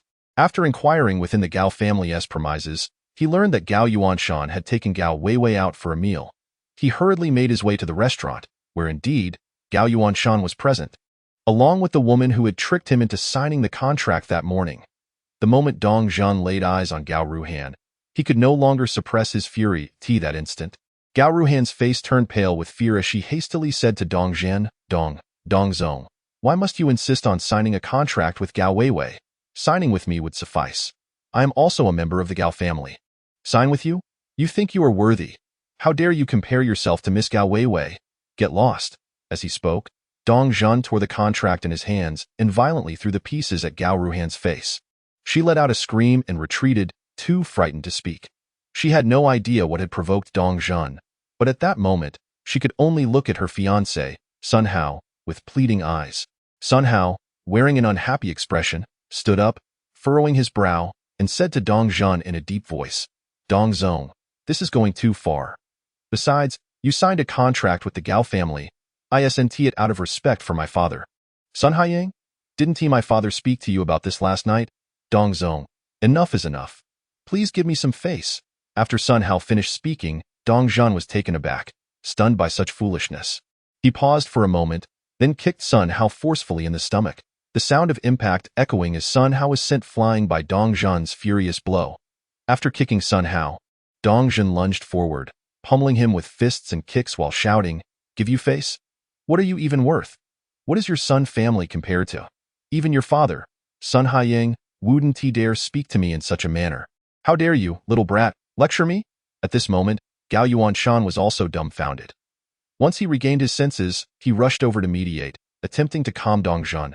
"Dong Zong, please calm down. This is Ruhan's mistake. I will have her apologize to you. Who do you think you are? Get out of my way." In his fury, Dong Zhan forcefully shoved Gao Yuanshan aside. Given his age, Gao Yuanshan stumbled and fell to the ground, knocking over several plates on the table. The pain caused him to grunt in discomfort. "Do you Gao family members truly think you can push me around? Am I Dong Zhan so easily bullied?" Just as Dong Zhan was about to continue his tirade, Xiao Tian Ce, who had been quietly sipping tea, suddenly slammed his teacup onto the table. In the next moment, his icy voice echoed in Dong Zhan's ears. "Have you had enough of your antics?" A chill ran down Dong Zhan's spine upon hearing Xiao Tian's words, sending a wave of cold sweat across his body. In that moment, he felt as if a grim reaper were watching him from behind. With great difficulty, Dong Zhan turned around, and when he saw Xiao Tian Ce, his heart felt as though it might stop. He was drenched in sweat and his face turned pale, his legs weakened. He had seen this man before. Yes, he recognized him. Just that morning, he had witnessed Zhang Beichen, Long Jiao, and that terrifying Tian Yi, all respectfully following this man, "Master." Dong Zhan stammered, attempting to apologize to Xiao Tian Ce. However, he was interrupted by Gao Weiwei, who finally grasped the situation and stood up in a panic, saying to Dong Zhan, Dong Zong, I apologize. I am Gao Weiwei. Please, calm down. I'm sorry. I'm so sorry. No, Miss Gao, you were too kind. I am truly sorry. It was my mistake. I confused another woman for you after working all night yesterday. It is entirely my fault. I am so sorry. As Dong Zhan witnessed Gao Weiwei personally apologize to him. He was nearly petrified with fear. In that moment, he began to slap himself vigorously while apologizing to Gao Weiwei, his demeanor one of utter humiliation. The trio of Gao Yuanshan, Sun Hao, and Gao Ruhan stood in stunned silence, their mouths agape and eyes wide with shock at the sight of Dong Zhan, a vice president of the prestigious Beijing Group, groveling before Gao Weiwei. This man held a status far superior to that of Sun Hao's father, Sun Haiyang. Yet, here was this formidable figure, trembling in fear and apologizing because he feared inciting Gao Weiwei's anger. Gao Weiwei, too, was taken aback, hastily waving her hands. Dong Zong, it's fine. Please stop hitting yourself. It's all right. But Dong Zhan continued unabated, for the legendary figure had yet to speak. He dared not cease. He continued to strike himself. Observing this scene of Dong Zhan's self-deprecation before Gao Weiwei, she couldn't help but feel a sense of familiarity. The next moment, she recalled the scene from the previous night at the Dihao Hotel, where Zhao Hai had behaved similarly. As long as Xiao Tian Ce remained silent, they dared not stop. Thus, Gao Weiwei turned her gaze toward the still-seated Xiao Tian Ce. That moment, Gao Yuanshan and the others also realized. Indeed, throughout this entire ordeal, it was only Xiao Tian Ce who remained seated. He was the only one still sitting. Gao Yuanshan and the others looked toward Xiao Tian Ce. Xiao Tian Ce lifted his head, casting a cold glance at Dong Zhan. Weren't you here to sign a contract with my wife? What are you doing? Upon hearing this, Dong Zhan instantly understood that this man probably hadn't yet revealed his identity to his wife. The thought filled him with dread. He hurriedly nodded to Gao Weiwei, anxiously saying, Miss Gao, let us hasten to sign the contract. I must return to the company as it is exceedingly busy. I apologize for startling you earlier. I truly am sorry. After saying this, Dong Zhan retrieved 2 new contracts from his bag, signed them, and once Gao Weiwei had affixed her signature, he departed in haste. Only after he had exited the private room and put a considerable distance between himself and the scene did he collapse to the ground, gasping for breath, thoroughly terrified.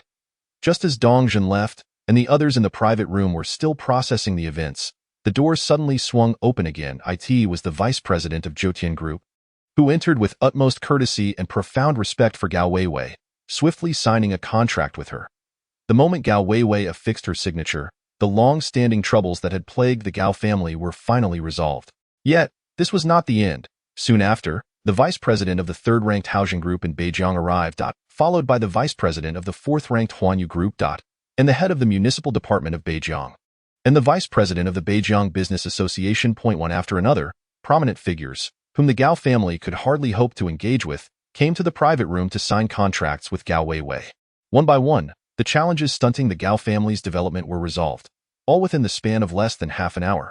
An hour later, after Gao Weiwei had signed contracts until her hand felt numb, no one else entered the room at this moment. After signing with so many dignitaries, even Gao Yuanshan dared not remain seated and instead stood nervously before Gao Weiwei, gazing at the impressive stack of valuable contracts before her. He swallowed hard, his shock reaching its peak. He reconsidered his earlier judgments. This unexpected son-in-law of his was certainly not of ordinary stature. Tian Ce, Gao Yuanshan said with a smile, the conditions you set for Weiwei were merely to help solve a challenge for the Gao family. But now Weiwei has exceeded expectations. Shouldn't you fulfill your promise of making her the vice president of the Gao family company? Gao Yuanshan, looking pale, nodded vigorously. Yes, Tian Ce, rest assured, I keep my word. From now on, Weiwei will be the vice president of our Gao family company. Her position will be second only to mine, and she will have full authority over collaborations with these large groups. Once I return to the company, I will announce it. Gao Yuanshan remained deeply shaken, for even now, Xiao Tian Ce was smiling, remaining exceptionally calm throughout. What was his true identity? A storm raged within Gao Yuanshan's heart. Tian Ce, do you know those people? Gao Yuanshan stammered as he questioned Xiao Tian Ce. Though he had nearly confirmed it in his heart, he could not help but ask. Xiao Tian Ce chuckled and replied, So grandpa, what do you think?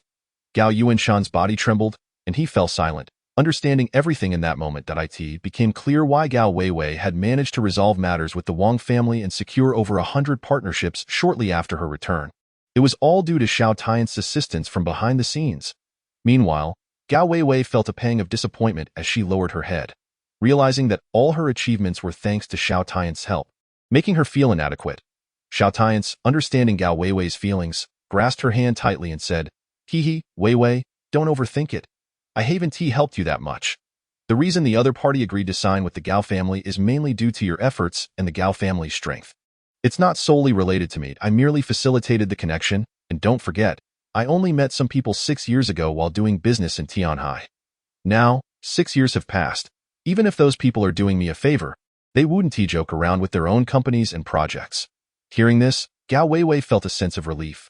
Yet, still somewhat skeptical, she asked Xiao Tian Ce, Tian Ce, is that truly the case? Do those partners really believe I have the capability? Xiao Tian Ce nodded with a smile. Of course, just don't tire yourself out too much. You haven't rested at all these past few days, and I genuinely feel concerned for you. Gao Weiwei's cheeks flushed slightly as she lowered her head even further.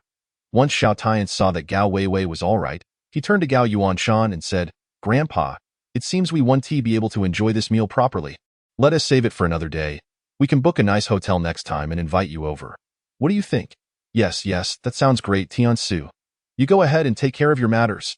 Don't worry about us. We'll find another place to eat. Gao Yuanshan quickly replied, his attitude starkly contrasting with the one he had displayed when he first met Xiao Tian Ce just a few days prior. Xiao Tian Ce nodded, exchanged a few words with Gao Weiwei, and headed for the exit. As he reached the door and passed by Sun Hao, he paused, looking at him and saying, Aren't you leaving? Xiao Tian Ce, what do you want? Sun Hao stammered, beginning to feel fear as he faced Xiao Tian Ce. He was still reeling from the earlier scene. Xiao Tian Ce chuckled lightly and replied, I don't want anything. I just think you should head back. Your father might be looking for you. Of course, I'm just saying this casually. I have a feeling that your fiancé marrying into your family might bring misfortune to your household. After saying this, Xiao Tian Ce left without lingering any longer. Once Xiao Tian Ce departed, Sun Hao, regaining his senses, hurriedly took out his phone, only to discover that he had received dozens of missed calls and numerous text messages from his father. Sun Haiyang, unfilial son. What on earth have you been up to? Who have you offended? Our family is facing a major crisis. We might go bankrupt. Hurry back. These were the messages Sun Haiyang had sent him. Upon seeing his father's texts, Sun Hao's expression changed dramatically, and without bothering to say goodbye to Gao Ruhan, he grabbed his phone and rushed out, sprinting home at full speed. Hello, everyone. I am the author of this book, Yanbei. This book will be available for testing tomorrow, and I am feeling quite nervous. I hope for your support. I am aware of my own limitations, and know there's much room for improvement, but I will strive to write well. I shamelessly ask for a 5-star review, and I thank you all profusely. Infinite gratitude. Sun Hao's body trembled incessantly. He truly could not fathom whom he had offended. Although not particularly low-key, he merely indulged in food, drink, and merriment. Who could he possibly have angered? With a bewildered expression, Sun Hao exclaimed, Dad, I really haven't done anything out there, nor have I offended anyone. It's just that I had a few disagreements with someone named Xiao Tian Ce. Wait, Xiao Tian Ce. But that shouldn't be possible, right? As he spoke, Sun Hao suddenly froze, recalling the words Xiao Tian Ce had uttered during their encounter at noon, urging him to return quickly. Perhaps his father was indeed looking for him. Sun Haiyang's eyelids twitched violently as he pressed Sun Hao, demanding, Who? Who is Xiao Tian Ce? Why are you suddenly mentioning him? Sun Hao remembered the peculiar behavior of Dong Zhan, the vice president of Beijiang Group. During lunch with Gao Yuanshan, he swallowed hard, unable to believe what he was about to say. Dad, that Xiao Tian Ce is the laughingstock of the Gao family from years ago. Gao Weiwei's husband. He vanished for 5 years and has suddenly returned. Do you remember how, because of his affair with Gao Weiwei, the Gao family became the laughingstock of Beijiang City? Sun Haiyang nodded. Yes, I have some recollection. Are you suggesting that you have offended him in recent days? Cold sweat trickled down Sun Hao's face as he replied incredulously. Yes, I had a few heated exchanges with him recently because I am Ruhan's fiancé, and we are about to get married.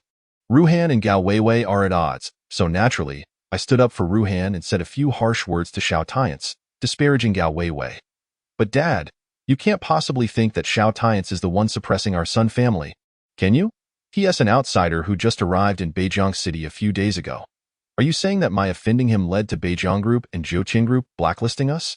That doesn't make sense. How could a mere outsider, especially one expelled from the military, wield such power?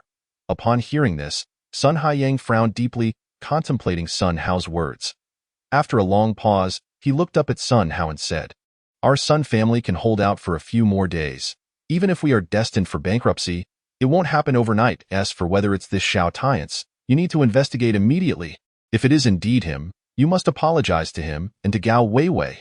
Sun Hao's lips twitched at the thought of a prominent heir of the Sun family having to apologize to a poor soldier, which felt like a farce to him, and he found it hard to swallow his pride.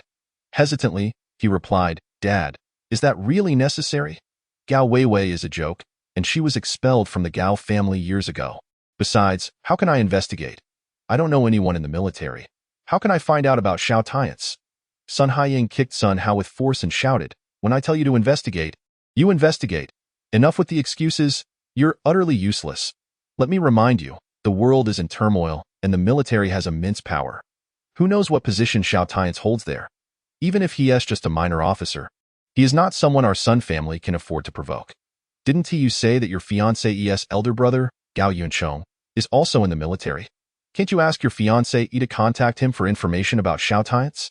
Now go. After Sun Haiyang's outburst, he kicked Sun Hao once more, and Sun Hao hurriedly fled. Once he left, Sun Haiyang's temples, graying slightly, furrowed even deeper, if it were in the past, regardless of whether their current predicament stemmed from Xiao Tian Ce. He would have insisted that Sun Hao apologize. However, the Gao family was different this time. Gao Yunchong was also in the military, having been a captain years ago. Who knew if he had been promoted since? Although the Gao family was small, internal conflicts ran deep. Gao Yuanshan's 3 sons were hardly united, and among the 3rd generation, Gao Ruhan, his daughter-in-law, was evidently at odds with Gao Weiwei. He had also heard that within the Gao family, Gao Yunchong was very protective of Gao Ruhan. Otherwise, she wouldn't have been able to hold so much power in the Gao family over the past few years. Sun Haiyang's eagerness to unite his son Sun Hao with Gao Ruhan was partly influenced by Gao Yunchong's presence. Gao Yunchong was still quite young, only 29, and had already reached the rank of captain. In a few years, he could very well become a general. At that time, the Gao family would surely soar to great heights, wielding both power and influence, and the Sun family would undoubtedly benefit from that association. Hence, Sun Haiyang resolved to hold on for a few more days, allowing Gao Yuncheng to investigate Xiao Tiance's background. It wouldn't take long, and once the information was obtained, he could make a decision. What Sun Haiyang did not know was that even if he had not instructed Sun how to contact Gao Ruhan regarding Gao Yuncheng, she was already reaching out to him at that moment. In Gao Ruhan's residence, she appeared aggrieved, tears streaming down her face as she video-called Gao Yuncheng. "Brother, I've been bullied. Gao Weiwei's husband is the same man who made her pregnant 5 years ago. His name is Xiao Tian Ce, and he has returned with Gao Weiwei. He has secured many business deals for her with our family and is now pressuring Grandpa to give Gao Weiwei the position of vice president. I've been sidelined, and Xiao Tian Ce continually berates me, brother. I feel like I can't stay in the family any longer, woo-wah." Gao Ruhan cried bitterly, her tears genuine. She had been severely undermined by Xiao Tian Ce and Gao Weiwei over the past few days, plummeting from grace, and even the family employees had turned their backs on her, flocking to Gao Weiwei instead. Meanwhile, approximately 200 to 300 miles away, at a military training ground, a man clad in military attire, with a chiseled face, sharp eyes, and a height of 180 cm, observed the scene of his sister's lamentation on the video called. An aura of rage surged within him.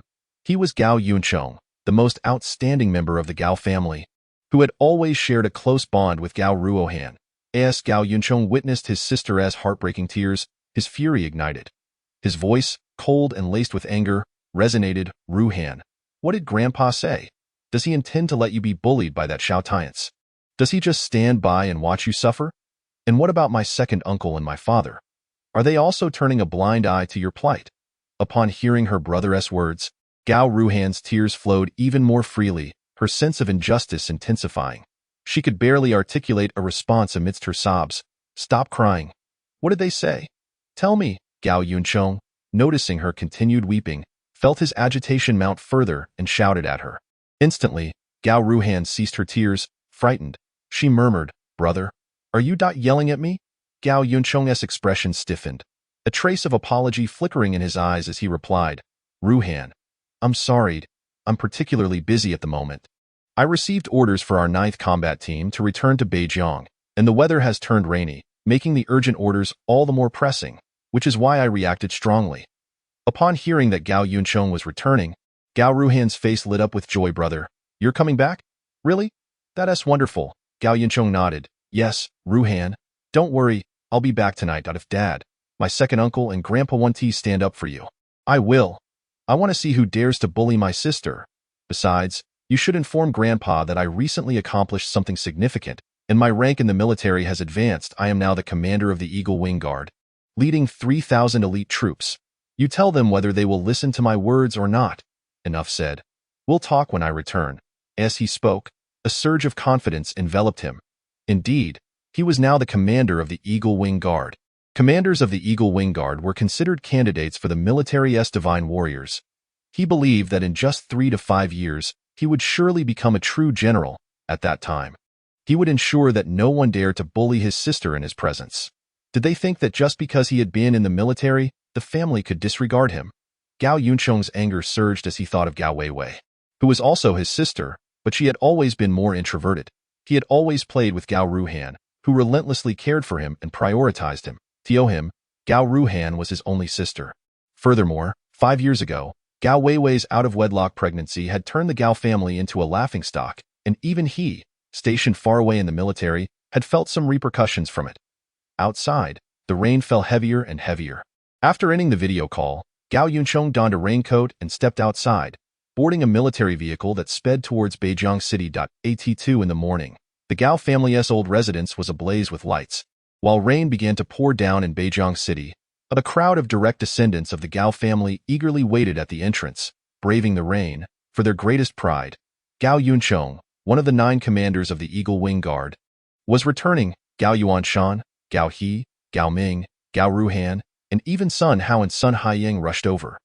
The family of Gao Weiwei was absent because, 5 years ago, they had been expelled from the ancestral home due to her scandal. Upon learning that Gao Yuncheng had become a commander of the Eagle Wing Guard, Sun Haiyang was utterly astonished, disregarding sleep to hastily dress and come over. Grandpa Gao Yuanshan eagerly watched the dark street in the distance, filled with pride as his grandson had become a commander leading 3,000 elite troops. The thought alone filled him with immense joy. Gao He, Gao Yuncheng's father, shared his excitement. Moments later, as the Gao family and Sun family awaited, brilliant lights from military vehicles pierced through the darkness. Gao Yuncheng's vehicle arrived. However, in stark contrast to the excitement of the Gao family, Gao Yuncheng stepped out of the vehicle with a grim expression, his aura heavy with anger, and walked into the ancestral home without greeting anyone. Once inside the hall, he sat at the head of the table. Gao Yuanshan, witnessing this, said nothing, appearing entirely nonchalant. Gao He, Gao Ming, Sun Hao, and Sun Haiyang, all feeling the intensity of Gao Yuncheng's anger, dared not speak. At the entrance of the Gao family residence stood dozens of formidable eagle wing guards. Gao Yuanshan smiled at Gao Yuncheng. "Haha, Chong'er, I heard from Ruhan that you've been promoted again, now commanding the Eagle Wing Guard leading 3,000 elite troops. Grandpa congratulates you. Under your leadership, the Gao family will surely soar to new heights. Well done, Chong'er. Grandpa is proud of you. The Gao family is proud of you." Gao Yuncheng, his expression darkening, waved his hand dismissively at Gao Yuanshan. "Grandpa, let us discuss my matters later. I have military orders to attend to. I can only stay home for one day. The reason I rushed back tonight is to ask, am I still a member of the Gao family? Do my words still hold weight?" Upon hearing this, Gao Ruhan lowered her head, feeling a surge of confidence, her eyes flickering with a hint of malice. Sun Hao was equally excited, and Sun Haiyang's heart trembled. He thought to himself, it's happening. Gao Yuanshan was momentarily taken aback but quickly regained his composure, saying earnestly, "Chong'er, what are you talking about? As long as you wish, the entire Gao family is yours. Your words undoubtedly carry weight." Gao Yuncheng nodded and then turned to his father, Gao He, and his second uncle, Gao Ming, asking, "What about you, father and second uncle? What is your stance?" Gao He and Gao Ming quickly nodded in agreement. Naturally, we followed Chong'er's lead. Gao Yuncheng took a deep breath, his fury erupting as he spoke in a low, intense voice. "Good. Since you all still believe that my words matter, then I want to ask, while I am out fighting for the family, how can you allow an outsider who turned our Gao family into a laughingstock 5 years ago, to bully the children of the Gao family? To bully my sister? Gao Yuanshan's expression changed dramatically as he hastily replied, "Chong'er, there's a misunderstanding here. Let me explain. Xiao Tian Ce may have some background. He secured cooperation between the Gao family and Beijiang Group, as well as Zhuqian Group, which is beneficial for the Gao family's development and advantageous for you in controlling the family in the future. No need." Gao Yuncheng interrupted, not giving Gao Yuanshan any face.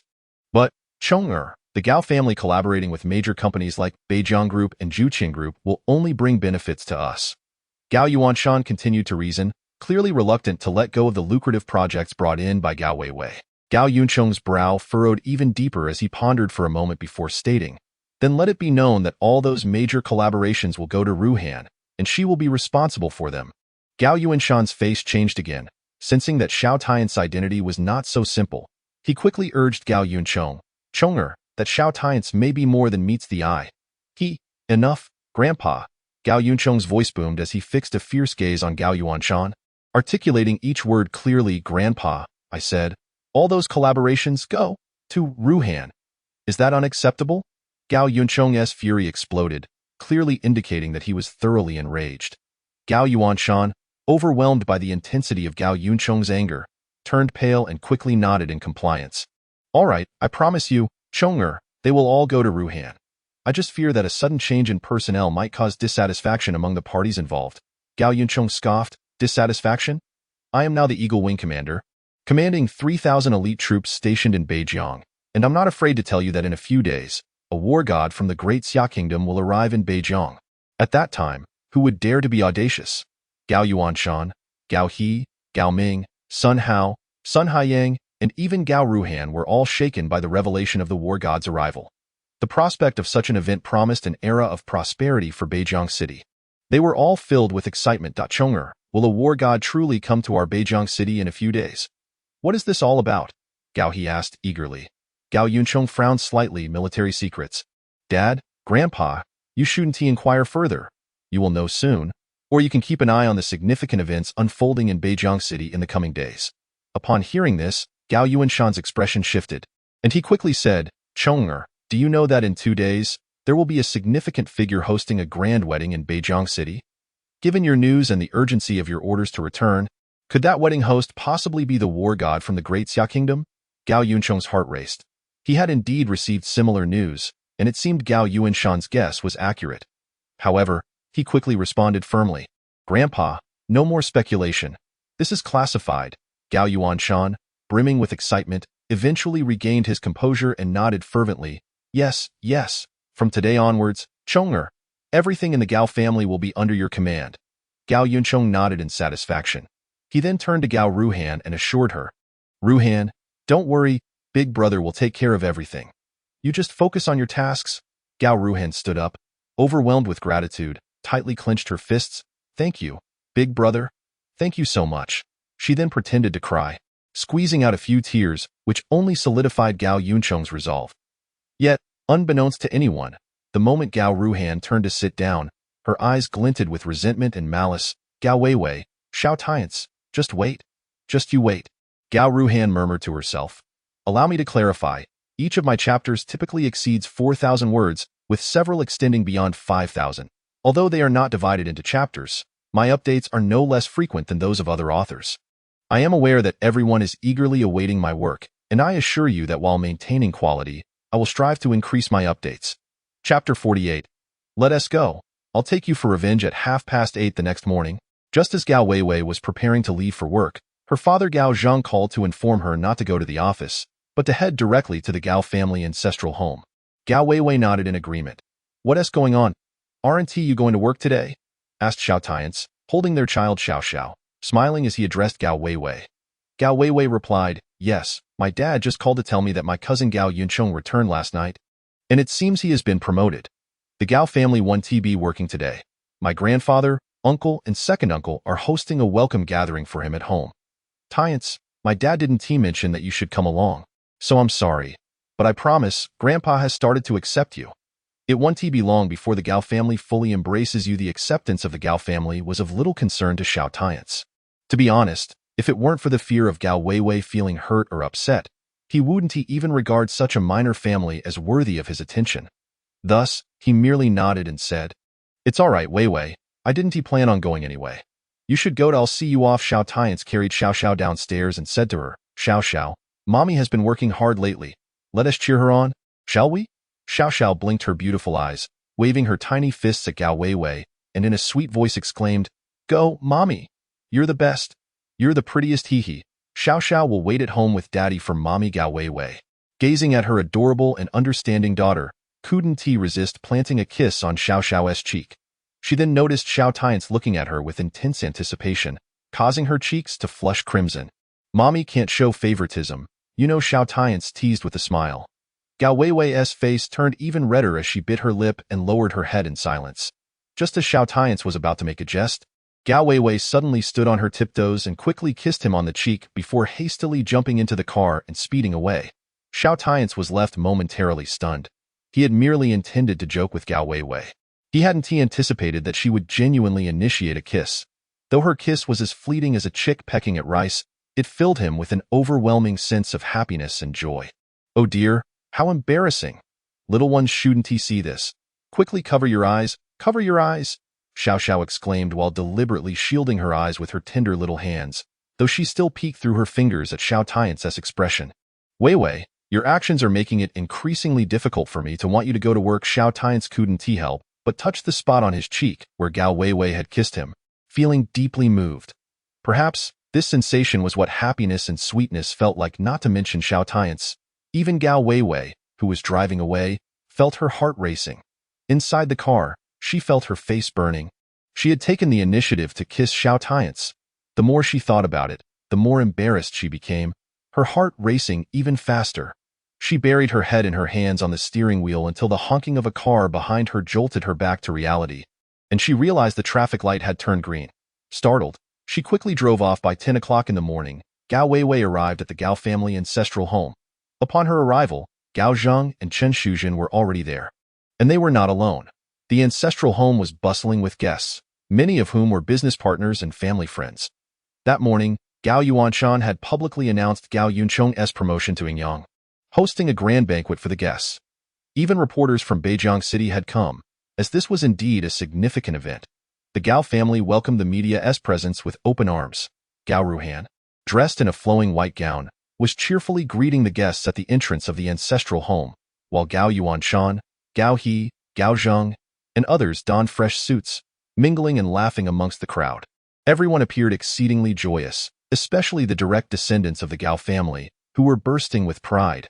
Hemph, it's just a promotion to Aang, is it really that significant? Chen Shuzhen muttered under her breath, feeling somewhat disgruntled, as the four of them sat there without being acknowledged by Gao Ruohan. It's this moment, Gao Xiaoying approached. All right, let us not dwell on it. We don't want them to hear us. Since no one is acknowledging us, let us go inside. Gao Jing nudged Chen Shuzhen with his elbow. She finally relented and walked in, but not before muttering, what is there to be smug about? If it weren't for our Tiance being in the battle department, Mom. Stop it. Don't say any more. Gao Xiaoying bit her lip and interjected, cautiously glancing at her sister Gao Weiwei, who appeared somewhat dejected. Gao Weiwei then lifted her head and forced a smile at everyone. Chen Shuzhen's expression shifted, and she hurriedly reassured Gao Weiwei, I didn't mean anything by it. I was just speaking casually. Please don't take it to heart. Tiance is truly a good man. If he were still in the battle department, he wouldn't be able to be with you and Xiao. Yes, Tiance is really wonderful, very wonderful. By 11 o'clock. All the guests invited by the Gao family had taken their seats in the courtyard, numbering around 200 to 300 people, creating a lively atmosphere.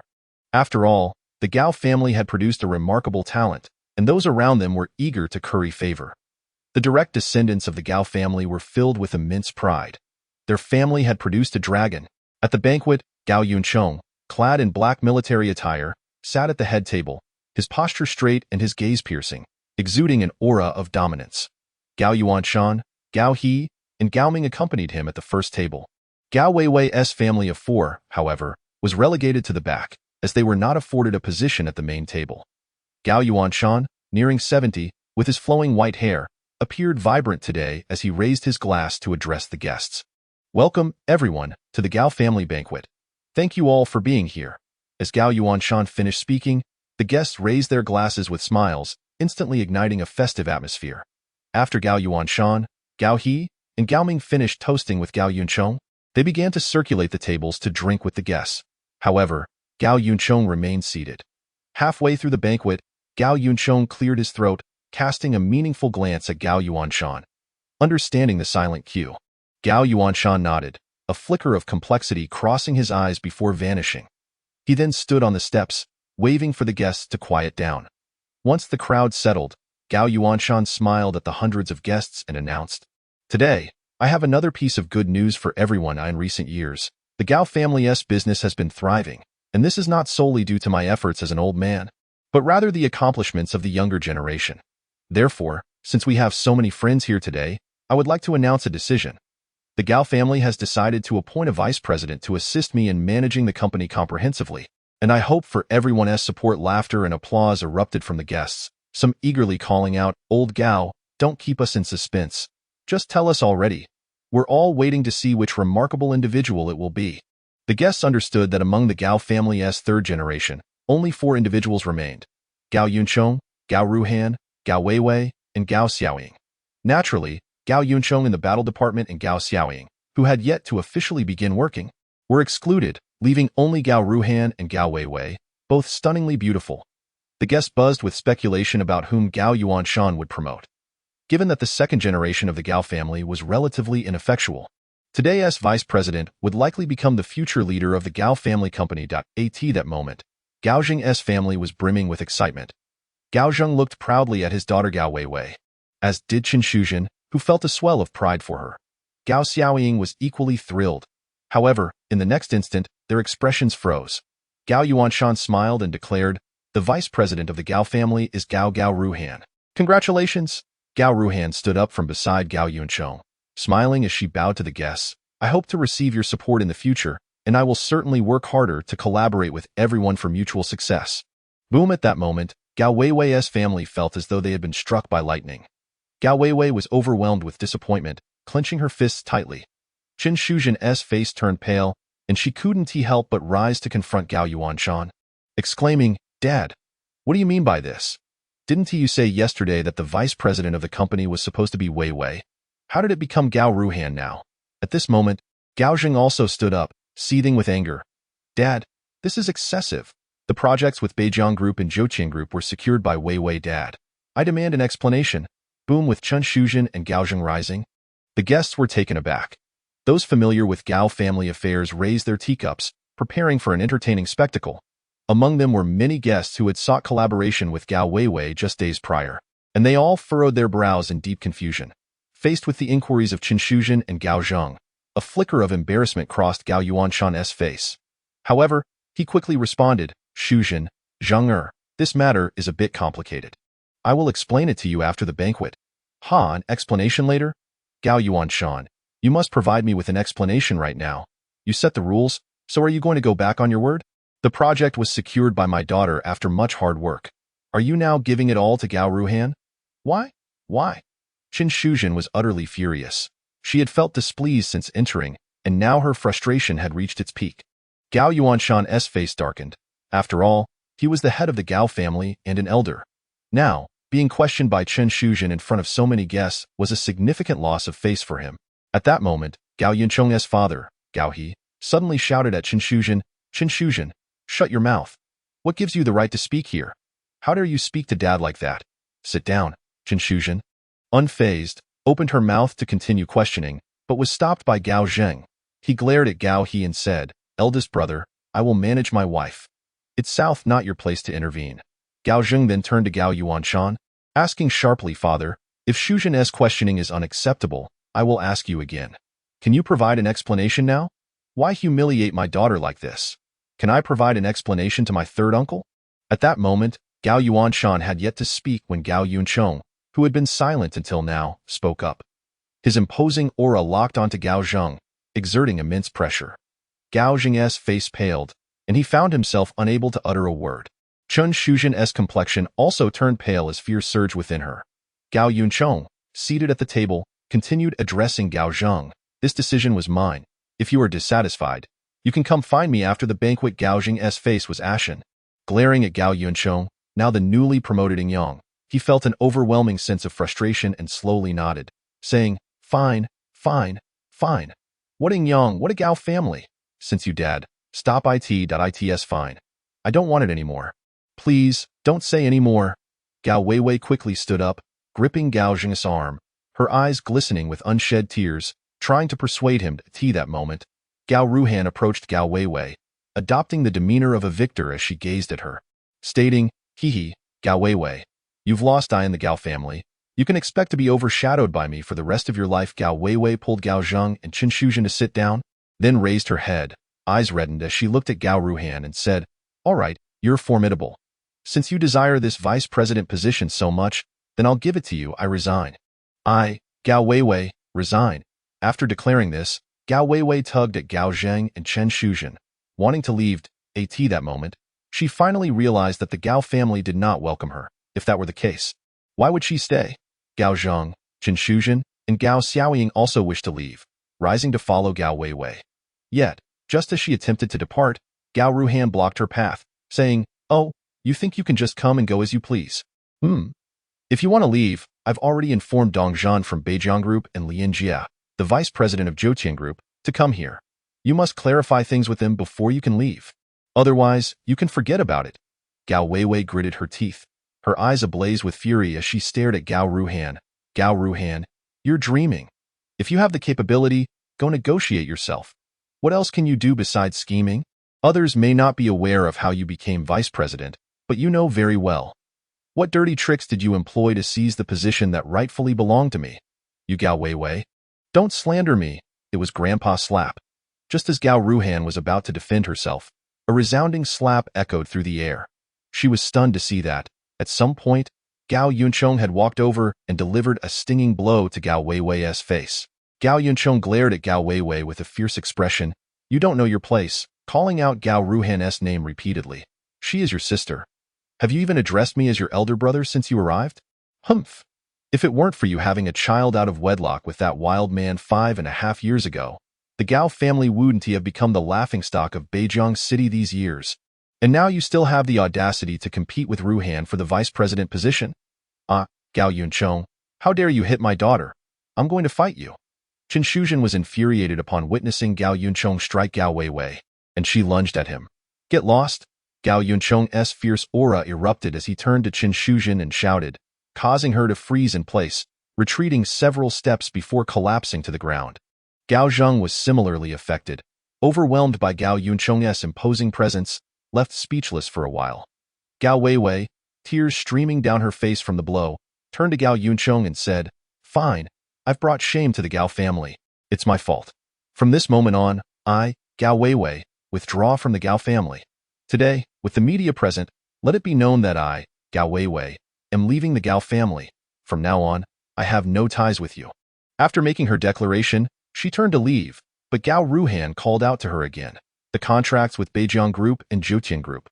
Gao Weiwei was overwhelmed with a sense of injustice, her body trembling with anger. She paused momentarily and gritted her teeth, responding, Fine, I'll give them to you. I will personally revise the contracts for you later today. After saying this, she did not linger, and pale-faced Gao Xiaoying hurriedly followed after her.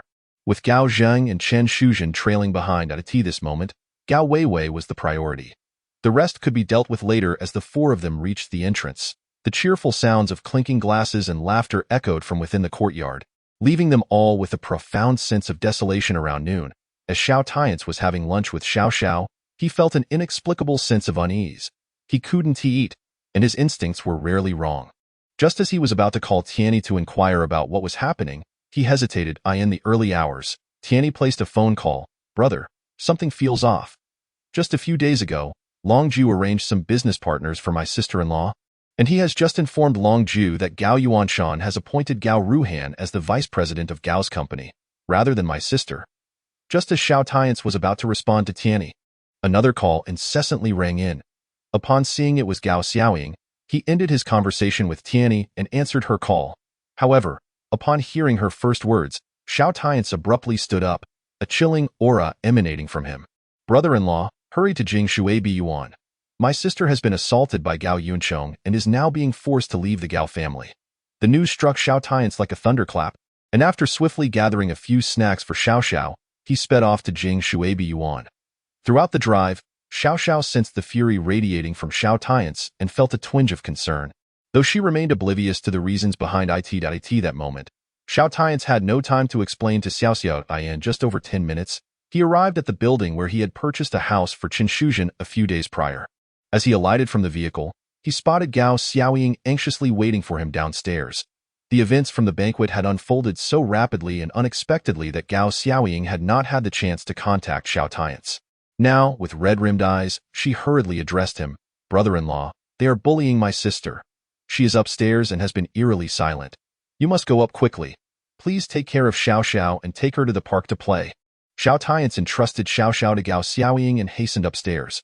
Xiao Xiao, understanding the gravity of the situation, followed Gao Xiaoying without question. Once inside the room, Xiao Tian Ce found Qin Shuzhen in a furious state. Her eyes ablaze with anger as she pointed an accusatory finger at Gao Zheng. You good for nothing. Your own daughter has been attacked, and you don't dare to utter a word. Are you even a man? Mom, don't scold Dad right now. Where's Weiwei? Xiao Tian Ce, struggling to contain his own rising fury, spoke to Qin Shuzhen.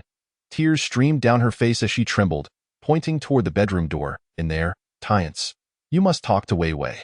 Don't worry, leave it to me. After affirming her, Xiao Tian Ce approached the bedroom door. Weiwei had locked it from the inside, but with a slight exertion, he pushed it open. Upon entering, he found Gao Weiwei curled up on the bed, her head buried deep in her knees. Heart aching for her, Xiao Tian Ce gently spoke. Weiwei, it's me. Gao Weiwei ignored him, her body trembling as she stifled her sobs, desperately trying to suppress her cries. In the next moment, Xiao Tian Ce grasped her arm, noticing the faint red mark of a slap on her cheek. A surge of murderous intent erupted within him, causing the temperature in the room to plummet. Gao Weiwei shivered, suddenly feeling the chill, and upon realizing it was Xiao Tian Ce, she looked at him through tear-streaked eyes, saying, Am I so useless? Hearing her words only deepened Xiao Tian Ce's sorrow. He wiped away her tears, inhaled deeply, and urged, Let's go. We are heading to the Gao family ancestral home. Startled, Gao Weiwei asked, "Why are we going there?" With a frigid gaze, Xiao Tian's replied through clenched teeth, "To exact your vengeance. Let's go." Without waiting for Gao Weiwei to respond, he took her arm and exited the room, disregarding the astonishment of Qin Shuzhen and Gao Zheng in the living room as he hurried downstairs. Once in the car, he pressed the accelerator to the floor. Racing towards the Gao family ancestral home at breakneck speed. 10 minutes later, the banquet at the Gao family ancestral home was still in full swing, guests indulging in drinks while a few elite guards were stationed outside to protect Gao Yuncheng. They had witnessed the earlier incident involving Gao Weiwei's family but, as members of the military, could only follow orders in silence. Suddenly, a black Mercedes sped towards them, prompting the guards to heighten their alertness due to the car's alarming speed. In an instant, the vehicle came to a screeching halt, tires screeching as smoke billowed. The scene startled the guards, two of whom quickly drew their weapons and charged towards the Mercedes, while the others rushed back to protect Gao Yuncheng. Moments later, amid the swirling smoke, Xiao Tian Ce emerged from the car, gripping Gao Weiwei's hand tightly. "Gao Yuncheng, you are courting death," Xiao Tian shouted as he and Gao Weiwei swiftly advanced towards the Gao family courtyard. "Stop! If you take another step forward, don't blame us for being impolite." The two guards, trembling with fear, shouted at Xiao Tian Ce as they charged at him. Xiao Tian Ce tightened his grip on Gao Weiwei, his gaze turning icy as he unleashed a powerful strike. A thunderous crash echoed as the guards were sent flying, blood spewing from their mouths as they crashed into the courtyard. "Xiao Tian Ce, you dare to seek death. How bold of you to cause chaos in my Gao family. You wish to die. I shall grant your wish," Gao Yuncheng roared, fury radiating from him. As a five-star warrior, his prowess was formidable, on par with renowned fighters, and his long tenure in the military had left him with a fierce demeanor. Upon witnessing Xiao Tian Ce injure his subordinates, his rage boiled over. He charged at Xiao Tian Ce with a furious yell. However, before he could land a blow, Xiao Tian Ce seized his wrist, lifting him effortlessly and slamming him down onto the ground. The impact sent Gao Yuncheng crashing to the earth, blood gushing from his mouth as he was shaken by Xiao Tian Ce's overwhelming strength. Before he could recover or rise, Xiao Tian Ce, having released Gao Weiwei, appeared before him in an instant, delivering a powerful kick to his chest. Gao Yuncheng's expression changed drastically, but at the last moment, he crossed his arms defensively. Without a doubt, had he not, that kick could have claimed his life. Yet even so, the next moment brought another deafening explosion as he was propelled backward, crashing into the Gao family's entrance sign, which shattered upon impact. Once more, Gao Yuncheng fell to the ground. Just as before, no sooner had Gao Yuncheng landed than Xiao Tian Ce reappeared before him. "Xiao Tian Ce, you cannot kill me. I am a general of the Eagle Guards," Gao Yuncheng pleaded, his voice trembling with fear as he stared at Xiao Tian Ce. "Kill you? You are thinking too simply," Xiao Tian Ce barked, his ire boiling over. If he had wanted to kill Gao Yuncheng, it would have been all too easy, but he hesitated, knowing that Gao Yuncheng was part of the Gao family and related to Gao Weiwei. He feared that such an act would leave a lasting scar on her heart. Otherwise, he would have acted without mercy. Yet, even with this restraint, he would not let Gao Yuncheng go unpunished. In the next moment, he delivered a powerful blow, shattering Gao Yuncheng's right arm. A piercing scream erupted from Gao Yuncheng. "Xiao Tian Ce, do not be impulsive, please." Finally coming to her senses, Gao Weiwei shouted at Xiao Tian Ce, her heart racing at the sight of Gao Yuncheng bleeding from his mouth, his arm broken and gushing blood. She feared for Gao Yuncheng's life. Upon hearing her voice, a flicker of clarity broke through Xiao Tian Ce's murderous haze. He turned to her, saying, "Weiwei, he struck you. You should retaliate." Gao Weiwei, tears streaming down her face, shook her head in protest. "Xiao Tian Ce, please no more violence, don't." Gao Yuncheng, desperate to appease, stammered, "I apologize. Please, don't be rash, I apologize." But the next moment, Xiao Tian Ce delivered a resounding slap across Gao Yuncheng's face, sending him sprawling, his teeth flying from the impact. "Xiao Tian Ce, you dare strike me. You will pay for this, you will regret it," Gao Yuncheng shouted, his fury consuming him. "Eagle Guards, where are you? Kill him, kill him." Just then, a large contingent of Eagle Guards armed with weapons surged forward, all loyal to Gao Yuncheng. "No, stop," Gao Weiwei cried out in alarm, rushing to shield Xiao Tian Ce. "Xiao Tian Ce, run!" Yet, Xiao Tian Ce stood his ground, and just as the guards were about to reach Gao Weiwei, a convoy of armored vehicles barreled in from the distance, encircling Gao Yuncheng's men. Dare to take another step forward, and you will regret it. Tian's icy voice rang out from the lead vehicle. Moments later, another group of over 100 Eagle Guards arrived, facing off against Tian's squad. The scene stunned the guests at the Gao family banquet. Undeterred by the unfolding chaos, Xiao Tian Ce fixed his gaze on Gao Yuncheng, stating, "You wish to provoke war?" Gao Yuncheng, his eyes dark with malice, wiped the blood from his mouth, glaring at Xiao Tian Ce as his chest heaved with rage. Though injured, he was still unwilling to back down from a confrontation. However, he had returned with a mission, to protect the impending arrival of a revered warrior and the grand wedding ceremony. Thus, despite his intense desire to eliminate Xiao Tian Ce, he forced himself to restrain his fury. "Xiao Tian Ce, your days are numbered. I am an Eagle Guard of the Central Domain. You will regret this. I have orders in place, and if you dare to remain here, you will pay," Xiao Tian Ce sneered. Meeting Gao Yuncheng's gaze with disdain, "I will not flee. I will be here, awaiting you in 3 days. "Very well," Gao Yuncheng replied, his eyes fixed on Xiao Tian Ce with unyielding hatred. "Wei Wei, let us go." Xiao Tian Ce turned, taking Gao Weiwei's hand as they departed. Following their exit, Tianni and his soldiers left with mocking laughter. Who would dare threaten Xiao Tian Ce? It was absurd. Had it not been for the upcoming wedding, Gao Yuncheng would have been left in ruins long ago. Indeed, this was the very reason Xiao Tian Ce had refrained from fully revealing his strength today. In just a day and a half, he would be marrying Gao Weiwei, a momentous occasion for any woman, and he wished to ensure that she experienced no regrets. However, unbeknownst to him and Tianni, shortly after their departure, several vice presidents from major corporations, including Dong Zhan from Beijing Group and Lian Jie from Zhouqian Group, arrived at the Gao family ancestral home, contracts in hand. Before Gao Yuanshan, Gao Ruhan, and Gao Yuncheng, they tore up all agreements with the Gao family. "Dong Zhan, Lian Jie, are you certain you wish to sever ties with us over one Gao Weiwei? Is it worth incurring the wrath of the Gao family?" Gao Yuncheng seethed, his expression darkening. The two men exchanged cold smiles. "Ha, just an Eagle Guard. Do you truly believe you hold the rank of a general?" Gao Yuncheng, "You are in no position to demand anything from us." Gao Yuncheng spat blood in fury, his eyes narrowing with malice. "Very well, Beijing Group, Zhouqian Group, Zhang Beichen, Longjiu, relay this message to them. I, Gao Yuncheng, will remember this day. When I fully command the Eagle Guards, I will return this humiliation tenfold." Words are easy to speak, but let us see if you can truly command the Eagle Guards. Dong Zhan dismissed him, and Lian Jie added, "Remember today, Gao Yuanshan. This was your choice, your family's choice." As Dong Zhan, Lian Jie, and their entourage departed, disdain written all over their faces, the Gao family and the Sun family were left in stunned silence. For reasons unknown, Dong Zhan and Lian Jie's words unsettled Gao Yuanshan and Sun Haiyang profoundly. Chapter 49. Overnight, the city was filled with roses. "Xiao Tian Ce, I will remember you. The humiliation of today, I shall repay 100-fold in 3 days." Gao Yuncheng's face was clouded with anger, blood streaming from his mouth. His teeth had been knocked out by Xiao Tian's slap, and if he were an ordinary person, he might have fainted from the pain.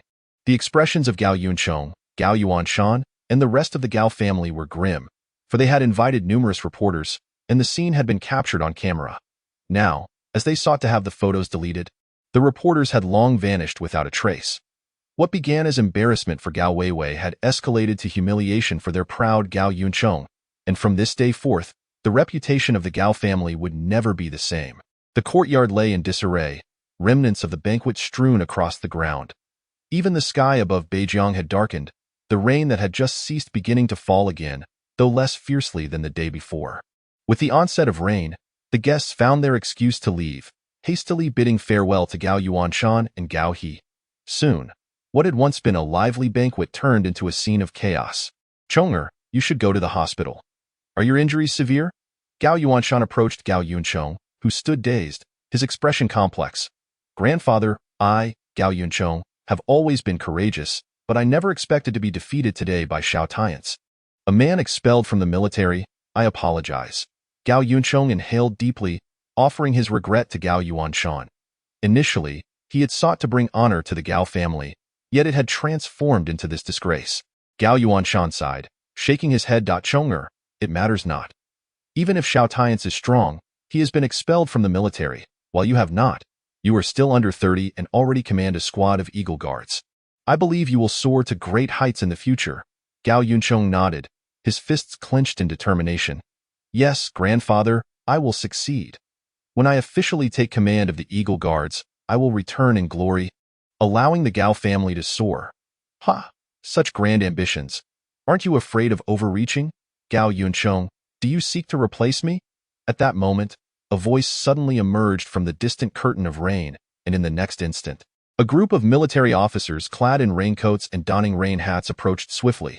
Before long, they stood before Gao Yuncheng and Gao Yuanshan. The foremost officer, who had just spoken to Gao Yuncheng, exclaimed, Gao Yuncheng, you have left your post without permission and engaged in a brawl. Do you wish to die? Hua General, Gao Yuncheng stammered, his heart racing at the sight of the man before him. The individual was Huaxia, a true commander of the Eagle Wing. Gao Yuncheng was merely a subordinate commander of one of the 9 Eagle Wing guards under him. Moreover, Huaxia's true combat prowess had already reached the threshold of a war god. Just one step away from breaking through to become a true war god, and he was a key figure being cultivated by the war god Wang Changxing of the Central Domain, one of the reserve forces of the Central Domain War Department. Huaxia's eyes narrowed slightly, a chilling aura emanating from him as his fingers trembled, contemplating whether to eliminate Gao Yuncheng right then and there. Naturally, Gao Yuncheng sensed this murderous intent. He had initially believed Huaxia was merely trying to intimidate him, but he could never have imagined that Huaxia truly harbored intentions to kill. With this realization, Gao Yuncheng's fear intensified, and he hurriedly explained to Huaxia, General, I apologize. It was a moment of confusion on my part. However, the altercation was not instigated by me. It was that Xiao Tian Ce, a son-in-law of the Gao family, who sought trouble. General, that Xiao Tian Ce was expelled from the War Department. Shut your mouth. Upon hearing Gao Yuncheng mention Xiao Tian Ce, Huaxia's expression changed drastically, though Gao Yuncheng and Gao Yuanshan, who had their heads bowed, failed to notice. Huaxia felt an overwhelming trepidation. Earlier that very morning, he had received a warning that one must never provoke a man named Xiao Tian Ce in Beijing. The warning had come from none other than his superior, the genuine war god of the Central Domain, Wang Changxing. Gao Yuncheng, do you have any idea how close you came to? Just as Huaxiachuan was about to deliver another stern warning to Gao Yuncheng, an authoritative voice boomed in his ear. Huaxiachuan quickly turned to see an imposing black military vehicle approaching, its window rolling down to reveal Wang Changxing, the war god of the Central Domain, clad in military attire, gazing in his direction. Eagle Wing Huaxiachuan, paying respects to the war god of the Central Domain. Huaxiachuan promptly saluted Wang Changxing, hastily removing his hat. The war god of the Central Domain? It is Wang Changxing. Gao Yuncheng, upon hearing this, quickly lifted his head to look in the direction Huaxiachuan was saluting. He too hurriedly saluted, Eagle Wing Deputy Commander Gao Yuncheng, paying respects to the war god of the Central Domain. Gao family, Gao Yuncheng, what you have done today is commendable, commendable, commendable. Wang Changxing spoke coldly, yet anyone could discern the immense wrath simmering beneath his words. Gao Yuncheng shuddered involuntarily. Just as he wished to provide further explanations to Wang Changxing, the military vehicle had already departed. Seeing this, Huaxiachuan turned sharply and glared fiercely at Gao Yuncheng, barking, report to the Beijing War Department immediately. From now on, you, Gao Yuncheng, and your so-called little family, should you dare to cause trouble in Beijing again, I will personally annihilate you. Get out of my sight with that. Huaxiachuan hurried after Wang Changxing, leaving Gao Yuncheng in a state of despair, feeling as if darkness had enveloped him. He understood that he was finished. This matter had reached the ears of the war god of the Central Domain, and he had left a profoundly negative impression on him, jeopardizing his future in the War Department. Xiao Tian Ce, I will not let this go. As Gao Yuncheng's consciousness faded, this was the last thought that lingered in his mind. Chonger, brother. The members of the Gao family, witnessing Gao Yuncheng's collapse, rushed forward in alarm to check on him. They quickly lifted him and placed him in a vehicle, heading towards the hospital. Meanwhile, at the entrance of the Gao family ancestral home, only Sun Hao and his father, Sun Haiyang, remained, both wearing grim expressions. Sun Hao was utterly bewildered, while Sun Haiyang watched Gao Yuncheng being taken to the hospital. A sense of foreboding gnawed at him, an ominous feeling that disaster was imminent. Without further delay at the Gao family estate, Xiao Tian Ce had already returned to the Jingshui courtyard with Gao Weiwei. Earlier, When he had taken Gao Weiwei to seek retribution, Gao Zheng and Chen Shuzhen had accompanied them. The two were profoundly shocked by the scene of Xiao Tian Ce publicly thrashing Gao Yunchong. Even upon returning home, they remained in a state of disbelief. Gao Weiwei, having been overwhelmed with sorrow and concern for Xiao Tian Ce, soon felt faint and succumbed to sleep upon their return. Furthermore, having endured extreme fatigue in Xinjiang before returning, she had been in a state of exhaustion for days on end. Finally, she could no longer hold on and fell into a deep slumber. Xiao Tian Ce gently applied the finest anti-swelling ointment to her face and then dabbed some calming and fatigue-relieving potion on her temples. After ensuring she was comfortable, he quietly closed the door to her room, allowing Gao Weiwei to rest. Upon leaving, Chen Shuzhen and Gao Zheng exchanged complex glances with Xiao Tian Ce, both appearing as if they were on the verge of speaking but held back. Xiao Tian Ce nodded to them, reassuringly saying, "Mom, Dad, everything is fine, don't worry. Weiwei is asleep, and I've applied anti-swelling ointment to her face. In a few hours, the swelling will subside." Chen Shuzhen gazed at Xiao Tian Ce, her mouth opening to speak, but she ultimately couldn't find the words. Just moments ago, the powerful sight of Xiao Tian Ce fiercely defending Gao Weiwei had filled her with satisfaction. Yet, it was swiftly followed by deep concern that he might attract significant trouble as a consequence. "I am so useless," Gao Zheng muttered under his breath, berating himself for failing to protect his daughter. Forcing Xiao Tian Ce to intervene on her behalf, he felt utterly inadequate. "Dad, Mom, what's wrong with her?" At that moment, Gao Xiaoying, cradling her little brother, inquired anxiously of Xiao Tian Ce. Xiao Tian Ce looked up and smiled at Xiaoying, saying, "Xiaoying, Mommy is just very tired and fell asleep. Don't worry, she will be fine." Xiaoying nodded, sensing something was amiss but refraining from asking further questions. Gao Weiwei slept soundly from midday until 11 at night, a total of 11 hours, even with the aid of the finest calming potion provided by Xiao Tian Ce. In his heart, Xiao Tian Ce harbored concerns about Gao Weiwei's well-being. He pondered the extent of her exhaustion. Even during his own battles and subsequent comas abroad, he would awaken within 6 or 7 hours after using top-tier calming potions. Yet, Gao Weiwei, a mere ordinary person, had slept for so long. In her room, Gao Weiwei looked at Xiao Tian Ce with a complex expression, her eyes filled with worry and gratitude. Even in her unconscious state, memories of Xiao Tian Ce's boldness in defending her replayed in her mind. Xiao Tian Ce gently grasped her hand, nodding, "Yes, Weiwei, I am here. Are you feeling better? Does your face still hurt?" At 10 o'clock that evening, Xiao Tian Ce entered to remove the ointment from Gao Weiwei's face. The swelling had subsided, revealing her beauty as it had always been. Gao Weiwei shook her head. "No, it doesn't hurt anymore. Xiao Tian Ce, I want to discuss something with you." Xiao Tian Ce nodded. "Yes, go ahead." Gao Weiwei gazed deeply at him, taking her time before saying, "Let us leave this place filled with Gao family members. Let us depart Beijiang. You, me, and Xiaoying, wherever you wish to go. We will follow." Upon hearing this, Xiao Tian Ce fell silent. After a moment, he looked at Gao Weiwei and inquired, "All right, when shall we depart?" Gao Weiwei responded, "Is tomorrow possible? The sooner, the better, that I don't want to stay here any longer. This is not home for me and Xiaoying. It is not our home." Xiao Tian Ce frowned slightly, then apologetically replied, "Weiwei, we can leave, but could you grant me a few more days? I still have some matters to attend to. 3 days, or ideally 2 days, will suffice. We can leave the day after tomorrow or the day after that. Is that acceptable?" Gao Weiwei furrowed her brow, unsure of what Xiao Tian Ce needed to take care of. Yet she nodded understandingly. "All right, I will follow your lead. We will leave the day after tomorrow or the day after." With that, she went to check on Xiaoying. Xiao Tian stepped outside for a moment, and as he walked, white and red rose petals began to drift down from the night sky. At that moment, just past midnight, the entire Beijiang city was adorned with falling rose petals, creating a breathtaking spectacle. As the clock struck 12, the grand wedding of 100 cities was merely a day away. According to the plans laid by Jiang Beichen and the others, starting today, all 1,314 couples participating in the central domain's 100-city wedding would arrive in Beijiang. The moment these couples set foot in Beijiang, they were to be enveloped in the beauty and romance of their wedding. Thus, from this night forward, Beijiang would be transformed into a city of roses. As the rose petals cascaded from above, countless people in Beijiang were awakened from their slumber, some peering out their windows, while others rushed to the streets to behold the enchanting scene of roses blanketing the city. In that moment, everyone recalled that tomorrow marked the day of the grand wedding of 100 cities. In the Jingshui courtyard square, Xiao Tian Ce also gazed up at the sky, watching the countless rose petals fall, and he smiled. How could he, Xiao Tian Ce, not provide his bride with a romantic wedding? How could he allow her to leave this place, where they had met 5 years ago, filled with disappointment and regret? Tonight, Beijiang would be a city of roses.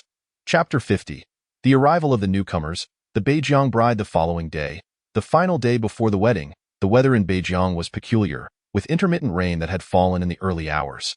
However, by morning, the city was greeted by splendid sunshine, with a clear blue sky adorned with fluffy white clouds. At 8 o'clock, as the people of Beijiang awoke and stepped outside, those who had not witnessed the city's transformation the previous night were utterly astonished by the sight before them.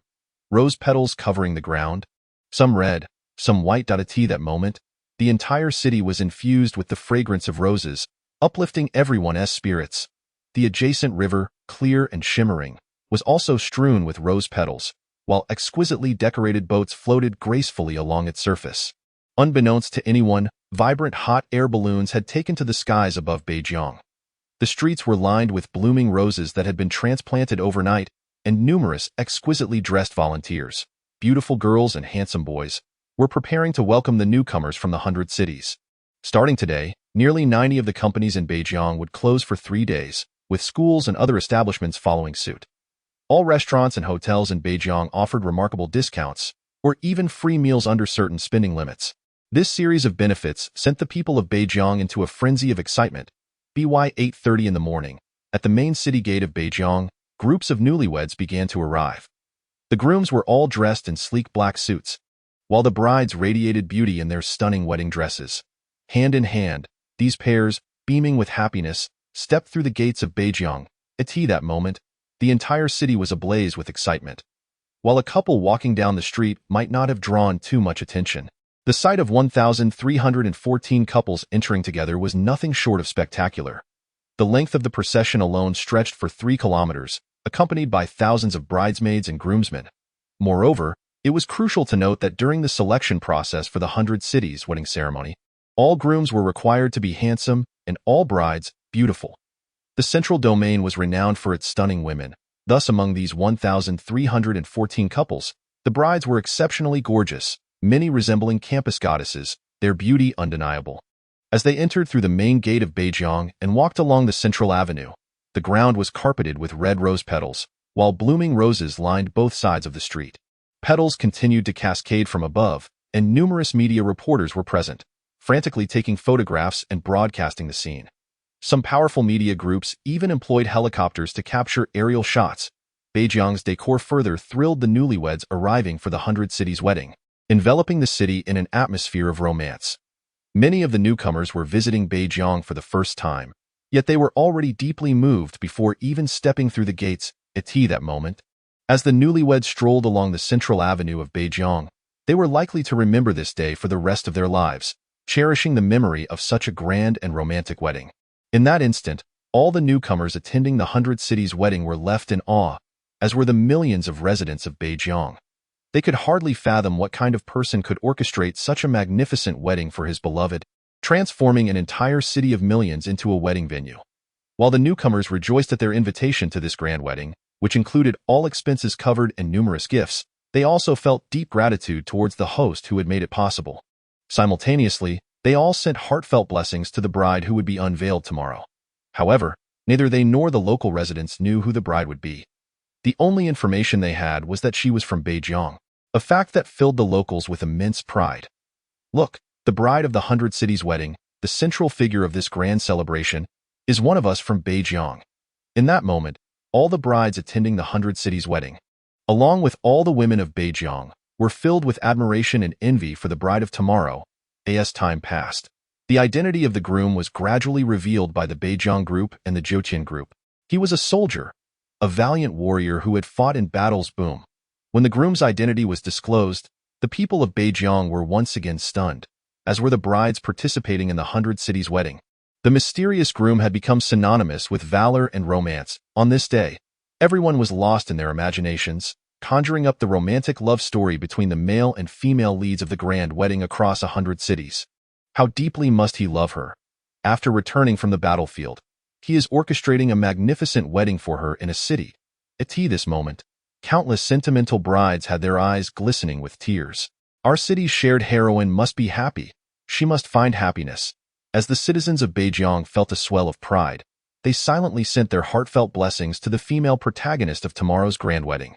Simultaneously, in Xinjiang, at the Xin family villa, in Shen Yuxuan's room, she awoke early, still in her pajamas, lying in bed with her phone, captivated by the live broadcast of the wedding festivities in Beijiang, feeling an overwhelming sense of envy.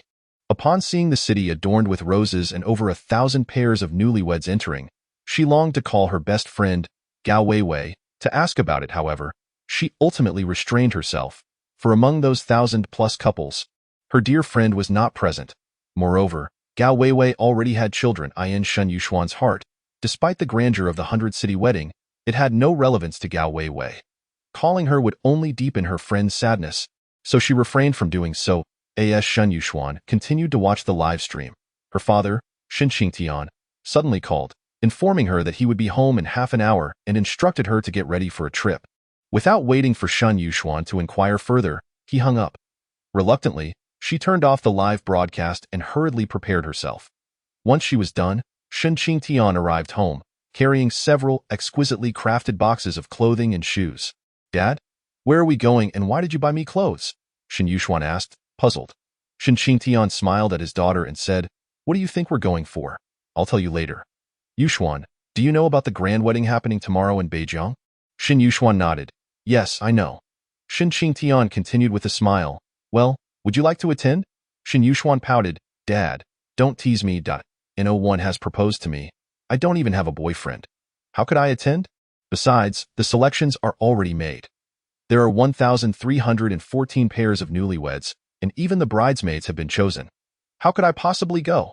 Xiao Tian smiled, but gradually his expression became serious as he gazed deeply at his daughter and slowly said, "Do you truly believe that all the bridesmaids for the 100-city wedding have already been selected?" Shen Yuxuan nodded without hesitation. "Of course. I just watched the live stream." "Well, if you insist on saying so, then it must be that the female lead of the 100-city wedding has yet to make her appearance, and naturally, her bridesmaids would also be absent." "Wait a moment. Dad, what do you mean? You can't possibly be suggesting that I go be a bridesmaid for the female lead of the 100-city wedding, can you?" Xiao Tian nodded with a faint smile. "Yes, why not?" Shen Yuxuan was left speechless, and after a long pause, she awkwardly replied, "Dad, please don't joke with me. I don't know her. Do you know her? Don't tease me, Dad." Xiao Tian continued to nod. "Yes, I know her, and you know her too. As my daughter, you are beautiful enough to be a bridesmaid." Shen Yuxuan felt her father's words were a jest. With a hint of exasperation, she said, "Dad, I told you not to joke. The female lead of the 100-city wedding is from Beijiang. How many people from Beijiang do I know? Just Weiwei, and she just returned to Beijiang a few days ago." Now with that Xiao as Shen Yuxuan continued, she suddenly felt a sense of unease, for she had just remembered something. Indeed, the news reported that the male lead of the 100-city wedding was a battle-hardened soldier returning from the front lines, and Xiao Tian Ce was also that soldier. Most importantly, she recalled that her father, Xiao Tian, never joked with her, especially regarding such significant matters. In the next moment, Shen Yuxuan looked intently at Xiao Tian, who nodded gravely in affirmation. With a complex gaze, he spoke, "Yuxuan, your best friend has endured much hardship over the years, so let me ask you again. Would you like to be her bridesmaid tomorrow? Because Mr. Xiao requested confidentiality. Until now, the newlyweds of the 100-city wedding have entered the city, and Miss Gao still does not know that she is the bride tomorrow." "What? Dad? Is everything you said true? Weiwei is really the bride tomorrow? And the mysterious groom is Xiao Tian Ce? Dad, you mustn't be deceiving me." Shen Yuxuan jumped to her feet, her heart racing. She could hardly fathom that the female lead of the 100-city wedding was someone she knew, her best friend. At that moment, Xiao Tian took a deep breath, his eyes filled with a mixture of emotions, tinged with sadness as he addressed Shen Yuxuan. "Yuxuan, did you think that I could have withstood the battle against the Zhou family without the backing of my connections? Or did you genuinely believe that the Tianquan Bureau, which had been unable to contend with the Zhou family for over a decade, could simply eradicate them overnight?" As Shen Yuxuan listened to her father, she instinctively took a step back, her mouth agape in astonishment. The questions that had plagued her for days suddenly unraveled. She had long doubted whether the Xin family and the Tianquan Bureau could truly uproot the Zhou family, which had been entrenched in Xinjiang for years. Moreover, after that, her family had swiftly absorbed all of the Zhou family's influence without so much as a hitch. It turned out that all of this was due to Xiao Tian Ce. Soda, who exactly is Xiao Tian Ce? Shen Yuxuan swallowed hard and asked Shen Qingtian. Shen Qingtian inhaled deeply once more, his eyes brimming with profound respect as he said, Yuxuan, have you heard of the war god of Longhua? The guardian of our nation against external threats. Wait, he is the war god of Longhua. Shen Yuxuan stammered, her mind swirling with disbelief. In that moment, her thoughts echoed with memories of how she had once fervently urged Xiao Tian Ce to escape, and the calmness in his eyes haunted her. Indeed, before a war god of Longhua, especially one with such formidable power as the guardian against external threats, what could even the entire Zhou family do, let alone the combined might of Xinjiang?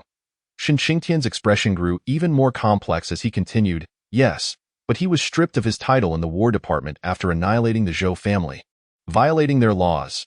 Shen Qingtian could only reveal this much about Xiao Tian Ce's identity, as the rest remained classified.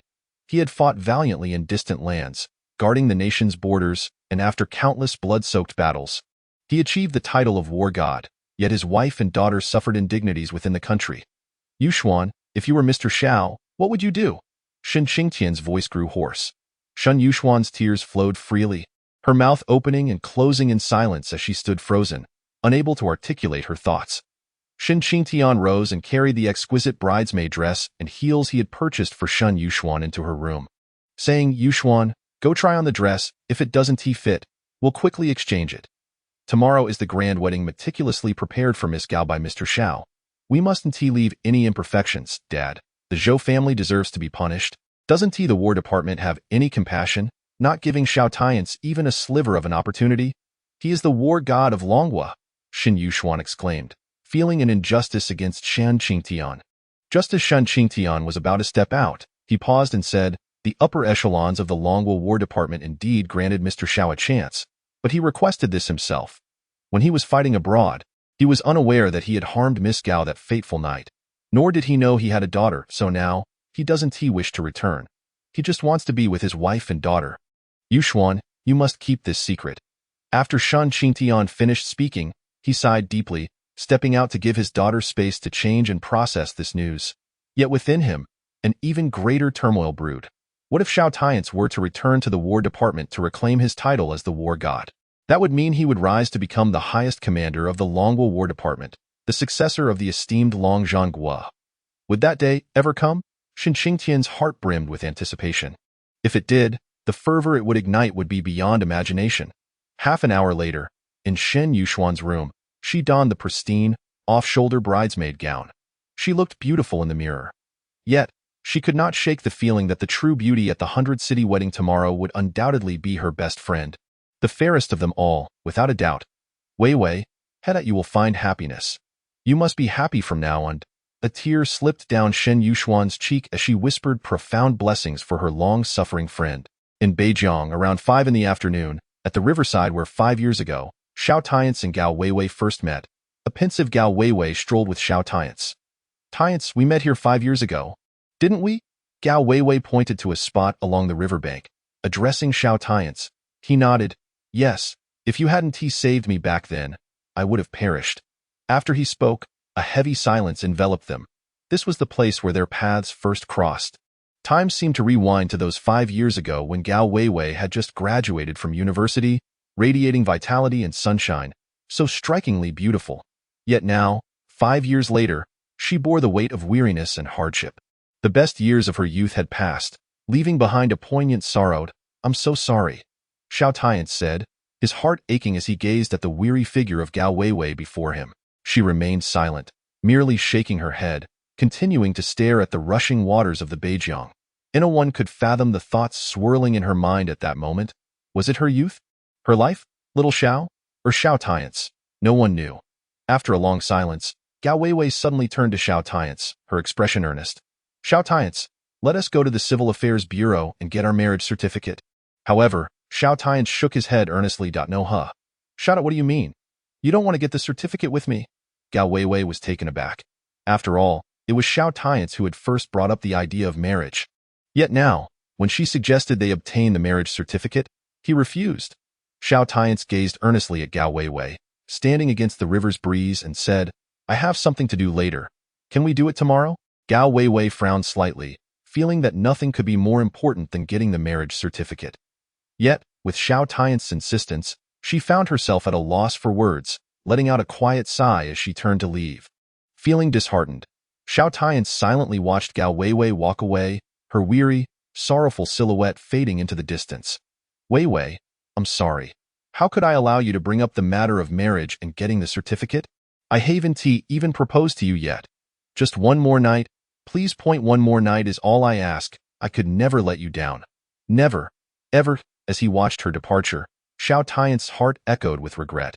There's a beautiful song called Spring Courtyard Snow, which I listened to while writing this chapter. Chapter 51. Xiao Tian's appearance. Under the spotlight, a night passed, and as the first light of dawn broke over the horizon, it heralded the arrival of a new day, a day that marked the commencement of the grand wedding across 100 cities. The weather today was even more splendid than yesterday. It was as if the heavens themselves were bestowing blessings upon Xiao Tian Ce and Gao Weiwei. Just days prior, the skies had been overcast and rainy, reflecting the trials that Gao Weiwei had endured. But today, the sky was crystal clear, a vibrant blue, with radiant sunshine, signifying that from this day forward, Gao Weiwei's life would embark on a brand new chapter. At 7 in the morning, little Xiao tugged at Xiao Tian Ce, eager to play outside. Gao Weiwei was well aware of the sensational 100-city wedding taking place today, which had captured the attention of not only Beijing but the entire central domain. Yet she forced herself not to dwell on it, for the more she thought about it, the more her heart ached with disappointment. After all, she had never even experienced a simple wedding, let alone this grand affair. Just yesterday afternoon, when she had wanted to go obtain their marriage certificate with Xiao Tian Ce, he had made excuses to avoid it, leaving her to wonder what he truly thought. Now, having finished breakfast, as Gao Weiwei watched Xiao Tian Ce play with little Xiao, a deeper sense of despondency enveloped her. The magnificent 100-city wedding was about to commence at the central cathedral, but her husband, Xiao Tian Ce, was outside playing with their child. Alone at home, Gao Weiwei felt an overwhelming sense of emptiness. In the living room, Chen Shuzhen and Gao Zheng observed their daughter's sorrowful figure, sharing a glance that spoke volumes. Yes, the wedding happening today in Beijing was sure to be a magnificent, romantic affair, yet their daughter could not partake in it. Chen Shuzhen had even tried to sign them up, but their application had been denied. She understood that, given her daughter's child was already over 4 years old, it was unlikely they would be accepted. Sighing deeply, the couple exchanged glances, both feeling a heavy heart. Just as they were about to offer words of comfort to Gao Weiwei, a knock echoed at the door. Upon opening it, Chen Shuzhen was greeted by an exceptionally beautiful young woman, who smiled gently and said, "Hello, Auntie. I'm Shen Yuxuan, Weiwei's good friend. Is Weiwei home?" Chen Shuzhen quickly nodded with a smile. Yes, she is home. Come in, come in." As she ushered Shen Yuxuan inside, Gao Weiwei was momentarily stunned, gazing at her friend in surprise. "Yuxuan, what brings you here?" Shen Yuxuan approached Gao Weiwei, and for some reason, Gao Weiwei sensed something was amiss with her friend today. Shen Yuxuan's eyes held a complex expression. Before Gao Weiwei could inquire, Shen Yuxuan wrapped her arm around her and said, "Since there's a grand wedding happening here, I naturally had to come see, especially since you're here. Let us hurry and go. We must witness this spectacular event. A 100-city wedding is a once-in-a-lifetime affair. If we miss it, it will truly be a lost opportunity." As Shen Yuxuan spoke, she pulled Gao Weiwei towards the door, fully aware that she had a significant task at hand, to escort the bride to the wedding venue. Shen Yuxuan was filled with exhilaration, yet she had to keep her composure. This was a monumental surprise that she absolutely could not spoil. "Yuxuan, I think I'll skip it." Gao Weiwei hesitated, not wanting to go, but facing her friend's enthusiastic invitation, she struggled to find a way to refuse. "Oh, come on, sis. Why are you still dawdling? Let us go. The wedding is about to start. What a perfect opportunity to take a leisurely stroll. Come on, let's hurry." At that moment, Gao Xiaoying, who had just emerged from the bedroom, excitedly linked arms with Gao Weiwei. She exchanged a knowing glance with Shen Yuxuan, and in an instant, they both understood each other's intentions. Thus, the two ladies joyfully pulled Gao Weiwei along as they headed outside. "Xiaoying, you. Chen Shuzhen, Witnessing Gao Weiwei being tugged out by Shen Yuxuan and Gao Xiaoying, couldn't he help but cast a disapproving glare at Gao Xiaoying. While Shen Yuxuan, being an outsider, was unaware of the events that transpired the previous day, Gao Xiaoying should have known better. Did she not realize that her sister was in a rather poor mood?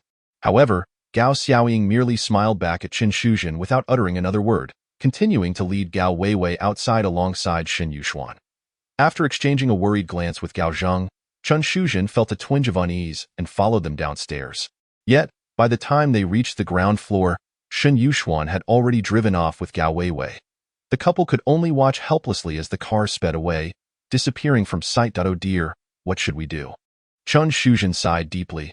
Gao Zheng's expression was equally complex. He inhaled sharply and opened his mouth to speak when suddenly, a brand new, elongated black Rolls-Royce approached and came to a stop right beside them. In the next moment, Jiang Beichen, the president of Beijiang Group, dressed in a black suit with a small red flower pinned to his chest, stepped out of the car alongside his wife, Tang Yun, who was elegantly clad in a white qipao and high heels. "Are you Mr. Gao Zheng?" Jiang Beichen inquired with a smile towards the bewildered Gao Zheng. Staring at Jiang Beichen, Gao Zheng was momentarily dumbfounded.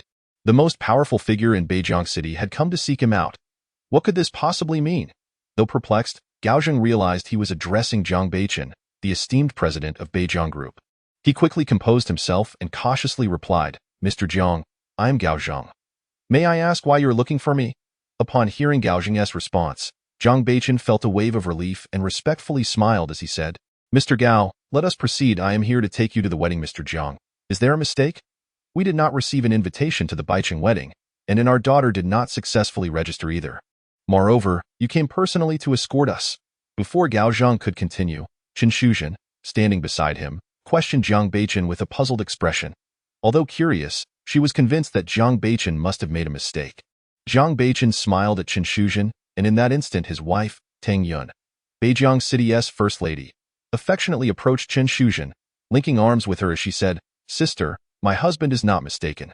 Come now, let us get in the car. Time is of the essence. The Beicheng wedding is about to commence. We can discuss further en route." As she spoke, Tang Yun gently pulled Chen Shuzhen into the car, while Gao Zheng was ushered in by Jiang Beichen. Once all four were seated, the Rolls-Royce roared to life and sped away. It was only after Gao Zheng and Chen Shuzhen entered the vehicle that they noticed an impressive convoy of dozens, if not hundreds, of Rolls-Royces adorned with red flowers and colorful banners trailing behind them. The sight left them utterly astonished, and as the grandeur of the scene unfolded, a sense of trepidation began to creep into their hearts. With a nervous gulp, Gao Zheng turned to Jiang Beichen. "Mr. Jiang, may I inquire what is happening? How could we possibly be attending the Beicheng wedding?" Jiang Beichen chuckled, "Brother Gao, you are being too modest. If you are not qualified, then I am even less so. Of course, you are qualified. Moreover, without you and Madame Chen, today's Beicheng wedding would be incomplete." Before Gao Zheng could voice his confusion further, Tang Yun, filled with envy, addressed the equally bewildered Chen Shuzhen, "Sister, you truly have a wonderful daughter who has found an excellent son-in-law. Please, be happy. I have arranged new attire for you at the wedding venue. Once we arrive, you can change.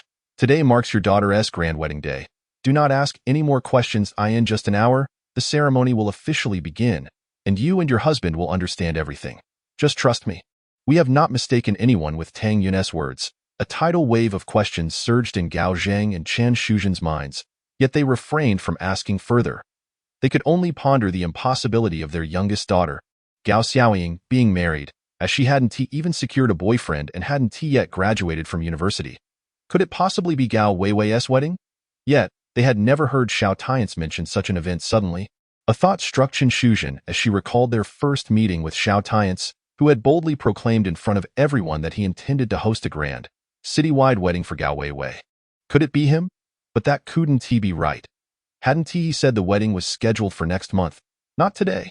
Chen Shuzhen's mind was a whirlpool of confusion, but regardless of her uncertainty, the convoy of Rolls-Royces continued onward. From a distance, she and Gao Zheng caught a glimpse of their daughter Gao Weiwei getting into a red Ferrari when Gao Weiwei, accompanied by Shen Yuxuan and Gao Xiaoying, arrived at the Beicheng wedding venue. They found it teeming with people, an overwhelming sea of attendees that stretched as far as the eye could see. The 13-14 couples slated to participate in the wedding had already donned their wedding attire and begun entering the venue.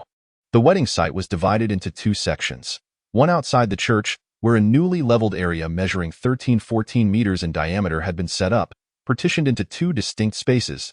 To the left, small pavilions draped in white veils stood, while to the right lay an area adorned with various discarded weapons.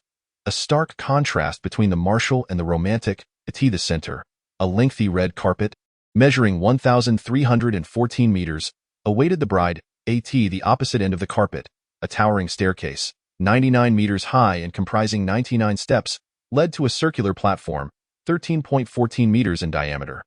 White veils fluttered above, and the steps and platform were blanketed with white rose petals at 8:30 a.m. Just as Gao Weiwei and her companions arrived, the central red carpet was graced by 3,000 soldiers in military attire on one side, exuding a fierce aura, while on the other side, 14 couples entered in unison, their steps synchronized. Though Gao Weiwei had initially been reluctant to attend, the exhilarating music resonating through the venue and the breathtaking scenes unfolding before her left her deeply moved, igniting a yearning within her. How wonderful it would be to participate in such an event. Indeed, it wasn't just Qin Shufan who had secretly helped her apply for an invitation. She herself had attempted to apply as well, even reaching out to Dong Zhan for inquiries, but all her efforts had been in vain. She had been rejected. How fortunate that girl must be. Gao Weiwei gazed up at the platform at the end of the red carpet, murmuring to herself, Yuxuan, Xiaoying, do you see over there? After a moment of contemplation, she turned to share her thoughts with Shan Yuxuan and Gao Xiaoying, only to realize, to her alarm, that they were nowhere to be found. Panic surged within her as she scanned the crowd, but it was a futile endeavor. Just then, a group of elegantly dressed bridesmaids and beautiful women in white suits surged toward her. The leader, clutching a white makeup case, seized Gao Weiwei's arm with urgency, exclaiming, "What are you still doing here? Hurry, come with me to get your makeup done. The wedding is about to begin. We're running out of time." "Wait, you've mistaken me. I'm not." Gao Weiwei stammered as she was hurried along toward the makeup room adjacent to the wedding venue, realizing that the woman must have confused her for one of the bridesmaids. Not wanting to complicate matters, she decided to go along with it. Closing her eyes, Gao Weiwei surrendered to the foreign makeup artists as they began their work. Little did she know that the professionals attending to her were among the world's foremost makeup artists and designers. The moment she shut her eyes, the bustling atmosphere in the makeup room came to a sudden halt. Everyone exchanged knowing glances and, filled with envy, regarded Gao Weiwei. They resumed their tasks shortly after, as everything within that room was meticulously prepared for her alone. 7 or 8 of the world's top makeup artists worked on Gao Weiwei, styling her hair, while the initial makeup artist who had brought her in commanded, "Everyone, keep your eyes closed. No peeking. This is a grand wedding." As the women helped Gao Weiwei change, she dared to steal a glance at the bridesmaids beside her, noticing they all kept their eyes shut, prompting her to do the same. Time flew by, and after an entire hour, Gao Weiwei was finally adorned in her wedding attire. Even the elite makeup artists were struck with awe at her beauty, an indescribable radiance. Her flawless figure, porcelain skin, long legs, exquisite collarbone, and breathtaking visage. When Gao Weiwei stood up, the hearts of everyone in the makeup room resonated with a single phrase: stunning, enchanting. Quickly, all bridesmaids, maintain your eyes closed. Someone will guide you. You will open your eyes upon arrival at the venue, the lead makeup artist reiterated sternly, a reminder that was equally directed at Gao Weiwei. Nodding instinctively, she complied, not wanting to cause any trouble for the others. Thus, Gao Weiwei was led outside, her eyes still closed, surrounded by a throng of bridesmaids in white gowns as they made their way toward the wedding venue. Upon reaching the start of the red carpet, an eerie silence enveloped the entire ceremony as they entered. All cameras deliberately avoided capturing Gao Weiwei until Xiao Tian Ce made his appearance. No one was permitted to photograph her beforehand. Gao Weiwei, filled with anxiety, remained still amidst the bridesmaids as the wedding officiant's robust voice echoed, "Ladies and gentlemen, please be quiet. Now, let us welcome the bride to the stage, the most beautiful bride of the day." As the officiant's words rang out, thunderous applause erupted throughout the venue, filling the air with fervent excitement, reaching Gao Weiwei's ears. Still, she stood with her eyes closed, unaware that the throng of bridesmaids surrounding her had quietly retreated behind her. With eyes brimming with blessings, many of the bridesmaids were visibly emotional, their eyes glistening with tears. Today's heroine, perhaps still oblivious to the fact that a wedding was being orchestrated for her alone, was the center of attention. At that moment, the impeccably dressed Shen Yuxuan and Gao Xiaoying, having also transformed into stunning bridesmaids, quietly approached Gao Weiwei from behind, taking their positions at either end of her flowing 10-meter wedding gown. "Ah, the most beautiful bride, our star of the day, please open your eyes," reverberated the voice of the officiant in the hushed venue. Upon hearing the call, Gao Weiwei speculated whether the bride was also part of her bridesmaid group. Perhaps with her eyes closed as well. Surely, it must be a surprise orchestrated by the groom. After fantasizing for a while, Gao Weiwei decided that, as a bridesmaid, it was time for her to open her eyes now that the bride would be doing so. Slowly, she fluttered her eyelids open. Suddenly, she realized that the space around her had cleared, leaving only the long red carpet, bedecked with rose petals, stretching out before her. "Let us welcome the bride." At that moment, before Gao Weiwei could fully comprehend her surroundings, the officiant's voice resonated once more. All eyes turned to her, showering her with attention. "No, no, it's not me. I'm not the bride. Please, don't look at me." Gao Weiwei frantically waved her hands in explanation as the crowd's gaze fell upon her. But as she raised her hand, she discovered that she was not clad in a bridesmaid's attire, but rather an exquisite, breathtaking white wedding gown adorned with shimmering platinum threads. Stunned, Gao Weiwei stood frozen in place. "I'm sorry, I'm not the bride. I must have taken a wrong turn. Please forgive me," she pleaded to the officiant, who continued to address her with a smile. "Let us welcome the bride." "No, I'm not in a state of panic." Gao Weiwei turned to flee, only to find that behind her, standing amid her flowing gown, were the previously elusive Shen Yuxuan and Gao Xiaoying, both with red-rimmed eyes and dressed as stunning bridesmaids. "Yuxuan, Xiaoying, what is happening?" Gao Weiwei was utterly bewildered, rooted to the spot. At that moment, a voice filled with genuine remorse echoed from the high platform at the back of the venue. "I apologize. Yesterday, when you mentioned wanting to register for marriage, I did not agree. It was because I had yet to propose to the girl I love the most. So, may I now ask you, Gao Weiwei, will you marry me?" Xiao Tian Ce's declaration resonated throughout the venue, prompting everyone to rise in eager anticipation, their gazes fixed upon Gao Weiwei. Upon hearing Xiao Tian Ce's voice, she instinctively turned, her heart racing as disbelief washed over her. Was it truly him speaking to her? However, as she turned to face the platform, she recognized the familiar figure of Xiao Tian Ce. Though his features were somewhat obscured by distance, she knew it was him. How could this be? Xiao Tian Ce. At that moment, Gao Weiwei's heart trembled with emotion. Though she had just heard that resounding voice, which belonged to Xiao Tian Ce, and was certain that only he knew about the events by the river yesterday, she still found it hard to believe. "Mom. Hurry, agree with Dad. Mom, come over quickly. Dad and I are waiting for you on this high platform."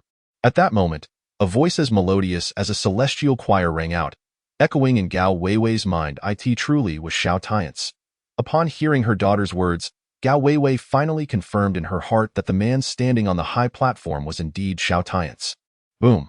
Upon realizing that the male lead today was Xiao Tian Ce, Gao Weiwei stood frozen in place, utterly stunned. 6,500 words. Today's update is 11,000. I will write another chapter, but it may be uploaded a bit later. Chapter 52. Congratulations to the god of war on his wedding. Is today's female lead me? Gao Weiwei spoke in disbelief.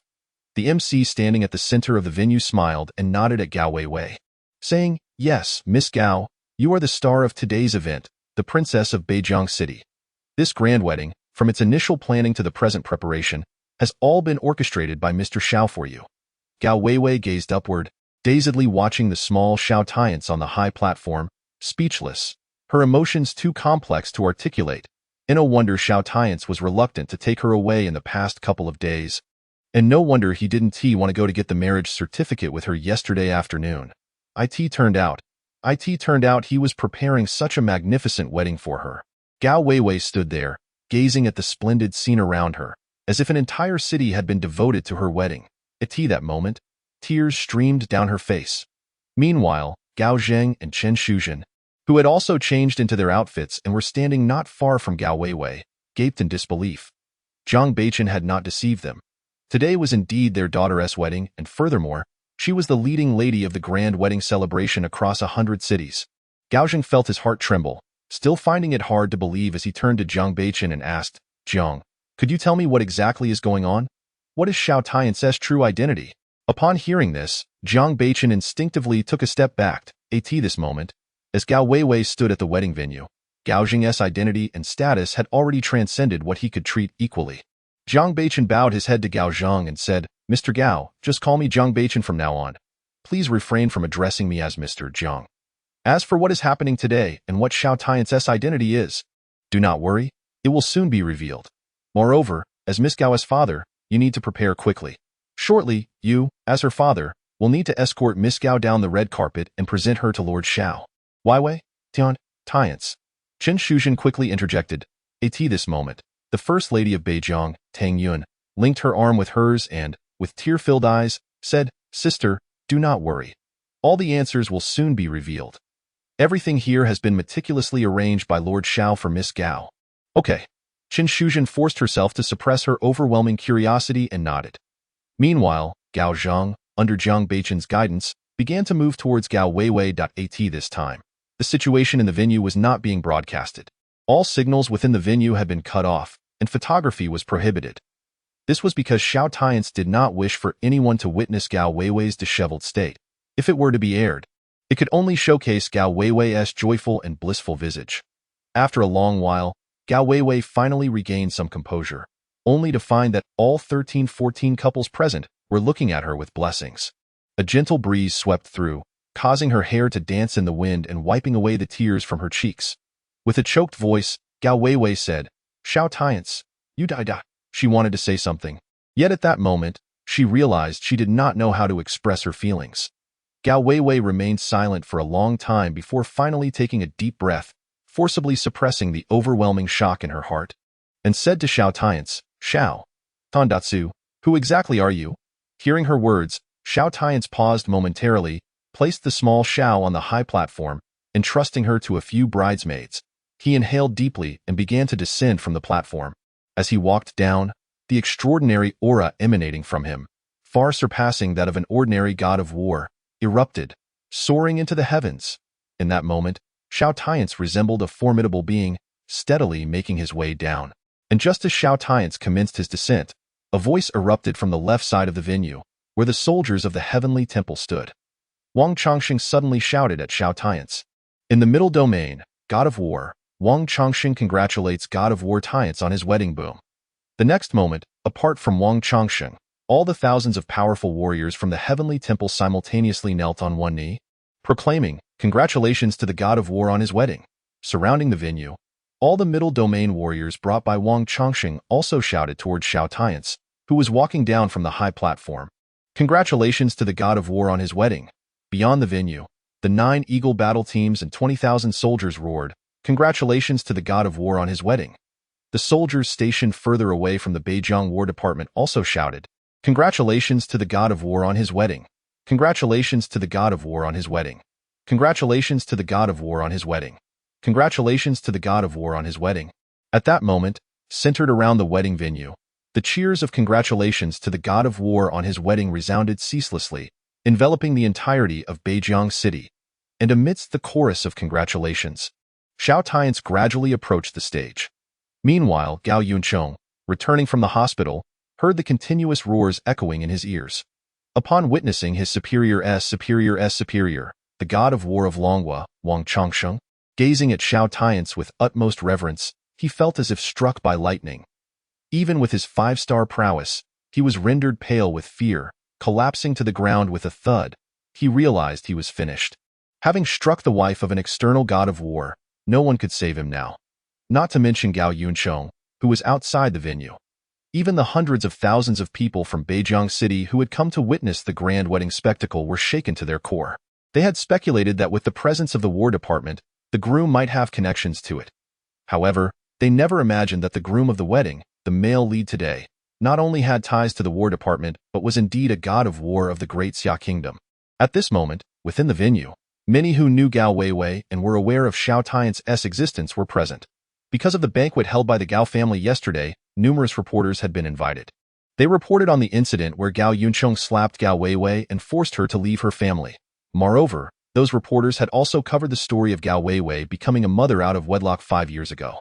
At this moment, all the reporters felt their hearts sink, their faces paling as they collapsed to the ground. In that moment, Not only the reporters but the hundreds of thousands of people inside and outside the venue recalled Gao Weiwei's past. 5 years ago, it had been the Gao family's grand embarrassment. Yet upon seeing Xiao Tian Ce, the god of war of Longhua, step by step approach Gao Weiwei, everyone's mouths dropped open in astonishment, their hearts surging with tumultuous waves. Standing at the entrance of the venue, Gao Weiwei stared blankly at Xiao Tian Ce, who was walking towards her, her lips slightly parted as she hoarsely uttered, You are the god of war of the great Xia kingdom?" Now at the bottom of the steps, standing at the other end of the red carpet, Xiao Tian Ce paused for a moment, then shook his head and said, "I was, but not anymore. From now on, I am merely a husband, a father to a child." After speaking, Xiao Tian Ce halted, no longer advancing, gazing at Gao Weiwei from across the red carpet. "What does that mean?" Gao Weiwei stared at Xiao Tian Ce, bewildered.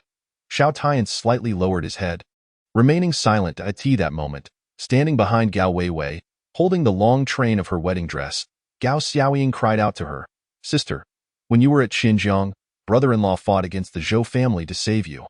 And now he has been expelled from the War Department. Sister, brother-in-law did not leave you intentionally. He truly did not know the hardships you and Xiao have endured these years." "What? He was expelled?" A god of war was expelled. Gao Weiwei turned abruptly, fixating on the tear-streaked face of Gao Xiaoying. Gao Xiaoying nodded, lowering her head, overwhelmed with tears. Meanwhile, Shun Yuxuan, standing beside Gao Xiaoying, also with red-rimmed eyes, nodded at Gao Weiwei, saying, "Weiwei, considering how the Zhou family bullied you and Xiao, how could he possibly let them off? Weiwei, go on. This is the wedding that Xiao Tian Ce prepared for you with great care. Do not cry. It's all right. For him, being able to accompany you and Xiao is his greatest happiness." Gao Weiwei turned once more to look at Xiao Tian Ce, crying as she saw him smiling gently at her from across the way. Tears flowed freely down Gao Weiwei's face as she shook her head at Xiao Tian Ce, unable to stem the tide of her emotions. It was only at this moment that she truly understood how much Xiao Tian Ce had sacrificed for her, how much he had given up for her, especially since the man before her was still smiling at her. He was still smiling at her. Unable to contain herself, Gao Weiwei crouched down, sobbing uncontrollably. At that moment, those standing beside Gao Xiaoying and Shen Yuxuan were also profoundly shaken by the words exchanged between the two women. "I in this wedding." The groom stood there nonchalantly smiling, while the bride on the other side of the red carpet was in a state of despair. Chapter 53. Beijiang Princess, the wedding begins. Gao Weiwei crouched on the ground, burying her head deep in her knees, desperately trying to suppress her cries, striving to keep her tears from falling, but she could not control it, nor could she manage to stop. Over the years, having become a mother before marriage, being cast out from the Gao family, and raising Xiao alone, she had long accumulated an immeasurable amount of sorrow and pain. In those years, as a freshly graduated university student with a newborn child, she had endured hardships alone, and no one had ever done so much for her, arranged such a grand event, such a beautiful wedding. Gao Weiwei trembled, trying hard to restrain herself. At that moment, the entire venue fell into a profound silence, with tens of thousands of people all completely quiet. Many who were unaware of Gao Weiwei's past felt puzzled, while those who remembered the incident from 5 years ago looked at the inconsolable Gao Weiwei, falling into silence. Many began to feel remorse for having mocked Gao Weiwei back then, for attacking her online, for denigrating her. Crying to the extreme produces little sound, yet one could see Gao Weiwei's emotional turmoil. The entire venue was enveloped in an eerie stillness, with no one knowing what to do next. A once great external god of war of the great Xia stood at the other end of the red carpet, his eyes rimmed with red, yet his face bore a faint smile, patiently awaiting the bride's release of emotions. Quietly waiting for the bride to accept everything that was unfolding here today. Why, poor daughter. On a distant high platform, Qin Shuzhen could no longer hold back and began to cry, covering her mouth. Tears streamed down her face uncontrollably. Gao Jing's eyes were also red, his fists clenched, his body trembling violently. He bit down hard on his teeth, fighting back tears. At that moment, Jiang Beichen, who had been standing quietly behind Gao Zheng, stepped forward and said, "Brother Gao, it's time for you to make your entrance. Today is Miss Gao's wedding day. She should be joyful and strong. Shouldn't she? The god of war is still waiting over there. According to tradition, he cannot come over to comfort Miss Gao, but the wedding must proceed. Please compose yourself and let us go." Gao Zheng took a deep breath and nodded heavily. Chen Shuzhen quickly wiped her tears and nodded at Gao Zheng, saying, "Go, bring Wei Wei to Tiance. Today is their joyous day. Do not cry. Make sure Wei Wei smiles, you must." Gao Zheng nodded and then walked toward Gao Wei Wei. Time slowly passed. 1 minute, 2 minutes, 5 minutes, 10 minutes went by. Yet Gao Wei Wei still could not recover from her emotional state. Even as she crouched on the ground, her body began to sway as if she were about to faint. That moment, those around the venue, noticing something was amiss with Gao Wei Wei, began to feel anxious for her. If Gao Wei Wei were to faint now, this grand and magnificent wedding would be ruined, and such a grand wedding encompassing the 100 cities of the Middle Domain might never occur again. After all, Xiao Tian Ce had already given Gao Wei Wei one surprise. She now knew there would be no further surprises to come. Hang in there. One of the bridesmaids behind Gao Wei Wei thought to herself, glancing at the sobbing Gao Wei Wei in front of her. Hang in there. Hang in there. That moment, as time passed, more and more people began to quietly clench their fists, urging Gao Wei Wei in their hearts to hang in there. Just then, Xiao, still on the high platform and watching her mother cry on the red carpet, dashed to the side of a microphone and, looking at the screen showing Gao Wei Wei, shouted anxiously, "Mom, hang in there. Hurry and find Dad. Mom, hang in there. Mom, hang in there. Mom, hang in there." The venue, which had been silent for over 10 minutes, was suddenly broken by Xiao's angelic voice, reverberating throughout the entire space. The next moment, Shen Yuxuan and Gao Xiaoying, standing behind Gao Wei Wei, also clenched their fists in urgency, shouting at Gao Wei Wei, "Wei Wei, hang in there. Sister, hang in there. Stand up." At that moment, Gao Zheng also reached Gao Wei Wei's side, extending his left arm and looking down at his daughter, who was crouched and crying on the ground, saying, "Wei Wei, hang in there. Stand up. Tiance is still waiting for you over there. Hang in there." The next moment, the MC at the center of the wedding venue also took the microphone, his eyes red, and said to Gao Wei Wei, "Wei Wei, hang in there." Once the MC uttered those words, the bridesmaids behind Gao Wei Wei could no longer hold back and shouted in unison, "Wei Wei, hang in there." Then, all 14 couples present, including over 1,000 beautiful brides, also shouted at Gao Wei Wei, "Wei Wei, hang in there." Boom. The entire venue erupted.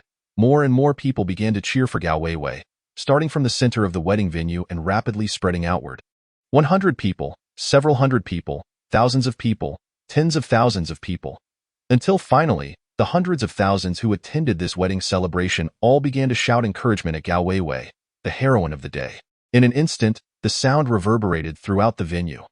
The next moment, the exhilarating music was played by the MC, filling the entire venue with music and the resonating cheers of encouragement. Everyone present, except for the 3,000 soldiers of the Heavenly Temple, turned their attention to the center of the venue, watching Gao Wei Wei. Meanwhile, the hundreds of thousands outside the venue also witnessed her on the large screens nearby, as everyone, both inside and outside, urged Gao Wei Wei to hang in there. "Hang in there, Mom, hang in there." Xiao, still on the high platform, clenched her small fists anxiously, shouting encouragement at Gao Wei Wei. Gao Zheng took a deep breath and lowered his head to speak to Gao Wei Wei, saying, "Wei Wei, Xiao and Tian Ce are all waiting for you. Hundreds of thousands of people are watching you. All of this has been orchestrated by Tian Ce for your sake. Some events have already transpired. He has now left the War Department, but he does not regret it. Father believes he will undoubtedly become a good man, a devoted husband, and a loving father. This wedding is a once-in-a-lifetime occasion for you. Please, do not let all his efforts and sacrifices be in vain. Wei Wei, you can do it. Stand up." Crouching on the ground in tears, Gao Wei Wei finally broke free from her overwhelming sorrow. Then she heard her daughter's voice, her father Gao Zheng's words, and the deafening cheers from the crowd. "Yes, I cannot allow everything he has given to be ruined. It must not be destroyed." Gao Wei Wei thought to herself. In the next moment, she clenched her teeth tightly, slowly lifted her head, and gradually stood up from the ground. "Go for it, go for it, go for it." As Gao Wei Wei rose, everyone in the venue noticed her. However, perhaps due to having crouched for too long, she swayed unsteadily. The crowd observed that her complexion appeared somewhat pale, prompting even louder cheers of encouragement to erupt once more. Finally, Gao Wei Wei stood tall, her gaze fixed upon the distant end of the red carpet, where Xiao Tian Ce awaited her with red-rimmed eyes and a warm smile. She inhaled deeply and said to Xiao Tian Ce, "Xiao Tian Ce, thank you for everything you have done for me. This wedding is beautiful, and I am truly happy." With her face already streaked with tears, Gao Weiwei mustered a smile for Xiao Tian Ce. She then placed her hand on Gao Zheng's arm and nodded at him. Only then did Gao Zheng feel a sense of relief, nodding toward the officiant standing in the center of the wedding venue. The officiant, too, felt a significant weight lift off his shoulders. The next moment, he took out a walkie-talkie from his waist and announced, "Flight team, execute." As the officiant's words echoed, a series of thunderous sounds resonated from the distant sky, and everyone instinctively turned their gaze upwards. They then beheld a fleet of fully armed helicopters approaching, two of which formed a pair, with a nearly 100-meter-wide white projection screen suspended beneath them.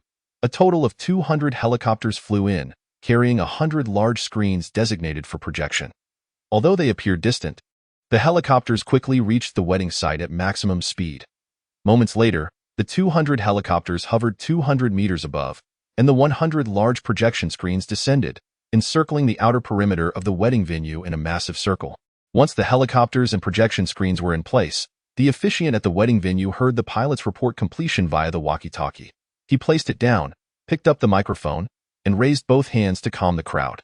As he did so, the thunderous cheers came to an abrupt halt, leaving only the stirring music reverberating in the air.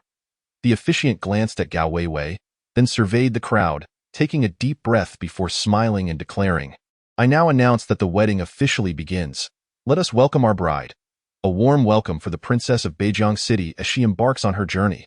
"Where are the applause?" Applause. Immediately, thunderous applause erupted throughout the venue. Let me add, today many may not fully comprehend the story of the bride and groom, and might feel that referring to our leading lady as the Princess of Beijiang City is inappropriate. However, when the bride makes her entrance, I urge everyone to witness the VCR of the bride and groom, and then judge whether today's heroine can indeed be called the princess of our beloved Beijiang City.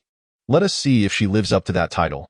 Now, attention to all units. Commence the VCR and open the live broadcast permissions for all of Beijiang City. A citywide live stream. The officiant then switched the channel on the walkie-talkie, addressing all media outlets in Beijiang City. "Now, it is my pleasure to invite our exceptionally beautiful, breathtakingly lovely, and the star of the grand wedding, Miss Gao Weiwei." After the officiant's final words, he quietly stepped back, leaving the center of the venue entirely for Gao Weiwei to eye in that moment. Applause erupted once more. Gao Weiwei took a deep breath, resting her right hand on Gao Zheng's left arm, stepping gracefully in her exquisite crystal high heels as they made their way toward the venue. Xin Yuxuan and Gao Xiaoying, standing about 10 meters away from Gao Weiwei, grasped the train of her wedding gown, smiling as they accompanied her inside. At this moment, the bride officially entered the wedding venue. Stepping onto the red carpet, at the other end, 13 or 14 meters away, Xiao Tian Ce felt a profound sense of relief, a surge of complex emotions swelling within him as he gazed at his bride. The most beautiful bride, whom he vowed to cherish, love, and protect for all his life. As Gao Weiwei stepped onto the wedding red carpet, the surrounding screens suspended by the 200 helicopters began to play clips of Gao Weiwei and Xiao Tian Ce over the years. Simultaneously, as Gao Weiwei's foot touched the red carpet, the media present at the wedding were granted full access. They swiftly captured close-up shots of Gao Weiwei and Xiao Tian Ce, igniting an exhilarating wave of coverage.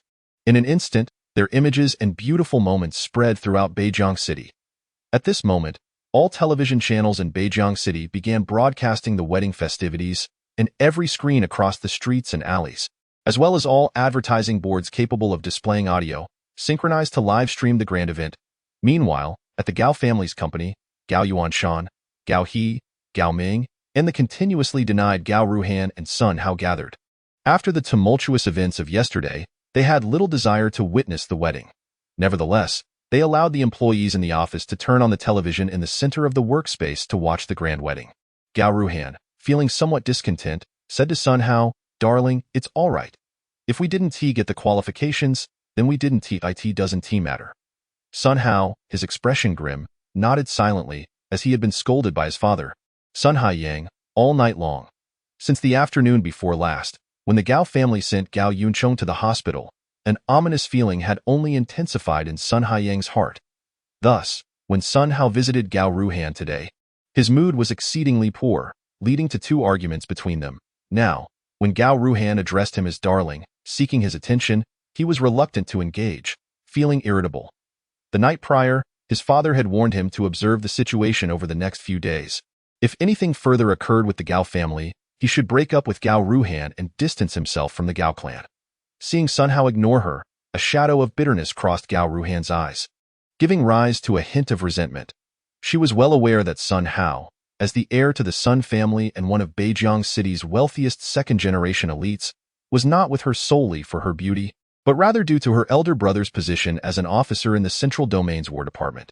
Today, Sun Hao's poor attitude stemmed from the incident where Gao Yuncheng had been injured by Xiao Tian Ce. With this in mind, Gao Ruhan's hatred toward Gao Weiwei and Xiao Tian Ce deepened. She clenched her fists and urged Sun Hao, "Darling, it's all right. My brother was discharged from the hospital this morning, and he's at the grand wedding venue now. Don't overthink it. Xiao Tian Ce is just a discharged soldier, while my brother is one of the 9 elite eagles under the command of the war god of the Central Domain. After today's wedding, my brother will undoubtedly settle the score with Xiao Tian Ce. Besides, Gao Weiwei has been driven out. From now on, I will be the vice president of the Gao family. Our two families will join forces, and our careers will surely flourish. Please don't be upset. Okay?" Hearing this, Gao Yuanshan and Gao Ming nodded in agreement with Gao Ruhan, saying, "However, don't worry. Yuncheng will be fine. Xiao Tian Ce is merely a minor figure. It's trivial.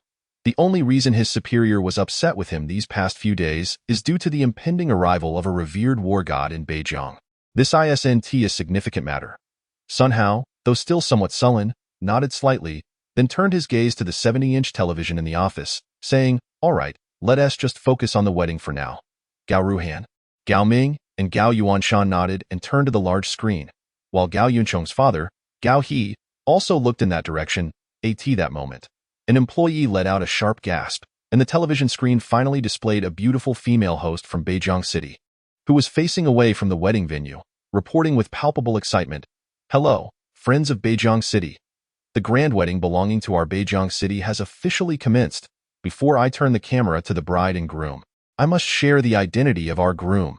As she spoke, the female host took a deep breath, her excitement mounting as she continued, "Our groom is none other than the guardian of the great Xia Kingdom, the war god who defends our borders and leads us to victory on the battlefield, the extraterritorial war god."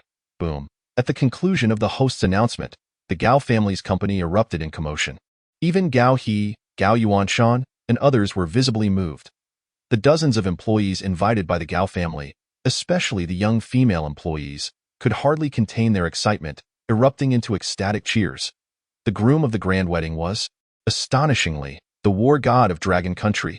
It was utterly exhilarating. The female employees were beside themselves with joy in the next moment. The television host excitedly directed the camera toward the groom and the bride walking down the red carpet. Instantly, the figures of Xiao Tian Ce and Gao Weiwei appeared before the Gao family members.